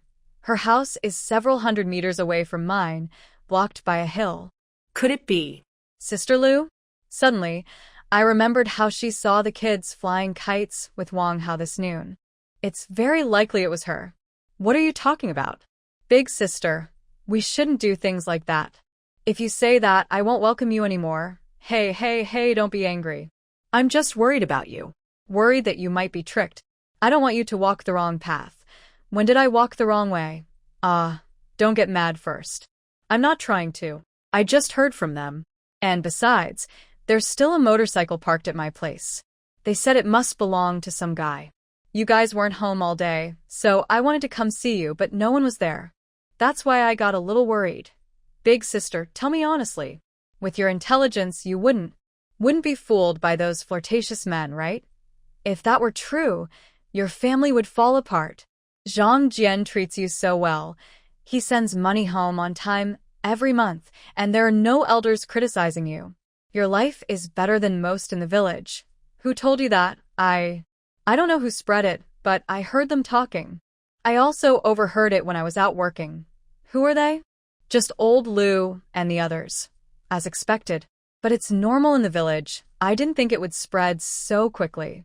If nothing unexpected happens, this rumor might soon reach Zhang Jian's ears. I've prepared for the worst. But in front of them, I still stand firm in my position. So, you think what they said is true? Of course not. I'm just afraid. I'm afraid you might walk the wrong path. Big sister, to be honest, as women, I've always supported you in your family matters. Have I ever doubted you? Have I ever questioned you? Forget about right or wrong in this matter. You keep saying you're afraid this family will fall apart. I feel like you're actually on Zhang Jian's side. In the end, women are just making things difficult for women, huh? Oh, how can you think like that? How could I possibly have such thoughts? Let me give you an example. Suppose it's about you and Brother Lin. If I speak in the tone you just used, do you think Brother Lin feels lonely outside? A man having a woman, is that normal? If needed, it's also normal. He's working hard for this family, earning money. There are also 2 elders at home helping you take care of the children. They can't really help me with the kids. Forget about that. Whether they can help every day or watch over the kids all the time when you're working on the hillside and the children come home from school, do those elders play a role? Aren't they often eating at the elders' place? Someone outside is earning money, and at home, 2 elders are helping you watch the children, giving you peace of mind. This is the kind of life most people in the village envy. If you keep questioning whether Brother Lin has someone outside, your family might fall apart. Can you handle me speaking to you like this? You. I don't care who spread the rumors, or whether it's about a motorcycle or not. That's none of my business, and naturally, it's none of anyone else's either. If you trust me, you wouldn't have come here today to doubt me. Are you trying to gather information for the village, get the inside scoop, and show off in front of them? Or are you genuinely trying to help me? If you really want to help, regardless of whether these things are true or not, even if they are, you should keep your mouth shut. Look at what you're doing. You're questioning me with them, almost eager for me to admit something now, and they can laugh at me. With that, I stunned her completely. For a moment, I saw surprise in her eyes. And then I understood. Maybe all my guesses were true. What's good or bad, what's right or wrong, it all comes down to a single thought. People can switch between friends and enemies at any time, depending on what benefits them. Xiao Mei. E. She reached out to grab my wrist, but I pulled it away. No need to say more. You know how I treat you. As for today's matter, I hope you think it over carefully on your own. You really disappoint me this way, and I regret every time I stood up for you and faced others. Let me clarify one thing. What I want to do, whether my family stays together or not, is only between Zhang Jian and me. It has nothing to do with any of you. Don't use your concern as an excuse to do things that hurt me or to make fun of me. Finally, I opened the door and let her go. After she left, I stood at the door for a long time, not feeling like going back inside. It was Wang Hao who came to find me. At that moment, I felt a cold chill all over my body. It was a deep, emotional coldness from my heart. Then, hands gently wrapped around me from behind, holding me tightly, not with desire, but with warmth and silent comfort. I instinctively leaned my head back, pressing against him, relying on him. Our faces were close, and I could feel his breathing and heartbeat. He closed his eyes deeply, allowing me to depend on him like this. After holding me tightly from behind for a while, he finally asked, "Are you feeling sad?" "I can't really describe what I feel," I said, resting one hand on the back of his hand that was wrapped around my waist, seeking answers like a child. I asked him, "Wang Hao, have you ever let down a good friend you thought was nice?" The whole village has nearly 100 households, from the old to the young. Over 100 women are left behind, and everyone's fate is the same. The older ones have endured since they were young. The young ones are also wasting their lives and time, all for a family, an appearance of a complete home that is actually broken inside. This brokenness is the result of the daily struggles and frustrations of these women, who have been enduring from youth to old age. They not only have to support the family with bodies weaker than men's, working in the fields by day and guarding their virtue at night, but also have to suppress their own frustrations and pretend everything is fine to keep the family together. All for the saying, children must have a home and family shame must not be exposed. They keep talking about their suffering. But among themselves, they are still hurting each other, inheriting the old stigma of women making things difficult for women. If I say I haven't, would you believe me? I turned my head to look at him. "I don't believe you." He gently brushed my cheek and said, "That's just how it is. You always have to pay back what you get when you try to be part of the world. No one can avoid the awkwardness and pain that come with life, no matter how you try to explain or hide them. What you feel, others can also feel. What you're going through, someone else will experience sooner or later. People are like that, Only at the end can you truly understand who someone really is. At the end? But if it really comes to that, then life is almost over. When I think about it, what's interesting anymore? What's worth remembering or chasing after? People are born with nothing, completely bare. So, why seek meaning? Or, from another point of view, if there must be meaning, it's in those brief moments when you see someone clearly so you won't be easily fooled again. Let your experiences become lessons, connect with the right people, and learn from them. Then, let those experiences fade into the past and carry your lessons forward. I listened carefully to his words. Every word sounded very soothing. I also thought this way, to heal myself. But deep down, I still felt very heavy and sad. I told him honestly, I understand all this. I can see it clearly, but I still feel upset. He turned me around, gently brushed my face with his hands, and finally tucked my hair behind my ear. He kissed my forehead. Holding my cheeks with both hands, we looked into each other's eyes. Then I heard him say, feeling upset is part of being human. The reason you feel this way is because you once cared sincerely about people or things, you gave your heart genuinely. What makes you sad isn't her as a person, but your honest efforts in the past. Only those who give their all feel they didn't get enough because the balance tipped and they can't feel the fairness. That's why you feel upset, why you suffer. I wrapped my arms around his waist and leaned into his embrace. Feeling the warmth of his body, I asked after a moment, is there any good way to forget this sadness, to forget this pain? Of course there is. What method? I looked up with curiosity, genuinely hoping to find a way to quickly regain my balance and calm. But instead, he gave me a kiss, a light, fleeting touch like a dragonfly's wing, then pulled away. Next he picked me up, lifting me off the ground. I gently hit his shoulder and said, "What are you doing?" Put me down. "I might fall," he replied. "How could I let that happen?" "Just stay still, and I promise you'll be fine." "Where are you taking me?" "To forget all the worries of the world." "You're so silly. Great simplicity is true elegance. Call me brother, and soon I will take away all your pain. I'll lift you to the sky, Wang Hao. Don't worry, it's coming soon." I can't remember exactly when the bedroom lights turned on. I only remember being in his warm embrace, feeling his skillful hands, his healing kisses and touches that soothed the heart. Finally, I weakly poked at his chest and asked, "Are there still questions you haven't answered? Is this your way of finding balance?" "It seems like anyone could do this. Ridiculous," he whispered in my ear, biting it gently. Luckily, he was careful with the strength, or I might have caused trouble for him. "You're not joking? Then tell me," I challenged. He took my hand and gently pressed it against his chest. "What are you doing?" Here, I could feel his strong heartbeat, just touching it, as if I could sense the energy of life itself, something that helps chase away the shadows in the heart. If something or someone makes you feel that life isn't worth it, think about the people or things that make you feel worth it. Like me, forget it, I think you're just doing this for yourself. Suddenly, he grabbed my hand and kissed it, making me stare in surprise. "I just want you to remember me. Forget everything else."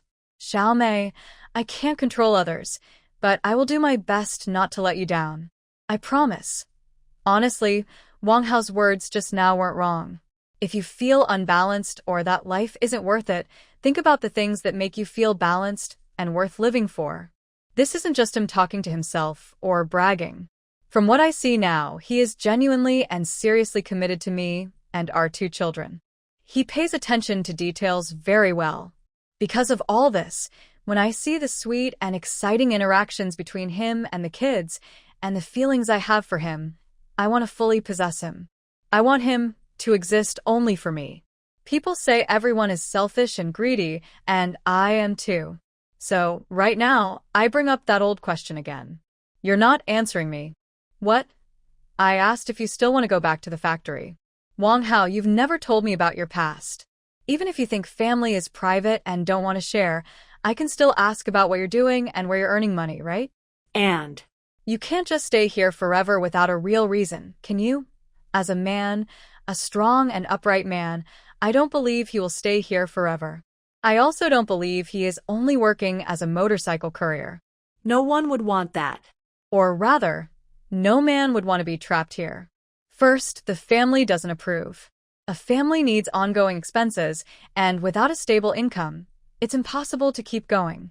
Without material support, everything falls apart, whether it's love, friendship, or family. Even people like us need money to maintain relationships. Wang Hao doesn't seem like the kind of person who depends on others. If he were, after what my parents said back then, he wouldn't have just parted ways with me. I even thought about running away with him, but his sense of masculinity and pride wouldn't let him move forward. You might ask why I still want to be with him now since I gave up on him back then. I can't really explain. Sometimes I just feel it. My heart still isn't at peace. I want him, I want to be with him, it's that simple. But that doesn't mean I will keep him at home risking himself. Are you worried I'll be here freeloading? Sure enough, he started acting up. What do you think? I think. If you're willing, I wouldn't mind. Ah, Li Xiaomei. Don't pinch, then just say it properly. That I don't want to leave for now. Is that okay to say? No, it's not. Then how do you want me to answer? I just want to understand what you've been doing all these years. To be honest, if you got into trouble outside and came back to hide, and one day you were suddenly caught by the police, what would I do? Who would I talk to? Are you so eager for me not to be happy? He looked at me with bright eyes, surprised and a bit dissatisfied with what I just said. It's not that I don't want you to be happy or unhappy. I'm just making a guess. I yawned and patted his waist. Hurry up and tell me. I can't hold on much longer. If you tell me, I can sleep better. Otherwise, I won't sleep well. There's not much to say, really. You should have heard from classmates. Over the years, Just taking things step by step. at first I was in Guangdong with no friends around, almost sold out by others.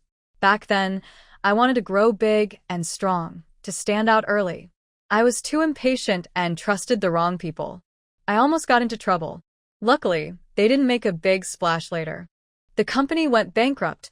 Those who needed to be caught were caught, and those who needed to be investigated were investigated. We small-time troublemakers, after being warned, just went back to society. Later, I found a place to settle down and learn a skill, carpentry. It's just a pity I don't understand computers, but I can read design drawings. Whatever they give me, I can do. I know some carpentry, but my work is more detailed than theirs, and I haven't changed jobs since then. So, he really is a carpenter. I had heard classmates mention it before, but I didn't want to know more because it was a sensitive part of my heart.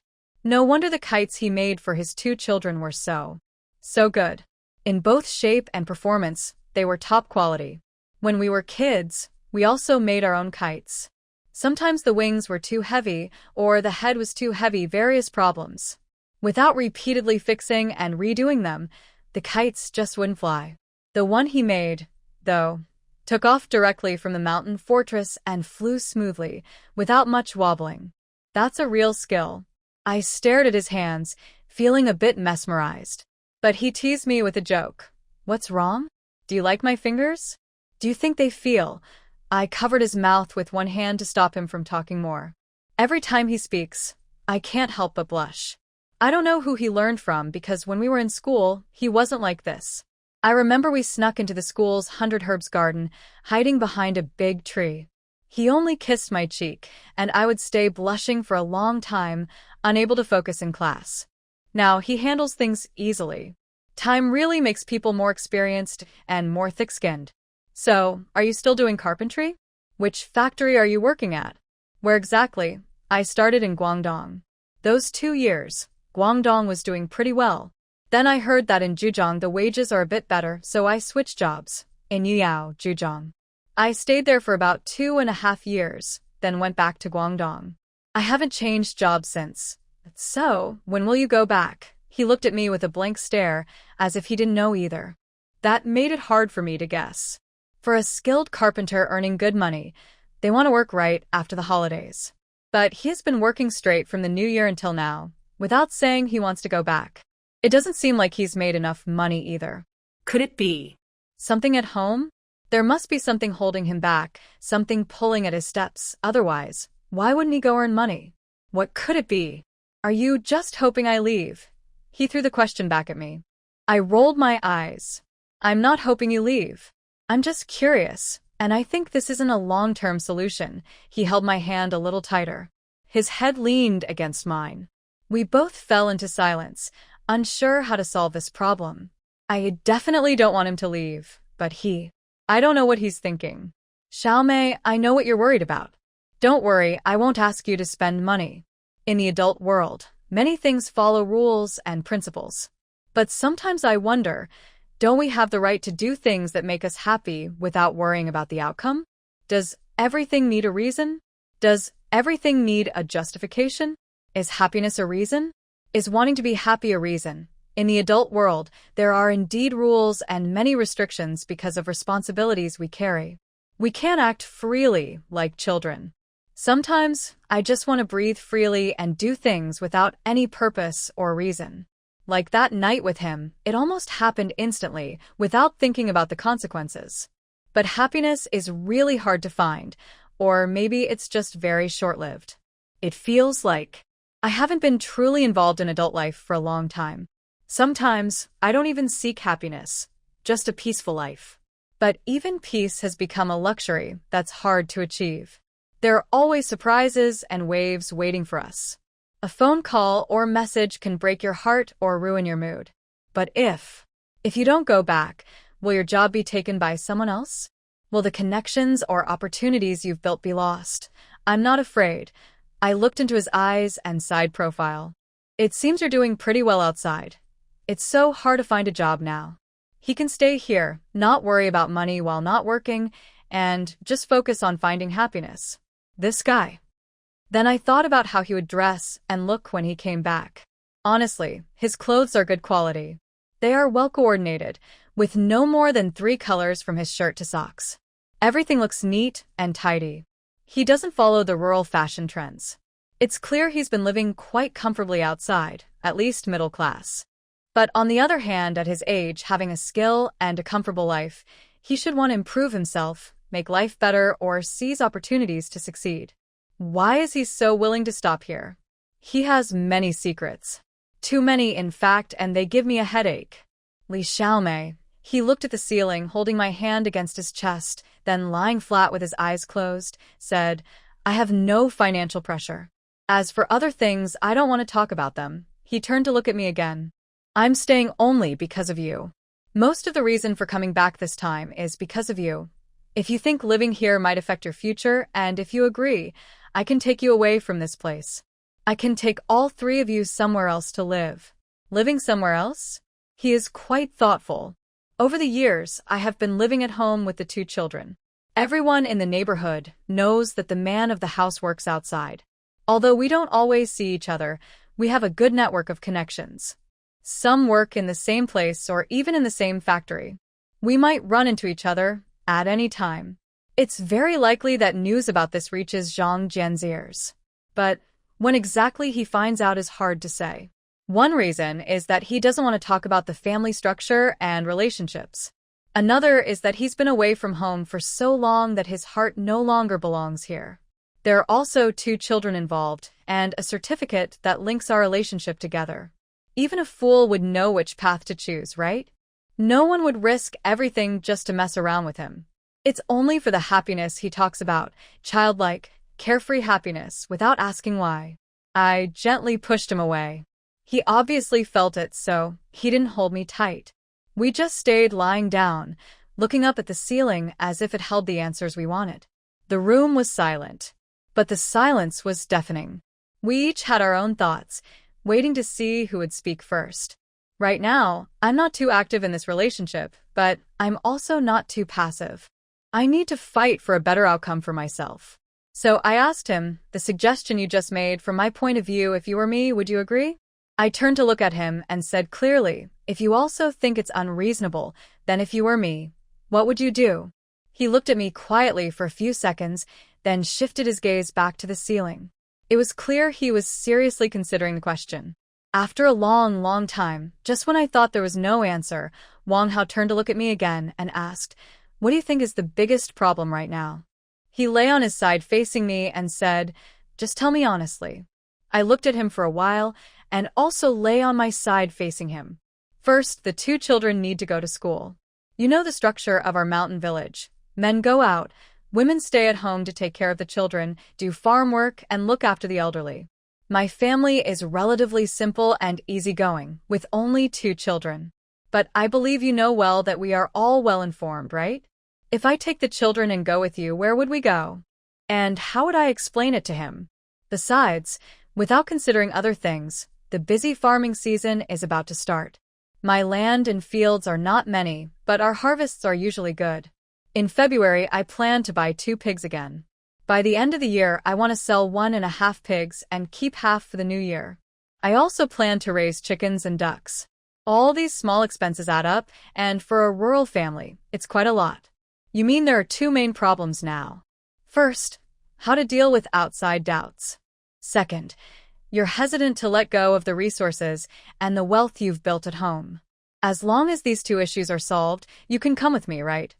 If so, what do you plan to do? Both problems are easy to solve. For the first, we can move to the town so your children can go to school. As for money, that's even easier. Just tell me a number, and I won't treat you unfairly. My heart started to flutter, as if something suddenly brushed past it. My heartbeat quickened. How rich is he really? You mean I can name any price? It's up to you, he said, then pulled me into his arms again, resting my head on his elbow. He looked into my eyes seriously and asked, just say it.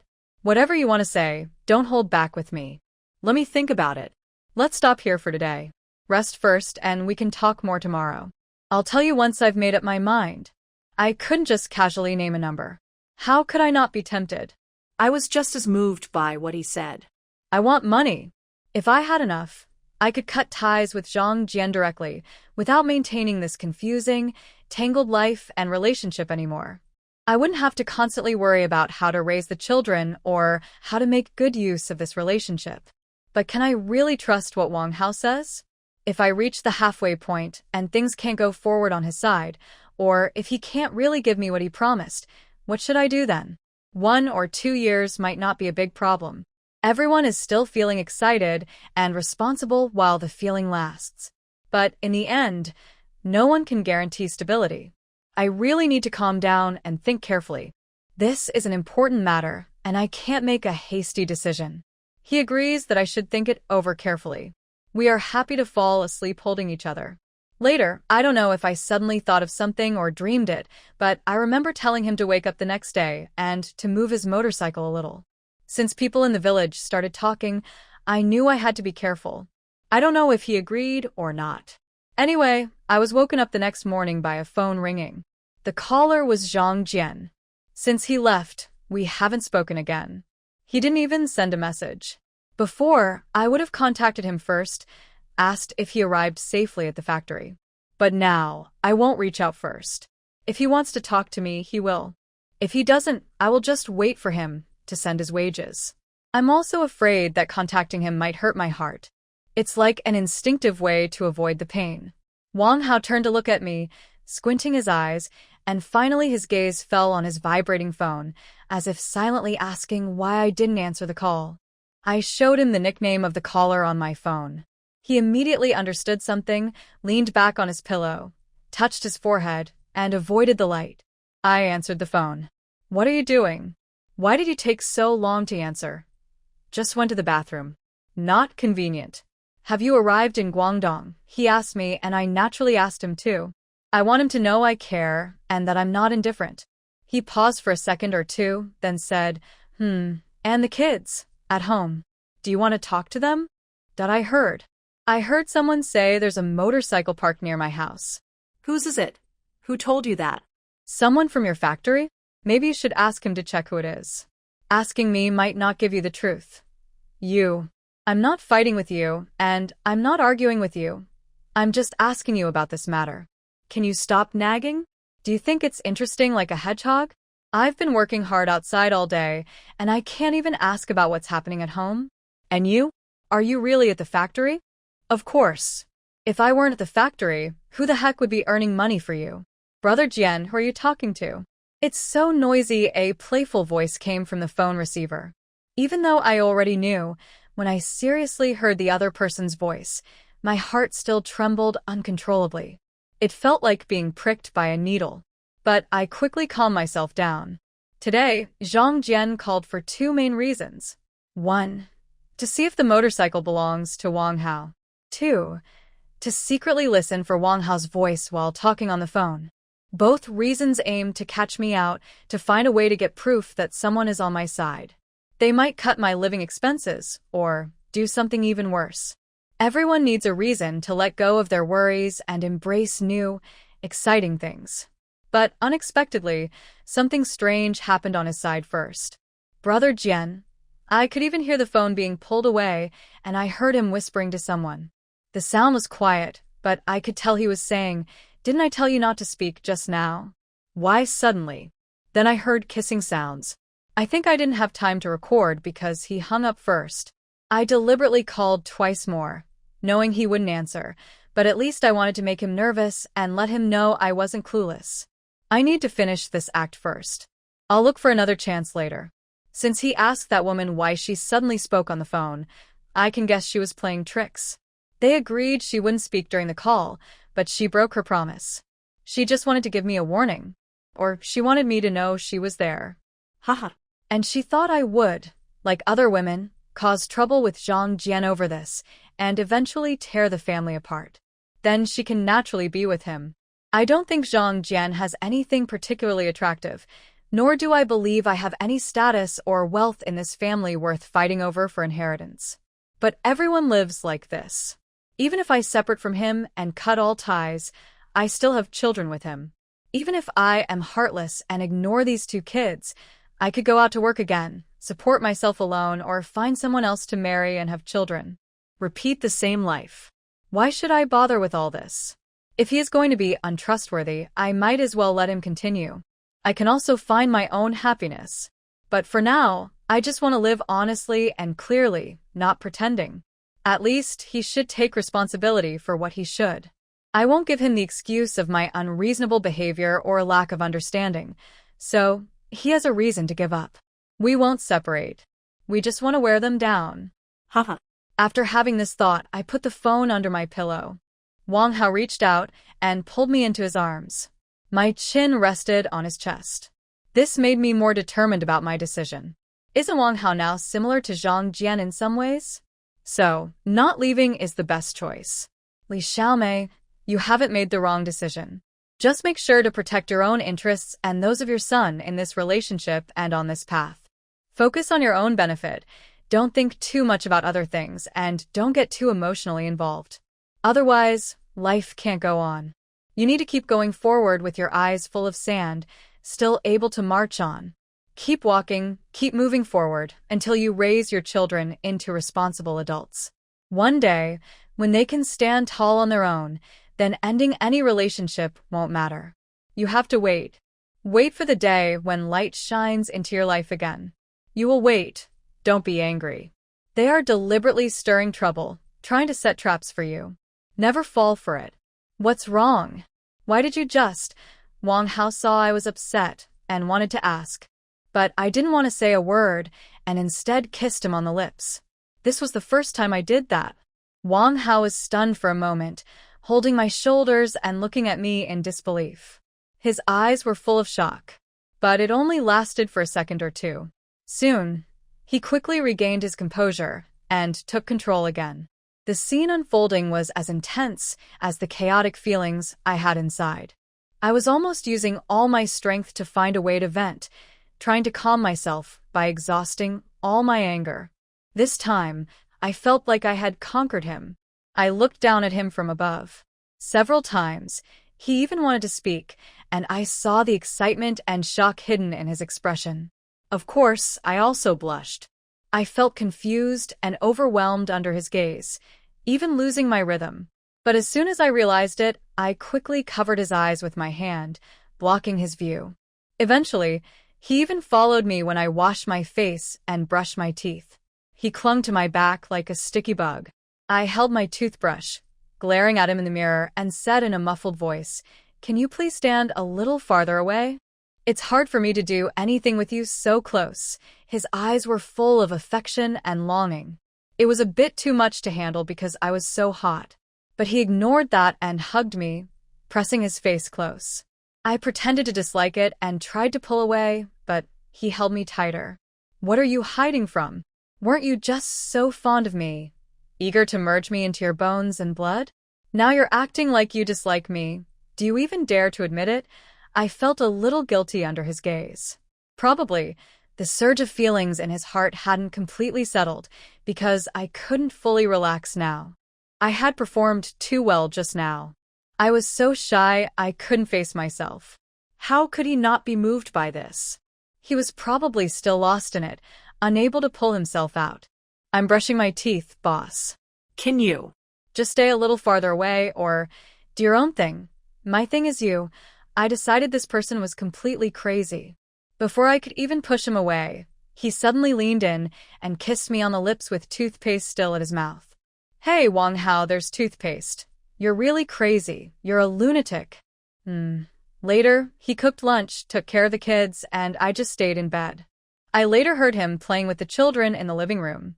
I was feeling sleepy and sometimes woke up thinking about things, about our family of 4, remembering Zhang Jian's voice on the morning call, and the moments I shared with Wang Hao and the 2 children. As I kept thinking, I couldn't find an answer, so I became anxious and fell back asleep. Later, I felt someone beside me. When I looked, it was him. Instinctively, I lay on his lap. He was playing with my hair. I probably asked about the children's day. They've been at home all day, didn't go out, Wang Hao said. His hand gently stroked my face, making me feel comfortable. I rarely feel this lazy. Usually, I wake up by 10 a.m., sometimes not later than noon. But today, it was already evening, and I didn't want to get up. I just wanted to stay in bed. Don't you want to get up and go for a walk? His voice had a teasing tone. I opened my eyes and glared at him. He couldn't help but laugh. I pushed his leg. He quickly hugged me and said, Okay, no need to get up if you don't want to. Since you're not getting up, I'll just stay here with you. There's nothing urgent to do anyway. Then he pulled back the blanket and got into bed with me. I was a bit sensitive and immediately moved away. I asked softly what he was doing. What else can I do? It's almost dark outside. If you're not getting up, I'll just stay here and sleep with you. Go away. Are you sure? While I was lost in thought, he suddenly slipped into the bed. I was still a little uncomfortable, but he was just holding me. So I didn't push him away. Where are the kids? They're playing with toys in the room. Can they really stay in there? They bought new toys. I looked at him sideways. 1 toy each, not too many. Buying 2 toys during the new year is normal, isn't it? Besides, I want to show them I'm supportive and get their approval. His words made me feel a little uneasy. Don't buy toys so often in the future. If they have too many, they won't care about them. You shouldn't buy so many all at once. Just this time, but not again. Even if you want to show off, it's not right. Is our little Mace so fierce? I didn't notice before. Let me see. She has 2 small, sharp little tiger teeth. No wonder she's so fierce. Just looking at her makes her seem tough. He gently opened my mouth and teased me. After he finished, I pushed his hand away. I didn't give him a good look. Why? What's with the angry face? Does my anger bother your eyes? If you think I'm angry at you, you can just ignore me. If you ignore me, I won't say anything to you on my own. So my anger doesn't really matter to you. Funny enough, I only like this kind of anger. I like you like this. I don't like any other kind. Mwah, he kept kissing my face. Even though his words sounded greasy and flirtatious, I have to admit I liked it. Otherwise, if we were lying on the bed, I wouldn't expect him to be formal and proper, talking about right and wrong or good looks. Those rules don't matter. This kind of flirtation feels more natural. It's much better than pretending to be serious. All you do is say sweet words. I only say these in front of you. I can't say them to anyone else. Nonsense, you're so smooth-talking. How do you know my mouth is greasy or my tongue is slippery? Huh? Mr. Wang, can you just... Oh, I get it. I forgot you've experienced it yourself, so you know I'm smooth-tongued. But I think it's a little fragrant too. You're overthinking it, right? Don't you believe me? Then let's try again and see if I'm telling the truth. He kissed me again. Maybe because of the mood now. Or maybe because he quietly brushed his teeth earlier. He really did smell nice, just as he said. I found myself quietly and tenderly kissing him back. This kiss felt healing. No one moved away. Sometimes we paused, looked at each other with gentle affection for a while, then continued. Later, he brushed my hair aside and kissed my forehead. His expression looked proper, not greasy or sneaky like before.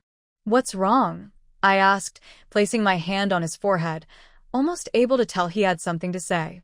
"Just say it. How are you feeling about what I told you yesterday?" What did he mean about yesterday? He gently tapped my forehead twice. I closed my eyes, pushed his hand away in annoyance, and glared at him harshly. "What are you doing? Why are you hitting me? I don't think you've been paying attention. Did you forget? Do you have a bad memory? If I forget, can't I just ask you to tell me again? Try hitting me one more time." He curled his lips into a smile and tilted his head. "Mr. Wang." He hugged me and turned my head gently, trying to comfort me. All right, I'm sorry. I didn't mean to do it earlier. I was just a little angry." Well, maybe not exactly angry. But then he asked, "By the way, when I was talking to you yesterday, did you really listen?" He pinched my chin. Since I grabbed his hand, it was resting on my chest, unable to move. He leaned down a bit, mostly resting on the pillow, adjusting his position so we could both be comfortable while holding me. "Yesterday, we talked about so many things. How do I know which part you were paying attention to?" I said. "I want you to think about it. We're moving out, not living here anymore. How do you feel about that? Why are you bringing this up all of a sudden? You said it's inconvenient here, and you're worried about what others might say, right? I also think it's not convenient. We can't just stay here forever without going out." "That's true, but it's not something I can decide in an instant. I don't have an answer right now." Or maybe I wanted an answer myself. Of course, I longed for the situation he described, being able to leave and live somewhere else. But how long could we stay together if we moved? Would we have to come back later with the kids if something happened? That would be too exhausting and would only make my life worse. "We don't have to go far. You can come back anytime. Just stay in town. Let everyone know you're moving there to make it easier for the kids to go to school. And you can always come back. You'll always have an escape route." "Moving to town is a win-win situation," he said. "No one in town knows us." "Town?" I stared at him, lost in thought. There are hardly any people from the village in town, so I don't know anyone there. It only costs 5 yuan for a motorcycle ride back, which is convenient. It really could be the escape route he mentioned. The village's kindergarten. There aren't many students there either. Sometimes I feel like the school is about to fall apart. Some families in the village send their children to school in the town, and they even buy electric bikes for this purpose, making daily trips back and forth. But I don't know how to ride one. Since I rent a house and can't ride a bike, taking 2 children to school in the town and living there seems reasonable, right? With cheap rent, Zhang Jian probably wouldn't have many objections. "Have you thought it through?" Wang Hao gently kisses me to get my attention. I didn't notice when he turned on the light. Now he is facing against the light, and his eyes are completely dark, as if trying to swallow me. I see him slowly open his mouth, hold the back of my head, and say, "You don't need to worry about anything about the house, living expenses, or those losses you mentioned. I will take care of everything. You can also rent out the land and make some money from it. That money is yours." He then holds my hand, intertwining our fingers, and kisses the back of my hand. His eyes seem to sparkle as he says, "For now, this is the only way. Let's wait until the end of the year when we get the bonus, then I can give you some to help you have a good new year. You can also save it for yourself." Wang Hao's suggestion is very tempting. Both the conditions he mentioned and the idea of sending the children to school in the town with a better environment. I used to think about it too, but I couldn't leave my family responsibilities behind. Later, I comforted myself by thinking, where the children go to school doesn't matter as much as whether they want to learn. Even the best education environment is only worthwhile if the family can afford it. If not, it would only drag the whole family down. Because of these reasons, I didn't pursue it. When the village organized kindergarten registration, I already signed up the 2 children. It was to avoid increasing expenses for their schooling and prevent financial strain later on. But now, hearing him say this, I feel very tempted. Who wouldn't want better conditions? I quietly watch him, my mind racing quickly. I keep thinking about how to handle this situation, how to make it work, and how to deal with any unexpected problems properly. Wang Hao just mentioned the word bonus. My attention is drawn back to that. What kind of bonus could there be? Isn't he just a carpenter working in a factory? Could it be that he owns shares in his own factory? Or does he have another job? My heart feels like it's being gently poked, forming little bumps. I feel both happy and curious, eager to find out more. He also said he didn't feel much pressure financially. My eyes brightened even more. "What's wrong?" he asked, holding my hand. He leaned close to my ear, lying on his side facing me. He gently moved to see my whole face and brushed my hair away from my forehead behind my ear. "Is there something you want to say? Just say it. I will answer honestly and openly." During the short time I spent with him, I realized that the word marriage was a taboo for him. He didn't want to talk about it. But if I asked about other things, he would tell me everything he could. And he didn't boast or exaggerate. He spoke honestly, making everything seem real. I don't know where my trust in him came from. Anyway, every word he said made me feel no doubt at all. Suddenly, my expression became firm. "Should I just be honest now?" He nodded gently, his eyes shining. "Go ahead, I'm listening.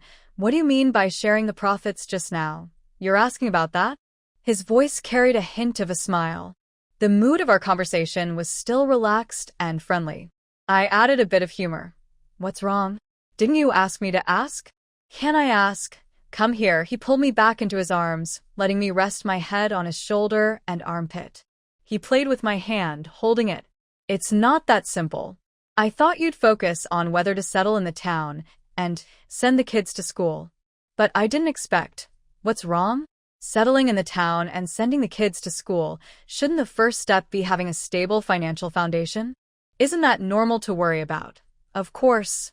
The share of profits means that at the end of the year, I get a dividend based on my shares in the factory. Usually, I feel pretty satisfied at year's end. The rest of the time, it's just average. So, he really has shares in the factory." I tilted my head to look at him. "Anything else?" he asked. "Is there something dirty on my face?" I shook my head. "Then why have you been looking at me?" I lay back down again, my hand moving back and forth on his chest. I felt a little sad inside. Considering what he told me about his past, I guessed he had gone through a lot of hardship over the years. Otherwise, he wouldn't be where he is today. I fell into my own complicated thoughts, until suddenly, he tightly held my hand. When I looked at him, he explained, "It itches." I paused for a moment, then reached out and patted his chest. "You still know how to feel itchy." What did I usually say when he did this? He never took my words seriously. He just did it even more. He smiled happily and wrapped his arms around my waist, pressing me closer to him. "Isn't it because you're worried you'll get overwhelmed if it suddenly becomes intense? Otherwise, you can just touch me freely, and I won't say a word." I stared at him. "Don't believe me? If you don't believe, then let's." I quickly covered his mouth with my hand to stop him from talking. I wanted him to be quiet. "Can I ask you something? If you had shares inside, would you also need to help keep the whole operation running?" He moved my hand away and nodded. "Of course. When will you go back?" "There should be a time, right? Even if you have a say, you can't do whatever you want or take long breaks. Shouldn't you set a good example?" "I'm planning to rest well during this time. I haven't set a specific date yet, but don't worry. If I leave, I'll tell you in advance. Even if I go, we can still call each other. When I have time, I'll come back. It won't affect your and the kids' normal lives. Ultimately, when I leave and when I return are uncertain." Dividends. I have to admit, I was really moved by those two words. They sparked a strong, indescribable desire and fantasy in my heart. I believe no young woman living in a remote mountain village wouldn't be interested in those two words. Their eyes would light up, and they'd start planning in their minds. I felt the same way. But I didn't really know what the situation was inside his family. Wang Hao's words suggested that the people at home held a higher position in his heart than I did. I can't ask too much now, or I might lose everything I have. Everything has to be taken step by step. He pinched my waist a few more times and asked, "How about it? Have you thought it over?" No. Does it take a long time to think about this?" "Give me a little time. I'll tell you as soon as I decide." Is that okay? He nodded gently. I wanted to say a few more words to him, but he grabbed my hand. Then I just followed his lead and listened to his instructions. The next day, I woke up early. Wang Hao helped take care of the two kids at home. I went to the shop to buy some fresh bok choy, garlic sprouts, and green onions. I planned to cook a few good dishes later. But I didn't expect to run into the village's intelligence team. They were gathered on the field edge just 10 or 20 meters away from me. Some of them still had their baskets, and they were quietly watching me and talking about something.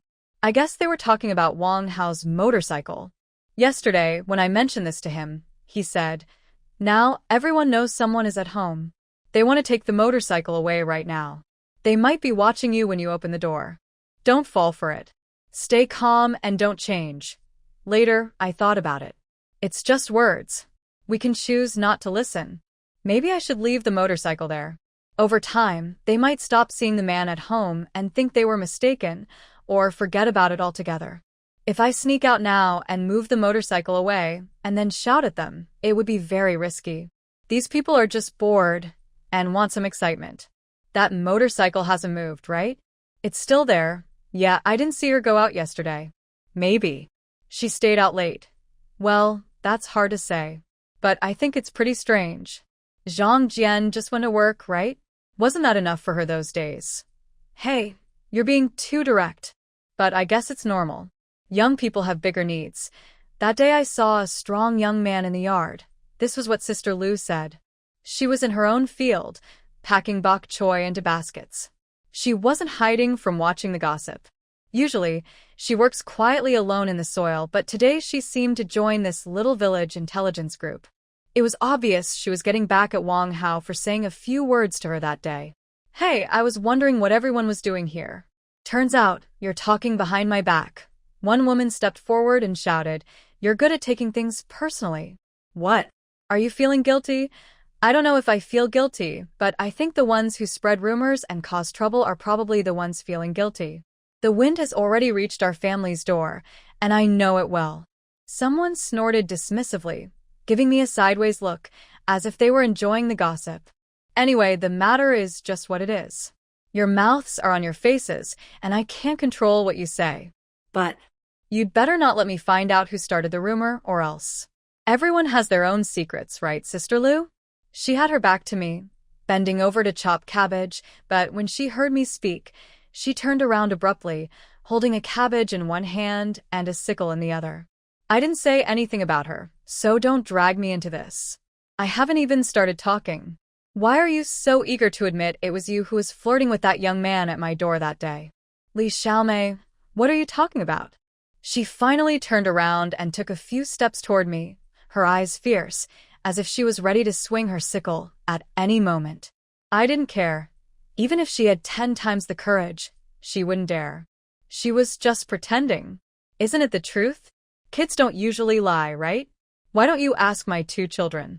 You were staring so hard at the person at my door that you couldn't even look away, maybe because you haven't seen a man in a long time, and I saw him sneaking around her window late at night. Did you really manage to lure him away? Li Xiaomei, you. Sister Lu and 2 older women held her arms, stopping her from getting closer. They were just pretending to be concerned, trying to keep the peace. I kept talking.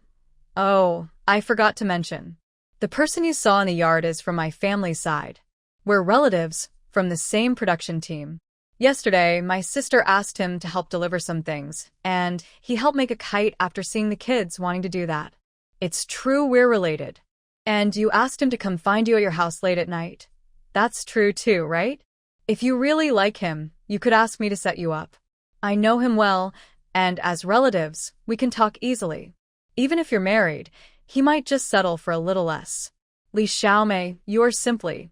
If you really let him come to your house to find you, do you dare to admit it? Would you admit it? I haven't done anything wrong, so why should I admit to it? Li Xiaomei, you're just spreading rumors and causing trouble. You better clarify everything to everyone and clear my name, or I won't let you get away easily. Then why are you spreading rumors about me? Who should I talk to? The law is on your side, right? If you want to say I did something, I will say I did it. Can I say something about you? Huh? What exactly did I say about you? You know very well what I said. But Does anyone have her husband's phone number? Please give it to me. What are you going to do? I can give you Zhang Jian's number myself. you can talk to him about anything. To be fair, I also want a phone number for your husband. Isn't that okay? If there's something you need, just talk to Zhang Jian. If I have any issues, I can also call the big brothers separately and tell them about what's happening at home. Let's share things with each other. After all, the big brothers aren't home often, and I know they miss their wives. What do you all think? Everyone fell silent. A few seconds later, you're crazy, like a mad person, biting whoever comes near. I have things at home, so I won't bother with you anymore. I'm leaving. Everyone dispersed.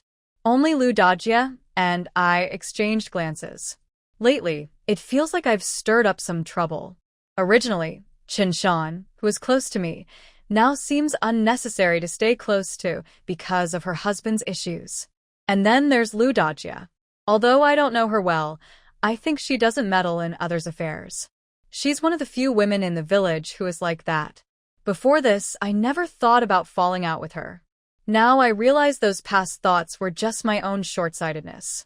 People are complex. You never know what mask they might wear next. It's better to see things clearly early on. In the end, she probably still felt a bit guilty or thought I wasn't as easy to deal with as some women. Finally, she said to me, "Let's end today's matter here. In the future, I won't mention you, and you don't mention me. Let's call it even." I kept a gentle smile on my face. She frowned deeply, clearly a bit nervous. She asked what I meant. I said, "If you apologize to me voluntarily, I will accept what you just said." "Why should I apologize to you? I haven't done anything wrong to you. It's also okay for my older brother to apologize to me. Anyway, there's already gossip about Zhang Jian from our family. I can't let my relationship with my husband be disturbed, right? Do you think that's fair to me?" She tightly held the sickle and the cabbage. She felt a bit resentful. The other women were hiding somewhere nearby, watching. The reason I insisted she apologize was to warn others. "Fine, I apologize to you. Sorry. I hope you keep your promise and follow through. I accepted your apology." I said this loudly, so everyone hiding in the corners could hear. I stepped closer to her, ignoring her angry face, and said, "I hope you won't hear these things again. Otherwise, a simple sorry won't be enough to fix it." In the end, she was still unhappy. She grabbed her sickle, threw her basket over her shoulder carelessly, and went back home with a chopped cabbage. Not long after she left, I returned to my field and continued chopping cabbage into small bundles to put into my basket. When I first got married, at Zhang Jian's wedding banquet, I almost recognized everyone in the village. I greeted them with a smile. At that time, I wanted to get along well with everyone. So, I didn't interfere in their family matters unless asked. Except for helping with weddings, funerals, or moving, I rarely visited anyone. But that doesn't mean I was afraid of anyone. It doesn't mean I wouldn't fight back if I was attacked without reason. These women just liked to stir trouble everywhere. They hoped others were worse off than they were. They wanted to look down on others from a higher position. But who is really better off? Everyone is just trying to get by. Every family has its problems. When someone truly has no way out, no one is truly good. When I got home, Wang Hao immediately came to help me carry the basket and placed it in a corner of the kitchen. "You're back," I nodded lightly. He hinted again, "Carrying such a heavy load. Maybe you should just buy enough food from the market every day." I looked at him quietly for a few seconds, then turned my head away. That's when I noticed the rice cooker on the table was already on. "You've cooked rice?" "Yes." I felt a bit happy. Honestly, this is a small thing. But many men don't notice it. They don't pay attention to these small matters at all, or they secretly believe that these things are not their fault, blaming women instead. Wang Hao is quite bold. His eyes are still good. When he saw me standing at the table for a while without speaking, he came over to ask what was wrong. Naturally, his hand rested on my waist, and he blew warm air onto my face and neck. "It's really distracting." I gently pressed against his chest, not pushing him away, just responding to his question. "Nothing's wrong. Are you hungry? Well, kind of not really hungry, but a little hungry. I squinted my eyes. It seemed he was sending me all kinds of intense looks through his eyes. He lowered his voice further, leaning in closer, almost touching foreheads, eyes meeting eyes. How do you feel today? Better? Can we? Tonight. Mom, are you back? Before I could stop him, the voices of the two children suddenly appeared. I quickly pushed him away and kept some distance. I pretended to open the cabinet, acting like I was grabbing something, and still talked to them. Yes, I'm back. Are you two good? Are you hungry, Mom? I'm really hungry. My son was holding his round belly, looking adorable and funny. My daughter was the same, but she was there to tease her brother. Go away. You just ate a cookie, and you're already hungry? You're such a liar. Mom, don't believe him. He said he was full just now. I smiled. I still had plenty of snacks left from before, probably given by Wang Hao when I went out. I usually don't let them eat before dinner. But now, since I gave them some, I might as well. Sweetheart, go to your room and get a piece of cured meat for me, okay? Okay, we'll go right now. The girl led the way, and her brother followed closely behind. The two kids ran off one after the other. Wang Hao came closer again. Look, the kids are hungry. How can I not be hungry? I put a finger on his lips. Don't make yourself sound so pitiful. Also, don't always start talking about inappropriate things. If you do, you'll teach the kids bad habits. He didn't mind at all. Before the two children reappeared in sight, I pushed him away. He wasn't angry or upset. Instead, he looked a bit mischievous, smiling, with a meaningful look in his eyes. Do men act like this outside? But then I thought, life is only a few decades long. Why bother stressing over it? Just focus on what makes me happy, people and things I enjoy. With this idea in mind, I set aside most worries and planned to cook a delicious meal. Midway, Xiaoping called me. She said her family wanted her to go on a blind date, and she couldn't refuse. She asked me to go with her later. I thought it was a good idea, so I agreed immediately. Xiaoping is 3 years younger than me, but my oldest child is 6. In the countryside, I guess I was also a late marriage. I had my daughter when I was 23. Xiaoping is now 26, which is also considered late for marriage. Her parents are naturally worried. The villagers tend to gossip. They think women over 25 are old and unlikely to marry. I'm unhappy with what those people say. But at this age, it's understandable to be concerned. She's always been positive about this, but she's just had bad luck with the wrong people. From her perspective, she knows the current person isn't suitable and the conditions aren't right. Not marrying is the right choice. Otherwise, she'd only make her situation worse. Are you busy later? Just now, I was cooking. Wang Hao helped by passing me the phone. He also heard the conversation. Now he's put the phone away, and I've gone back to chopping vegetables.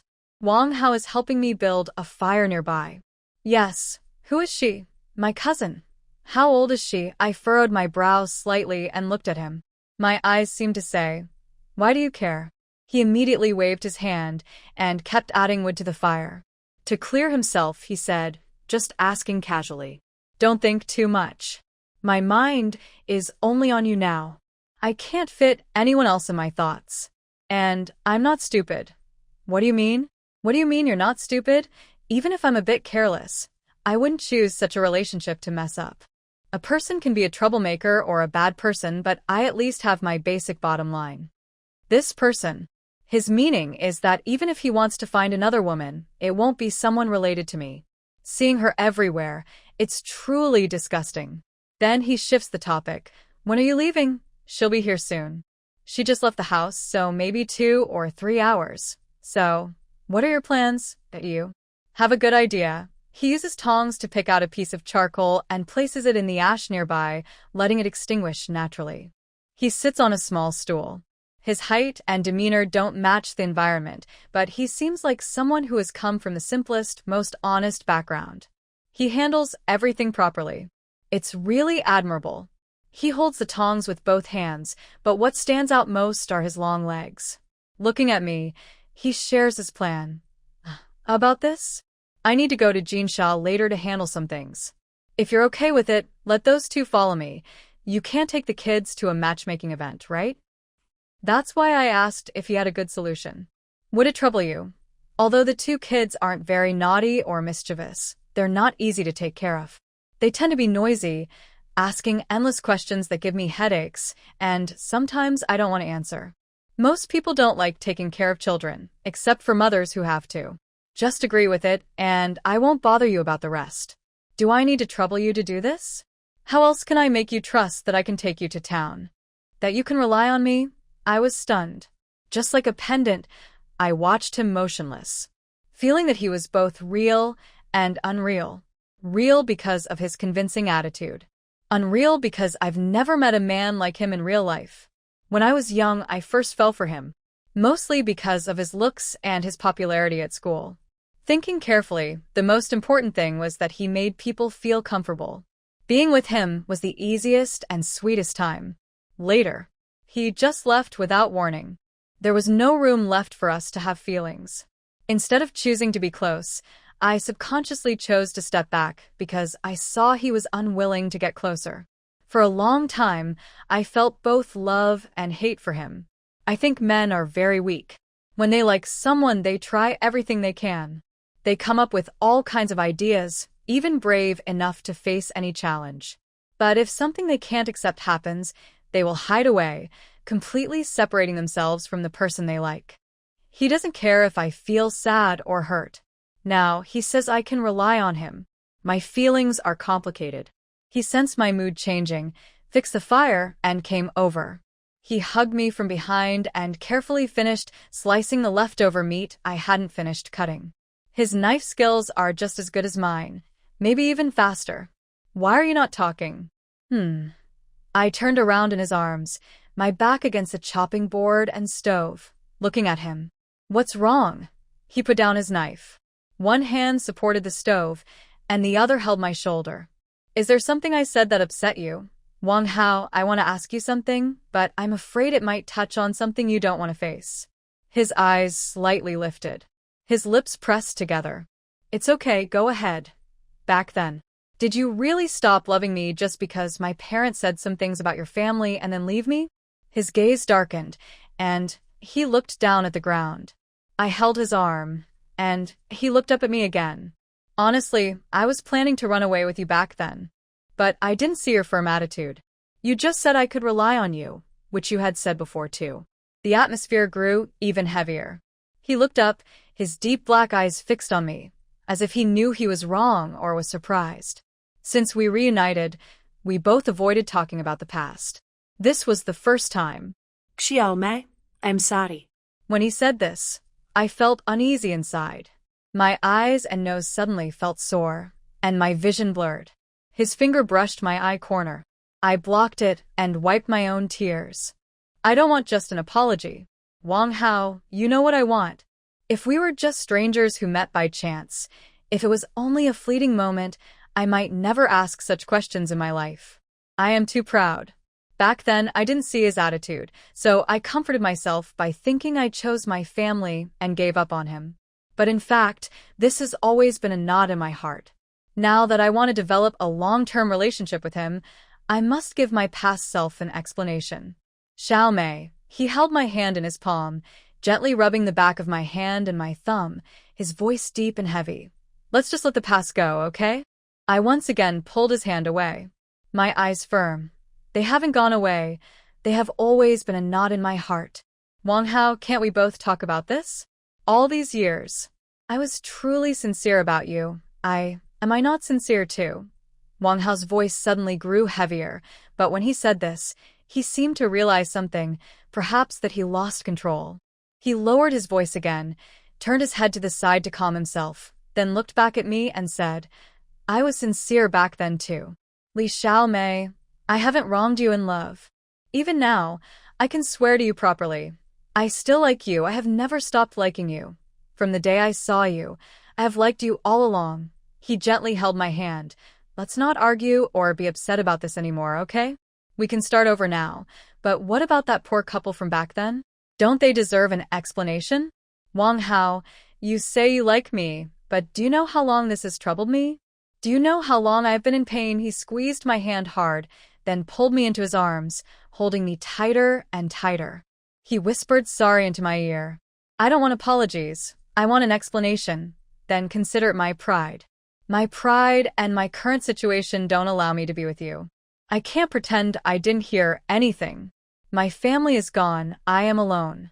You saw the old house that day, right? Bare walls. Only a firewood board left. Your parents are right. I am just a poor student with no money, no power. I don't even have parents. What do I have to give you a good life? The answer I had long suspected was now clearly in front of me, right beside my ear. Naturally, I felt pain and resentment, but after many years, this answer mostly made me feel relieved. The thing I had been obsessing over was finally settled. Now, I could continue without any hesitation. When we were young, we were both too small, too young, and too weak to overcome all the obstacles and be together. Some might say, that's just being sentimental. Who starts out with everything? Who is born into a good family and a stable life? You can go out and see for yourself. There are many people in this world facing more hardship and pain than you. But what's the result? I don't think. Back then, before we graduated, with no weapons, no blessings, and no one to help us, we could have supported each other through tough times.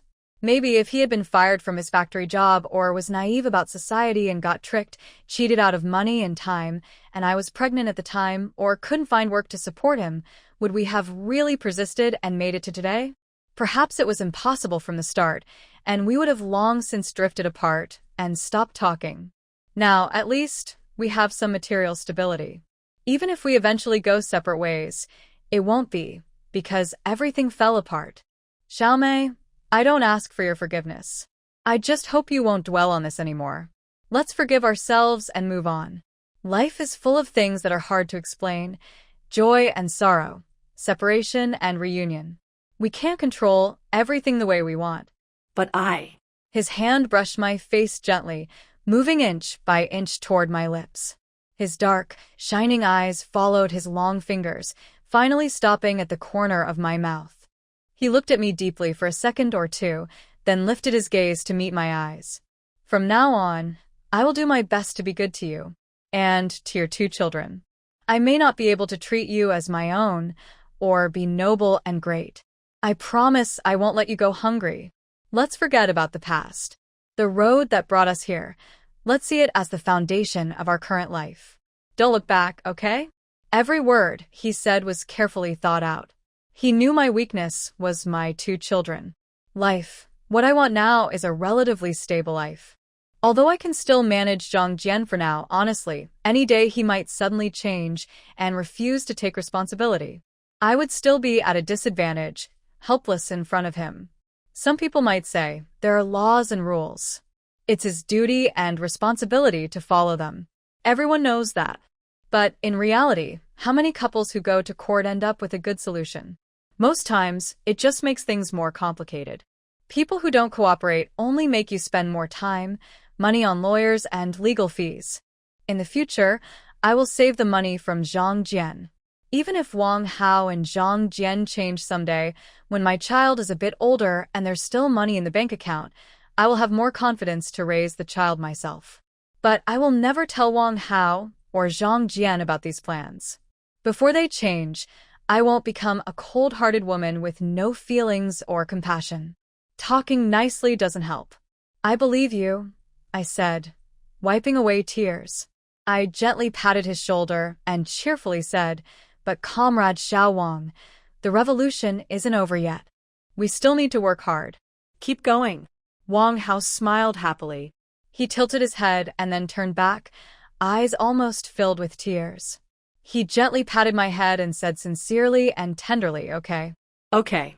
Maybe talking openly about the past made him feel lighter. That's why he was so excited. He pulled me over and kissed my forehead. I will try my best. Don't worry. Mom. My son's voice came. Wang Hao and I were both a bit surprised. We didn't expect them to come over. But it's okay. We just finished saying goodbye to that unfortunate couple from the past. Even if we reacted a few seconds late, it was no problem handling the kids. I wiped my tears again, took a deep breath, and kept chopping vegetables. I responded to the child, asking, "What's wrong?" Wang Hao also sat back on the small stool, starting the fire. "Mom, I'm so hungry. When can I eat?" My son ran over and stood in front of Wang Hao. Wang Hao pulled him into his arms. The little guy naturally leaned against him, feeling safe and comfortable. The scene was so warm and reassuring. "Mom, hurry up, I'm at most half an hour. Please wait a little longer." I sped up. "Where's sister?" "Sister is in the bathroom upstairs." My heart jumped instinctively. I just said that Wang Hao and I were here crying and hugging, and the bathroom is right next door on the way there. But I didn't notice my daughter. So she's upstairs. That surprised me. Now I felt more at ease. "Oh, then go call sister. She'll be done soon. Cooking is quick." "Okay, I'll go now." "Mom, Uncle Wang, wait for me to come back." Wang Hao gently patted his little bottom. "Go ahead. Come back victorious." "Yes, sir." I promised to complete the task. My son stood straight and saluted Wang Hao. It was quite funny. After my son left, I asked, "When did you teach him that?" My son didn't usually talk like that or do those actions. The only explanation was that this man in front of us taught him. Kids should be proper and disciplined. Not like when we were young, acting like troublemakers. He added some firewood and said. I looked at him. His words sounded a bit modest. Actually, kids back then grew up playing in dirt. It was normal to be dirty. Most of them were left behind children.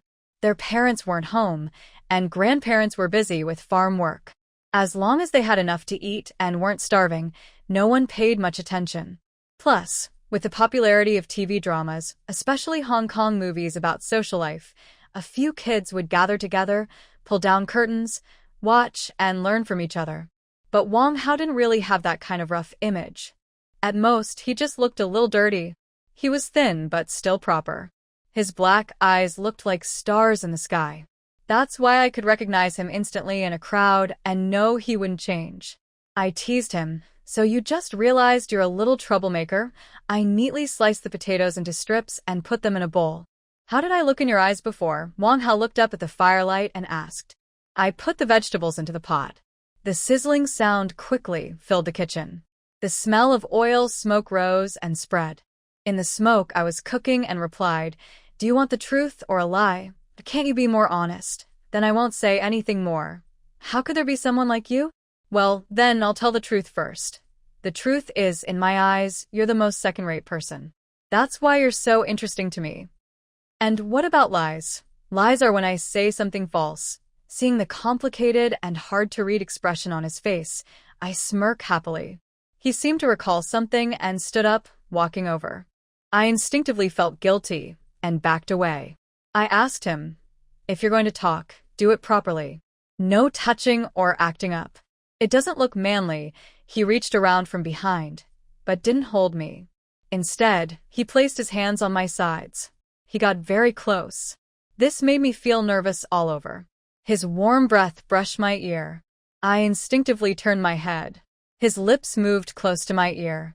So, your meaning just now, I can understand it the other way. Am I the most handsome, loyal, and upright guy among the boys you saw back then? I rolled my eyes at him. Please, we just mentioned whether I was a second-rate person or not, and didn't say anything about being handsome, loyal, or upright. Wang Hao. Don't, they're coming. Wang Hao took control of the situation, releasing his hold just seconds before the two kids appeared, then quietly returned to his seat without making a splash. Mom. Seems like there's a burnt smell. My daughter tiptoed to look into the pot. I then responded within, oh, and hurriedly grabbed the spatula to stir-fry. Looking at the troublemaker who caused the chaos. He said nothing, with a smile on his face, adding fuel to the fire, as if he was uninvolved. This annoying man.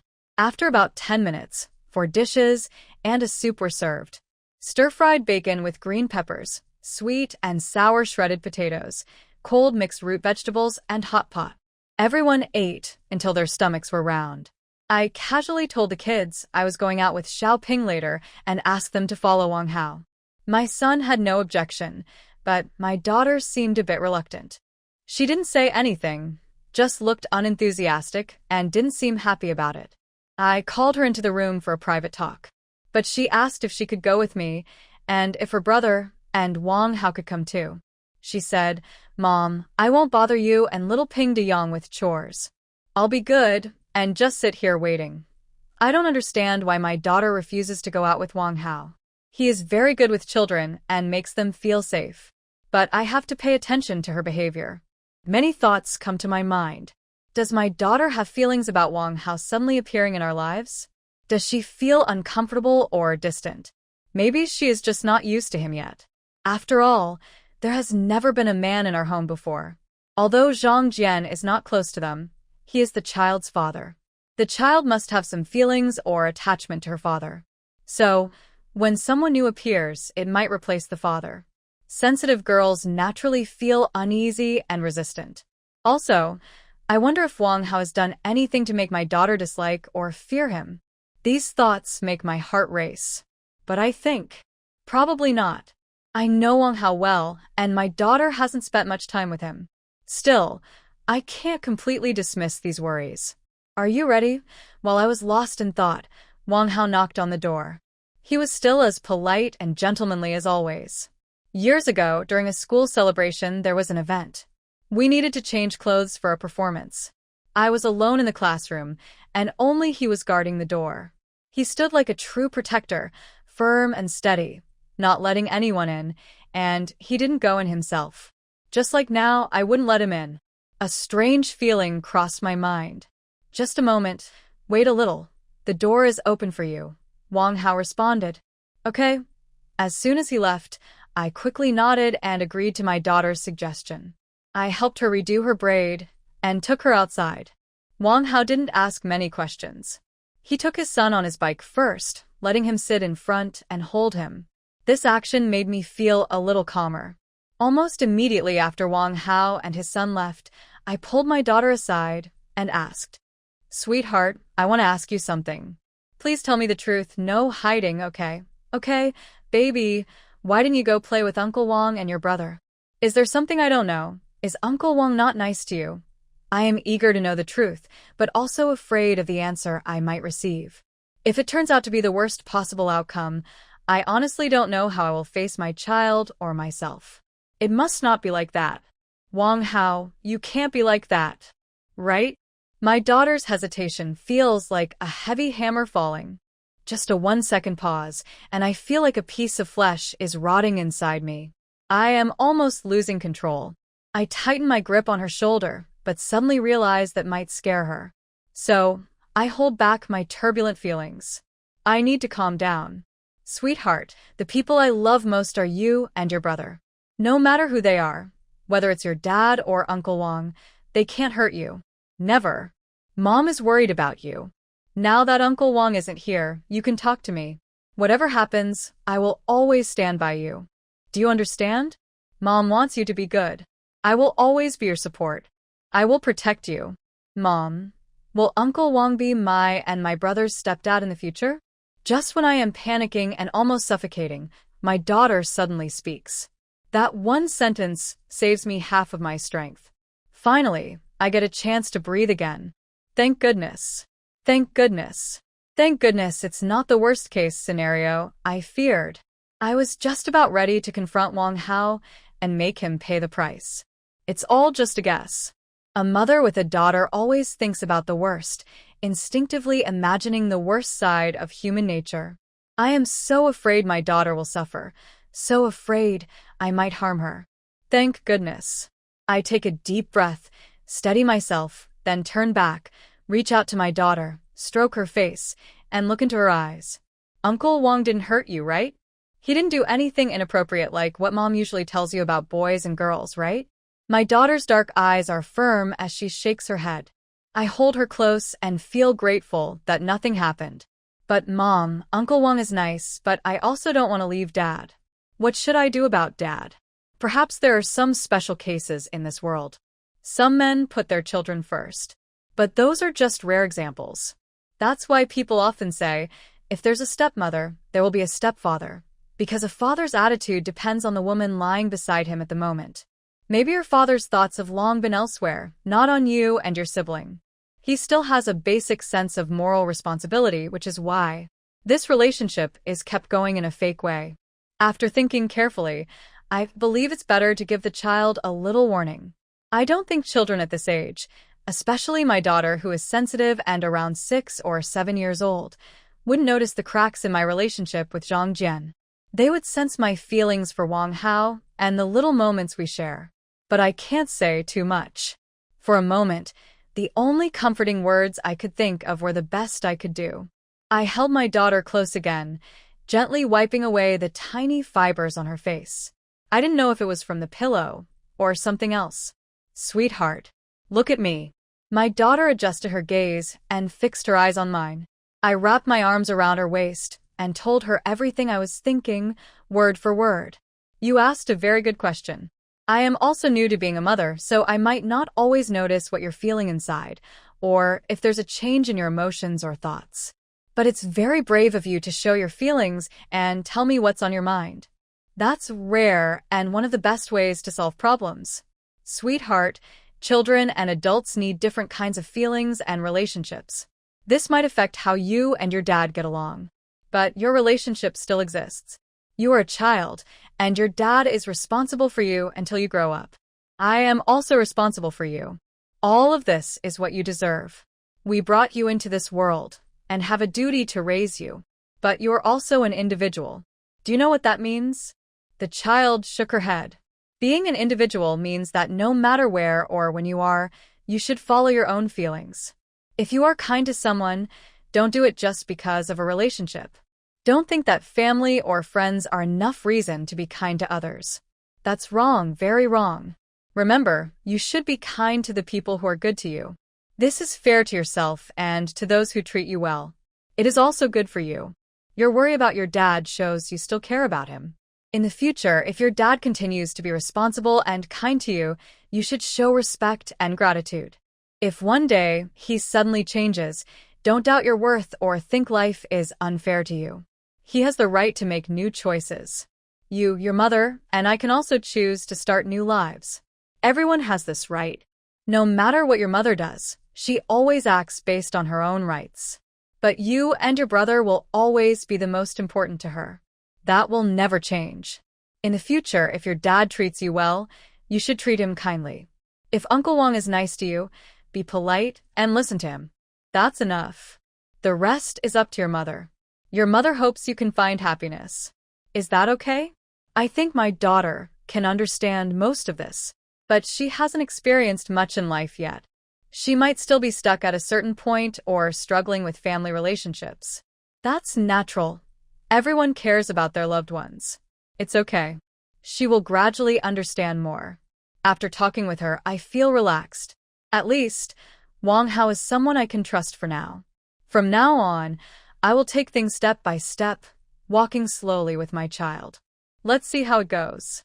Mom, I understand now. Maggie. Just then, Xiaoping's voice calls from outside. Several times. I respond loudly. Here. I'm here. Then I lower my voice to comfort my daughter. Be good, sweetheart. We're going with Xiaoping to do some errands. Smile, be happy. The little girl shows a small, forced smile. But it's okay. We'll take it slow. I take my child outside and meet Xiaoping. We stop the car together. Oh.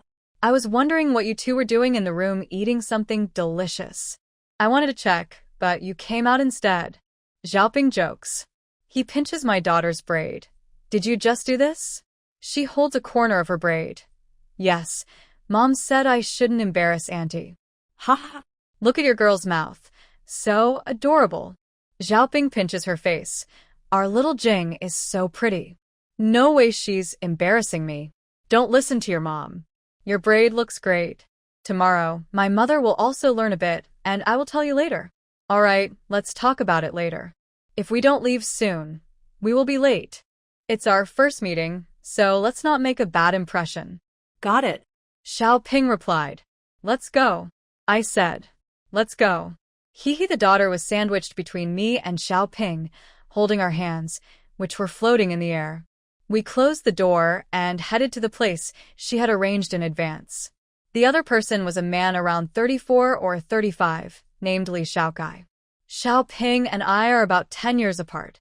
But the man's natural charm makes him look not too old. He was dressed quite normally, but his outfit didn't quite match. He wore a hoodie and jeans, but also had on a pair of black leather shoes. At first, Xiaoping was a bit annoyed, but she sat politely. Li Xiaokai greeted us, and the waiter brought tea. Li Xiaokai stood up and poured tea for each of us. He didn't sit back down. Instead, he turned and said, "Please wait a moment, I need to use the restroom." The restroom and kitchen are in the same direction. If everything goes as expected, I think he went to the kitchen. So when Xiaoping tugged on my sleeve and whispered in my ear, "Sister Xiaomei, do you think he isn't very satisfied with me? Not sincere? Why did he go to the restroom right away?" I covered my mouth and told her, "Don't worry, wait and see. We'll have an answer soon. No one can decide right now. Only time will tell us the truth." I comforted her. "I don't think it should be that way." Let's wait and see. Xiaoping was doubtful. She said to me, "And he shares the same surname as us." My parents actually didn't strongly oppose it. Why would they oppose it strongly? Don't you know the rules? Elders say you shouldn't marry someone with the same surname. It's family members, maybe even siblings or cousins, sharing the same ancestor. So what? The law only says you can't marry within 3 generations. Girl, what era are you living in? You're still worried about this? Aren't you a bit old-fashioned and conservative? Xiaoping sighed and shook her head. How could I? I just feel like I'm really being disliked. My parents didn't even object. If this was before, if I wanted to marry someone with the same surname, I'd be beaten to death by them. I smiled. I tightened her hand and signaled that Li Xiaokai had returned. We stopped talking about it. Xiaoping tidied her short hair, smoothing it behind her ears. She has fair skin and looks a few years younger. She appears lively and energetic. Her features are average, and her current single status is not due to her appearance. Li Xiaokai probably has no objections to this. Plus, he has returned. He started trying to talk to my daughter. "Beautiful girl, you look so pretty. How old are you?" "Uncle, I am 6 years old." "Oh, 6?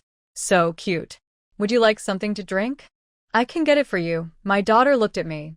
"Get whatever you want yourself. The drinks are right at the cash register." My daughter and Li Xiaokai thanked us, asking what we wanted. Both Xiaoping and I chose Sprite. My daughter went to get the drinks. I also found an excuse to let them talk alone. "Well, I need to use the restroom." "Handsome. Chat with my cousin for a bit. I'll be back soon." Li Xiaokai nodded. "Okay. The food will be ready in about 20 minutes.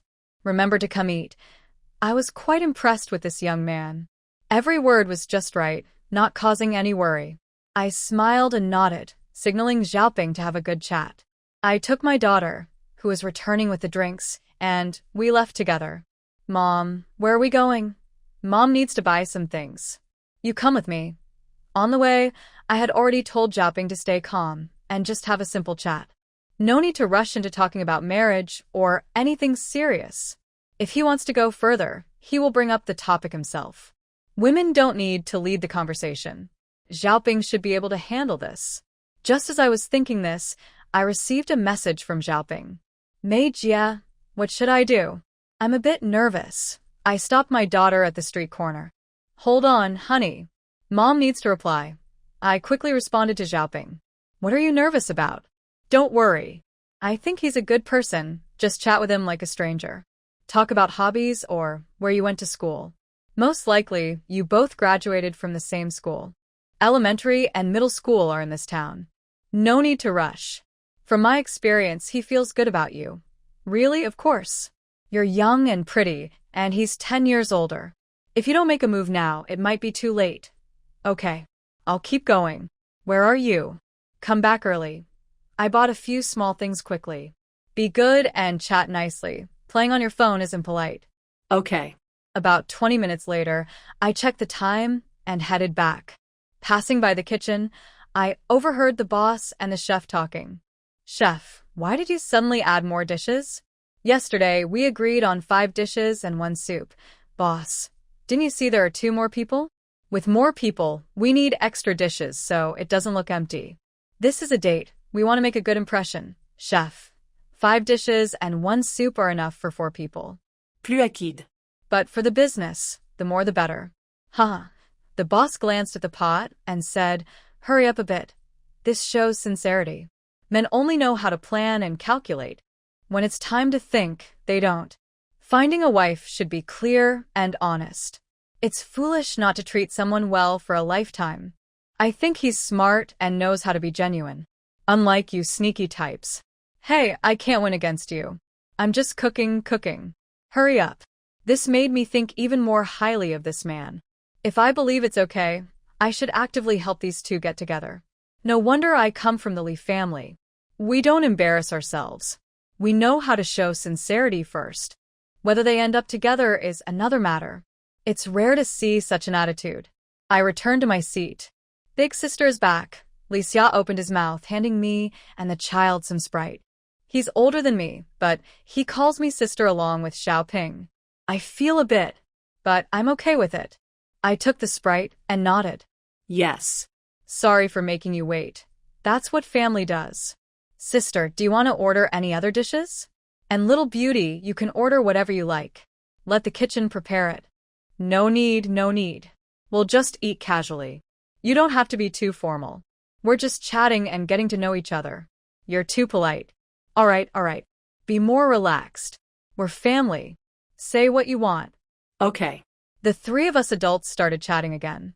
I asked Xiaoping about his family and some simple details. Your family must be very harmonious. I said. It's okay, more or less. My parents don't argue much. When they were young, they did, but now they're older. They realize arguing is useless. It's actually made our relationship better. My sister also helped a lot. Now my parents get along well, and my sister has wiped away many tears. It seems that your sister is someone you really admire. Is she married? Yes, she is married. Her children are about the same age as this little girl. They live in Giang. That's good. It looks like she is a sensible sister who can solve problems and understand things. Having a sister at home who doesn't cause trouble and can help ease the relationship between the elderly is very helpful. It reduces a lot of trouble. The family environment and atmosphere are quite good. Are you and your sister the only siblings in the family? Yes, I am. I hold my cup patiently and answer. There are no brothers. This makes things simpler. Families with brothers and sisters often have more conflicts, especially when the elders show favoritism, leading to constant arguments. I am quite satisfied. During the meal, Li Xiaokai also considered our feelings and later suggested we go to the newest milk tea shop in town. I think it's a good time for them to be alone together. So I took the opportunity to say, there's a younger one at home. I went out with relatives for lunch. Now I need to take her back and go home to watch over her. By the way, you and Xiaoping can go for a walk. I'll take the kids home first. If you're free later, come over for tea. I'll cook for you. I smiled at Li Xiaokai and gently said to Xiaoping, you're a good person. Take care of yourself. I'll go back now.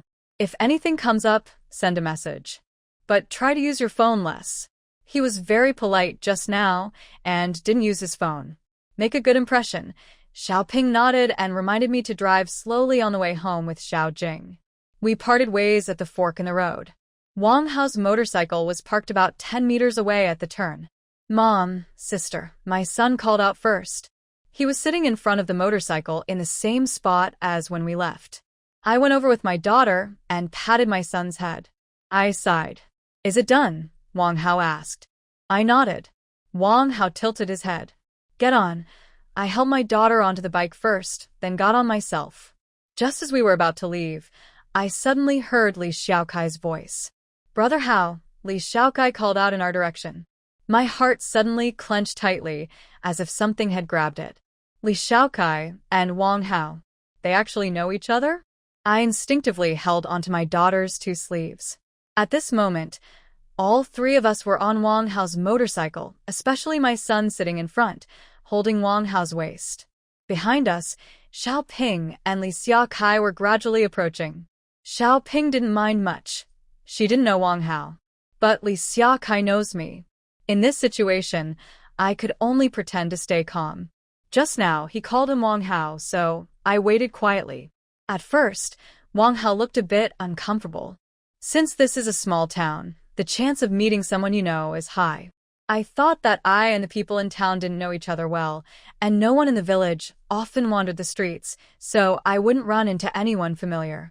But now, here we are. Xiao Kai, what are you doing here? Li Xiaokai came over, nodded at me, and took out a pack of cigarettes to give to Wang Hao. I also nodded at him. Xiao Ping stood beside me, but her eyes were on Wang Hao. She grabbed my arm, and I held her hand back. We both quietly watched them greet each other. Wang Hao tucked the cigarette Li Xiaokai gave him behind his ear. Riding a motorcycle isn't convenient for smoking. Should we meet up again later? When he said this, he suddenly looked at Xiao Ping behind him. And, who is this? Li Xiaokai responded confidently. Oh, this is Li Ping. We just met today. She's younger than us, so you can just call her Xiao Ping. Xiao Ping, this is my older brother Hao. Honestly, I was a bit confused. Li Xiaokai is older than Wang Hao, so why does he call Wang Hao brother Hao? Could it be? Only one possibility. Li Xiaokai knows and calls the girl who married Wang Hao sister, so Li Xiaokai calls Wang Hao brother out of respect or familiarity. That's the only explanation I can think of. I can't think of any other. Then, Li Xiaokai started introducing my identity. So, you are cousins. Nice to meet you. It seems the town is really small, and everyone is somewhat related or knows each other. Wang Hao continued joking, from what you say, since you have a beautiful girl with you today, we can't drink anymore. Let's meet another time. When you're free, send me a message. If I'm still here, we can get together. Okay. I'll contact you later. Hao Ge, be careful when you drive. Come over for a meal when you have time. Alright, I'll go now. You two take your time strolling.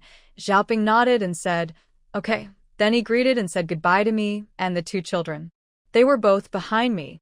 I felt a hot sensation on my back, as if something was constantly watching me. Most likely, it was Li Xiaokai's gaze. He was polite to Wang Hao. Maybe I am just too sensitive. It was just a motorcycle ride. Surely, they don't think I have any special connection with him? Soon, we returned home. The two children got off first and went inside to get their toys. This gave me a little free time. Wang Hao, about that Li Xiaokai just now. Before I finished speaking, his phone rang. He looked at me with an apologetic expression. I waved my hand. It's okay, go ahead and answer. I'll go to the bathroom. We can talk more when I come back. Okay? He nodded lightly, then picked up his phone and walked to a corner of the yard to answer the call. I didn't know who was calling him. During these days together, he didn't hide his phone from me. Sometimes, even in bed, he would hold me and answer calls. Could it be a call from home? Maybe Li Xiaokai tipped him off. It's not like he would report anything serious about me. Just informing his family, where he was, is understandable. I was still trying to figure out the real relationship between Li Xiaokai and Wang Hao. It all seemed complicated, but I kept thinking, forget it, I'll just ask him directly later. It'll be clear then, no need to guess. But instead, I received a text message. I was in the bathroom when the message popped up on my phone. The moment I saw it, I felt like I'd been hit on the head. I felt dizzy. This sudden surprise was hard to accept. Wang Hao's message said, something came up, I need to handle it. I'll contact you when I'm back. There's a bag on the sofa in the living room. Remember to open it and take a look later. A few seconds later, I finally snapped out of it, coming back to reality from the fact that Wang Hao had already left. It all happened so fast. But that's normal.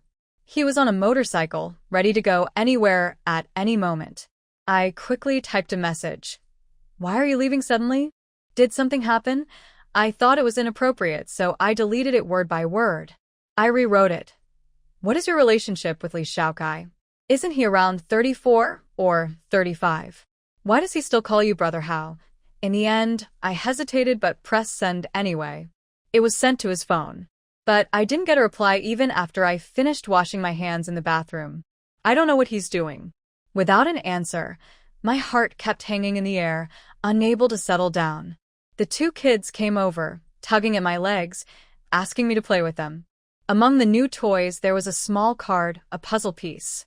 They kept struggling with one part, so I helped them check it. Just then, I looked up and saw the pocket on the sofa, which was nicely packaged. It was mostly filled with something inside, but I didn't know what. I gently held the kids' chins and said, "Okay, Mom will come soon. You two go back and wait for me." "Okay." "Hurry up, Mom." "Yeah, go ahead." I sent them back to their room and slowly walked to the sofa. First, I looked out the window. There was no sign of him. My nerves tensed up briefly. When I regained my composure, I picked up the pocket on the sofa and opened it. I was shocked to see what was inside. It was a velvet box. I didn't expect him to. I tremblingly opened the box. Sure enough, there was gold jewelry inside, a pair of beautiful gold earrings. Earlier, I had passed by a jewelry store several times, mustering the courage to go in and look. Especially last year on my birthday, I thought, whether I have money or not, I could buy a few grams, right? Just a little treat for myself. As long as I don't lose it, I could wear it for a lifetime. Most people see gold as an investment, but I don't think so. For ordinary people like us, saving this much won't make us rich. So, I hurriedly went to the jewelry store, looked around, but didn't find anything I liked. I had to leave. But Wang Hao bought these earrings, and they were just right for me. However, my excitement wasn't much because he wasn't here anymore. He didn't personally give me the gift. I always feel a bit choked up inside. But then I think, it's better than having nothing at all, right? Not to mention, I've been with Zhang Jian for so many years. When I married him, there were no elders at home, and we didn't have good conditions. We didn't even have a proper house, just a shabby grass hut. Over the years, both of us have lived through tough times. Luckily, our 2 children didn't cost much, and most of our money went into building this house. During those years, we lived apart. I looked forward to him coming back every day, but I also knew clearly that if he stayed in the same place, we might not even be able to build this house. In our youth, we had to use that time and distance to save money to build a home and create a little nest. So we agreed to keep things low-key. The bride price and wedding banquet were kept simple. We didn't even have the 3 gold items. Later, when our conditions improved a bit, he didn't think about giving me any extra. Or rather, over time, he forgot about it and I didn't deliberately think about it or bring it up. Suddenly, my eyes felt a little sore and warm. I took everything back to my room, ready to try them on in front of the mirror. That's when I noticed that the tea leaf stem earrings I had worn for years had some wear and a faint, not-so-pleasant smell. When I put the earrings, which had been with me for so long, on the dresser and replaced them with the earrings Wang Hao bought me, I felt as if something was pushing from inside, making my chest feel tight. Tears started to fall at that moment. They traced down my cheeks, reaching the corners of my mouth, and into my mouth. Salty and bitter. I quickly wiped my eyes and quietly looked at myself in the mirror, lost in thought for a long, long time. These earrings are not heavy, and the style is nice. They look gentle and versatile, matching my skin tone very well. I realized how good I looked wearing these accessories. Before, I always felt like something was missing when I dressed up, even doubted if it was the style of my clothes. Now I see it was just a matter of accessories. They are different from silver earrings. I turned around in front of the mirror, looked at myself from all angles, and decided to wear them just like that. Then I noticed there was something in my pocket, a red envelope. My eyes widened suddenly, and I felt a gentle tap in my heart. The sadness I felt when Wang Hao left has now slightly eased. I am also a bit surprised. I tremblingly took the red envelope out of my pocket. I am sure there is something inside. Wang Hao wouldn't give an empty red envelope for no reason. He wouldn't do such a thing. But what is inside? It's hard and thin, not really looking like money.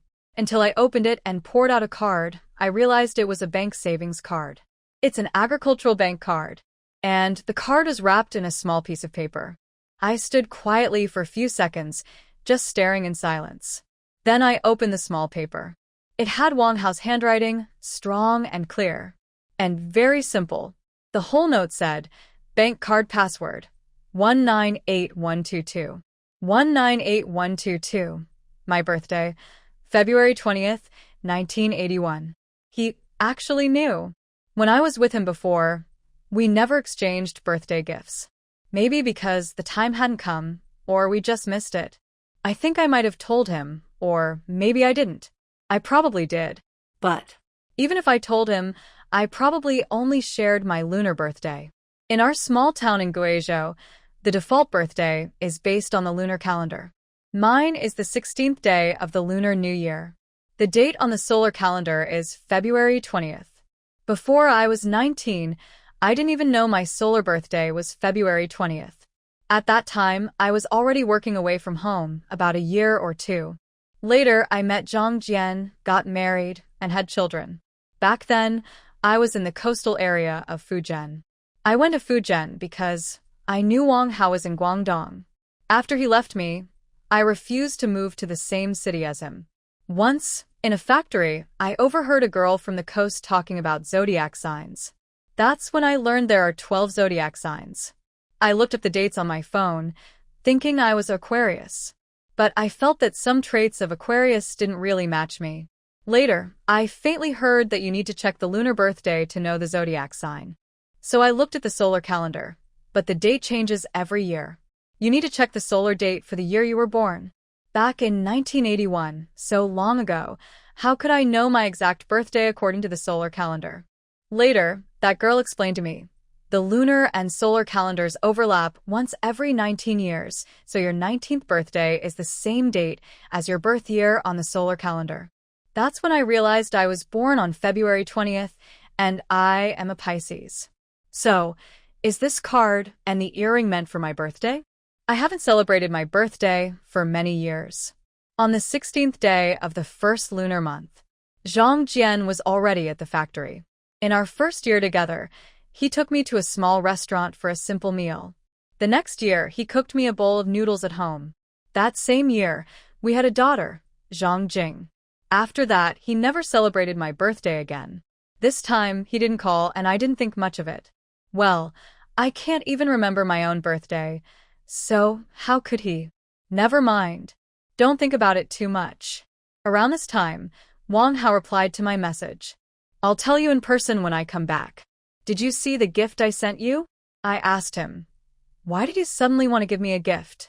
He replied, otherwise, do you think the words I told you about being responsible for your expenses and those of the two kids were just empty promises?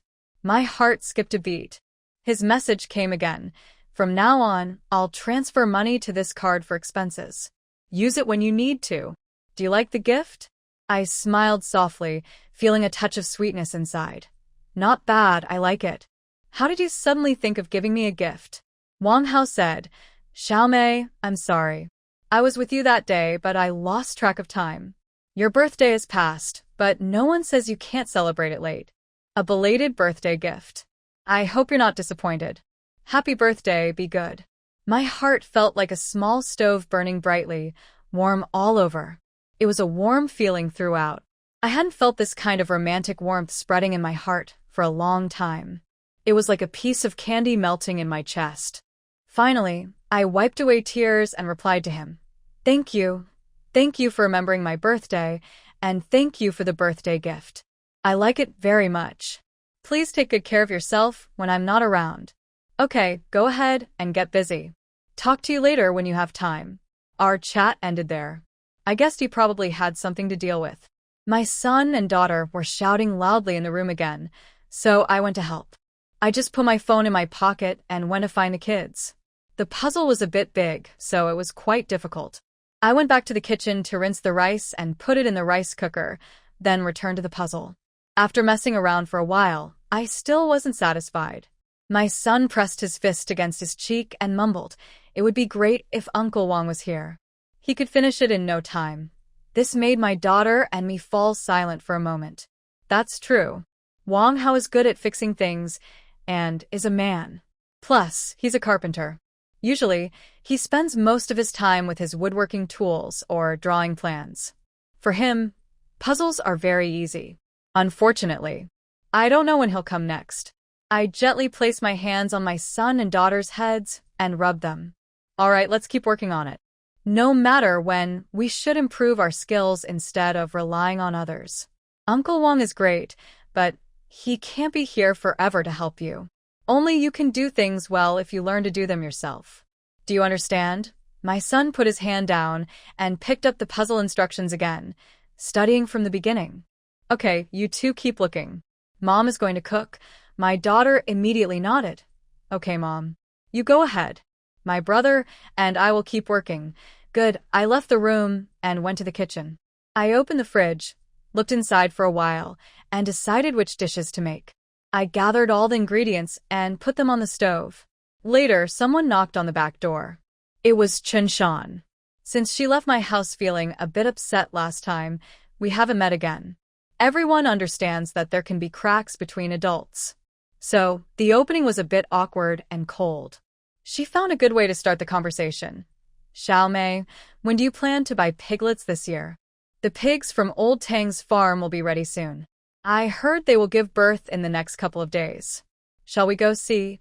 Usually, around the second month of the lunar calendar, I buy a batch of new piglets. I usually go with Chun-shan. I buy from the same place she does, because she has more experience with the quality of piglets. But Wang Hao mentioned that I should move to the town with him. One reason was for the children's education, and the other was so he could be with me more freely. Faced with this choice, I really didn't know what to do. Xiaomei. I was lost in thought when Chun-shan called me back. Why is his family so quick this year? Isn't it still not the end of January? Afraid Chun-shan might notice something, I casually asked a question. Maybe they want to start earlier this year. Anyway, Lao Tang's wife called me and said it's about something in the next day or two. She told me not to go out too much, and as soon as the piglets are born, she'll call me. What's wrong? A few days earlier or later doesn't matter. Don't you want to raise pigs this year? Her question made me feel a little uncomfortable. What's wrong? Do you really have other plans? If you're not raising pigs, what will you do with the crops? You can't just sell them on the street. We're not at an advantage, and a trip to town might only cover the transportation costs. Isn't that unnecessary? Not exactly. How about this? I'll tell you later whether I want to do it or not. If I decide not to, you can go buy the piglets yourself when you have time.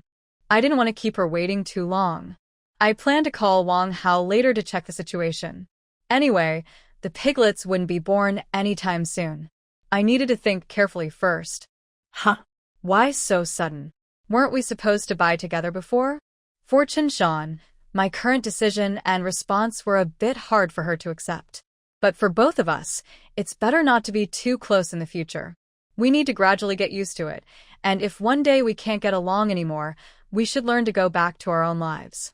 Don't cling too much to this. Sometimes fate is just for a certain period. Since I last gave her advice, she still places herself in a humble position. When I threw her the rope I offered her, I realized some people don't need much help, and it's better not to interfere too much. It's their life, and I may not agree, but I must respect it. From now on, I won't interfere with her relationship with Brother Lin. Nothing is decided for now. I have other plans this year. Oh well, all right then. Her gaze once again looked around my kitchen, but I wasn't sure what she was looking at. After I gave her a quick look, she nodded reluctantly and stepped back. I won't bother you anymore. I need to go back and cook for the kids. You busy. I held the door handle with one hand and supported the door frame with the other, then nodded at her. After she walked a short distance, I closed the door. I stood there in silence for a while. Once I calmed down, I returned to the stove and picked out the pea tips, placing them in a bowl. Halfway through, I thought of something and took out my phone to send a message to Wang Hao. Andy Chin from the village asked me to go buy piglets with her, just the person you know. I haven't responded yet. I want to ask for your opinion. Do you have any good suggestions? Basically, the idea of moving to town to live together hasn't been fully decided yet. Until we actually move out, nothing is certain. This issue is hanging in the middle, making me a little uncomfortable. If we don't buy the piglets, this matter will keep lingering and we might miss the chance to buy them. Buying earlier is always better than later. However, the message seemed to sink into the sea, with no reply. I forced myself not to worry too much or obsess over not receiving his reply, or I might fall into a flood of emotions and ruin my mood. There's no rush. Maybe I should first check how much money is on the card he gave me? With this thought, I quickly finished preparing dinner and set the table. After eating with the two kids, We went to the roadside to catch a motorcycle.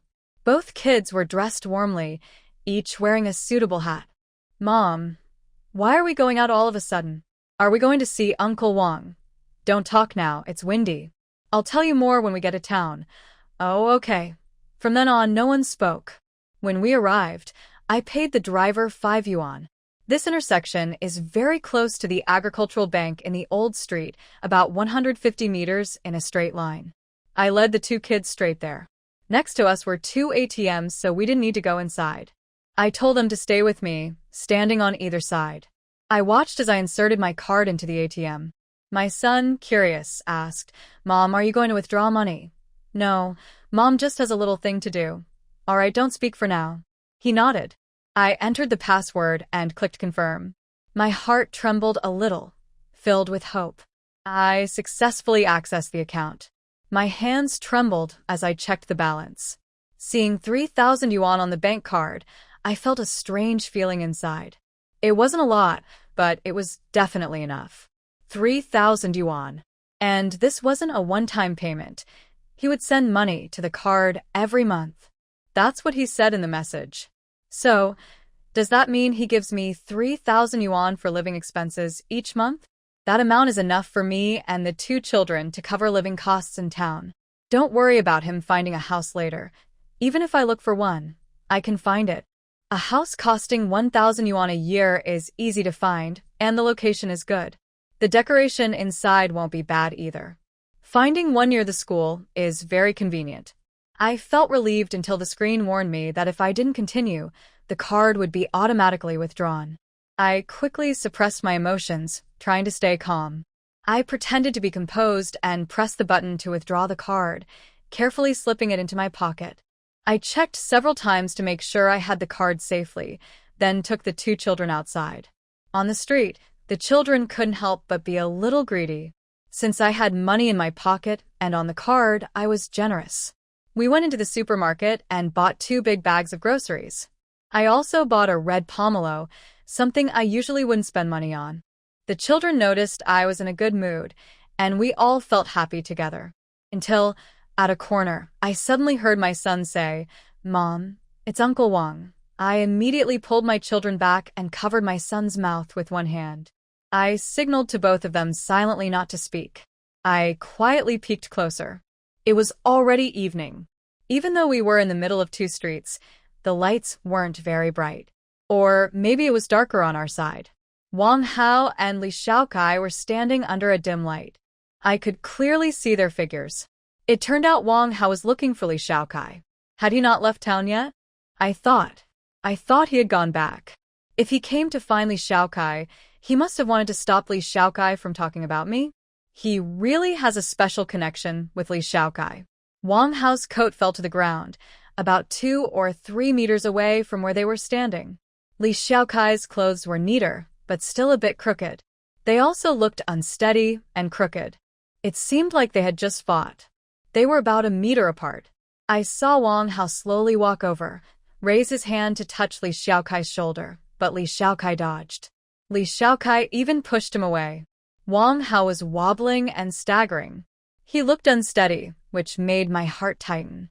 His toes instinctively gripped the ground. I kept a close eye on them, holding onto the shoulders of the 2 kids. Don't touch me. I feel sick, Li Shaokai said. It was the first time I saw someone speak to Wang Hao like that. When he took me and the kids home, their smiles were fake. Their polite words were also fake. Now, with their hostility and anger, it was real. Can we talk somewhere else? Don't you think what you're doing is a bit too much? Yes, I understand it's been hard for you all these years. As a man, I see your situation is especially tough. I know you're not having an easy time either. But can't you wait a little longer? Or can't you choose someone else? Don't you know they are cousins? Why do you insist on choosing her? Let's talk somewhere else. This isn't the place to speak. Wang Hao still insisted on moving somewhere else. Several times, he tried to pull Li Shaokai away, but he failed each time. Li Shaokai kept pushing him and dodging him. Clearly, his emotions were running high. He was swaying as he spoke. From what he just said, I had reason to believe that Wang Hao's sister was involved. Otherwise, who would face such conflicts and embarrassment to cause trouble for someone? Li Xiaokai was just venting his anger at his sister. He also said Wang Hao had a hard time these years. And that line, "Can't you wait a little longer?" What does it mean? Could it be that Li Xiaokai's sister is sick? Or is there some other reason? Otherwise, who could stand seeing her brother-in-law with someone else and still say he can't wait? I tighten my grip on the shoulders of the two kids. It feels so complicated, and my heart seems to be pulled by something. Anyway, I feel very uncomfortable. At this moment, Wang Hao spoke again. He pressed heavily on Li Xiaokai's shoulder. This time, Li Xiaokai didn't push him away, so Wang Hao took the opportunity to hold him tightly. Then the two men walked a few steps side by side. Wang Hao bent down and picked up the coat on the ground, shook it a few times by grabbing the collar on both sides, but didn't put it on. Instead, he held it in the crook of his other arm. Wang Hao, do you want to eat something? I'll treat you, Li Xiaokai. Do you think I feel like eating right now? They turned their heads to look at each other. Finally, Wang Hao let out a laugh from his nose, which made people feel uneasy. Whatever the problem is, sit down and talk slowly. Everyone has to eat, right? Are you going to starve or get angry out of frustration? Life and death, which do you think is more important? Now is not the time to talk about this. You know what I just meant, and you also know this isn't about eating or not. So what the hell am I supposed to do? Wang Hao, who had been patient, suddenly slammed the coat he just picked up onto the ground again. He had already let go of the hand on Li Xiaokai's shoulder, as if a lion that had been holding back suddenly lost its temper. He was surrounded by an intimidating aura that felt almost invincible. He kicked the coat that was just thrown on the ground, sending it far away, and it finally lay in the middle of the road. My son almost couldn't hold back a sound. I covered his mouth and shushed him. I signaled to both of them with my eyes that they didn't need to be afraid, but then I covered both of their eyes. I also pressed their ears tightly against myself, holding them close to my clothes, with my hands covering their other ears, so they wouldn't hear what I was about to say. After all this talking, you still won't listen, huh? If you think I really did something wrong or guilty, just accuse me. I have no obligation to comfort you. You're a man too. Of course, I don't need you to understand, but there's no need to explain much. Like I said, the reason I came to find you is because of your sister. I'm here to settle things, not for you to cause trouble here, understand? Li Xiaokai swung a fist at me. My heart suddenly jumped to my throat. I was very scared and worried that Wang Hao might get hurt. But surprisingly, he didn't accept everything passively. Instead, he raised his hand to block the fist that was about to hit his face. The two of them faced each other. If you think fighting can solve things, then I've definitely chosen the wrong person today. If you don't want to talk, then don't. Come back when you're ready to say something. Wang Hao pushed him away and walked to the middle of the road to pick up his clothes. This time, he didn't look back at Li Xiaokai. Instead, he stood still in the middle of the road, facing away from Li Xiaokai. He grabbed his collar and shook his clothes a few times, then said goodbye. Wang Hao took a step and left. A few steps later, Li Xiaokai shouted from behind, "What are you looking for? Are you looking for someone with 2 kids? Are you out of your mind? Or are you used to playing the good guy?" I felt a sharp pain in my heart, like something was pressing against it, making it hurt very badly. Humph. What's wrong with having 2 kids? Did having 2 kids ruin his family's reputation? Is he planning to abandon his 2 children and lie, saying he's single? So he can boost his status and feel more balanced? What kind of logic is that? I know this kind of thinking exists in most people's minds. After all, whoever's head isn't touched by misfortune can stand on the moral high ground and look down on others. If it weren't for Wang Hao, I might have rushed out. I would have asked him directly in front of Li Xiaokai, "What's wrong with having 2 kids? I am raising 2 children, not 2 little troublemakers." It's clear and obvious. The start of my relationship with Wang Hao wasn't forced on him. No one else, not even him, can control this relationship. He shouldn't think my children are a burden. But then I thought again, since Wang Hao is one of the main characters in the story, I don't need to care about others' opinions. I shouldn't let it make me feel upset or uncomfortable. I decided not to think about it anymore. I didn't listen further, and I don't know which way Wang Hao left from, nor whether Li Shaokai chased after him. I just took my children and bypassed that area. I happened to see a motorcyclist and stopped him. Then I took my son and daughter home. While still on the road, my son eagerly asked, "Mom, wasn't that Uncle Wang just now? Why didn't you let us see him? Why don't we go find him?" My daughter was curious too, but she didn't ask. I made a shushing gesture to my son. I didn't want to say too much in front of others, even though I didn't recognize the motorcycle that took us home. My son nodded obediently and stayed quiet.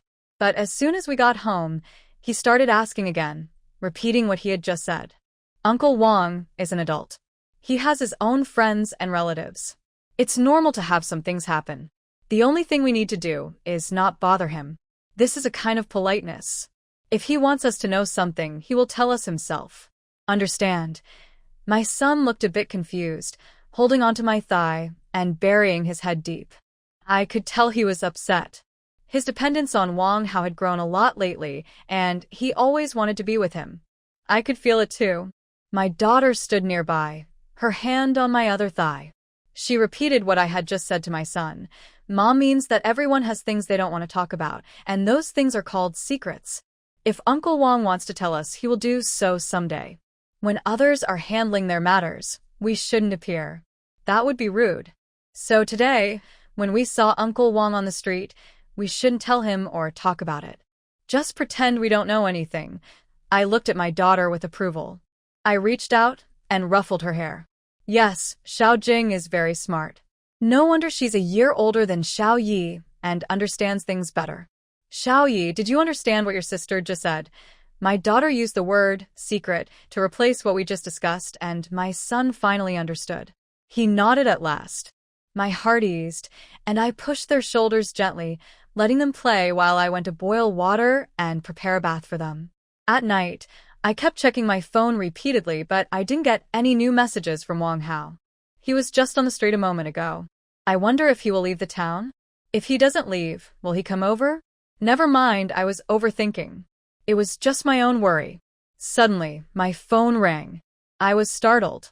I quickly looked at it. It's a message from Xiaoping. She asked if I was at home. I replied to her, "Of course, I'm at home." "What's wrong?" Xiaoping said. "It's nothing. I just finished talking with him. He's planning to take me home. I feel it's a bit far, and it's already dark now. I don't want to stay too long with him after dark. Maybe I can stay at your place for the night? Please, can I stay?" I understood now. They only just now. So, Li Shaokai left halfway through. He probably made an excuse to go out alone and meet Wang Hao. Oh well, but because of what just happened, I have personal feelings and don't really want to see Li Shaokai. Forget it. It's a separate matter. Just pretend I didn't see anything. As long as he doesn't live with me, I don't care who he is. As long as he doesn't cause trouble in Xiaoping's affairs, I can keep dating him until we get married. I said, "Come over anytime. My door is always open for you." Then I got up, dressed, and went to the living room to wait for her. I had already sealed the fireplace for sleep, so the coal fire wasn't burning very strongly now. Soon, she would come and probably want to talk. I decided to add more coal to the fire so I wouldn't be cold and uncomfortable. After a while, I heard footsteps approaching outside, but they hadn't reached my yard yet. I wanted to open the door and see who it was, but I heard Li Shaokai say, "I'll take you this far, and then I won't go in. Do you have time tomorrow?" "Okay. We're already at the door. I can go in myself." Tomorrow. I should have time, right? What's wrong? There's a relative's wedding banquet in the direction of Jinsha. If you have time, shall we go together? He said his relative was having a wedding banquet, and he wanted Xiaoping to go with him. Is this guy rushing too fast? Things are moving a bit quickly. I gently rubbed the edge of the fire pit, waiting to see how Xiaoping would handle this. Your relative's wedding banquet. If I go with you, isn't that a bit inappropriate? Not very proper. If you don't have time, you can choose another day. Oh no, I want you to go with me. I'll pay for everything, and then we can go to Jinsha together. Maybe I didn't express myself clearly. Don't take it to heart. That sounds better. But I don't know if this is just his excuse after Xiaoping responded, or if he was just misunderstanding from the start. But it doesn't matter. The outcome is okay. Xiao Ping agreed herself. I was quietly waiting inside the house for her to return. Within a few minutes, she climbed up the slope and reached the yard. The door was open and she pushed it open and came in. Hey, you're back? Where is he? I asked knowingly, stood up from the stool, and went to greet her. He just left. Why aren't you asleep yet? You haven't been waiting here all this time, have you? Almost. Since you're coming back, I had to wait here. Oh, by the way, did he ask you out? Xiaoping put her bag in the corner of the sofa, her face a little red. We each sat on the sofa or a stool, close to the fireplace. Aren't you a little shy now? No, don't joke with me, she slapped my arm and said, he asked me to go to Jinsha with him tomorrow. That's good. That's a nice pace. Going out and spending time together helps you get to know each other better. Do you think it's a bit too fast? At 17 or 18, this pace is indeed a little quick. Because at that age, people have time to take things slow or even delay. But now, there's no need. Also, guys in their 30s tend to be less proactive, so it's better to seize the moment and ignite the fire. You'll find out soon if it works or not, without wasting your own time. Xiaoping nodded in agreement. Just as we finished talking, her phone rang. It was her mom calling, probably asking about her blind date today. I quietly told her to go to the kitchen and cook 2 bowls of noodles for a late-night snack. She nodded. After about 10 minutes, she came to the kitchen to find me. She helped me make the noodle soup. These 2 little ones are sleeping quite soundly. I really envy their sleep. I don't know what's wrong with me now. I find it hard to fall asleep when I lie down, Xiaoping said. That's because you're getting older. The older generation used to say, the first 30 years you can't wake up, the next 30 years you can't fall asleep. But I'm not even 30 yet. I turned my head and gave her a look. Then find your own reason. Maybe put down your phone and you'll fall asleep, especially when he replies to messages or calls very slowly, I can't fall asleep, and keep turning over. All kinds of dramatic thoughts play in my mind, and I can't control them. Recently, Wang Hao has been sleeping very late, but his sleep quality is really good. It's still influenced by mood. Maybe phones are good things, but not always perfect. We both carry our bowls of noodles back to the living room. Xiaoping talks to me about the phone call just now. Hey, do you know how unreasonable my mom is? She says if she feels good about something, she wants to settle the relationship quickly. And she checks how much bride price they offer. Really? That's so exaggerated. Xiaoping takes a sip of noodles. Yeah, I was stunned when I heard that. I thought, how can they be so quick? How anxious are they to get me married? Maybe they want to hold a banquet and collect money. I joke. Xiaoping nods in agreement. Yeah, I think that's more likely. You have no idea how much they keep nagging about how the favors they give out can't be returned. If I don't hold a wedding banquet, some of the people they gave favors to might not be around anymore. Also, I wonder why they go to so many social events, sometimes several times. It's really hard to understand.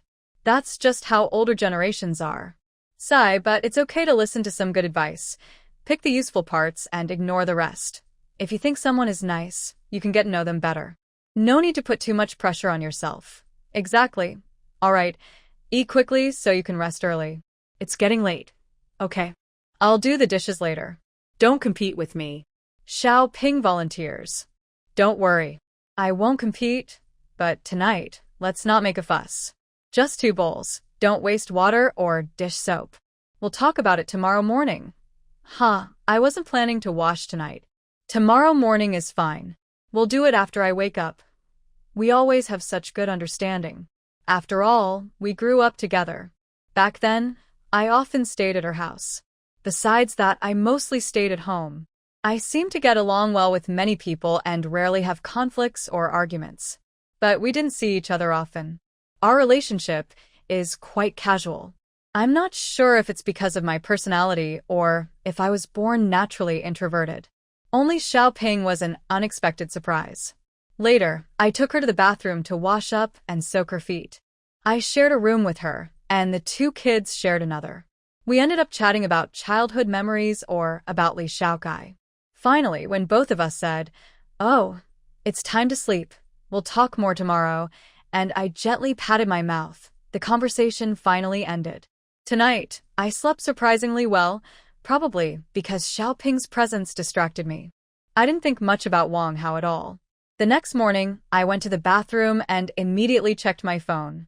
I saw 2 missed calls from Zhang Jian. He's been contacting me quite often lately, which made me feel a bit uneasy. To keep things peaceful, I called him back. But on the other end, I heard a woman's voice. "Hello, who are you looking for?" I recorded the call. At first, I was shocked, but I quickly reacted, grabbed my phone, and saw this was a good chance to record. "Speak up. If you don't talk, I'll hang up." "Did you dial the wrong number?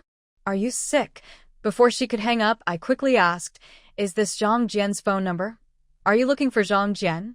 "Yes." "Who are you to him?" "I'm his fellow villager." I wanted to ask if he has a job at the factory, or if he's looking for work outside. I quickly dismissed her suspicion with a made-up reason. I see. Well, Brother Jian is taking a shower now, so it's not convenient. I'll ask him later. Your village folks, why do you all like to go out and work? I was about to add more, but her last comment sounded a bit arrogant and pretentious. She had already hung up. That call left me speechless. Does Zhang Jian really like this type? It seems he enjoys being humiliated. These days, who isn't from the countryside? If she wasn't working outside, how could she possibly be involved with Zhang Jian? Moving from the countryside to the city, living in cheap rental homes worse than rural areas, and then thinking a few days in tall buildings makes her feel like a city person? Ha! Just wait. One day, she will face her comeuppance for her narrow view and her high and mighty attitude. I remind myself silently not to argue with her. Xiaoping just called me for breakfast. Today, she cooked rice noodles. I replied casually, planning to wash my face quickly and go out. Just as I put down my phone, it rang again. This time, Chen Shan was calling. My heart started pounding. I suddenly remembered she had mentioned buying piglets. I had completely forgotten about it. I answered the call first. Sure enough, she was talking about buying piglets. She explained that Tang family's piglets sell well and urged me to make a quick decision. I was still hesitating, but her last words woke me up. Chun Shan said, "We can sell the pigs after the new year. Earning a few thousand yuan is not a big deal. Do you have a problem with money? The kids are going to school soon. You have plenty of time at home, so why not raise pigs?" I did some quick calculations. Even if I went to the town, it would take half an hour each way. I could make 2 trips a day, totaling just 2 hours. Buying 4 pigs could easily earn nearly 10,000 yuan by the end of the year. I realized I didn't need to fight with money. Right now, all relationships are uncertain. Whether it's Zhang Jian or Wang Hao, no matter what they say, I shouldn't pin my hopes on them. Even if Wang Hao keeps his promise, it doesn't stop me from raising pigs here. The kids go to school from 8 a.m. and come back around 3 or 4 p.m. I have plenty of daytime to manage my time. I can also buy vegetables from the street for meals. If I can't pick up the kids in the afternoon, I can take a taxi for just 5 yuan. Wang Hao might not be home every day, which makes me even more determined to buy pigs. So I decided to go ahead, just have a bowl of noodles, and then go buy the pigs with her. Xiaoping and Li Xiaokai agreed to meet at noon, so they could help watch the kids at home. We could be back before noon. I didn't expect Li Xiaokai's house to be right next to Old Tang's. When Chen Shan and I arrived, we saw him tall and lanky, standing in his yard. He was holding a red plastic water scoop in one hand and a toothbrush in the other, with foam all over his mouth. He looked at me with disbelief. I felt a bit awkward. Yesterday, he had sent Xiaoping to my door but not into the yard, probably because of Wang Hao. However, speaking honestly as a man, if he can't even hide this part of himself or do some superficial gestures, I think he's really not good enough. I might talk to Xiaoping about it later. After all, this also relates to how a person handles their affairs. If a man has a narrow mind, Xiaoping's future days won't be easy. Hey, what are you doing? Let's go. Chen Shan saw I wasn't moving, took a step back and nudged my arm. She didn't know I was waiting for Li Xiaokai to say hello to me. Chen Shan looked in my direction, turning her eyes as she asked, "What are you looking at?" "What's so interesting?" I deliberately didn't look away, intentionally letting Chen Shan ask. I wanted her to lead the conversation. "Mei Jia," Li Xiaokai nodded at me. His stiff, somewhat unpleasant expression from earlier finally changed a little, and he forced out a somewhat awkward smile. "Oh, you know each other?" Qinshan said again. I followed their conversation and leaned close to Qinshan's ear, quietly telling her about Li Xiaokai and Xiaoping's matchmaking. Then I raised my voice and responded openly to Li Xiaokai's greeting. "Good morning. Do you live here? This place is much more remote than where we are, but at least a little better than my hometown. At least a motorcycle can reach his door." Humph. But since he greeted me without showing emotion, I think we can still continue to interact and observe. He nodded in response. He quickly finished brushing his teeth, using a white towel draped over his shoulder to wipe his mouth. Then he asked at the stairway, "What are you guys doing here? Is there something you need? Can I help?" He even asked if we needed help. This made me like him a little more. Right now, I see him from a relatively objective perspective, trying to help Xiaoping find a marriage partner. Xiaoli, you're so polite. We don't need help. We're here to buy piglets from your neighbor. No trouble for you. Qinshan already spoke for me. I nodded in agreement and said, "Yes, no need to trouble you." Well, "You keep busy. We're going to look at piglets." "Oh, so you're here for piglets?" okay. "You better hurry. There are quite a few people coming to buy piglets here. Pick some good ones early." "All right, you keep busy. We'll go ahead." "Okay." I originally thought that after Qinshan and I went to old Chen's house to pick piglets and then came back, we wouldn't run into Li Xiaokai anymore. He still needed to prepare to meet Xiaoping and go to Jinsha together. But I didn't expect that when Qinshan and I confirmed our plan to find a car to help us bring the piglets home, Li Xiaokai was standing in the middle of the yard, right on the line. When he saw us come out, he hurried over. "Meijia, have you finished watching?" My heart was pounding a little. I was a bit surprised because I had already decided he must have left. Why is he still here? "Almost done. Xiaoping said you weren't going to drink or shop today. Why are you still here?" "It's still early. I stayed to see if you need any help. Our place isn't very convenient." "Oh, I've brewed some tea." "Meijia, Chendijia, would you like to come to my house for a visit? Have some tea first." I gently rubbed the fabric of Chun Shan's sleeve. "Wang Hao, this little brother-in-law is quite interesting. Yesterday, when I argued with him on the street, he spoke so harshly, but now he's inviting me to his house for tea." All right, I thought, just to see what's going on inside his house, I took Qinshan and went to sit there. The house was tidy. Not many things, as if there were no children living there. There was a cool wooden sofa, a stove, and beside the sofa, a heavy solid wood table in dark colors. On the table, there were a few beams, and one had a slightly dark, frayed cloth draped over it. It was probably a cloth for cleaning the stove. Behind the door to the kitchen, there was a row of hooks, each with a cloth hanging on it, along with some tools for back massaging. On the far right, there was a feather duster. The teacups and tray were on the black table next to the sofa. The tray had some tea stains that couldn't be cleaned completely. The pattern on the tray was partly worn off. The TV was an old-style color TV, with a big back, taking up a lot of space. Everything was very clean and tidy. In the middle of the stove was a teapot. The tea was bubbling, and the aroma was spreading. Li Xiaokai placed 2 cups in front of Qinshan and me, pouring tea for her first, then for me. Things are still in order.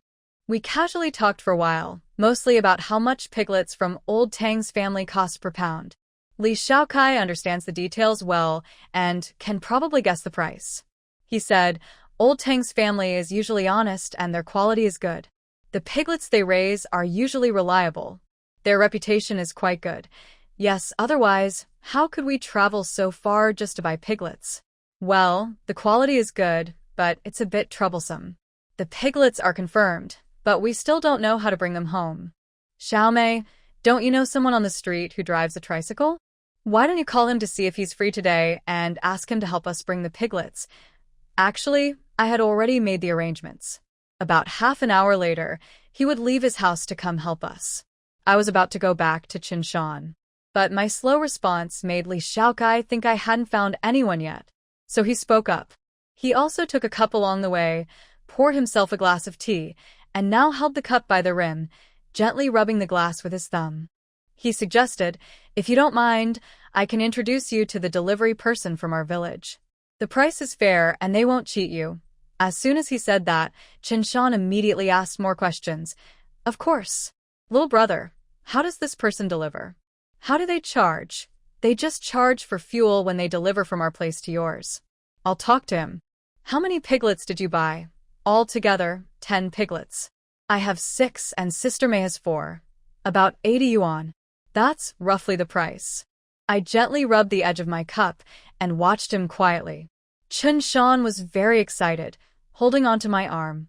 I looked at her, and she probably realized she was too excited. She calmed down a little, but her words still carried a lot of emotion. "That's great. 80 yuan isn't expensive. Please ask him if he can deliver to our home as soon as possible." Li Xiaokai looked at me. I also gave my opinion. "This price is quite fair. Please ask him for us." "Thank you." Li Xiaokai stood up. "I'll go find him now. You can sit at my place and wait for me to come back." Qinshan and I nodded, thanking him together. Then we watched him leave. After he left, I started to look around his home furnishings. It's a nice, well-educated family. Although his parents weren't home, they had gone to visit relatives, probably for a family gathering. But Li Xiaokai is indeed a good person. A family that can raise someone like him must have good parents. Watching how he handled things and spoke just now, I think Xiaoping could get to know him better. Most people can't pretend convincingly, and they can't keep it up for long or do it so well. This family would be a good match for Xiaoping's family. Using the excuse of needing to go to the bathroom, I quietly pulled Qinshan to look at their kitchen and toilet. Wow, this family is quite clean. The water jar is so shiny. Our family's water jar is made of stone, but theirs is bright and clean. Their cupboard is the old-fashioned kind. Even though it's wood, you can tell if it's clean just by looking. Inside, the dishes and bowls are neatly arranged, and there's a single-door fridge nearby. Then we looked at the toilet. It's still an outdoor toilet, which is normal to have some smell. But it's relatively clean. There are a few small leaks, making it a bit damp, but it doesn't ruin the overall look. Wow. It seems they already bought piglets. Qinshan started counting the pigs in the pen. 1, 2, 3, 4. I see 8 piglets. Not bad. And this matchmaker is pretty good. If your younger sister married into this family, it would be great, clean and hardworking. They raise so many pigs, which takes a lot of feed. Looks like the parents are strong and capable. The young man looks good too, though a bit older, but overall, he seems quite nice. I agreed with her. Let's see if they're destined to be together. Just then, there was some noise outside. I quickly pulled Qinshan back to the main house. It was Li Xiaokai and the person who brought the piglets. I had already texted the contact person earlier, telling him not to come anymore. Luckily, I didn't tell him we definitely need a vehicle, or I'd have had to cancel on him directly. The price was agreed upon, and Li Xiaokai helped him load the piglets onto the back of a tricycle. "Thanks so much for today. You see, I got my hands dirty, and I feel a bit embarrassed." I was polite to him, but honestly, that was how I truly felt inside. His words that day made me uncomfortable, but I should be grateful for what he did today. He clapped his hands, ran to the water pipe at the door, washed his hands with hot water, used some soap, and rinsed again. "It's okay, just a small matter. You and he can stay together. I also plan to change clothes and go out. Next time, I'll invite you to my house for a meal. Today, I have plans with Xiaoping." "Sorry about that. All right, then we'll go first." Qinshan and I sat on either side of the tricycle. The older brother started the engine. Li Xiaokai watched us leave for a while before going home to change clothes. I took the opportunity to ask the driver in front of us. "Driver, are you neighbors with Xiaokai and his younger brother?" "Yes, I've known this kid since he was little. Honestly, if he hadn't come to find me, I wouldn't have wanted to make this trip. They're waiting for me to play cards, and if I leave, they won't have enough people. I already had a rough idea. Li Xiaokai is quite popular in this village." Yes. "Thank you, driver. We really couldn't find anyone else to help us for now. Xiaokai and his brother are good people. Since we're 2 girls, they offer to help us find someone. If you pass by our place later, remember to come in for tea and a meal. Just consider this a good deed. Oh, talking about this sounds a bit exclusive. It's nothing serious. Even though we're from different villages, we're in the same town. Helping each other is normal. The road ahead is a bit steep. Hold on tight, okay? Drive carefully. He helped us bring the piglets home and put them in the pig pen. I quickly went to make tea. Later, he didn't want to sit and was busy going back to play cards. I insisted he have a cup of tea before leaving. Then I told Xiaoping about buying the pig and meeting Li Xiaokai, along with some internal family matters. Xiaoping listened and smiled happily. She grabbed my arm, her eyes shining. Sister May, do you think he's pretty good? If things develop, do you think the bride price? I placed my hand on her back, understanding her feelings as someone who's been through it myself. This is just the first step to get to know him, to see if he and his family are okay. Next, you need to get used to each other's habits. Just follow your feelings. If he does something that makes you uncomfortable, tell him openly and see if he can change.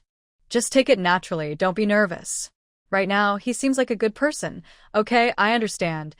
At this point, Xiaoping's phone rang. She told me it was Li Xiaokai calling her. Then I won't keep you. Go find your happiness and enjoy it, Xiaoping shyly and playfully said. Mei Jia, you're so annoying, so irritating, then added, if anything comes up, I'll text you. I nodded in response, and she turned to leave. After she walked a little way, I closed the door. When I reached the living room, my son ran up to me. He still hadn't finished his puzzle. He's very persistent. He clung to me and asked eagerly, Mom, why hasn't Uncle Wang come yet? It's been a whole night, and it's almost dark again. Do you think he won't come to see us? What my son said made me feel uneasy. It was like a fuzzy grass blade was scratching my heart back and forth. It didn't feel good. I also wanted to ask him when Uncle Wang would come back. But who could I ask? He didn't even reply to my messages. Maybe I could ask my son to call him? If something happens later, I could say I didn't know he was coming, and my son called him instead. But I quickly dismissed this idea. While I was hesitating and thinking, my phone rang. It was Chun Shan calling. Xiaomei. You signed up the kids for kindergarten, right? I asked the teacher for you. He just contacted me and said school starts the day after tomorrow. You need to take the kids and your household registration book to register and pay 600 yuan per semester. Is school starting so soon? Kindergarten usually starts later than elementary or middle school. Chun Shan's child had gone to kindergarten before, so I asked her about the fees and registration time before the new year. I didn't expect it to start so soon. Is it still early? It's already later than elementary school. Does the town also start at this time? I don't know. My kid hasn't gone to town school. Why are you asking? Could it be that you want to send both of them to town to study? 600 yuan for 2 children, totals 1,200 yuan. That is not a small amount. I need to think carefully about this. I know the exact amount, the registration address, and the registration time. I plan to first talk to Chinshan to get some information. No. A relative mentioned something earlier. I just asked casually. So, please help me ask about it. I need to go feed the pigs now. I'll talk to you later. After hanging up, the 2 children kept pestering me. They heard what I just said on the phone. My son asked, Mom, are you going to send us to kindergarten? My daughter looked at me eagerly. I put one hand on each of their shoulders and kindly asked, Do you want to go to kindergarten? They seemed a little excited, but not very eager. My son said, Mom, are we going to the kindergarten across the street or somewhere else in town? That made my heart skip a beat. How does my son know about going to town? I didn't say much on the phone just now. Who told you we're going to town? Uncle Wang said so. I felt a little uneasy. I rubbed the back of his head and asked more deeply. When did he tell you? What did he say? At Jinsha. Uncle Wang asked if I wanted to go to school in town. He said there are lots of fun things there, like slides and stuff. He also said he would bring sister along, so he mentioned it when they were in Jinsha. Later, when we returned, I met Li Xiaokai. After that, I guess this matter was forgotten. Now, I feel a bit hesitant. I'm debating whether to call him. Since he brought up the idea, I feel I have the right to ask. If I don't get a clear answer from him, I can then decide on my own plan. Let the children stay in the village. as if I never mentioned this before. Considering the money, I should give him a call. I convinced myself not to hesitate or be afraid of not getting what I want. I decided to call him openly and ask clearly. But just when I gathered my courage and dialed, the person who answered was not him. I heard the voice of the woman over there. It was gentle, but it seemed a bit weak. It sounded like she was lying down while talking. Could it be that they're still lying on the bed? Just like when Zhang Jian pretended to comfort me before? Or maybe Wang Hao is taking care of both of them. My mood is very complicated. I can't quite say I'm happy, but I also can't say I'm sad. After all, I have a family too. But compared to before, when I couldn't get any information from Wang Hao, I think this is a pretty good and confirmed result. May I ask, who are you? Are you still there? Why aren't you talking? The person on the other side spoke again. I suddenly snapped back to reality, quickly grabbed a piece of paper from the left, turned around, and took my phone away. I pretended to blow my nose. Then I brought the phone closer and asked, "Is this Wang Hao's phone number?" "Yes. Do you need to talk to him? Did I want to ask about the 400 yuan he lent me earlier? How can I pay him back? May I ask, who are you? Lending money? When did he lend you money? Where did he lend it?" "Oh, it's like this. A few days ago, my child was sick, and I happened to sit on his motorcycle to get in for. I was busy and didn't have time to send the money over. The elders at home borrowed money from him at that time. Wang De seemed a bit anxious, so he left a contact number. It's this phone number. Now that the child is better, I want to pay Wang De back." I was amazed at myself, acting like an actor. When I said these words, I just lightly rehearsed in my mind and then spoke directly. There was a pause on the other side. I didn't know if they believed me or not. But from the questions she just asked, I could be sure she is his woman. I gently rubbed the back of my phone and asked softly, "Hello, are you still listening? If it's inconvenient, I can call back later. Wang Hao, someone is calling you." When she said Wang Hao's name, her voice was even gentler. I couldn't quite describe that feeling. I felt a tug in my heart. It was like a gentle, silent influence, like an older sister, full of affection and care, with a strong protective instinct. Then she said to me, "Wait a moment, he will be here soon." Wang Hao and her conversation was very casual, very relaxed.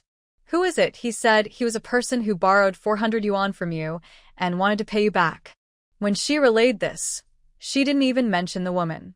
Their relationship should be quite stable. At least, although the woman was quiet for a while, when facing Wang Hao, she was very gentle and natural. She didn't try to test him at all. Then there was no more sound. Soon after, footsteps approached. Probably Wang Hao was about to answer call. My heart beat faster and faster. I didn't know whether it was right or wrong to keep listening to this call at this moment. Many sensitive and hard-to-express feelings quietly flooded my mind and spilled out. If some rules or boundaries were really broken, how would Wang Hao respond to me? What if she found out something or caught a clue? What should I do next? Is this good or bad? But I didn't get a call back, nor did Wang Hao speak to me. Instead, he kindly greeted and showed concern for the woman on the other side. "Come, would that make you feel a little better? That's okay. You don't need to worry about me. Go answer the phone. It's nothing. Nothing is more important than you." This was very touching to hear. And it was also the hardest for me to bear. So I hung up first. I really didn't want to listen further, afraid I might hear something that would make me feel even worse or more anxious. I took the opportunity to stand by the stove, easing the weakness in my legs caused by my emotions just now. Then I slowly laughed at myself. I think people are really interesting. The relationship is obvious, and I know I shouldn't care about these trivial things. I have no right to compare myself to her or to feel jealous. But still, I feel very upset inside. The call didn't ring back quickly, and I didn't wait anymore. I went to feed the pigs, even chopping up the leftover vegetables from home and mixing them into the feed. These 4 piglets look especially lively. They even eat more than last year's pigs. It seems I need to plant more corn this year. With food to feed them, watching their constantly munching mouths, I think of the red money I got at the end of the year. Eat up. I spread the feed evenly in the pig trough, smoothing it out. They ate heartily. By then, everyone would weigh 200 or 300 pounds, and I could exchange them for money. This way, I could save some for my 2 children. Wang Hao called me at this moment. I was holding a scoop for feeding pigs, leaning against the iron gate, watching them eat happily. I felt good inside. When I answered the phone, I didn't look at the number on the screen. It was only when I heard his familiar voice that I recognized who it was. Miss me? His first words weren't a greeting, but immediately made our relationship seem a bit ambiguous. I felt a little ticklish and numb inside, but I couldn't help thinking about what he had said to her before. So I cleverly asked back, guess. It sounded like he was moving something on the other end.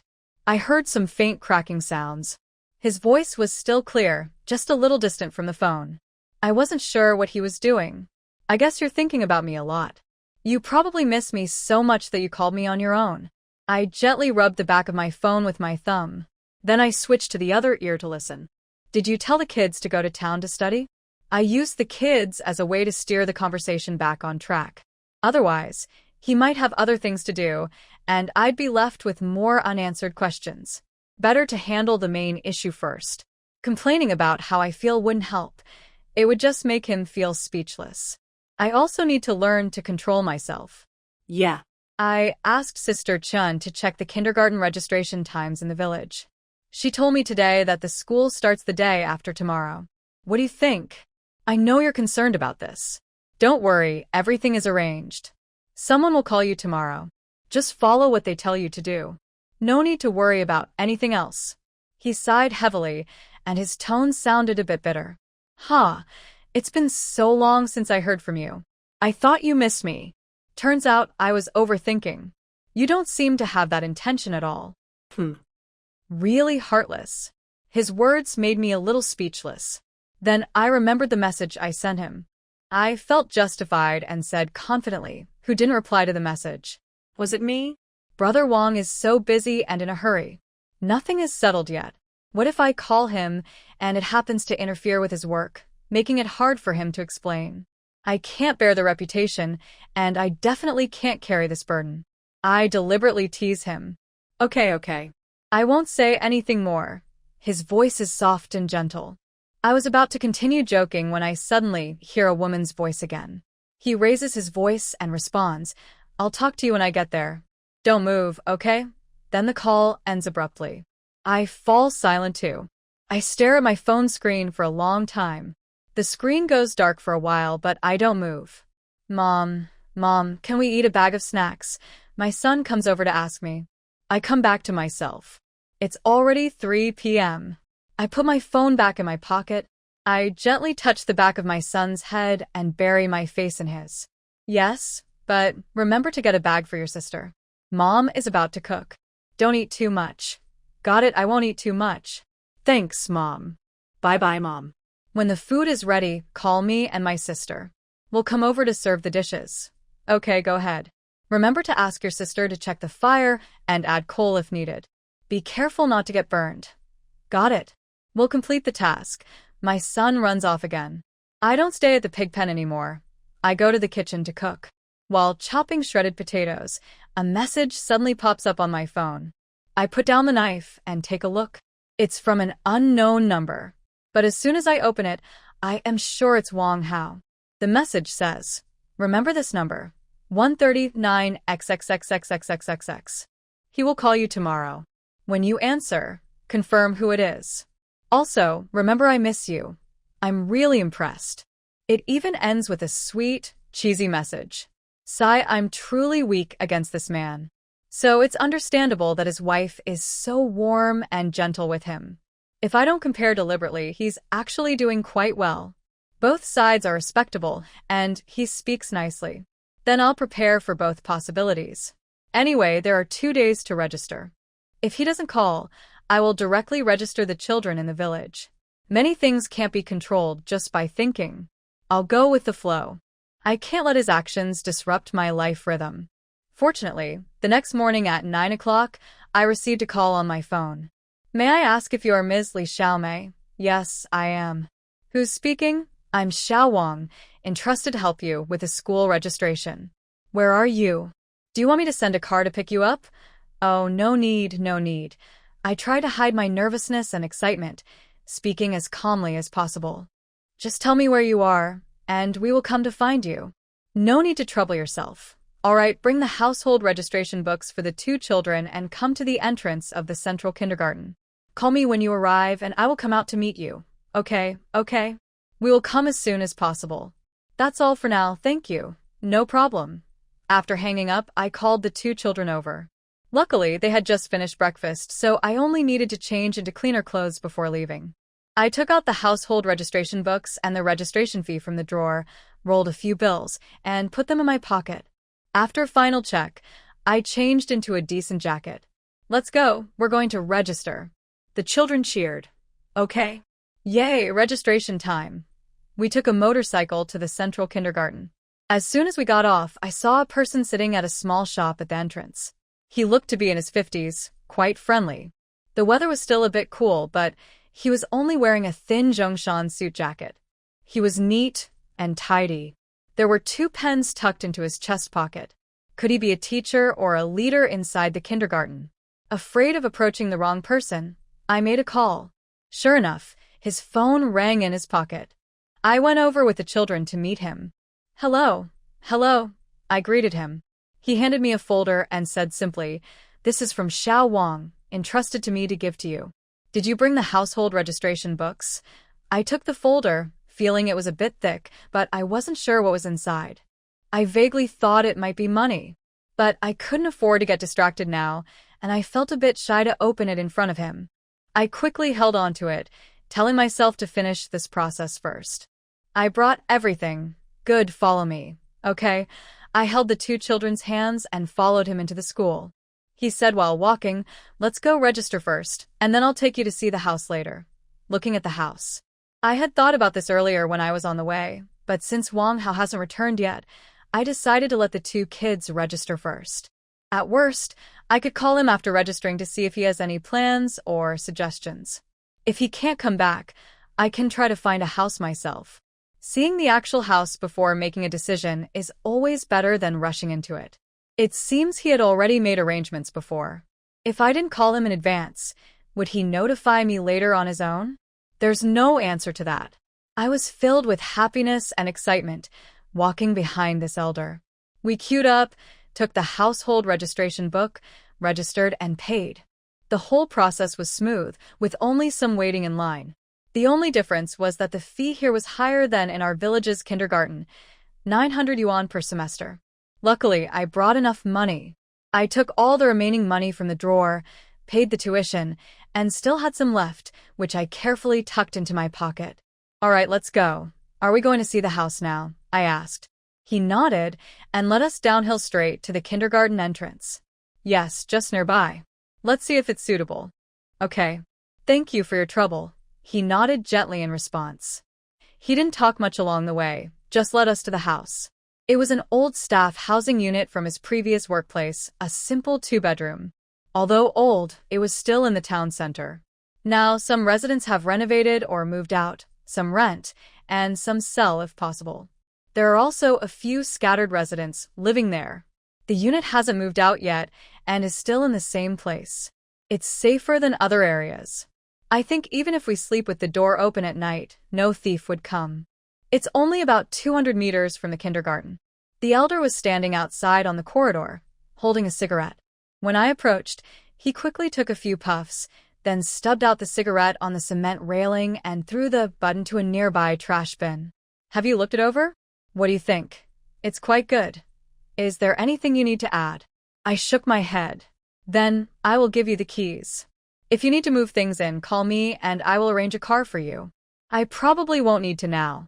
Everything here is complete, so no trouble. He took 2 keys from a big bunch and handed them to me. I happily took them and said thank you.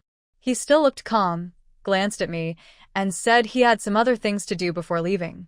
All right. Sorry to trouble you today. When you have time, come over for tea and a meal. Thanks. It's a small matter. You and Xiao Wang. You seem to be about the same age.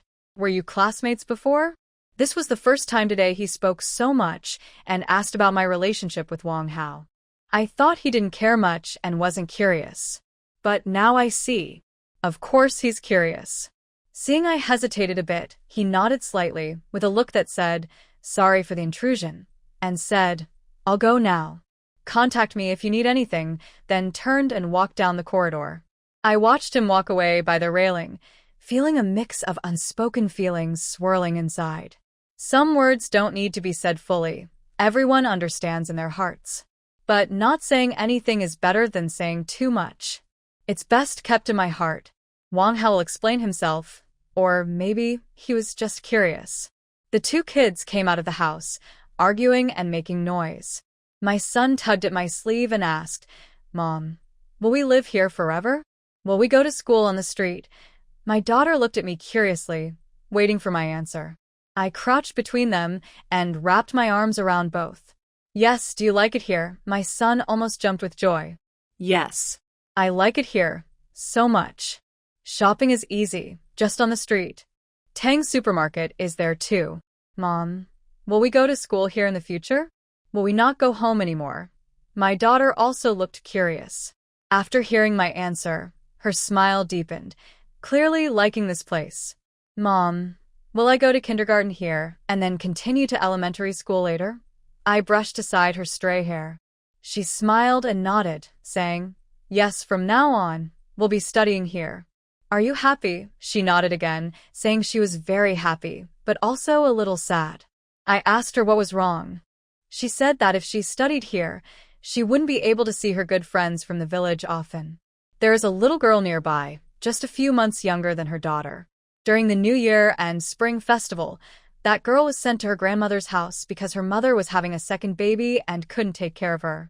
Usually, she almost every day comes to play at our house, and sometimes my daughter goes to her house too.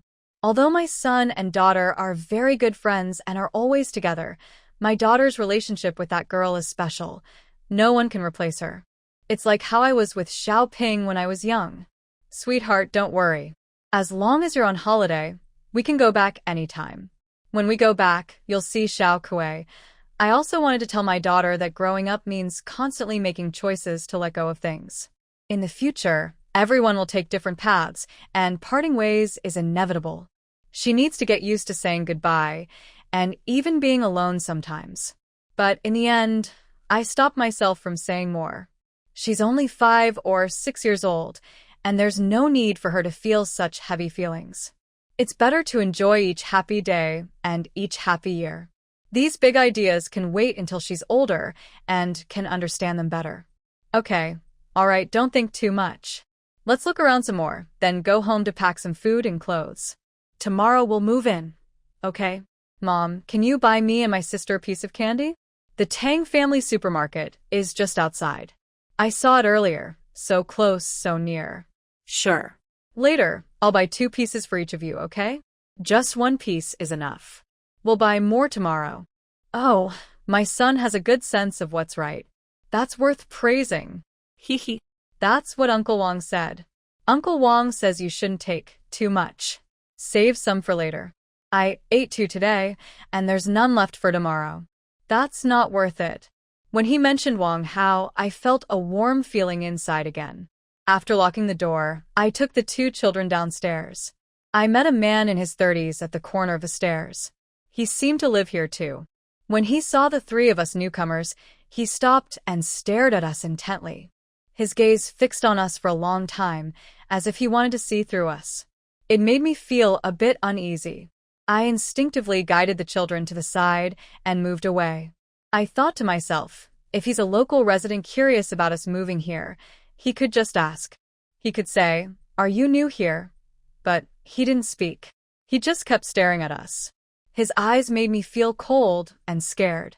Fortunately, we were on the 2nd floor, and soon we reached the stairs leading down, completely separated from him. I looked back instinctively. He had already gone past the 2nd floor to the 3rd, without looking at us again. I felt relieved. Maybe he's just a bit strange. I didn't want to think about it anymore. Just then, my phone rang. It was Zhang Jian's number. I paused for a moment. One hand held my daughter, who held my son's hand. The other hand answered the call. What did you say? Zhang Jian said he was hurt and in the hospital. I stopped walking with the children. I was a bit confused. I said, I ran into some trouble and am now at the hospital. Do you hear me clearly? The signal isn't bad. I took a deep breath. Since he could still call me, it probably wasn't serious. I asked about his condition directly. How are you now? Are you okay? It's nothing serious. I just need to stay in the hospital for a few days. I breathed a sigh of relief. Is someone taking care of you? 2 friends from the factory brought me here. I told them to go back. If I need anything, I'll call the nurse. If it had been before, I would have immediately asked if I should come to see him, worried and upset. But now I couldn't say that. Not only because of my feelings, but also because the trip would be too costly. If he were closer in Junyi or Giyang, I would take the children to visit him. Why are you silent? My slow response made him ask again. Oh, nothing. I'm taking the kids back from kindergarten and on my way home now. His words were a bit confusing. So, what are your plans now? You called me, but I feel helpless and can't come to take care of you. Maybe you should look for a caregiver or someone similar. What kind of caregiver? That costs a lot of money. I just came back, and I haven't even received my salary yet. Where would I get that extra money? Just manage on your own. He probably wasn't talking about his salary, was he? Yes, I need to spend money when necessary. Coughs, he cleared his throat and continued. Maybe I shouldn't. I can manage on my own. This time I might need to rest for half a month and a few days in the hospital. I also need time to recover outside. Xiaomei, about the salary. My heart was pounding.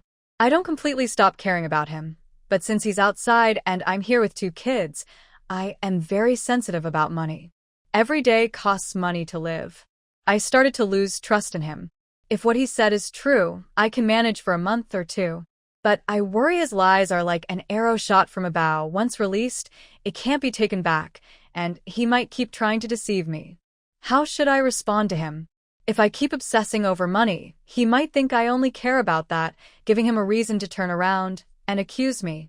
But I can't just ignore money. If I loosen up now, life might become even harder later. For now, I'll choose to believe him. I quickly organized my words in my mind, then stood with the 2 kids at the edge of the slope, steadying myself and said, This isn't what you want either, and I really can't help it. Half a month is half a month.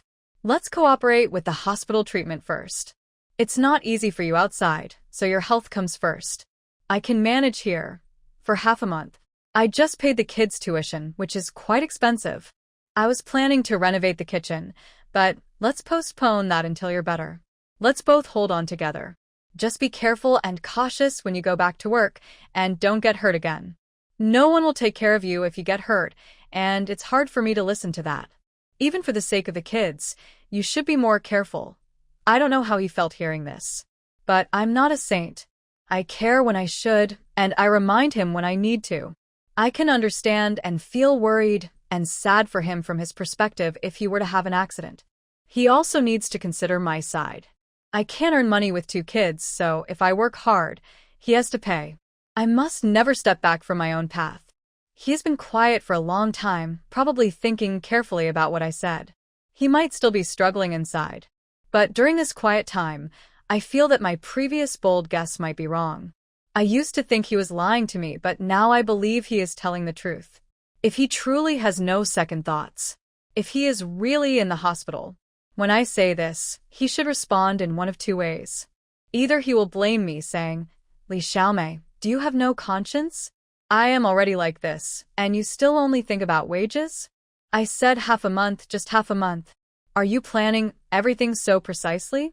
What if I can't go back in half a month and the wages can't be paid? Or he will honestly report his wages to me, and after hearing my response say, Yes, the wages are in, I will send you the money. Any response is fine, as long as he doesn't stay silent. Silence means there is a problem, he is thinking, or trying to find a roundabout way. So I took the initiative and asked him, Hey, Zhang Jian, are you okay? Can you hear me? Finally, he responded. When I heard his voice, I felt like something heavy was pressing down on my heart. His tone was a bit impatient, but he explained, It's nothing. The nurse just came to change the dressing. I understood. Just sign up. The tuition for first grade is less now. Hang in there. Once the wages come in, I will send you the money. We can delay renovating the kitchen for a couple of months. You need to let my injury heal.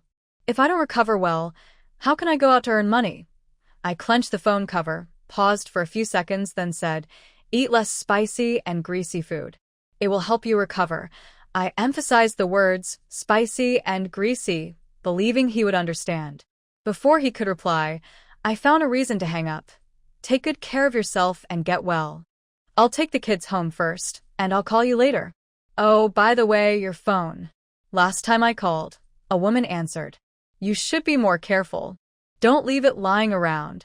If someone steals or loses it, it will add more trouble for us. Rest well. Bye. Mom, what's wrong with Dad? Is he sick? Or hurt? After hanging up the phone, my daughter immediately asked.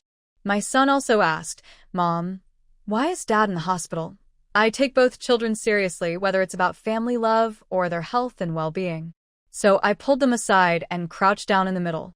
Holding each of their hands, I said seriously, don't worry, Dad is fine. He just has a small problem. It will be better in a few days. Oh, that's good. As long as he's okay, my daughter said. Yes, Dad will be fine, my son added. I gently touched their faces with one hand and changed the subject. All right, let's go home. We just talked about buying candy earlier. Let's go. Okay, let's go buy candy. When Dad comes home for the new year, I will buy him one too, my daughter added. She is a girl, very thoughtful. Even though Zhang Jian and the kids are not very close normally, I know her love for her father has never faded. That's good. After all, someone who gave her life to raise her should remember this kindness. I gently squeezed her hand and said, good, remember that. You can buy more candy and let Dad take it to the factory to eat. When you can't see each other, he can still enjoy the candy you bought. It's like seeing each other. I gave her an idea. She nodded seriously, remembering it in her heart. She gave a big, and said she would save money to buy lots of candy for her dad during the new year. My son said, it's okay, sister. You don't need to save too much. When the time comes, I can give you my New Year money. We can all buy candy for Dad. How about that? Okay, let's buy it for him together. The two kids agreed, linking their hands in front of me to form a circle, and shouted, hook up, hang on, never change for 100 years. Hook up, hang on, never change for 100 years. This is a special kind of childhood romance. Maybe only kids at this age can temporarily believe in things that never change. This age is truly wonderful. They also have worries they cannot solve. For example, now I believe my daughter really wants to see Zhang Jian and check how his injury is. But she has no money for transportation or travel. She still has to go to kindergarten. She can only think about it but cannot make it happen. I don't know how sad she feels, but I try my best to meet both their needs. I told them I would give them 20 yuan as New Year's money so they can buy candies and snacks for Zhang Jian. When I get home, I start preparing pig feed immediately. I pile the bran and feed together, stirring them with a shovel several times to mix well. I stack the feed in bags along the wall so I can easily feed the piglets when I return. My daughter helps me rinse rice and put it into the rice cooker. She comes over again to ask if she can help. Now she can do some simple tasks, so I nod and ask her to call her brother. The three of us work together to move all the full feed bags to a more convenient spot. The two little ones clap their hands and brush off the feed dust from their hands. They smile with a small sense of achievement, happy to be needed. Then they go to wash their hands by the small pond. You too, look at the fire.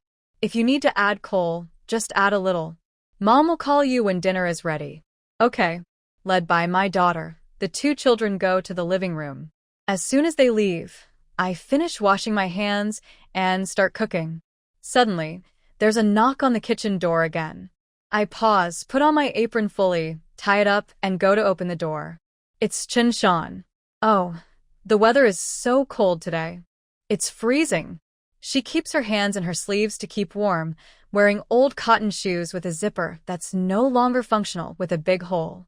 She quickly rushes in, stomping her feet as she walks to the stove. I'm momentarily stunned, close the door, then walk inside. Have you started cooking? She glances at my stove, looking at the vegetables and meat I've prepared. I start chopping with a knife. It's almost 5 o'clock and you haven't started yet. I've been busy all day and haven't had time to check the clock. Oh, by the way, she says, holding her hands over the fire to warm them, then sits on a small stool and helps me start the fire. Do you want to hatch some chicks? I saw that someone at the farmer's market has already started doing something, so I plan to do a little myself. Anyway, with so many vegetables, there's no use for them. I can raise a few animals to feed myself during the new year. In the past, I raised pigs, chickens, and ducks. But I didn't really manage the money for the last two, just raised them casually. During the new year, I could keep 1 or 2 to eat. Now, I definitely won't raise them anymore. But if I tell Chinshan directly, she might suspect something. I'm not afraid of anything. I just don't want complications, so I found a reasonable excuse. I won't raise animals this year. I need to focus on my 2 kids' studies.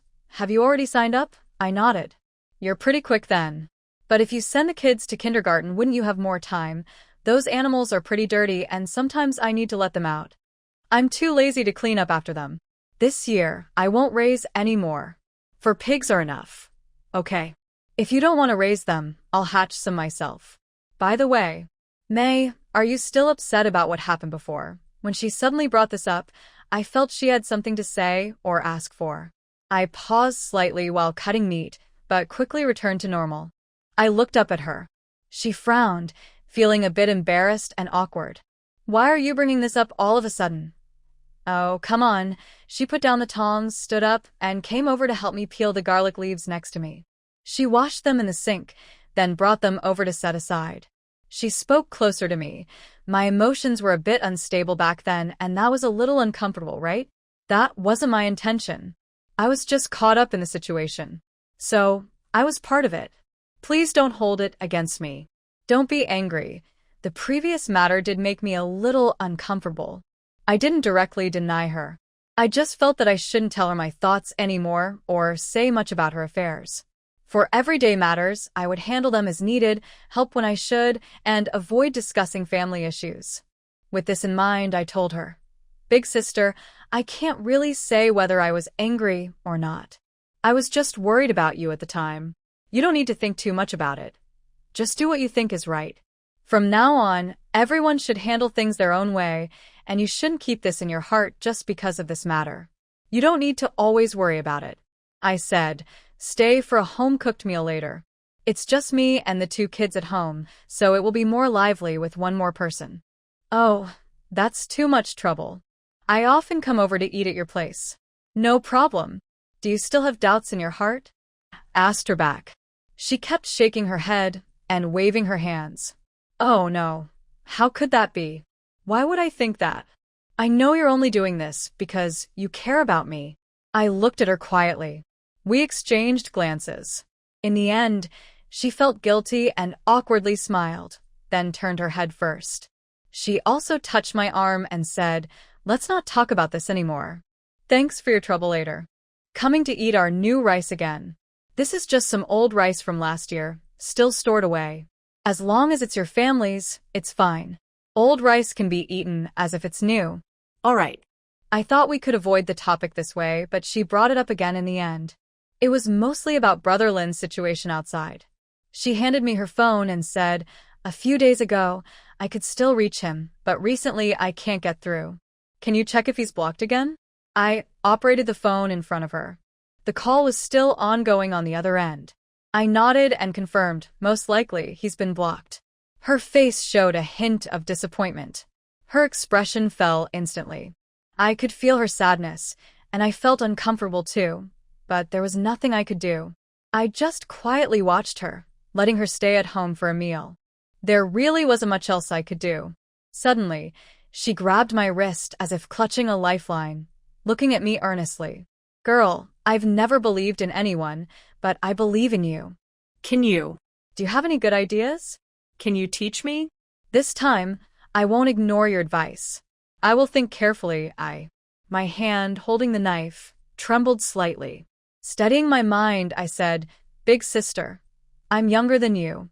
Honestly, I don't know. The matter's between you two. Only you and your husband understand best. I've always been an outsider and shouldn't interfere. I still believe what you think is what you should do, and you don't need to worry about others' opinions. Are you still angry with me? I paused. Finally, I put down the knife, shook my head, and went around to the front of the heated bed to start a fire. I added oil to the pot and began cooking. As I heard the sizzling sounds from cooking, I answered her earlier question. No, I don't mean that. I said I'm not angry, and I really am not. You don't need to think too much about it. Then what do you think about me going to the factory to find him? Should I go see who he's with? Should I confront that person? Her words sounded full of tension, firm and strong, as if she believed she could move a mountain with a single push of a broomstick, confidently saying she could carry it away. But I couldn't bear to see her upset. So I asked her, "Are you sure you can find him?" She froze for a moment. Then she quickly grabbed my wrist and added, "I know where he works. Do you think the address he gave you is definitely correct? He probably hasn't changed factories without telling his family. He said it might be false, but he wouldn't lie to his parents. I can find out from them. All right." I put down the spatula, paused for a moment, leaned against the stove, and asked her, "Even if you manage to find him, are you sure he will stand with you? Or might he turn against you because of that girl? Remember how Brother Lin treated her at home last time? It was ruthless. If she hadn't been used to farm work and relatively strong, she would have been thrown to the ground or pushed down a dirt hill. He didn't care that she was a woman at all. Even if he's a scoundrel, he should know right from wrong, right? What did that girl do for him? I work hard at home, taking care of the elderly and the children. And with so many people watching, if he still has any shame, he wouldn't do such things. You know everyone is watching him. But if you expose all his secrets, what do you think he will do?" Qinshan opened her mouth wide, staring at me. For a moment, she couldn't say anything. I even saw the darkness in her eyes deepen. I know these words are very hurtful to hear. No woman wants to admit in front of others that she is living a difficult and frustrating life. But the truth is the truth. So, what can I do? If it were truly possible to ignore everything and pretend not to see, how could she have the courage to come and find me now? I have to be honest. She was just holding my wrist tightly, but now her hand suddenly relaxed a lot, becoming soft and trembling. Her voice was no longer as confident as before, even a bit stuttering. "So, you mean I can only watch them enjoy life happily? Carrying the burden at home. Is that all?" I steadied myself. "Right now, you really don't have many good options," I said. "Given the current situation, they are probably in the middle of a happy time. Whatever you say or do now will only disturb them or be wrong. Since there's no solution, it's better to put all your energy into farming and raising pigs. At least that can bring in money. The older children are already able to earn money, and it's not your responsibility. You don't share blood ties with them, so you should know what to do, right? You can ask them to contact Brother Lin and transfer the responsibility to him." And I couldn't bear to see her suffer, so I added, "It seems you're the only one taking care of the elders now, right? I think Brother Lin is quite filial.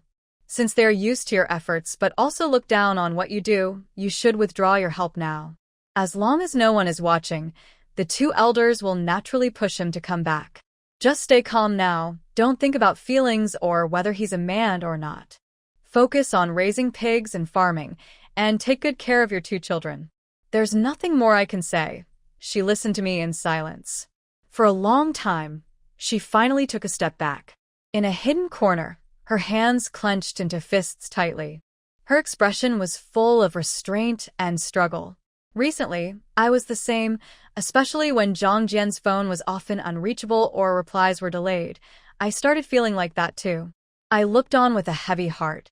Just as I was about to find an excuse to ease the mood, my phone in my pocket rang. I took it out and looked at it, and my heart trembled. It was Wang Hao who called. Qinshan asked, "Why didn't you answer?" Qinshan didn't see who the number was on my phone because I never saved it, but I remember every digit of his number clearly. "Big sister, help me stir the food. I need to answer a call." Qinshan gave a meaningful smile. "Is it Zhang Jian calling?" I pursed my lips and said nothing, which was a silent yes. She gently nudged me with her elbow and grabbed a spatula from the pot. I really envy you all. Even after being married for so long, you still keep things a secret. Go ahead, go talk to your friend. I'll keep stirring. What's secret? Just saying a few words. I didn't want her to feel left out, so I added, he got a little hurt in the hospital, so he didn't get paid this month. That's probably all it is. I deliberately said this in front of Chinshan. I wasn't trying to complain, but I didn't want anyone gossiping or meddling in my family's affairs. No woman wants others to be better off than she is. When someone is doing well, they often get unfair rumors. That's what people call attracting trouble. Sure enough, when she heard this, the slight bitterness in her voice disappeared. She even tried to comfort me, saying, "Be more careful. Is he okay?" I shook my head. Oh, as long as he's fine, money doesn't matter. Luckily, we don't spend much in the countryside. We can find everything from the land. Go talk to him quickly. I'm here, so you don't need to worry. My cooking might not be as good as yours, though. What are you saying? Your cooking is very good. I've eaten it myself. You should go now. I nodded softly, opened the door to the kitchen, and stepped outside onto the rural road to call Wang Hao back. He answered quickly. It was a bit noisy, probably a drinking party. I could hear people shouting about drinking. Come on, everyone, drink up. No one leaves until we're all drunk. All right, I'll come back later to drink with you.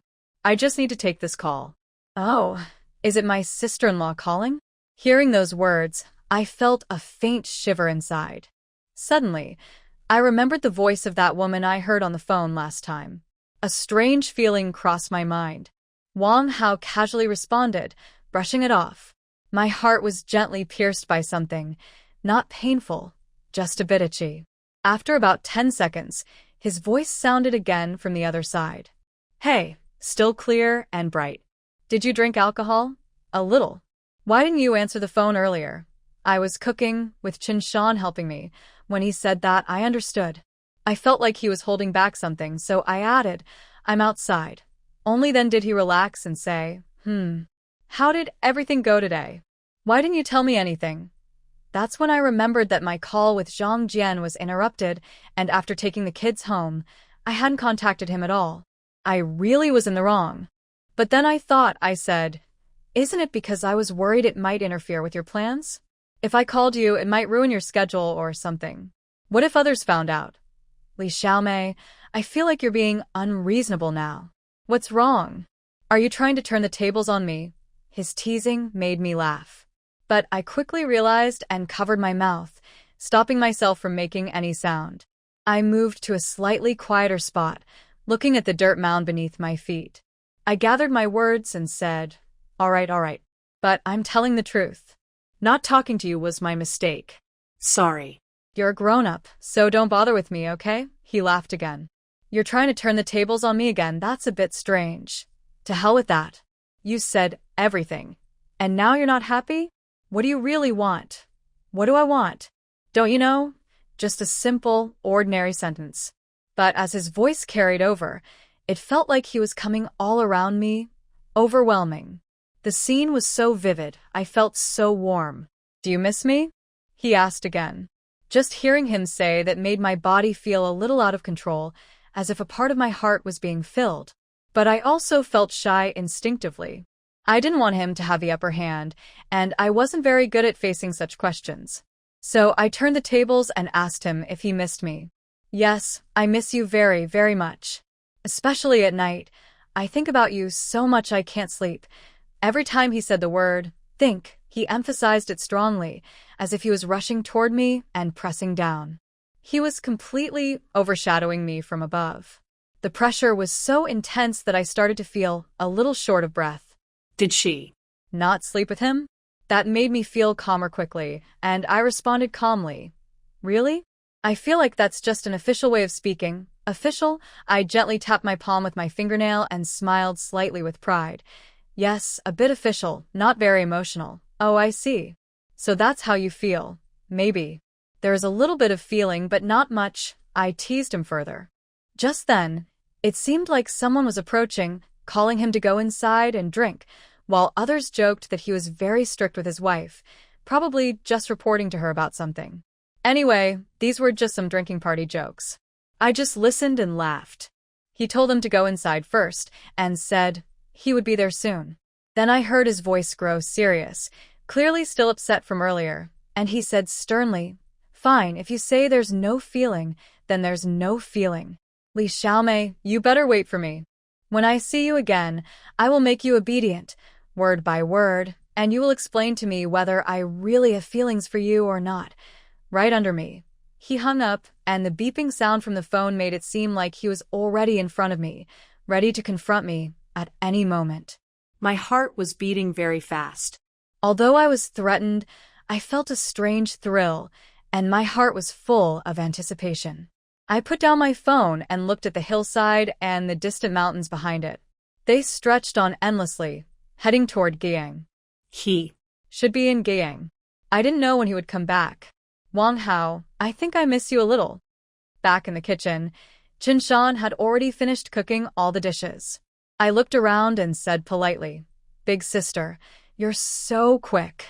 I just made a phone call, and you've already set everything on the table." Finished the call, I nodded and carried the dishes from the stove to the living room. It's not about being fast or slow, just simple home cooking. And you've been out for a while, so you two probably lost track of time talking. That's normal. Has it been a long time? Probably about 10 minutes, I think.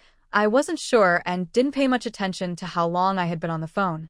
But since I had already said what I needed to, I didn't care how long it took. I'm hungry now, so I'll eat first. We called the kids over and sat around the table. One person per side, just right. Xiao Jing, go get the drinks your mom bought earlier and pour a glass for Annie. Okay, I'll go now. The daughter went to get the drinks, and the son grabbed some disposable cups. Mom, can I and my sister also drink later? Everyone can have some. Yay. Annie is so nice. Auntie, will you come to my house for dinner tomorrow? That kid. He thinks that because there are visitors, I will let them drink drinks, so he's always hoping people will come. He completely forgot that we are moving tomorrow. I quickly tried to smooth things over. You silly boy. Don't you just want to drink drinks? Auntie is busy, and she doesn't have endless free time like you kids do. Oh, this kid is clever. But you still have to listen to your mom. Kids shouldn't drink too many drinks, or it's not good for your health and you won't grow tall. That's why I used to like being close to Qinshan. She wouldn't spoil the kids, especially when I was teaching them. She wouldn't jump in and say, "Oh, your kids are already so sensible and obedient. What's wrong with having a drink during the New Year?" Some kids are so addicted to games they can't be called away. Such overly flattering words are common in our village. We poured the drinks and sat down to eat. The TV was on and we occasionally said a few words. But halfway through the meal, someone knocked loudly on the back kitchen door. It was very loud, Chen Shan's mother-in-law and her children. "What's going on?" I asked. "I'll go check." Chen Shan's face fell, and she first dropped her bowl. "Both of you, eat well, and don't come out to watch. Mom will go see what's happening, okay?" Both nodded. I also warned my daughter. "Watch your little brother. Don't come out either." She nodded seriously. I put down my bowl and hurried to the kitchen, where Qinshan had already opened the door. "You really are here." My wife points at a few children and says, "See, Grandma didn't lie to you. Your mother no longer cares about this family. She doesn't work the land or take care of household matters. Now, she doesn't even cook for you and just runs to other people's houses to eat." While speaking, she looks at me with a sarcastic tone, every word sharp and bitter. "Don't you see how clever and sneaky she is? That person has already come into our home. The hardworking man outside still has to please her and support her. Do you have that ability? She just jokes with you casually, encourages you to do things you shouldn't, and you really think you can play the man around like her? Qinshan, do you even know your own worth? Huh? What's it to you? Why are you shouting at her like that?" The old woman's sharp gaze shifts back to Qinshan. "What does it matter to you? Did you give birth to these children? What time is it now? When they come back from school, they have no food to eat and all run to my house. I'm old and weak, and I should be cared for by you, not the other way around. Do you understand the order of things? Go home and stop arguing here. Oh, now that you're full, you remember to go home. What do you really want?" "What do I want?" "I want you to break up with that woman right in front of me." Tell her from now on, you won't see her again, and she won't interfere in our family affairs. If not, I won't leave today. I'm old, but I won't tolerate you two teaming up to bully me. Who I associate with is none of your business. Why do you get to decide? Because you are my daughter-in-law of the Lin family. Because you live in the house built by my son, and you farm on our land. Everything you eat, wear, and use is provided by my son. Do you want to keep her and take her surname? Huh. Do you want to betray our ancestors and turn our Lin family upside down with this wicked woman? Look at this. This is your mother. After so many years of eating our food, she has no backbone or principles, no thoughts of her own. She's easily swayed by that sly woman. If we don't deal with her today, she might be tricked and abandoned, and one day she'll run away with someone else, just like this woman, who lives with a man at home and outside. I picked up the soapbox from the windowsill and threw it straight at her forehead. There was a loud bang. The old woman screamed, and the others were all startled. They all stared at me closely. How dare you hit me? The soapbox fell to the ground, and the soap rolled down the slope. The old woman covered the spot where she was hit, looking at me with a mixed expression of fear and anger. I rolled up my sleeves and stepped closer. Each of their pupils shrank, and they looked cautious. Chun Shan grabbed my arm and shook her head at me. Xiao Mei, I apologize on their behalf. Sorry. I will tell them to leave now. I wanted to give her another chance. She started calling them to go home. But the old woman, shameless, saw I wasn't angry anymore and decided to cause trouble for me. She pushed away Qin Shan's hand, and with the crowd behind her, her previous fear disappeared.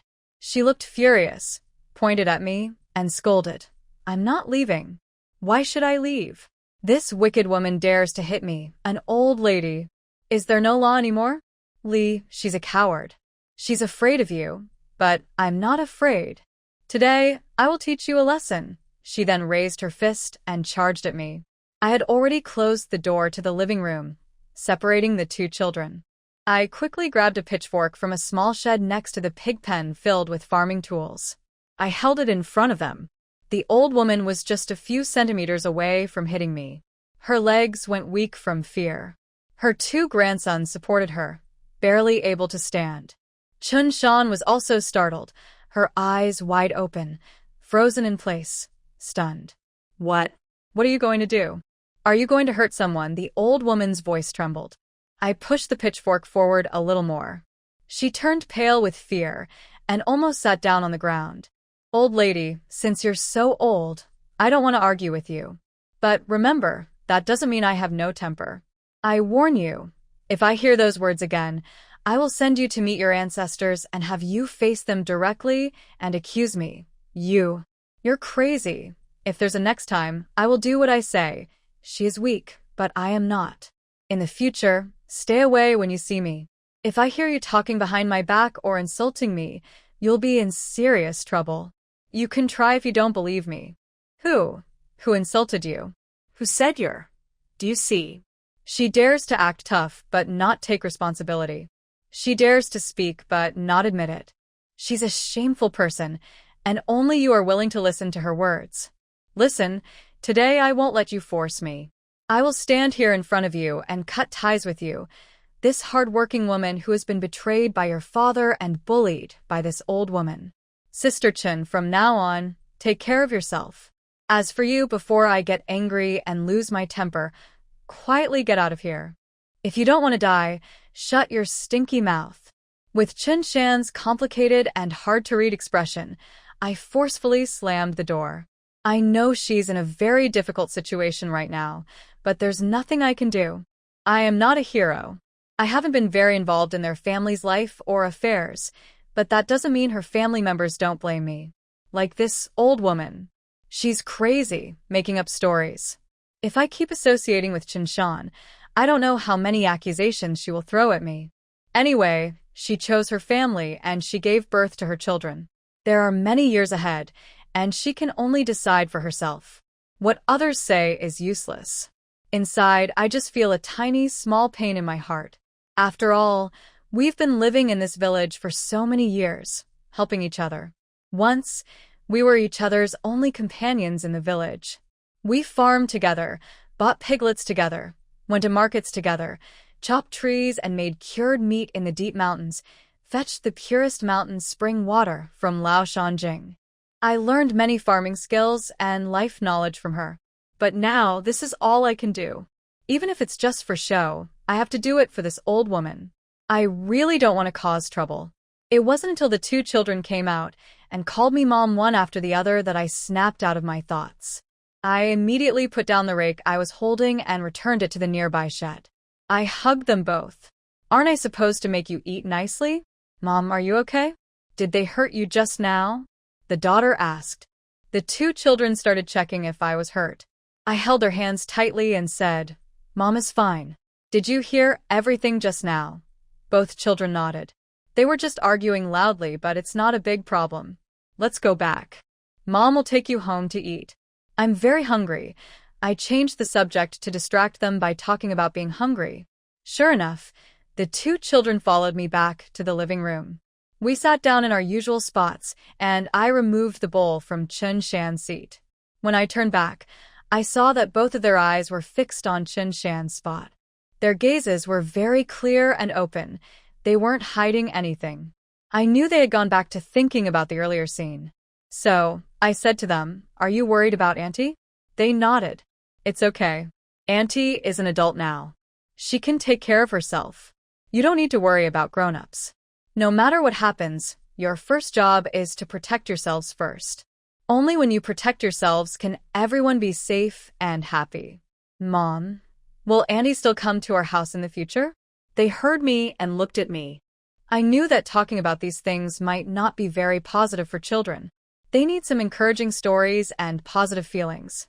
But after what just happened, I felt they should know a little about how to protect themselves. So, I told the truth, probably not for a little while. Mom, did you have a fight with Auntie? My daughter asked. I turned to look at her deep black eyes, thought for a few seconds, and said, No, I didn't fight with Auntie. I fought with her mom. Then why did you say you wouldn't be friends with Annie anymore? My son asked again. I looked at him and answered, That's because Andy and her family are one group, and I am just a friend. When something happens, the family comes first. It's the same for me. When Auntie isn't at her house, isn't it quiet and peaceful? They nodded, seeming to understand but not completely. So, that's why they come to our house, because Annie is here. You're still young, and there are many things about adults that you don't quite understand. For example, when your friends come to play at my house, sometimes their moms come to pick them up late at night, right? Most of the time, do they hold a stick? Some even shout and scold? Hearing this, the two of them seemed to understand each other and nodded more firmly. The situation just now was quite similar. It's their family matter, and we shouldn't interfere, right?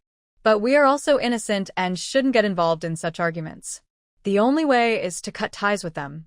Mom, does that mean we won't be good friends anymore? The daughter asked. Good friends can last a lifetime. If you value this friendship, keep it in your heart. But life is your own, and you shouldn't let a relationship make you stray from your path.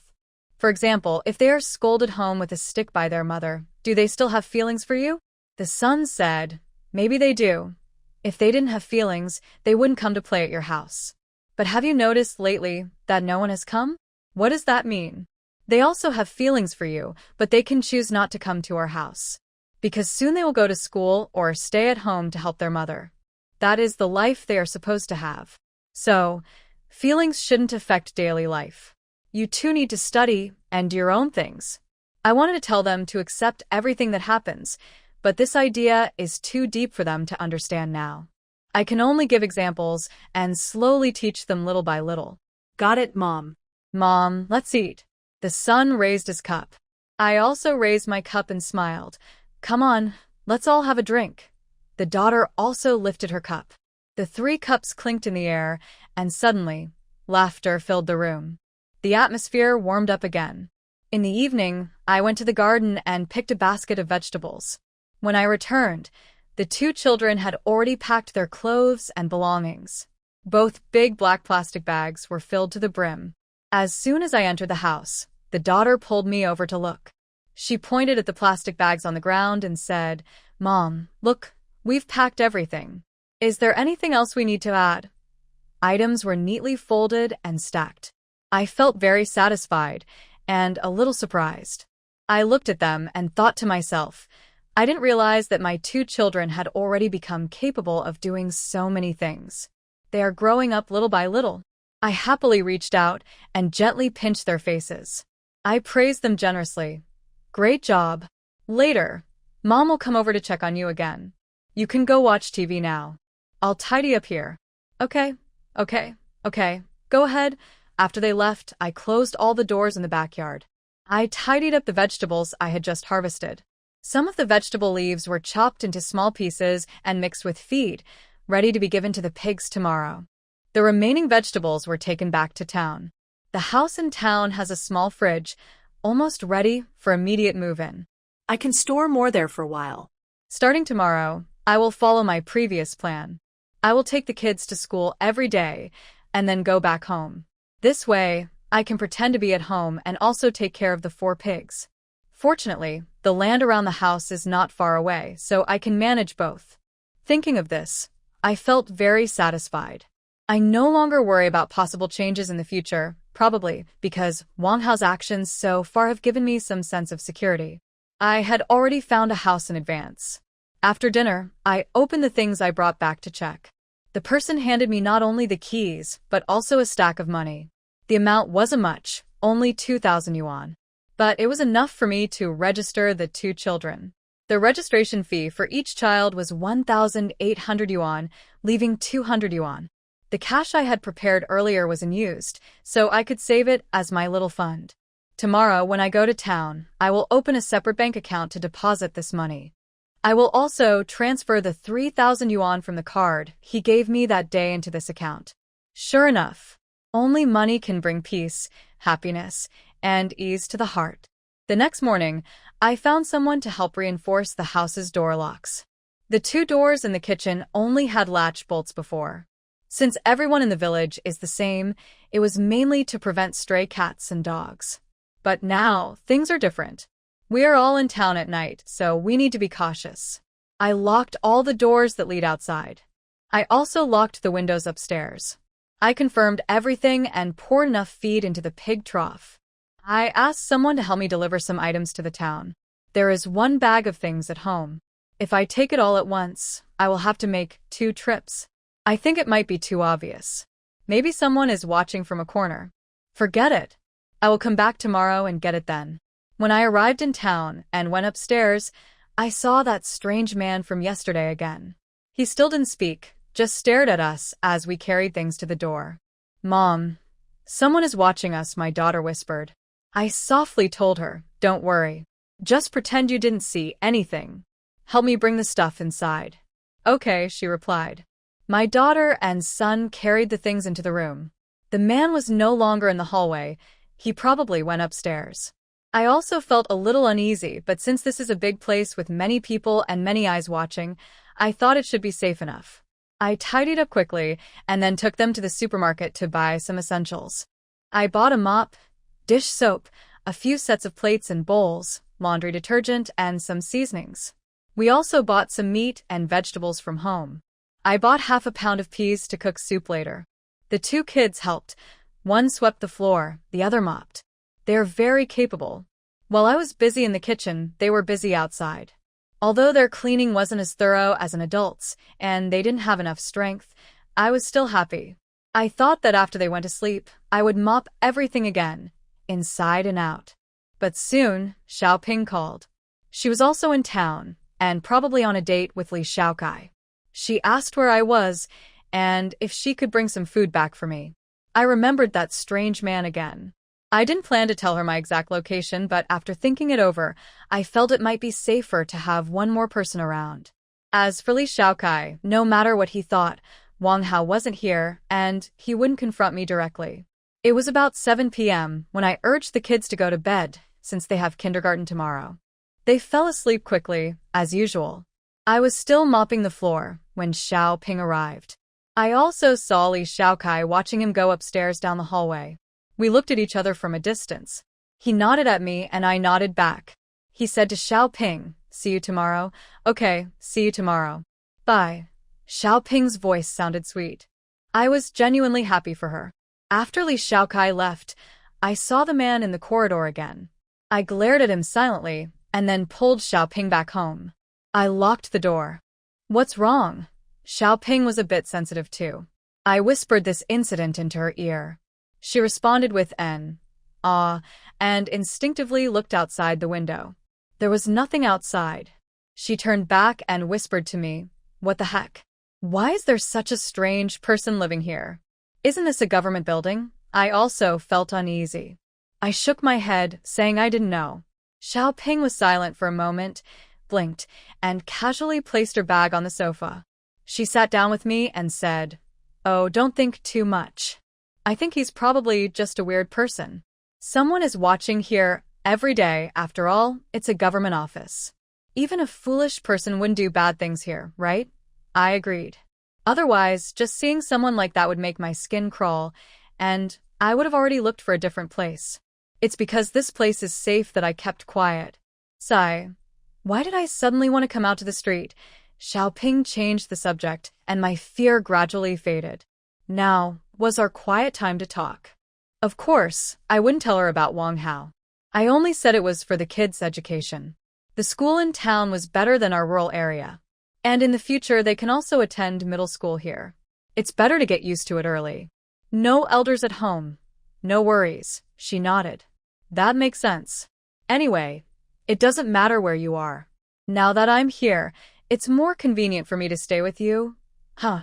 You really made this place just for me, she joked. All right. Anyway, I feel more at ease with you around. How are things with him? Are you at what stage now? Just SOSO.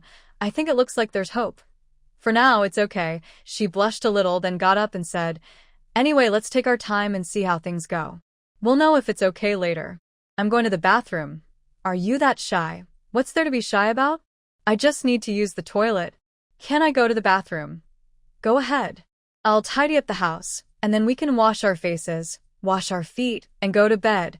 While Xiaoping was in the bathroom, I sent a message to Wang Hao about this strange man.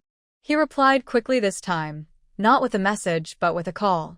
When the phone rang, my heart started pounding. I instinctively looked toward the bathroom, hearing water running inside. Xiaoping was probably using a foot basin to wash. I didn't dare go out to answer the phone, so I simply closed the door and picked up. "Hello, which floor does he live on? What's the situation? Is he bothering you?" These questions were very practical, but because he asked so urgently, I almost wanted to laugh. "Why are you laughing?"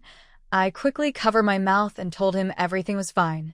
Then I explained, "I just think you're a little cute." There was silence on the other end. Then he clarified, "I'm not at all related to the word cute. Just answer the questions properly." Currently, no. He probably doesn't live on the second floor. I saw him going upstairs, but I don't know which floor exactly. Lock all the doors and windows, including the kitchen and bathroom. Okay, I understand. I just wanted to ask. There shouldn't be any problem here, right? There won't be any issues, don't worry. If you're really anxious, just hold a pillow. Think of it as me keeping you company while you sleep. Get lost. Just then, I heard some movement from Xiaoping's side. I quickly ended the call, saying, "Xiaoping is here. I should go check on you. Rest early. Bye-bye, bye-bye." As soon as I opened the door, Xiaoping looked at me with a meaningful expression. She knew I had just been on the phone. What's with that look? I was holding a new towel, planning to use it as a foot cloth. She leaned back, sat on the bed, and supported herself with her hands. She looked up at me with a smile, teasing, "Were you talking to your brother-in-law? What were you saying? Do you really need to hide it?" I planned to avoid this question. So I lightly tapped her leg with a towel and quickly left the room, saying, "Stop talking nonsense. I'm leaving now to wash my feet and go to sleep." She got up from the bed and followed me. She walked beside me, with her arms around my shoulders. "Hey, May, are you feeling shy now?" I turned my head and gave her a sharp look. "Are you feeling a bit itchy?" You're the one feeling itchy." She put her hand down and brought over a small wooden stool, ready to share a basin of water with me. We sat down separately. As we took off our shoes and socks, I joked, "Do you have athlete's foot? Don't want to pass it to me." As I dipped my foot in, she did the same. Our feet pressed tightly together. She smiled proudly. Yeah, ido. It's pretty serious. I can't be the only one with athlete's foot, right? We've been a team since we were kids. You wouldn't just leave me, would you? Don't even think about it. You won't get rid of me in this lifetime. Ha ha. Ha ha. Who wants to be on your team? You're so funny. Hey, I am on the team of the divine gene. There was laughter in the room, but we both kept it quiet because the two kids were sleeping nearby. Before going to sleep, I asked about her and Li Xiaokai's progress in understanding each other. She was lying close to me, looking at me and asking, "How did you get along with Brother Zhang back then?" I briefly recalled, "Just normal. We were both working outside. He was okay. And since we're from the same town, and at that time there weren't many better options, we ended up together for various reasons. It was a bit more complicated than your situation with Li Xiaokai. Did you kiss?" When she asked this, I immediately sensed they might have already. So I asked her back. She avoided my gaze and looked shy. I gently shook her arm. "You two are moving pretty fast. Where do you think?" She rubbed my arm, turned over to lie flat, and stared at the ceiling light. She rested her hands on her stomach and said, "This should be when feelings are strong." Oh no, I can't really say that either. It doesn't last long anyway. It's just a feeling. I can't really explain it. Do you really think it's a bit too soon? For adult men and women dating with the goal of marriage, anything that happens is quite normal. Like her, I lay on my back, looking at the ceiling, with my hands crossed on my stomach. I see the connection between you two. If neither of you minds, you can try. There's no time limit. Some people get engaged after half a month or a month, and then talk about marriage. Others date for 10 or 8 years without a good result. In the end, they each find someone else and go separate ways. Compared to that, I think it's better to have a clear outcome first. Don't worry about everything else. But you need to keep your boundaries well. I turned to lie on my side and looked at her. She did the same, and we made eye contact. I said seriously, although some things I mentioned might sound a bit blunt or harsh, I have to say, the road isn't long, but it's easy to go wrong. He is a man, and his actions are just actions. If he feels it's okay, he can take his time. Say what needs to be said. If he really has those intentions, he should take proper precautions. Don't let a child be used as a reason to be led around by the nose. If you've been dating for 3 or 6 months, you already know what kind of person he is. If he's interested, he will bring up marriage himself. Just go with the flow. If he doesn't bring it up, you can be straightforward and talk to him. It's best not to rush into marriage just because of pregnancy. It's not good for you. Xiao Ping thought deeply. His gaze drifted, then focused again, and he nodded seriously. Don't worry, I understand all this. Well, it's getting late. Let's rest early. Tomorrow they still need to study and we need to see them off. Yeah, okay. As we talked, we both closed our eyes and started to relax. Soon, the breathing beside us became even. I found it hard to fall asleep. First, because of that strange man. Second, because of what I just discussed with Xiaoping, which might have affected me emotionally, causing some changes. I started thinking about the little moments I shared with Zhang Jian. Back then, he wasn't necessarily outstanding, but he was sincere and honest. Later, when we got married, our conditions weren't very good. So, naturally, I didn't look very proud about the bride price. But at that time, I was determined to be with him and just wanted to live a good life with him. I argued with my family several times about this. From the time we decided to get married until now, I haven't been very close with my family. Sometimes I think, if I had chosen someone with better conditions like my sister did, someone who owns a house and a shop on the street, would they look at me more kindly? Maybe they wouldn't oppose us so much, and I wouldn't have to serve them every time I visit. But then I changed my mind about that. Not because I doubted they would change their attitude towards me. I just believed that Zhang Jian was the best choice for me back then. Later, we had a daughter. Without any elders to help, he did his best. He even saved 2,000 yuan and gave it to me. I was a bit stunned and asked where the money came from. He said, part of it was from selling a piece of land and part from doing odd jobs. I didn't give all of it to you back then. Now that we're together, I think this money should be yours as a kind of wedding gift I couldn't give before. How you spend it is your right. I won't interfere. At first, we were both happy and planning to grow old together. But now, things are different. Then I thought of Wang Hao. I remembered how urgently he asked about me today, and how our relationship, though seemingly strange, has become natural over time. When I talked to him, he told that woman to rest well. And Li Shaokai once said, "Can you wait a little longer?" I'm almost sure she was sick, maybe for a long time. As a man, he worked hard, took care of her, and took responsibility. But he is also a real man with his own needs and responsibilities. No one is perfect, not even Zhang Jian. So outside, he has normal needs too. I think he might also feel that taking care of a family and going out is difficult, and the financial pressure increases. The stress is heavy. There might also be a sense of excitement and newness involved. In the end, he chose to let me stay at home with the child, and I could do some farming and raise animals to help out. He works outside alone, clean and efficient. Thinking about these things, my originally heavy heart seemed to be soothed, as if covered by a layer of medicine, gradually calming down. I can't remember exactly when I fell asleep later.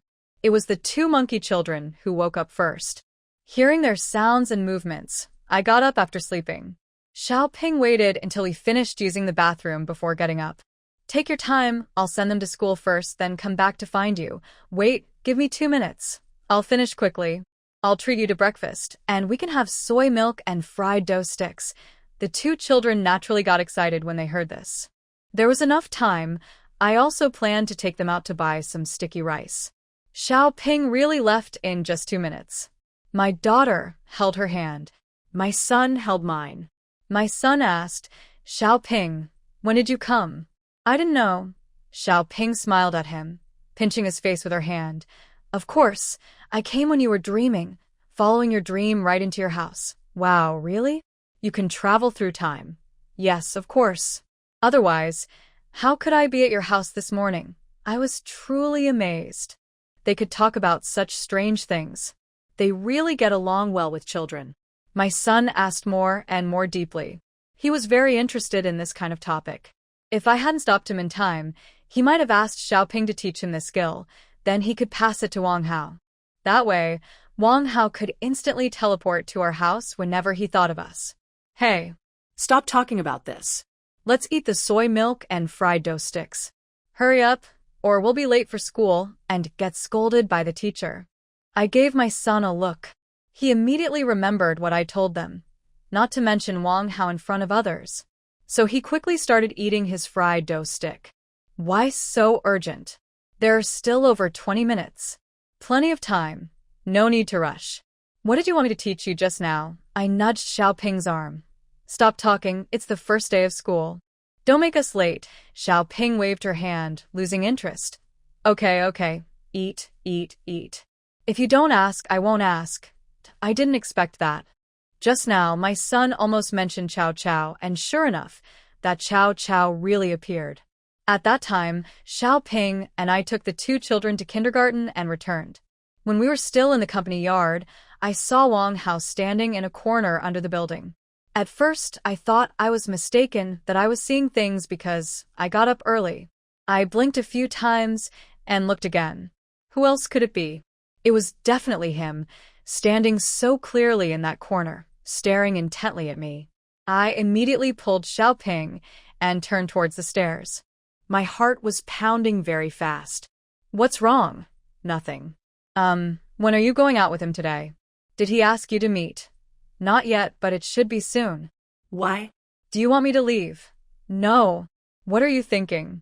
"I just mean, later when you're alone, remember to close the door properly when you leave." "I need to go home for a bit." "Huh? Why, huh?" "I need to go home and feed the pigs." "What should I do with my piglets?" "Let them starve."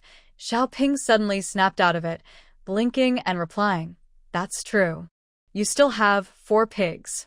Hey, isn't it troublesome? Sending the kids to school here and raising pigs in the countryside. What's troublesome about it? Expenses are increasing now. If I don't raise a few pigs to ease the financial pressure, relying on Zhang Jian's earnings alone isn't enough." "That's right. Nothing is easy. Okay? Don't worry. I'll make sure to close the door properly. Do you want me to go with you? I quickly waved my hand, talking to him while glancing sideways at Wang Hao downstairs. It seemed like he was joking with me. When we reached the door of the house, I looked down again, but he was no longer there. I immediately focused my eyes and looked around. What's wrong? Oh, nothing. I casually wiped the cement railing, pretending I had just seen something dirty, and said, "It's a bit dirty, I'll wipe it. Are you too particular about cleanliness? You even wiped the cement railing outside." "Well, it's at the door anyway. Better to keep it clean." "Wow. I thought you saw some handsome guy." "Where would there be a handsome guy? Only strange old men." Xiaoping knew who I was talking about. He instinctively looked around, then glanced upstairs and pulled me back inside. "Didn't see anyone today, so probably nothing. How about giving me a key so I can lock the door from the inside when I leave? It would be safer." I froze. "What's wrong? I only have one key." "All right, then I can only lock the door normally." "Are you worried?" I pouted. "I think it should be fine. Anyway, I need to go back quickly." I went inside to get my bag. When I came out, I was holding her hand and reminded her again, "Make sure to control yourself. Don't let others take advantage of you. Get to know people well." She nodded. "Got it, don't worry. You should go now. Okay?" Bye. Bye. I hurried downstairs. The first thing I did was look for the place where I saw Wang Hao earlier. I was sure he was no longer there. But I didn't admit I was mistaken. So I reached for my phone to call him. Just as I was about to select his number, someone snatched my phone away. Before I could say anything, a hand grabbed me, pulling me into a narrow alley. "Beauty, looking so flustered. Are you looking for me?" His voice made my heart flutter. That hand was not being gentle. It was squeezing my waist and moving around. I was about to be touched under my coat. I immediately grabbed his hand. I instinctively looked around and then pulled him into a more hidden corner. "What are you doing? Do I look that easy to approach?" Wang Hao pinched my earlobe with one hand, while the other held my waist. He asked. Before I could answer, a long-lost kiss suddenly pressed against me. It was messy, without any technique, but it still made my heart race and my eyelids flutter. In such a place, people tend to feel nervous and excited. I was afraid someone might come out or see us. But of course, what I feared came true. Just as I was about to get lost in the kiss, Li Xiaokai's voice came from outside. My heart seemed to stop for a moment. Wang Hao pressed my head against his chest, his face close to his shirt. He was wearing a thin short-sleeved shirt, and after the kiss and tugging, 2 buttons had already been undone. Part of my face was pressed against his skin. My gaze was fixed on his collarbone and Adam's apple. As my Adam's apple moved up and down, I felt as if a deep emptiness inside me suddenly filled up. I instinctively reached out to touch his Adam's apple, but he caught my hand before I could. He looked at me with a serious gaze, his eyes sharp. I was just trying to tease him, but between a man and a woman, the strength difference was too much, and I ended up stopping my playful attempt. "What should we do now?" We were in the backyard of the office, a place most people wouldn't come to. Who would have the mood to come to the backyard during work hours? But I couldn't be sure. What if Li Xiaokai planned to take shopping somewhere exciting? "Don't speak for now." I glanced at him and whispered softly, as if talking to a close friend. "What's wrong? Are you afraid of him? We just met on the street the other day, and you seem pretty familiar with each other." My words were cut off as Wang Hao covered my mouth. Just then, I overheard a conversation outside between 2 people. "Li Xiaokai, have you had breakfast?" He reached out first, and Xiaoping also offered her hand. They held hands tightly, but didn't leave the office immediately. They just stood there, looking at each other. "Did you have soy milk and fried dough sticks? How about you?" Xiaoping's voice was cheerful, and I could tell she was happy. "I haven't eaten yet. Want to eat with me? Did I'm full already? Eating more might make me gain weight. You're not fat, you're already very slim." Xiaoping smiled and said he was good at saying nice things. "Honestly, you're very slim. It would be good to gain a little weight. Being a bit heavier is good for girls' health." Then they held hands and walked outside. After they finished their little chat, Wang Hao and I were about to leave, but at the last moment, Li Xiaokai suddenly looked back, startling me. I bumped into Wang Hao's chest again. What's wrong? Wang Hao asked. Li Shaokai, where's your sister? Their voices almost sounded at the same time from two different places. It made my heart tremble. Wang Hao also heard it, so he didn't say anything else. I saw his face look a bit blank, as if he was lost in thought. He and Li Shaokai, as brother-in-law and brother-in-law, I wondered if Li Shaokai knew he was back. Did the words just now have a hint of testing? Oh, it's nothing. I just didn't expect it. I thought you were staying here just to help the kids with their studies, but I didn't realize you also raise pigs. It's a bit troublesome. Well, who said it isn't? I think it's quite a hassle too, but raising pigs also brings in some money. Rural folks have to support themselves somehow, or what else can they spend? That's true. They walked farther away until they disappeared from sight. Only then did Wang Hao and I part ways. But we were still close, just not next to each other or touching. Why did you come back so suddenly? I didn't discuss the recent comments about Li Shaokai and Zhaoping. I was just curious. Why was he here so early in the morning? It takes at least 2 hours to get from Gang. It's only 8:30 now. If we count back, he would have had to leave at 6:30 to catch the bus here. That really surprised me. He wrapped his arms around my waist and pulled me into his embrace. Even though I tried to control myself, I still leaned forward slightly, pressing against him. A strange, tingling feeling shot from my feet up to the top of my head. It almost made me lose focus. He held my face with one hand and lifted my chin. His warm breath brushed against my face, making me instinctively close my eyes.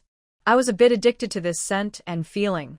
It was like a calming, intoxicating effect. Don't you miss me coming here? No way. I finally opened my eyes and looked into his. I also looped my arms around his neck, and my breath brushed his face. I saw him close his eyes and then open them again, a feeling of peaceful balance passing through me. So I smiled as I spoke to him. I was just a bit surprised. I didn't expect you to come. After all, you've been gone for a while. He tightened his grip on my waist, clearly not wanting me to speak anymore. My back stiffened instinctively. Do you miss me? He asked. Your kiss made me speechless. I miss you a lot. Yesterday, I heard someone upstairs was worried about you, so I came here overnight. Hearing this, I suddenly stopped the kiss. I parted my lips slightly. Wang Hao originally wanted to keep looking, as his approach was very strong, but I was also very stubborn. I used one hand to hold his waist and resist him. When he stopped trying to kiss me, I turned away. Honestly, I only guessed that he might have left a little earlier than 6:30, but I never thought he would come overnight. That's so exciting. If my heart wasn't fully focused here, no one would do such a thing. Unless they're young, around 17 or 18, full of love, healthy, and think love is the most important thing. But I know well that neither he nor I are that age anymore. Impulsiveness in us should show in our feelings, not just physically. Yet he came overnight. I felt touched and also a bit sad. I gently touched his half-face, finally focusing on the dark circles around his eyes. My words were full of certainty. My voice became more emotional, mixed with concern. How could you come overnight? You said this is the company's big yard. There shouldn't be any problem? I just said I was worried. Then why didn't you say anything when you came? Women don't sleep at night for beauty, so why get up? But I can't let you come alone. He pressed 2 fingers on my lips, stopping me from speaking further. Then he pulled his fingers away, smiled tiredly, and his face showed exhaustion. All right, enough talking. As long as you're okay, that's what matters. I almost arrived at dawn. A tear rolled down from my eye, caught in his gaze. He stared closely, and when the tear reached the corner of my mouth, he reached out and wiped it away. Are you worried about me? Isn't that obvious? Do you think I'm a cold, heartless person? Don't I have a heart? He smiled and pulled me into his arms. My hands automatically wrapped around his waist. He whispered several all rights in my ear. Then he changed the subject. Take me upstairs to see? Huh. I haven't seen this house yet. I asked someone for help, but I wasn't here. I understood what he meant. I was planning to go back to my hometown to feed the pigs, but since he hadn't seen it, and is the one who paid and planned everything, I couldn't refuse. Plus, I had tidied up the house nicely and wanted him to see it. So, the two of us returned to the rented house. When I unlocked the door and stepped inside, I turned to him and said, "See, don't you think it still feels?" Before I could finish, suddenly I felt a force around my waist. I felt dizzy and fell onto the sofa behind me. The red wooden sofa was a bit hard, but I had a hand supporting my back. Hey, why? The door, just as I was about to speak, he gently kicked the door shut with his leg resting on the sofa armrest. His voice and face were very close above my head. Later, Xiaoping called me. It was strange she was calling now. She shouldn't be on a date. I was a bit confused. Wang Hao put out his cigarette. "Answer it." After hesitating for a second or two, I pressed my face against his chest. I answered the phone. "Hello, Sister May, where are you?" What's wrong? Is there something? Why was she asking where I was? Could they be? Before I finished the thought, she confirmed my suspicion. "I'm outside your door. Didn't you say you were coming back to feed the pigs? Why is no one answering the door?" "Exactly." I sat up from the bed, turned to look at Wang Hao. He lit another cigarette and looked at me with a questioning gaze. I signaled him in response to Xiaoping. "Oh. I ran into a little problem on the way home. I haven't arrived yet." "Why are you at my place again?" Wang Hao's expression darkened briefly, just for a few seconds, then he continued smoking. It seemed he didn't care much about this, or maybe he had already expected it. Maybe it was Li Xiaokai. Since Wang Hao came from Gang, as long as he left Li Xiaokai's sister, they could just send a message or call, and everything would be clear. "Oh, it's nothing. We just had a little matter to take care of. We thought you were at home. I'm not there yet. I'm walking." "Are you guys on a date so early?" "It's okay." "Not that early." I was about to find an excuse to hang up quickly, but unexpectedly, Wang Hao whispered in my ear, suggesting that since they were here, they could also help feed the pigs. I stared at him with wide, surprised eyes. Finally, almost instinctively, I followed his suggestion and told Xiaoping what he had just said. I said I had some things to handle and that a spare key was kept near the house. I asked them to use the key to open the door and feed the pigs. This was the first time I had ever played such a prank as I grew up. Honestly, it felt exciting and a bit thrilling. But after hanging up the phone, I worried that it might cause trouble later. Wang Hao didn't seem to mind. "Since they're willing to go, let them help. You've already helped her so much. What's wrong with her doing a little favor?" Are you feeling a bit vengeful? He was smoking and spoke clearly. "Are you afraid?" No, it's not that. I just feel a little uncomfortable. Do you have some misunderstanding with Li Xiaokai or something else you're hiding from me? He looked at me closely. "Why do you ask that?" Then he took the cigarette out of his mouth and tapped the ash into a disposable cup. "It's nothing. I just think you wouldn't target a woman. So, you wouldn't target Xiaoping either. But what you just did was a bit rude. So I can only guess that you have some issue with Li Xiaokai. Am I right?" He hissed and then pulled me back. His head was above mine, and his gaze moved over my face. He put out the cigarette and threw it into the cup. The cigarette butt was wet and went out immediately. But he pulled me back, face to face, lips to lips. "You're overthinking. I just want more time to stay in bed with you. You just said earlier that. Do you think that's enough? Are you even human?" He pulled the blanket up, and I didn't get a chance to speak. Later, I thought about it and felt that Wang Hao's approach might be the best way. He didn't want to talk about his issues with Li Xiaokai. But Li Xiaokai deliberately brought Xiaoping to my house to test me. Since he liked to do things like that, I decided to go along with it and also have him help out with some work. No one would think we're both living in a rented place now, right? His tricks are really clever. Later, we both took a nap and woke up around 2 p.m. I quickly tidied up the house and was thinking about what to do if Xiaoping came to stay again. Just then, someone knocked on the door. I was startled. "Who is it?" "It's the person installing the security bars." "Please open the door." "Security bars?" That confused me a bit. The apartment's living room windows have steel bars for security, except for the bathroom and kitchen. I didn't call anyone to install security bars. Was it Wang Hao who arranged it? Or was Li Xiaokai just joking? At that moment, Wang Hao came out of the bathroom with a towel on his head, shirtless, wearing shorts. Water was dripping from his face. His muscular build made me think of the time we were in bed then. Someone knocked again from outside. "Open the door," Wang Hao said as he walked into the room, took his shirt from the bed, and put on from the top down. "Did you call someone to install the security bars?" I asked as I went to the door.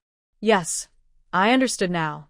I was really startled earlier, thinking it was Li Xiaokai joking around. Why is your door so slow to open? If I hadn't heard someone talking, I'd think no one was there." The worker placed his toolbox beside the sofa, looked inside, and asked simply, "Which windows need the security bars?" "Sorry, I don't know who called to install them," I said, pouring a glass of boiled water I had prepared yesterday. Then it was Wang Hao's turn. He confidently led the worker to the kitchen and bathroom. "Come with me. These are the only two places. See how to do it better." The bathroom window isn't very big, so installing security bars might not be very useful. I just looked briefly, and only these two windows don't have bars. If we install them everywhere, wouldn't that prevent any sudden emergencies? This person seemed to have some conscience and offered advice.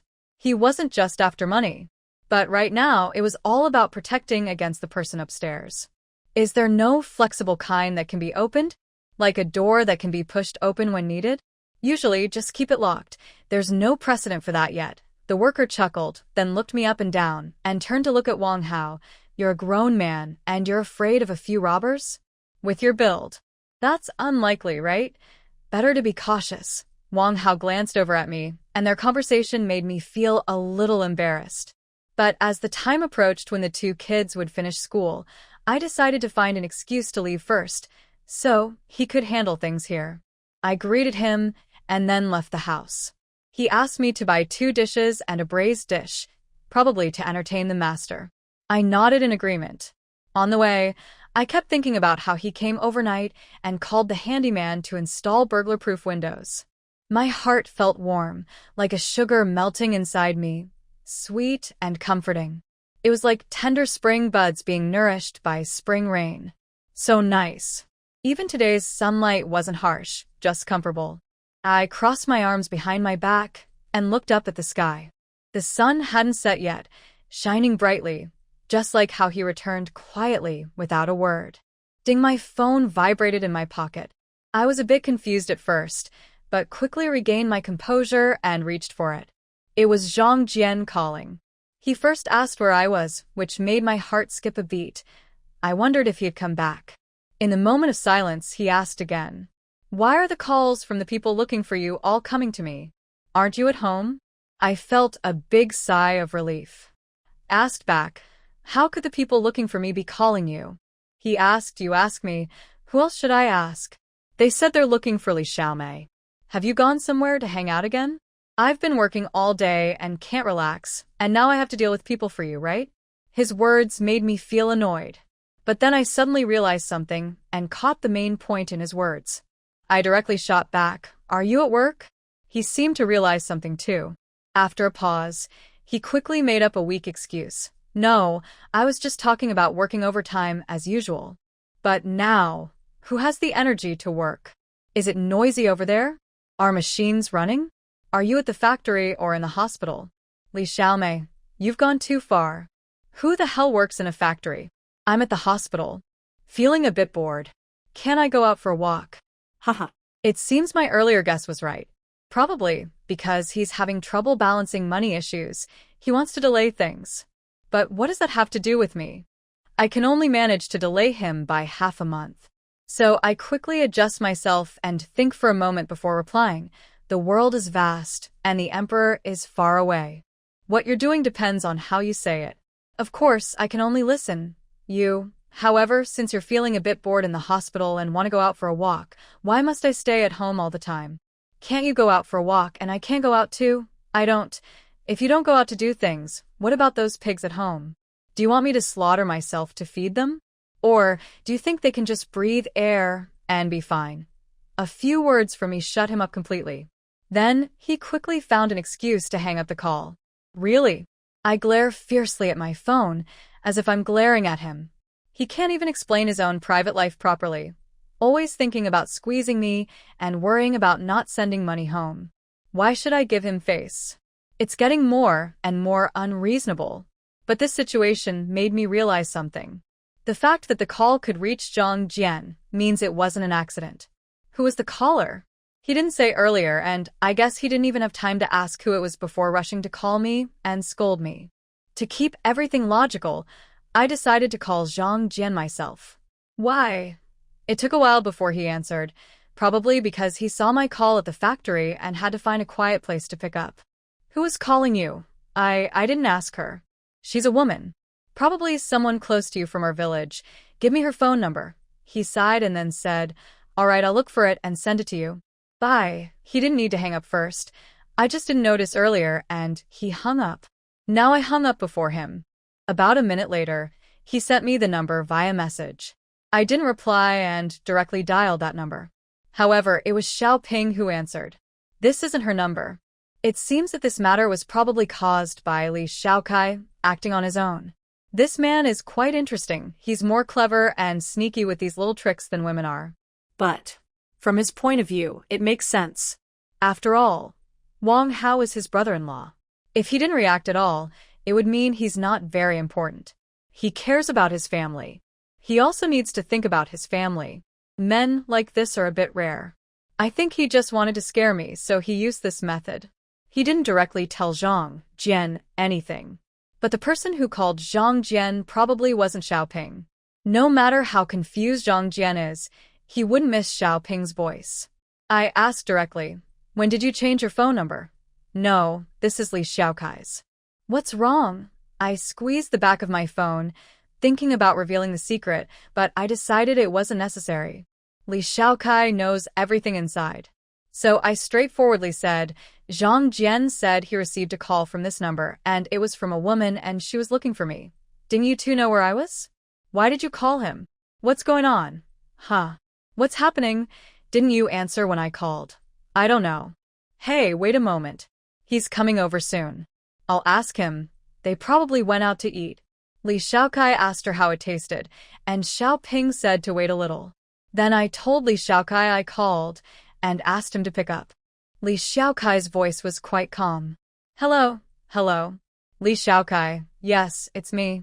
What's the matter? I heard that your number called my husband, and it was from someone looking for me. I want to ask what you want from me. My heart was pounding, and my eyes had already become sharp. At this moment, the two kids had followed the teacher to the school gate. When they saw me, they rushed straight toward me. I signaled to the teacher and told the kids to stay beside me and not speak. Oh, it's like this. I was helping Xiaoping feed the pigs when a woman came over. She seemed to be from your village, looking for you, but you weren't there. She didn't have her phone, so she used mine to contact you. She probably dialed the wrong number without paying attention. A woman? Yes, around 50 years old. She didn't bring her phone, so how does she know my husband's number? Could she memorize it? The phone number was found on Xiaoping's phone. Xiaoping? Why didn't you just call him directly? That's hard to say. Maybe her mind was a bit confused at the time. That's basically what happened. Do you have any other questions? A strange feeling flickered in my mind. I was only able to keep up this back-and-forth game with Li Xiaokai for now. If he didn't reveal the truth, I wouldn't either. But I would make sure he knew that if he took the initiative to tell the truth, I wouldn't let him off easily. My husband works far away. If this happens again, please check the phone numbers carefully before calling. If something goes wrong at home and I can't explain it, I might have to ask you to testify. All right, please give Xiaoping the phone. Okay, the phone was handed back to Xiaoping. Meijia, what's wrong? Did something happen? Why do you all look so serious? It's nothing. He said, he found the number on your phone. What's going on? Weren't you not there at the time? Oh, it's like this. I was in the bathroom, and my phone was outside. They wanted to find you, so I let them look through my phone. You saved Zhang Jian's number under my name? Really? Let me check. I've always saved it. Never contacted him. Wait, this number really is under your name. Oh my, when did I get so confused? She then quickly added, I'll have some tea later, thanks. It was probably Li Xiaokai who handed her something to drink. 2. Mei Jies.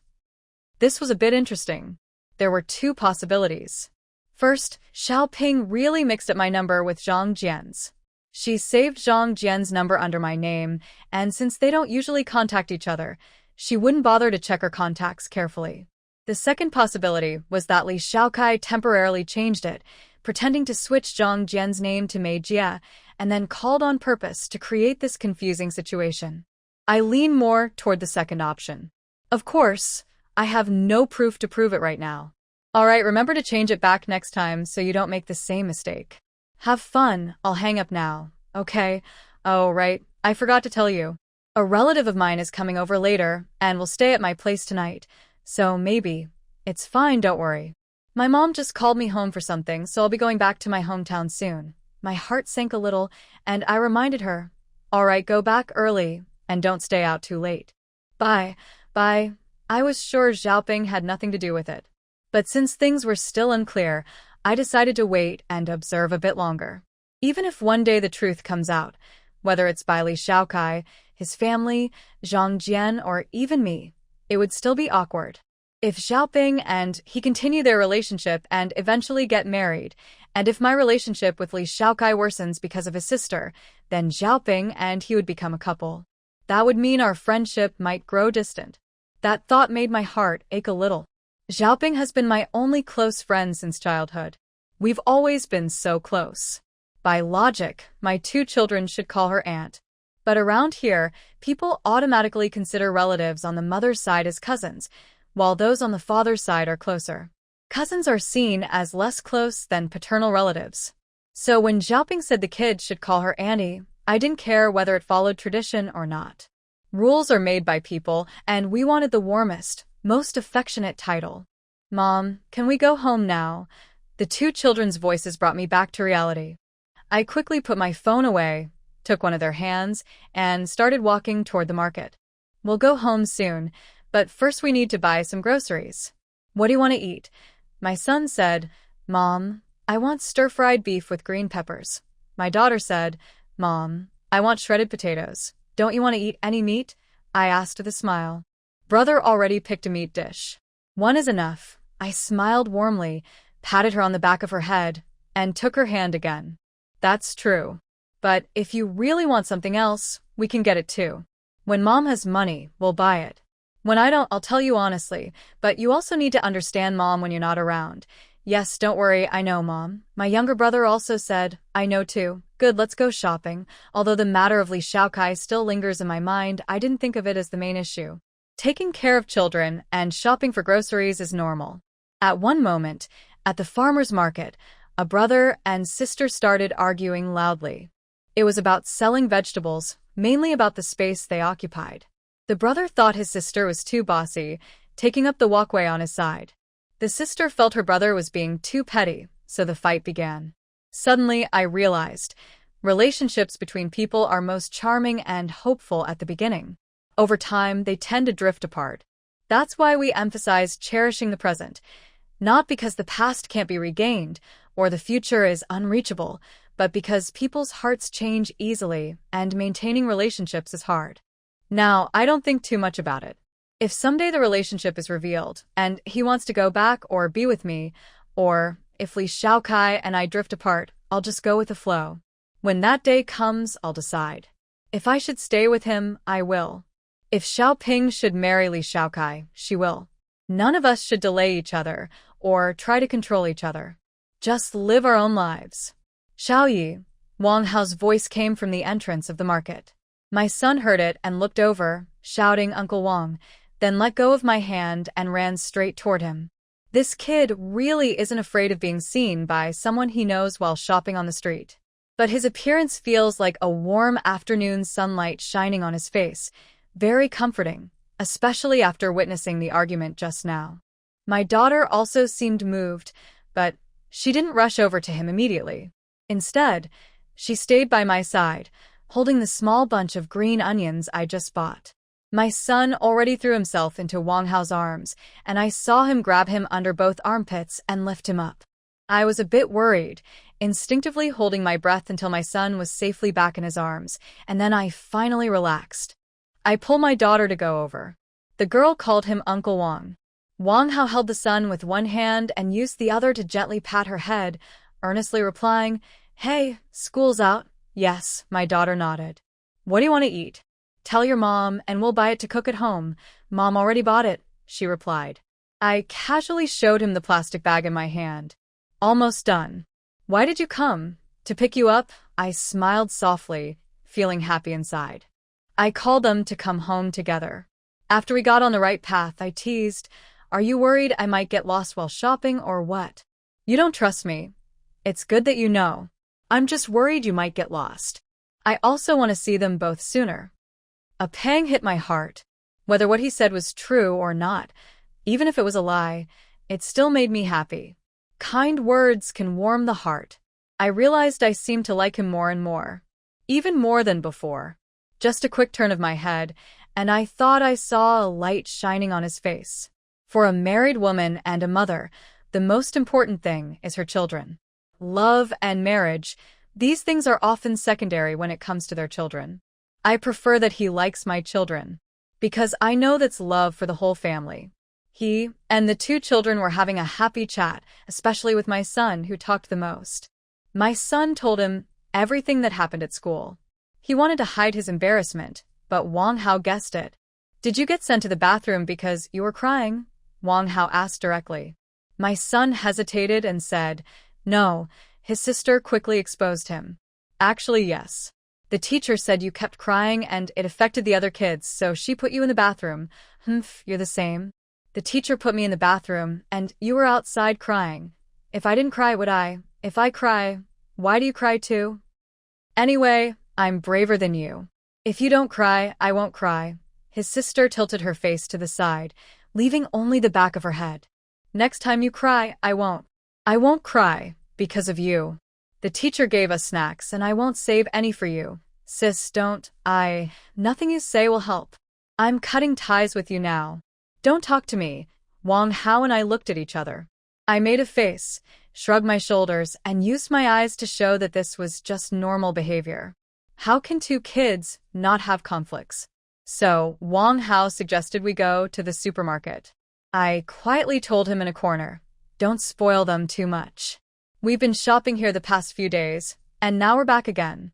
It's okay. We can buy things and leave them here. Didn't you see the two of them arguing? It's normal. They'll be fine in a little while." But just as we finished talking, the two of them suddenly ran to a shelf and stopped. My son gave his sister a cola-flavored Alpenliebe candy. "Here, sis, your favorite cola flavor." Only one left. His sister paused for a moment, but quickly handed her brother an orange-flavored candy and said thank you. "Here, this flavor is also good. Take it." Wang Hao seemed to discover something new. I shot him a proud smile. It was like silently telling him, "See, I told you not to worry. Just pretend you didn't see anything." He didn't mind and finally bought 2 lollipops at the checkout. I led the 2 kids out through the door curtain. They walked ahead of me. They knew this place well enough not to need my guidance. Of course, I didn't stay far behind, just 3 or 4 meters away. "Put this with yours." Wang Hao caught up from behind, hands slipping into my coat pocket, already placing something inside. When his hand withdrew, we continued walking. I asked, "What is it?" But his hand moved faster than my words, reaching into his pocket. It was a small square box, wrapped in plastic, almost like it was charged with electricity, giving me a shock. And with his meaningful comment, "Just look for yourself," I could almost guess what it was from his expression and the shape of the object in his pocket. I shot him a deep glare. Then, when no one was paying attention, I took out the thing he had put in his pocket and slipped it into his pants pocket. But my move was too abrupt. I didn't expect to be so close. I froze in place, unable to move. His eyes sparkled with intensity. After a second or two, I awkwardly looked away and kept walking forward. I could hear him laughing behind me. Every laugh feels like a slap on my face, hot and burning. This man is doing it on purpose. Who has a good man in broad daylight? I've already told him several times, and he's still. It's just ridiculous. He comes over, hands in his pockets. He asks me, "Are you sure you don't want to carry it yourself?" It's not like I'm using it. Why should I carry it? You have a bag too. I reply. I do have a bag. Are you worried that if I carry something similar, I might get caught? Are you afraid someone might be interested in your man? At this, he gently brushes my shoulder with his arm. I'm really fed up. Step back a little. I turn to look at him. Where do you get your confidence? I say, then look farther away. In this area, there's nothing but air. Where are the women? It seems more like you have bad intentions. How do you know I have bad intentions? He even admits it? Men really become shameless when they want to. Anyway, don't overthink it. No one is interested in you, okay? Instead of worrying, you should walk faster. Walking so fast, are you nervous? Or feeling guilty? Why is this man talking so annoyingly now? I start to regret thinking I liked him more than before. Finally, I glare at him and speed up to go home. Once home, I dive into the kitchen. I don't know if Li Xiaokai and Xiaoping will come back soon. But I realize that since I took that call from Zhang Jian, I no longer care whether Li Xiaokai and Xiaoping come over and see us. Wang Hao is here. He must have thought about everything. But he didn't leave, which means he's not panicked. If he's not panicked, why should I be? My heart sinks completely. I start cooking and humming a little tune. The two kids are watching the changes in the house. Mom, when did you seal up this window? My son asks. Mom, this window looks like it can be opened. You can open it from inside. My daughter says. I just came in and wasn't paying much attention. Even though everyone is back, my mind is still elsewhere. All I can think about are the things Wang Hao said to me earlier. Let me see, I reply. I reached out to try it myself. The master had said there was no previous example, so I thought I would just install it like the usual burglar-proof window. I never expected that I would end up being the first person to try this new method. Wang Hao also arrived at the door, leaning against the window frame, arms crossed, looking at us with a slight smile. Of course, it was him. He is reliable and perfect for the job, making no mistakes and being very advanced. Living in this kind of house, safety is very important. There should be backup plans both inside and outside. In case something happens at home, the windows can still be opened and people can escape. The two kids are still playing on the windowsill. Wang Hao closed the door and came into the kitchen with me. At first, everything was fine. After washing his hands, he suddenly hugged me from behind. Why are you doing that? The kids are still outside. My voice was very soft and a little shaky. Why be afraid? They know me. His breath was on my face and neck. Hey, don't. I pushed him away with my elbow and shoulder. Don't worry, you can't see anything. But that's not good. It makes it hard for me to work. What do you need to work on? Didn't you see I was about to cut the vegetables? As soon as I said that, he placed the washed potatoes in the middle of the cutting board, then guided my hand to slice them evenly into thin pieces. His skill with the knife was so impressive, I couldn't help but admire. I had already forgotten that he was hugging me from behind. Now he was still partly surrounding me. I couldn't help but be curious and asked, Wang Hao, were you a chef before? Or did you learn it somewhere? Why? Are you happy with how I cut? Come on. Speak properly. Isn't this something you can learn with a little effort? It's not as mysterious as you think. I wanted to ask more about his past, but he kept silent and wouldn't tell me. Oh well, I was fine with it. As long as he wasn't a criminal or a murderer.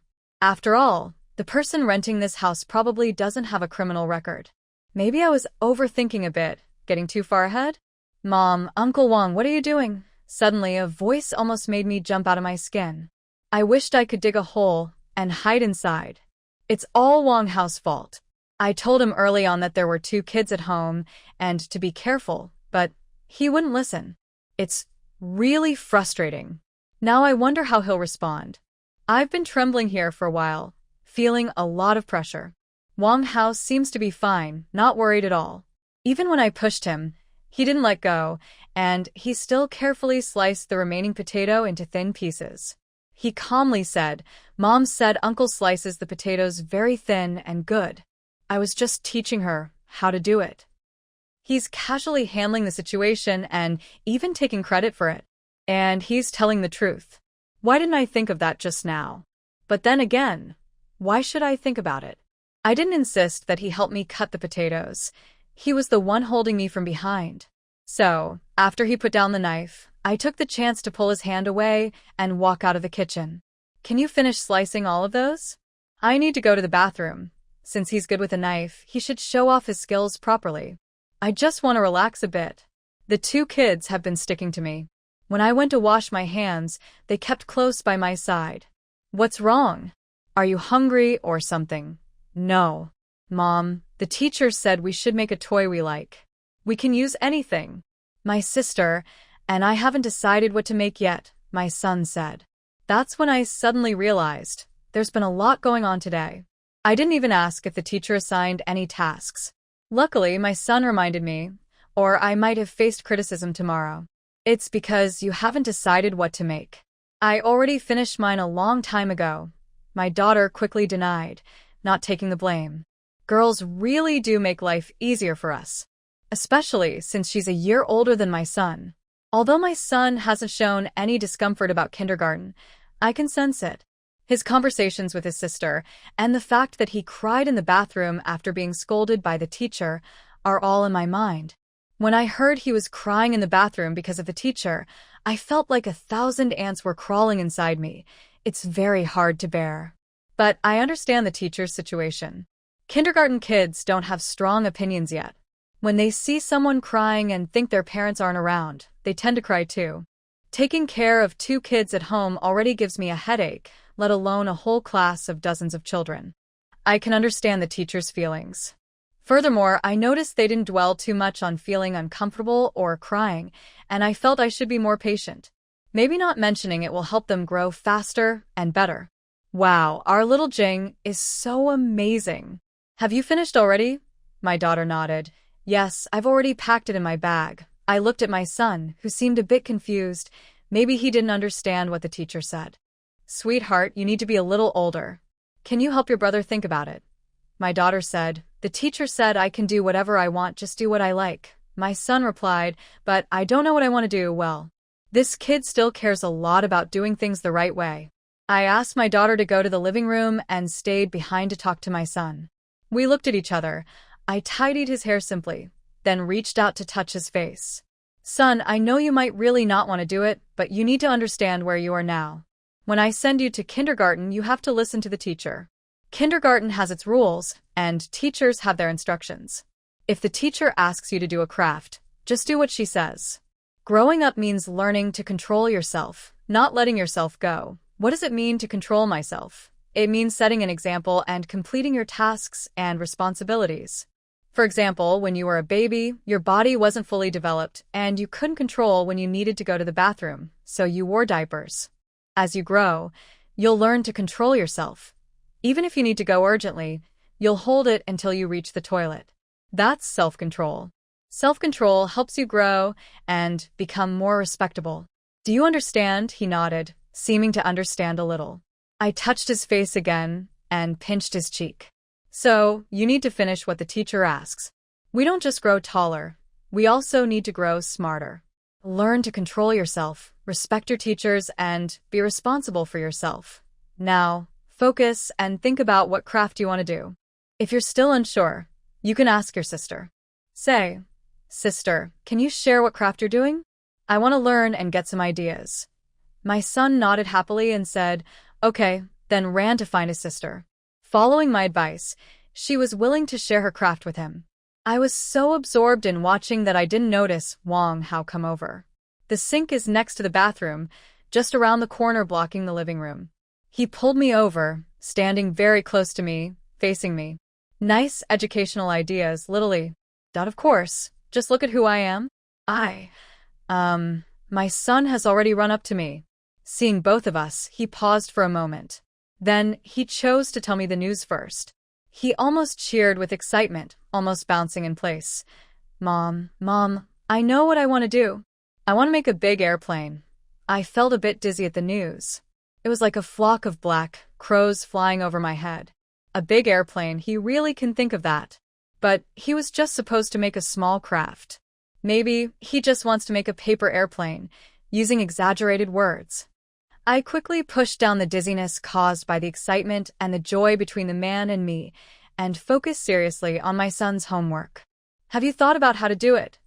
Big sister used paper cutting, the kind of craft paper mom bought her at the supermarket yesterday. But I think that paper isn't thick enough.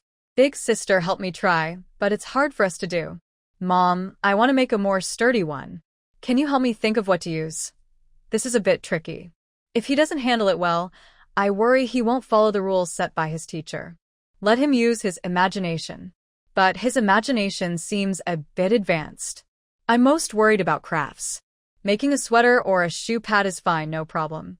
But the kind of craft toys the teacher asked for always gives me a headache. Maybe it's because I instinctively resist. When I was a kid, I felt the same way, just didn't want to do it. I thought those things were pointless. In the end, they either got thrown away or disappeared without a trace. But no one corrected my thinking back then. Now I'm a parent. I can't let my son keep going like this. Let me think. I want to make a more stable airplane. What materials do I need? I looked at Wang Hao, clearly asking him for help. I also need to cook and prepare food, so I really don't have time. Luckily, he's here. Maybe he can come up with a solution. If someone else can do it, better let them. We also want to help them feel involved. Haha. Although these big ideas are a bit strong, and mostly from my perspective, I think they can be put into practice. Do we have any cardboard boxes at home? Seems like there's one. Is it enough? I vaguely remember there being a box that held 8 treasure porridge. What kind of box? A box that held 8 treasure porridge, the 16 bottle size, I said as I prepared to look for it. Find it and see. Just a moment. It's enough.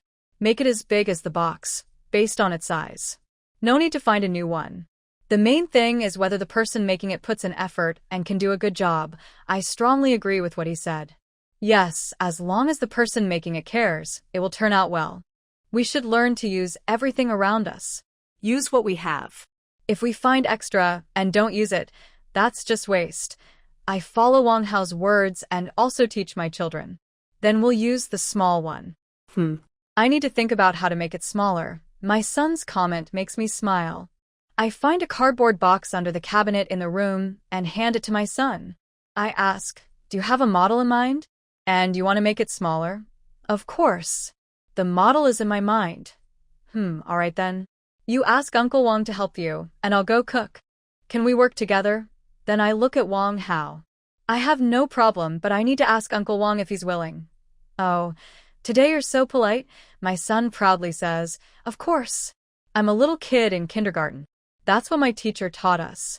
The teacher said we should be polite and respectful. When we ask for help, we should first ask if the other person is willing. I squat down and gently pat his head, feeling pleased. Did you listen carefully to what the teacher said? Yes. Good, my son is great. And your sister is also very good. You finish your own homework independently, and she remembers what the teacher taught. You are both my good children. So, I will cook the best dish for you, so you can eat happily and be very satisfied. My daughter also gives me a big smile and says, "Thank you, Mom." You're welcome. I brought the conversation back to my son. I stood up and gently pinched his small ear, saying, "Why don't you ask Uncle Wang if he's willing?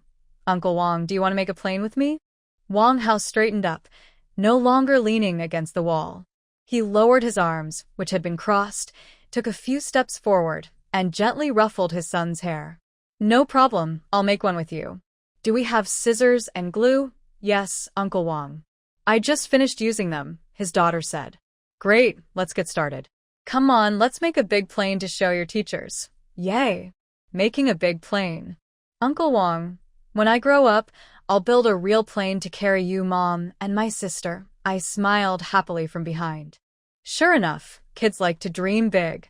Of course, many later didn't get what they were promised or what they hoped for, so people call it making big plans. But I don't want to say that now. I also don't want to discourage my son's enthusiasm. I think this is just a small dream for him at this age. Maybe he'll forget this promise later. Maybe his grades won't be good enough, and he won't build any planes. But so what? In the long flow of time, many things can't be kept and many promises can't be fulfilled. But I believe that even if he can't achieve this dream, he'll have other dreams. He will succeed in one way or another. Even if he can't fly or do extraordinary things, being a good, honest person is enough. Ordinary life is a blessing. Just do your best. I'm going to cook now. Be good. Don't worry, Mom. When you finish cooking, we'll be ready too. With Uncle Wang here, we don't need to worry about anything. This kid is even better at making Wang Hao happy than I am. After saying that, Wang Hao nodded in agreement. That's right. We won't fall behind. Come on, high five. Let's go. The two kids high-fived with one hand each. I went to the kitchen in a good mood. I noticed that almost all the vegetables that needed chopping had already been cut and placed in bowls. Even the scallions and garlic leaves had been chopped into pieces and put into small bowls for later. I looked at the neatly arranged backup dishes in front of me. It seemed as if each plate had a smiling face on it, which made my own smile never fade. My happiness grew deeper. I peeked into the living room and saw Wang Hao and the two kids completely absorbed in making paper airplanes. I didn't pay much attention to when the lights were turned on. The light shone on the three of them and their faces. I leaned half of my body against the kitchen doorframe, watching them so intently that I lost focus on everything else. If I could, I would wish for time to stop right then so we could all be happy. I didn't zone out for long, only about 10 seconds. I knew this myself. But Wang Hao, you've already prepared everything for the backup, and cooking is so easy for you now. It saves a lot of time. When I serve my dishes, I wonder if your airplane will be ready as planned. That might be a bit of a challenge. I felt proud inside, comparing myself to him, even imagining how it would all end. That's why I kept glancing outside to check their progress. Just 2 minutes before I was about to serve my dishes, their paper airplanes still weren't fully assembled, just a rough frame. I thought I had already won when I peeked out. I was about to say, "Are you done? My dishes will be ready soon. Should I wait for you to finish, or should I serve now?" But I stopped mid-sentence when I saw my son happily holding up his toy airplane. So I paused my words. Instead, I changed my tone and asked, "Wow, you finished already?" They didn't know I had been comparing in my mind. If I didn't say anything, no one else would know, and I wouldn't feel embarrassed. Wang Hao had already stood up. He first told his son to carefully put away his paper airplane to take to kindergarten tomorrow. Then he came into the kitchen to help me serve the dishes. Let's see, how many dishes did I cook? We both went back into the kitchen. About 5 dishes, plus a soup. How does that sound? Not bad, right? I waited for him to praise my cooking. But he looked at each dish on the table with a calm expression, as if nothing was special. I felt a tiny bit disappointed inside. Of course, he wasn't happy about that. He patted my shoulder and spoke more firmly. "What kind of look is that? Do you not like the food I made?" He turned his head, and our faces were very close, just inches apart. It made me a little shy, and I blushed. "Why are you looking at me like that?" I was about to pull my hand back from his shoulder when he suddenly grabbed it. But he let go at the right moment, took 2 plates of food, and said, "You made it, so it must be good. Let's eat." The 2 kids squeezed in. "Mom, what should I take?" my son asked. I quickly calmed my racing heart and picked up a spoon from the utensil holder, handing it to him. "Take this." "Okay, Mom." "Xiao Jing, you take these too. You don't need to come over. Mom will bring the rest." "Okay." Finally, I carried the rice cooker and a small dish over. The 3 of them had already taken their seats, each sitting apart. The last seat was for me, and the chairs were all set up. Wang Hao took the rice cooker. He served rice for the 2 kids first, then for me, then for himself. The rice cooker was placed on a tall cabinet against the wall. "All right, let's eat," I said. Everyone agreed and started eating with chopsticks. Today, I felt especially good and excited. I ate an extra bowl tonight, feeling full and satisfied. My son suggested, "Mom, shall we go for a walk? I want to browse the shops and help digest." I was sitting on the sofa, heard him, and put my hand on his shoulder, joking as I looked at the time. "Aren't you worried about coming back late and not waking up tomorrow morning?" "No, we'll just walk nearby and come back soon." I saw it was only 8 o'clock. I looked at Wang Hao. He agreed, so the 4 of us closed the door and went out. There were barbecue stalls, fruit stands, and the brightly lit Tongjia supermarket at the entrance, glowing with colorful lights. It was very eye-catching. Back home, everyone would close their doors and go to sleep at night. But on the street, the lively scene was just beginning. There is another KTV across the street, located upstairs above Tongjia supermarket. I don't know when it opened. I've never noticed it before and haven't gone inside to spend money. But I can hear loud noises coming from inside. Their bright lights shine down from the second floor, creating a magical and exciting atmosphere, though a bit overwhelming to the eyes. My son asked me if someone was singing upstairs. Yes, it seems like someone is singing. It's a little noisy. Let's go downstairs, and later we can take a different route to explore a new path. Mom, is that a home speaker? It even lights up. Clearly, my son is very interested in the KTV upstairs. I'm not very into these things, but I don't dislike them either. I just don't want my kids to touch or play with them. I was thinking of asking Wang Hao for help, but unexpectedly he asked, "It seems like you really like that singing place. Do you want to go up and see?" I nudged him with my elbow. I wanted him to help me persuade the kids and figure something out, but he suddenly did this. Of course, my son said he wanted to go. But he was also worried I might say no, so he looked at me nervously. "Mom, I want to see it. Is that okay?" "Of course not. If you behave and go to school until Friday, then on Saturday and Sunday, I can take you to see what it's like." Before I finished speaking, Wang Hao interrupted me. I looked at him. With my eyes, I asked what he was doing. He pulled me aside quietly and said, "Don't reject everything or be so resistant.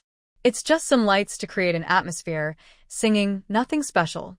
Do you think if you refuse when he wants to go, he won't go later? He'll just pick a time when you're not around. Instead of that, it's better to be open and take him there.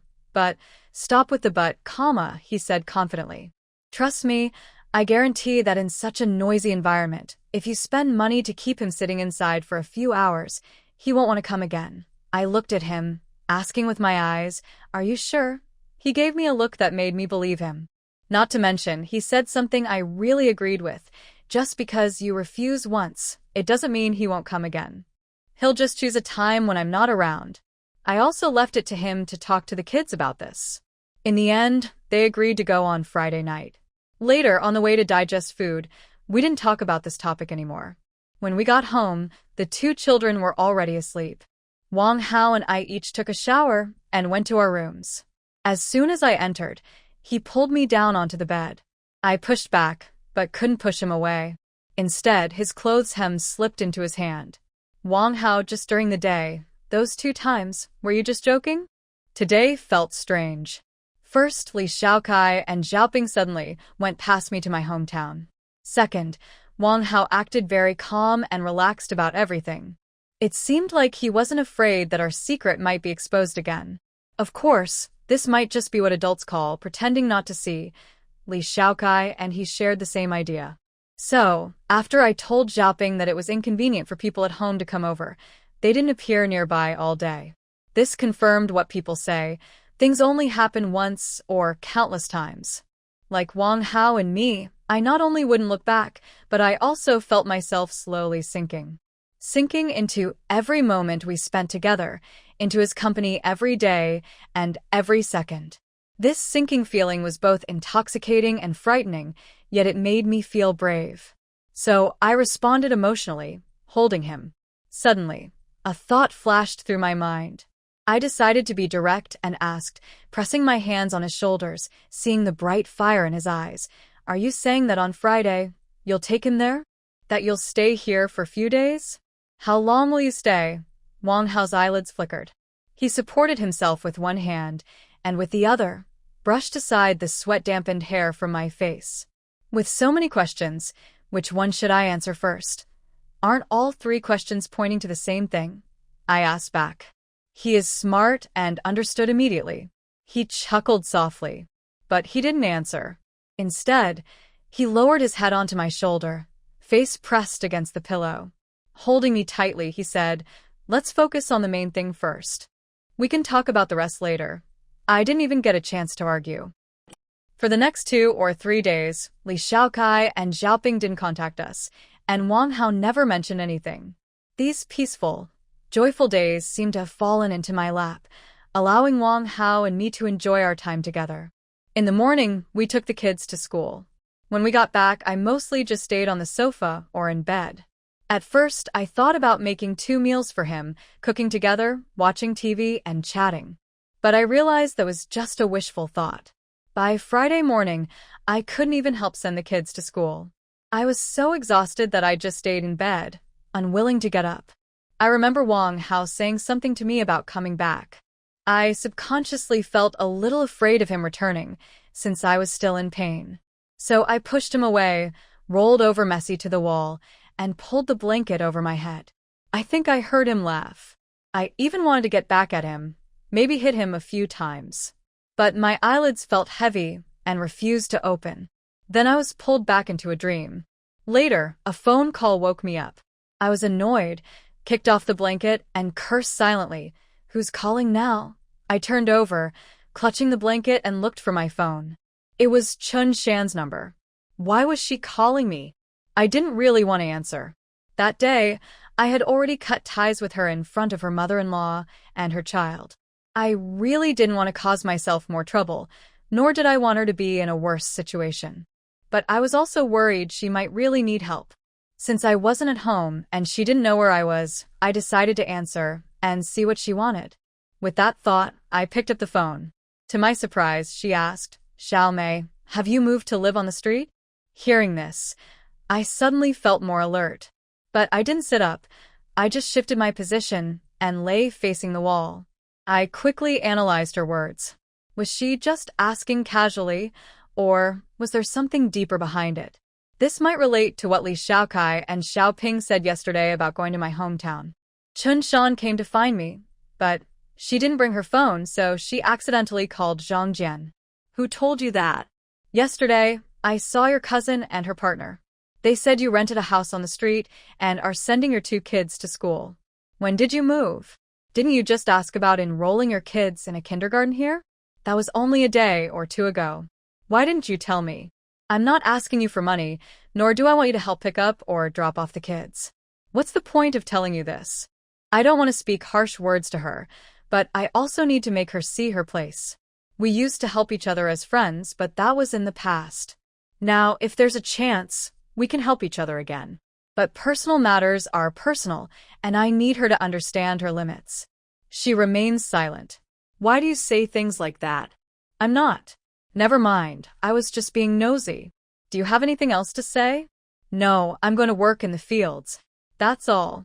Bye. Bye. I hang up, but inside, I feel a strange, hard to explain emptiness. I've never spoken to her like that before, but I know I had to. It's okay, Li Xiaomei. Your personal matters are none of her business. Whether she is Chen Shan or Li Shan, you should focus on your own affairs. All those feelings are just extras, nice to have, but not necessary. First, take care of your own things, don't think too much. Just as I was thinking this, someone opened the door from outside. I felt a little move inside me. Probably Wang Hao had come back. Thinking of him made me feel a bit better. I continued to lie down, casually placing my phone beside me, waiting for him to come in. Sure enough, the first thing he did was push the door open and look at me. I didn't pretend to be asleep. I just opened my eyes and turned my head to meet his gaze. He looked a bit confused, but not for long. When he realized I was awake, he came closer to the bed and buried himself in it. I naturally wrapped my arms around his neck. I pressed my face against his. Are you still hurting? I patted his back gently, not too hard, but I felt a little pain myself because I hit his shoulder blade. He smiled. He supported my waist with his hand, and with a gentle push, he turned me around and sat me on his lap. Don't people complain about the food? He said, rubbing the sore spot on my back. Who's complaining about the food? You're the one who's bad at cooking. Then you. He glanced at the bed and pillow, and I knew what he meant. Why can't you get up? Stop showing off. Don't act innocent after getting a good deal. Although I am married and have 2 children. To be honest, Zhang Jian has been away for many years, a full 5 years. Besides these external relationships and feelings, I am still in a single, unmarried state. So he is still earning. I also need to let him know he is earning. He supports my waist with one hand and pinches my chin with the other. He originally wanted to kiss me, but I dodged it. I put my hand between our lips to block him. You said I shouldn't take advantage and act innocent, so why are you stopping me? Do you like to go back on your word? Who's going back? While we were talking, he suddenly found my lips and kissed me fiercely. If I hadn't been strict about holding back, I might not have been able to get up. Let you go for now. We'll talk about it tonight. His voice was very deep, and it felt like he already had control. I buried my head on his chest. I ran my fingers over his shirt. I bought this shirt for him later because he didn't bring one when he came. I bought him 2 new shirts. But today was the first time he wore this one. It seems to fit pretty well, huh? He held my hand and pressed it into his palm, then held my hand on his chest. You see and feel it every day. If you pay a little attention, you won't buy the wrong thing. His words made my face flush. I pushed him away. What's in your head besides some trash? He looked at me. When I saw a certain color in his dark eyes, I knew there wouldn't be good news. So I covered his mouth with my hand before he could speak. Enough, don't say anything. From now on, you can't talk for the next 10 minutes. He pulled my hand away and asked why. Just say one word, and the 10 minutes will be added. This time I didn't cover his mouth. He didn't speak again, just kept staring at me with his eyes. He protested with his gaze, and I happily turned my head away, not looking at him. But at some point, he grabbed the back of my head and kissed me again. Hey you, what are you doing? Wang Hao, are you a dog? He really didn't say anything after that, and we stayed like that for 20 minutes. Because that kiss lasted about 20 minutes, intermittently. Later, I had no strength to scold him. Being kissed so thoroughly was one reason, but I also enjoyed this moment of closeness with him. I curled up in his arms like a child, and somehow I ended up telling him about the phone call I just had with Chinshan. By the time I realized I wasn't really guarded around him, I had already finished talking. I was quietly wondering if it was too impulsive to tell him everything.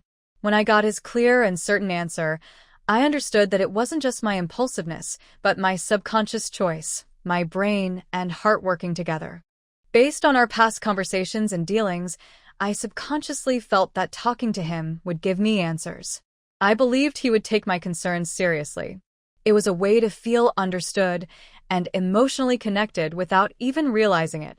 So it wasn't really impulsive. He held my waist with one hand, casually resting his other hand on my leg, gently patting it. No one will stay by someone's side forever. Only yourself will always consider your own needs. Only you are your true support at any time. Private matters are private. Don't mix them with feelings. Feelings can always make way for private issues. He understands me very well. As we grow up, we often do less, but that doesn't mean we become cold or indifferent. The process of reducing can be very stressful and painful. Some people can't escape this trap. They get manipulated or trapped by societal morals and norms. So they force themselves to do things they don't want to do. If you can't escape your whole life, how can you be truly happy? I've been through a tough time too, and I know how heavy it can be. But after I started to behave obediently for a while, I realized I didn't get any good results. The results, I mean, aren't just for myself, but also for the people involved who didn't benefit from my submission. For example, during the year or two I worked outside, whenever my family, like my brother or parents, called with some difficulties, I would immediately send them money. I wanted to help them get through tough times and make things easier for them. But instead of overcoming their problems, they got used to telling me about their issues and asking for money whenever they needed. One day, I suddenly realized I was tired and no longer willing to do this. I know that spoiling them will lead to bad outcomes for both me and them. I stopped helping them. Then, our relationship became very complicated.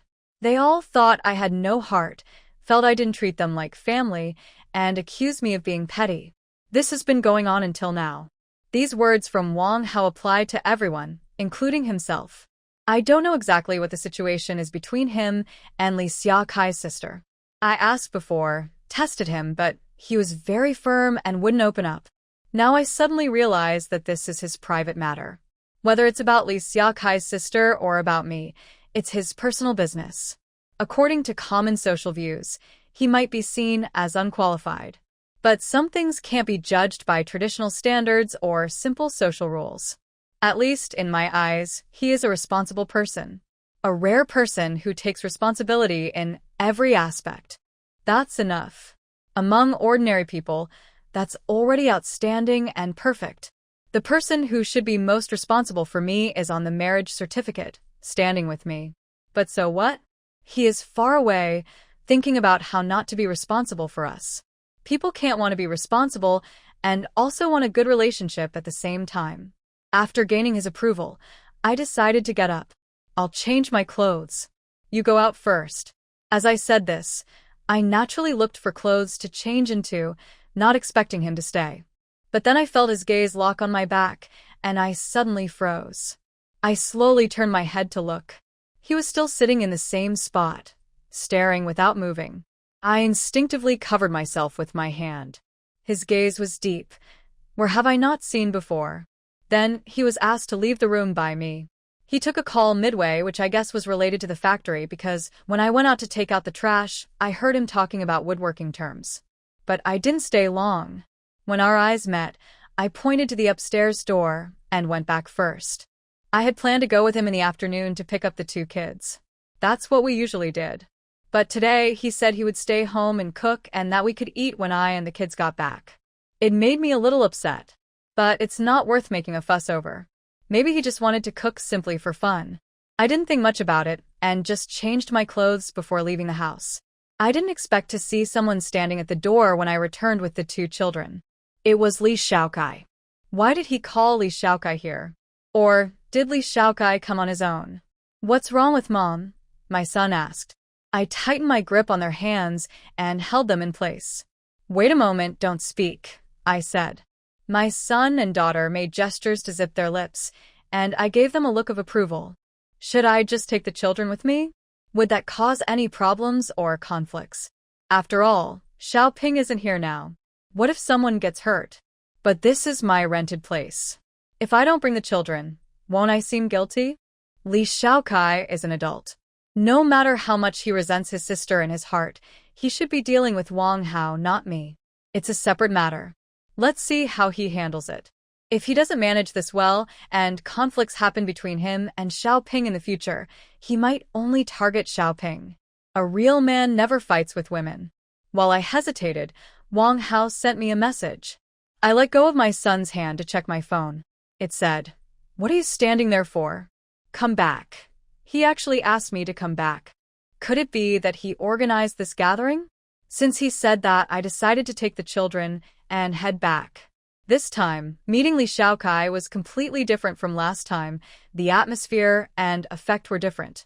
Wang Hao's gathering basically acknowledged this relationship with everyone's consent. But why did he do that? It doesn't make sense. Usually, even if someone is caught in a situation like this, they pretend not to see and they wouldn't gather people around. They would avoid it. Is he afraid that when he's not around, Li Shaokai might come to the house to find me and the children? That's possible. He's really clever, with high emotional intelligence. Most men would choose to step back or act more secretly, not openly display the relationship. He says he doesn't want trouble, but really, he just doesn't want to take risks or be responsible. However, ignoring this only makes people feel more anger and resentment. When problems are not solved or discussed, and there is no fair solution, big mistakes are likely to happen. People like Wang Hao can actually help reduce future trouble. They don't worry every day about being exposed or lose sleep over it. He is the one who cuts off the tension hanging in the air. He is determined and makes a fresh start. Mom, is that uncle the one who was with Grandma? Why is he here? Where is Grandma? My daughter asks me. I hold my son's hand again and walk with them, talking as we go. Yes, this is Uncle Lee. We adults have some things to take care of. You two can go home and play by yourselves later in your room, okay? Okay, Mom. My son replies. Don't worry, Mom. You and your sister can chat. Brother, and I will play inside. We won't bother you. I gently pat my daughter's head. Good girl. Li Shaokai is already sitting on the sofa in the living room. When we reach the door, only he is there. I can feel the kitchen is busy. It's Wang Hao. Four of us look at each other, and I feel a bit awkward. But as the owner of the house, I take the initiative to greet him. The two children call him Uncle Lee. He looks a little embarrassed or nervous or maybe upset with me. He gently wipes his knees with his hand. He responds to the children's calls. "Hey, you're back," he asks. Yes. The two children stand on either side of me. "All right, go to your room and play first. Mom will teach you later."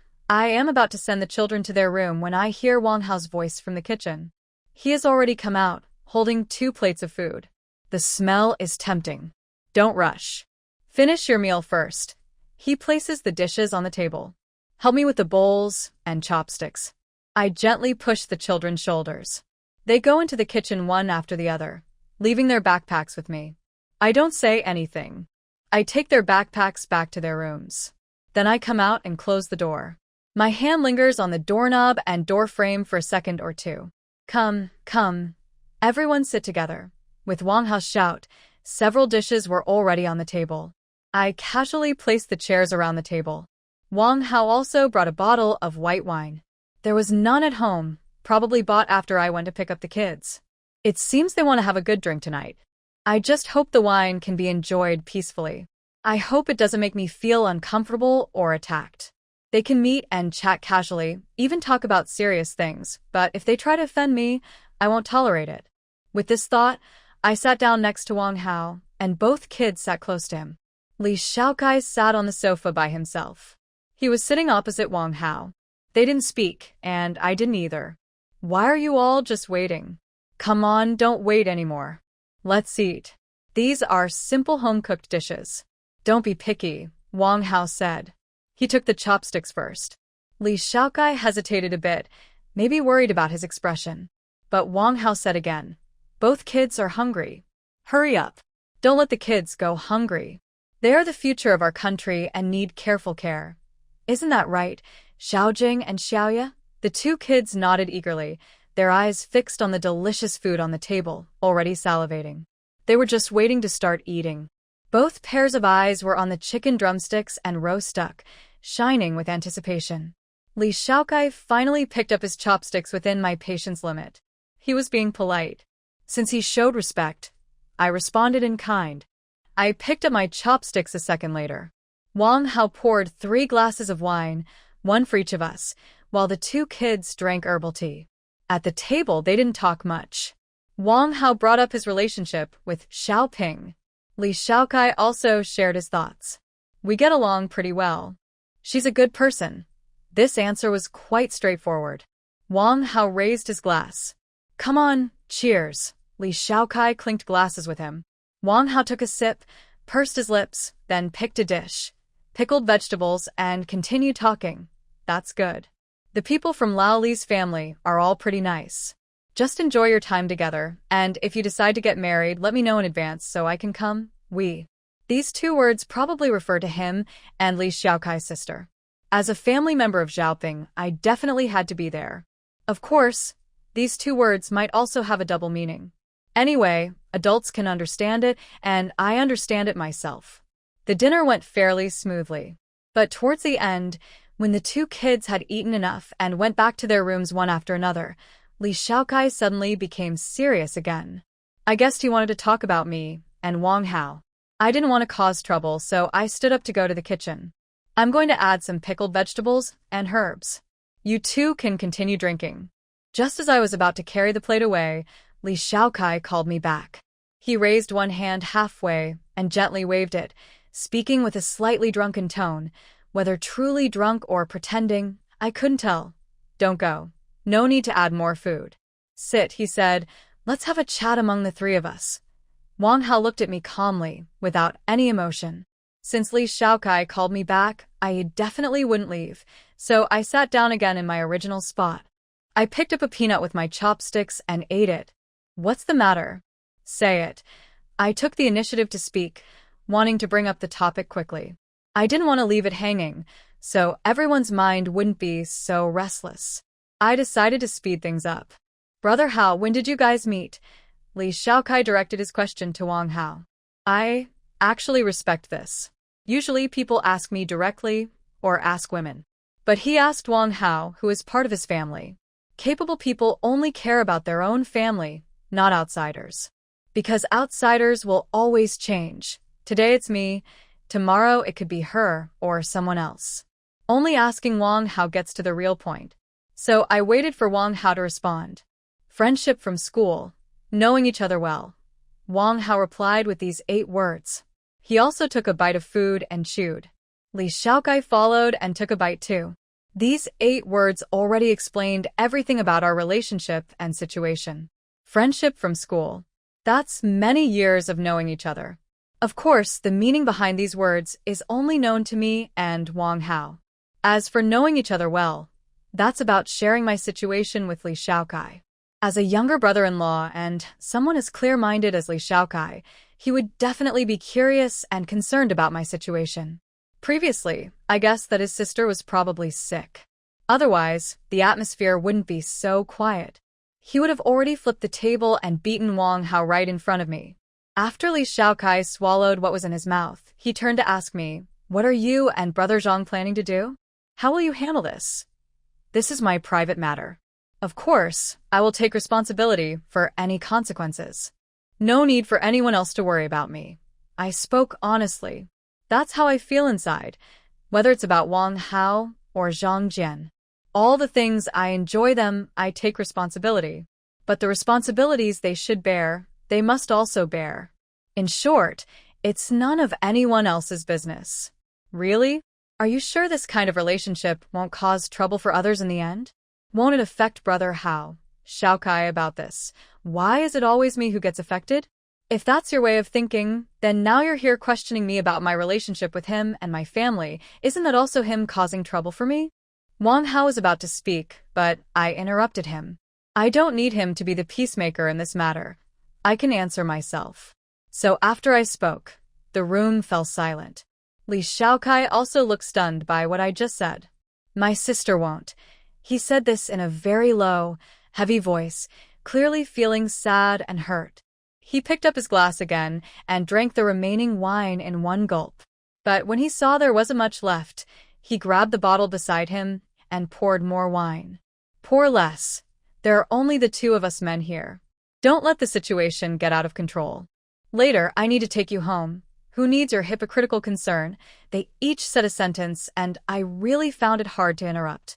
But although Li Xiaokai was saying Wang Hao was hypocritical, his actions when pouring wine slowed noticeably. Finally, he poured the wine and then slammed the bottle back onto the table. The sharp sound of the bottle hitting the table made my heart skip a beat. Li Xiaokai started drinking again. It was clear that everyone no longer wanted to discuss this matter, and he seemed to have a good sense of control and boundaries in his mind. Finally, Wang Hao took him home. I stayed behind to clean the dishes. When I saw Li Xiaokai standing at my door, my heart couldn't stay calm for a long time. It wasn't fear of facing him, but maybe some resistance, and I didn't want to make things too awkward. I like to discuss things. But when I face difficult people or problems, I become very competitive. Of course, I only argue when I believe I am right. For example, when I had issues with Zhang Jian before, I brought them up, but he would say we weren't on the same page, sometimes even deliberately misunderstand me and stay silent. That made me go crazy. Even if I was crazy, I had to solve the problem. But today that didn't happen, which was a pleasant surprise. Wang Hao played a big part in that. About 2 hours later, Wang Hao still hadn't come back. The 2 kids had already gone to their rooms to sleep. I felt uneasy, but I couldn't leave because the kids were home. I could only open the door and look down the corridor repeatedly. Why isn't he here yet? Maybe I should call him first. As I looked, I suddenly saw a shadow in the dark area near the tree downstairs. I focused carefully and saw that the person was also looking toward me. It was like a death stare. I was so scared I froze. Seeing him felt like seeing a monster. My back went cold. I didn't dare to look anymore and quickly dragged my weak legs back inside to hide. I also locked the door. What kind of place is this? First, there's a strange man, and now there's another shadow. I felt nervous. After thinking for a moment, I quickly took out my phone and called Wang Hao. Ring the long. dull sound made my heart race faster. "Please answer, Wang Hao." "I'm so scared." Finally, he answered. "Hello, where are you? Why haven't you come back? "Do you want me to come get you?" I asked anxiously. I was so nervous I stomped my foot. "I'm downstairs." He chuckled a little and then said, "Want to come down and sit for a bit?" I froze. I instinctively turned my head to look out the window, but from that angle, I couldn't see anything, only the corridor railing, distant rooftops, and high branches with leaves. He's downstairs? So I just saw that strange, ghost-like shadow flickering with tree branches. Was that Wang Hao? I really can't believe it. I opened the door and went outside to check again. This time, he moved to a better-lit spot, and I could see him clearly. My heart pounded as I quickly shut the door and went upstairs. Fear turned into anger. I stormed over to him, scolding him, and hit his shoulder and chest with my hand. "Wang Hao, are you crazy? You're downstairs, and you didn't say a word." "Did you just see me?" He nodded. "Did you feel proud seeing how scared I was?" He smiled. "You're still smiling. You're so mean." I wanted to hit him again, but he suddenly caught my waist and pulled me into his arms. "I didn't mean to scare you. I just wanted to sober up here," he said, holding me tightly, his voice a little drunk. My hand, hanging in the air, finally gently patted his back after hearing that. "Why didn't you say anything?" "Like a ghost. Are you feeling wronged compared to me?" At this, Wang Hao stepped back a little. I looked at him and asked, "What are you so wronged about?" "Guess." He touched my face with his finger, gently tracing my eye corner with his thumb. "How would I know? I'm not a mind reader, and I don't think I've done anything wrong to you. So, why would I be wronged?" He chuckled softly. "What are you laughing at?" I patted his shoulder and gently shook him, urging him to speak quickly so I could go home. But instead, he wrapped me in his arms. He seemed to be sighing a few times, a bit self-deprecating, yet also a little unwilling, saying, "I was just wondering when you'd recognize me, or when you'd notice I was downstairs. Instead, you didn't recognize me and even seemed afraid of me. Do you think I feel wronged? Should I feel wronged?" What he said made me feel a little empathetic, a bit sad, and a little guilty. I almost wanted to comfort him with kind words. But then I thought, am I not also a victim here? So I refused to fall for his tricks. My face pressed against his chest, and I poked at his heart. He clearly replied, "Stop pretending to be crazy and miserable here. What about me? Who should I talk to?" I was just standing there, feeling the cold wind, waiting for you to come home, and you scared me like that? A feeling of unfairness washed over me. Besides, maybe this is just a joke from heaven, deliberately teasing us. If we both accept a draw, no one owes anyone anything, and neither of us should feel wronged. "What do you think?" He hummed softly, as if thinking carefully about my suggestion. "Is it really possible? How long do you need to decide?" I urged him. He held my hand tightly, pressing it against his chest. His strong heartbeat was clear and intense, making my heart beat faster too. It felt very real and powerful. I slowly started to enjoy being alone with him in this exciting environment. He didn't answer, just kept holding my hand and walking toward the house. There weren't many families on the second floor. Coming up the stairs, we were on the left side, and on the right side lived a single girl. But she seemed to be away these days. I don't know where she went. We started kissing on the stairs, turning around as we moved down the corridor, finally reaching the door. At first, I didn't want to agree and thought it might not be right. It was definitely exciting and adrenaline pumping, but I still preferred to stay inside and enjoy quietly. Suddenly, maybe because of the noise, the strange man upstairs made some coughing sounds, like he had phlegm stuck in his throat. It felt like something with sharp edges brushed past my heart, making me feel itchy, numb, and a little painful. Wang Hao immediately held me close, one arm around my waist, the other gripping my hand. We both took deep breaths.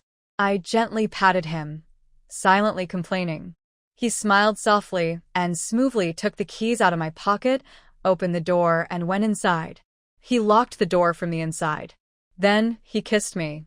He picked me up around the waist and carried me back to the room, moving smoothly and naturally. It wasn't until the next day that we were awakened by 2 children. The first thing I thought was that I was worried the door wasn't locked, so I sat up suddenly from his arms. I pulled the blanket over myself and told the children not to come in. They both stopped at the door. I let out a long sigh. His hand rested on my smooth back, but I pushed it away with my elbow. "Sweetheart, you can play for a bit. Mom will change her clothes quickly and come out to make breakfast for you." "Oh, okay, Mom." Uncle Wong said he would take me to sing across the street, remember? When I said that, Wong Hao and I looked at each other. I squinted and gave him a teasing look, silently saying, "TSK, you promised, but haven't done it yet." Feeling guilty now, he narrowed his eyes. His face darkened, clearly upset. It was the first time I saw an adult look so ashamed of themselves. Both Wong Hao and I forgot about this. Mainly because Li Xia Kai was here yesterday, or we might not have remembered. The kids probably remembered, so I was glad they still had some sense. I didn't mention it yesterday because someone was home, but after the fact, I knew I could question the person who made the promise. It's good that they grow up to be cautious and not easily fooled. Wong Hao leaned close to my ear. "Tell him today and we'll go tonight. He's not in a good position to speak right now. When he gets up, I still need to distract the kids. They understand it's a matter of going out, but seeing it firsthand is different. Even if they see me and him come out of the same room, I hope they see us dressed properly." I told the kids what he said. How did I distract them in the end? There's a stall outside at the corner that sells sticky rice. It's there every morning. I've taken them there several times, so we're familiar with it. First, it's to keep them busy. Second, it's to help them learn to buy things on their own. So after I got up and opened the door, I gave them 5 yuan and let them go buy sticky rice. Once the kids left, I hurried to wash up. Wong Hao didn't delay either. After getting up, he tidied himself briefly. When he passed by the sink, I was washing my face and tying my hair, and he tapped my butt. "What are you doing? Have you gained a little weight?" My first reaction was annoyance. I didn't like my man saying I'd gained weight. And I was just out of bed. That's a sensitive topic. "Are you crazy? You're the one who's gained weight." So I didn't hold back with kind words. I felt like I was carrying a prickly feeling, but he was not confused at all. Instead, he leaned against the wall and looked at me in the mirror, fixing my hair. After a few seconds, he came up from behind and hugged me. "Honestly, you look better in these pants now. Maybe it's not that you're fat, but that your body has shifted a bit. You're just pretending to argue." I said the last words with a trembling voice because he suddenly kissed my ear without warning. I really couldn't help but feel tempted and distracted. "What are you doing? Don't you think I'm just arguing? Then shouldn't I explain? Have you ever seen anyone argue about this and still want to get close? Do you like being close? Anyway, you have bad intentions." "Yes, I admit that." "If I had good intentions, how could I get up from your bed? Wong Hao, you." I was about to turn around and scold him, but I didn't get the chance because he leaned in again. He directly sealed my lips with his. A kiss that was interrupted halfway stopped when the footsteps of 2 children appear at the door. Just before they stepped in, we both moved apart voluntarily. Uncle Wong, my son, saw him and got very excited. He ran over and asked the same question he asked me earlier. "What's wrong?"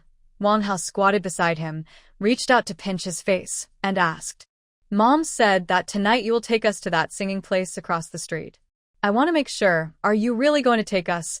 This kid is quite persistent. If he makes a promise, he will keep thinking about it until it happens. He's just like me, kind of difficult to deal with." My daughter also came in, called out Uncle Wong and Mom, and we all answered her at the same time. She handed me a 1 yuan coin. "Mom, this is the 1 yuan coin I got back from buying sticky rice. Do you want to eat it?" "I can't finish it. Thank you."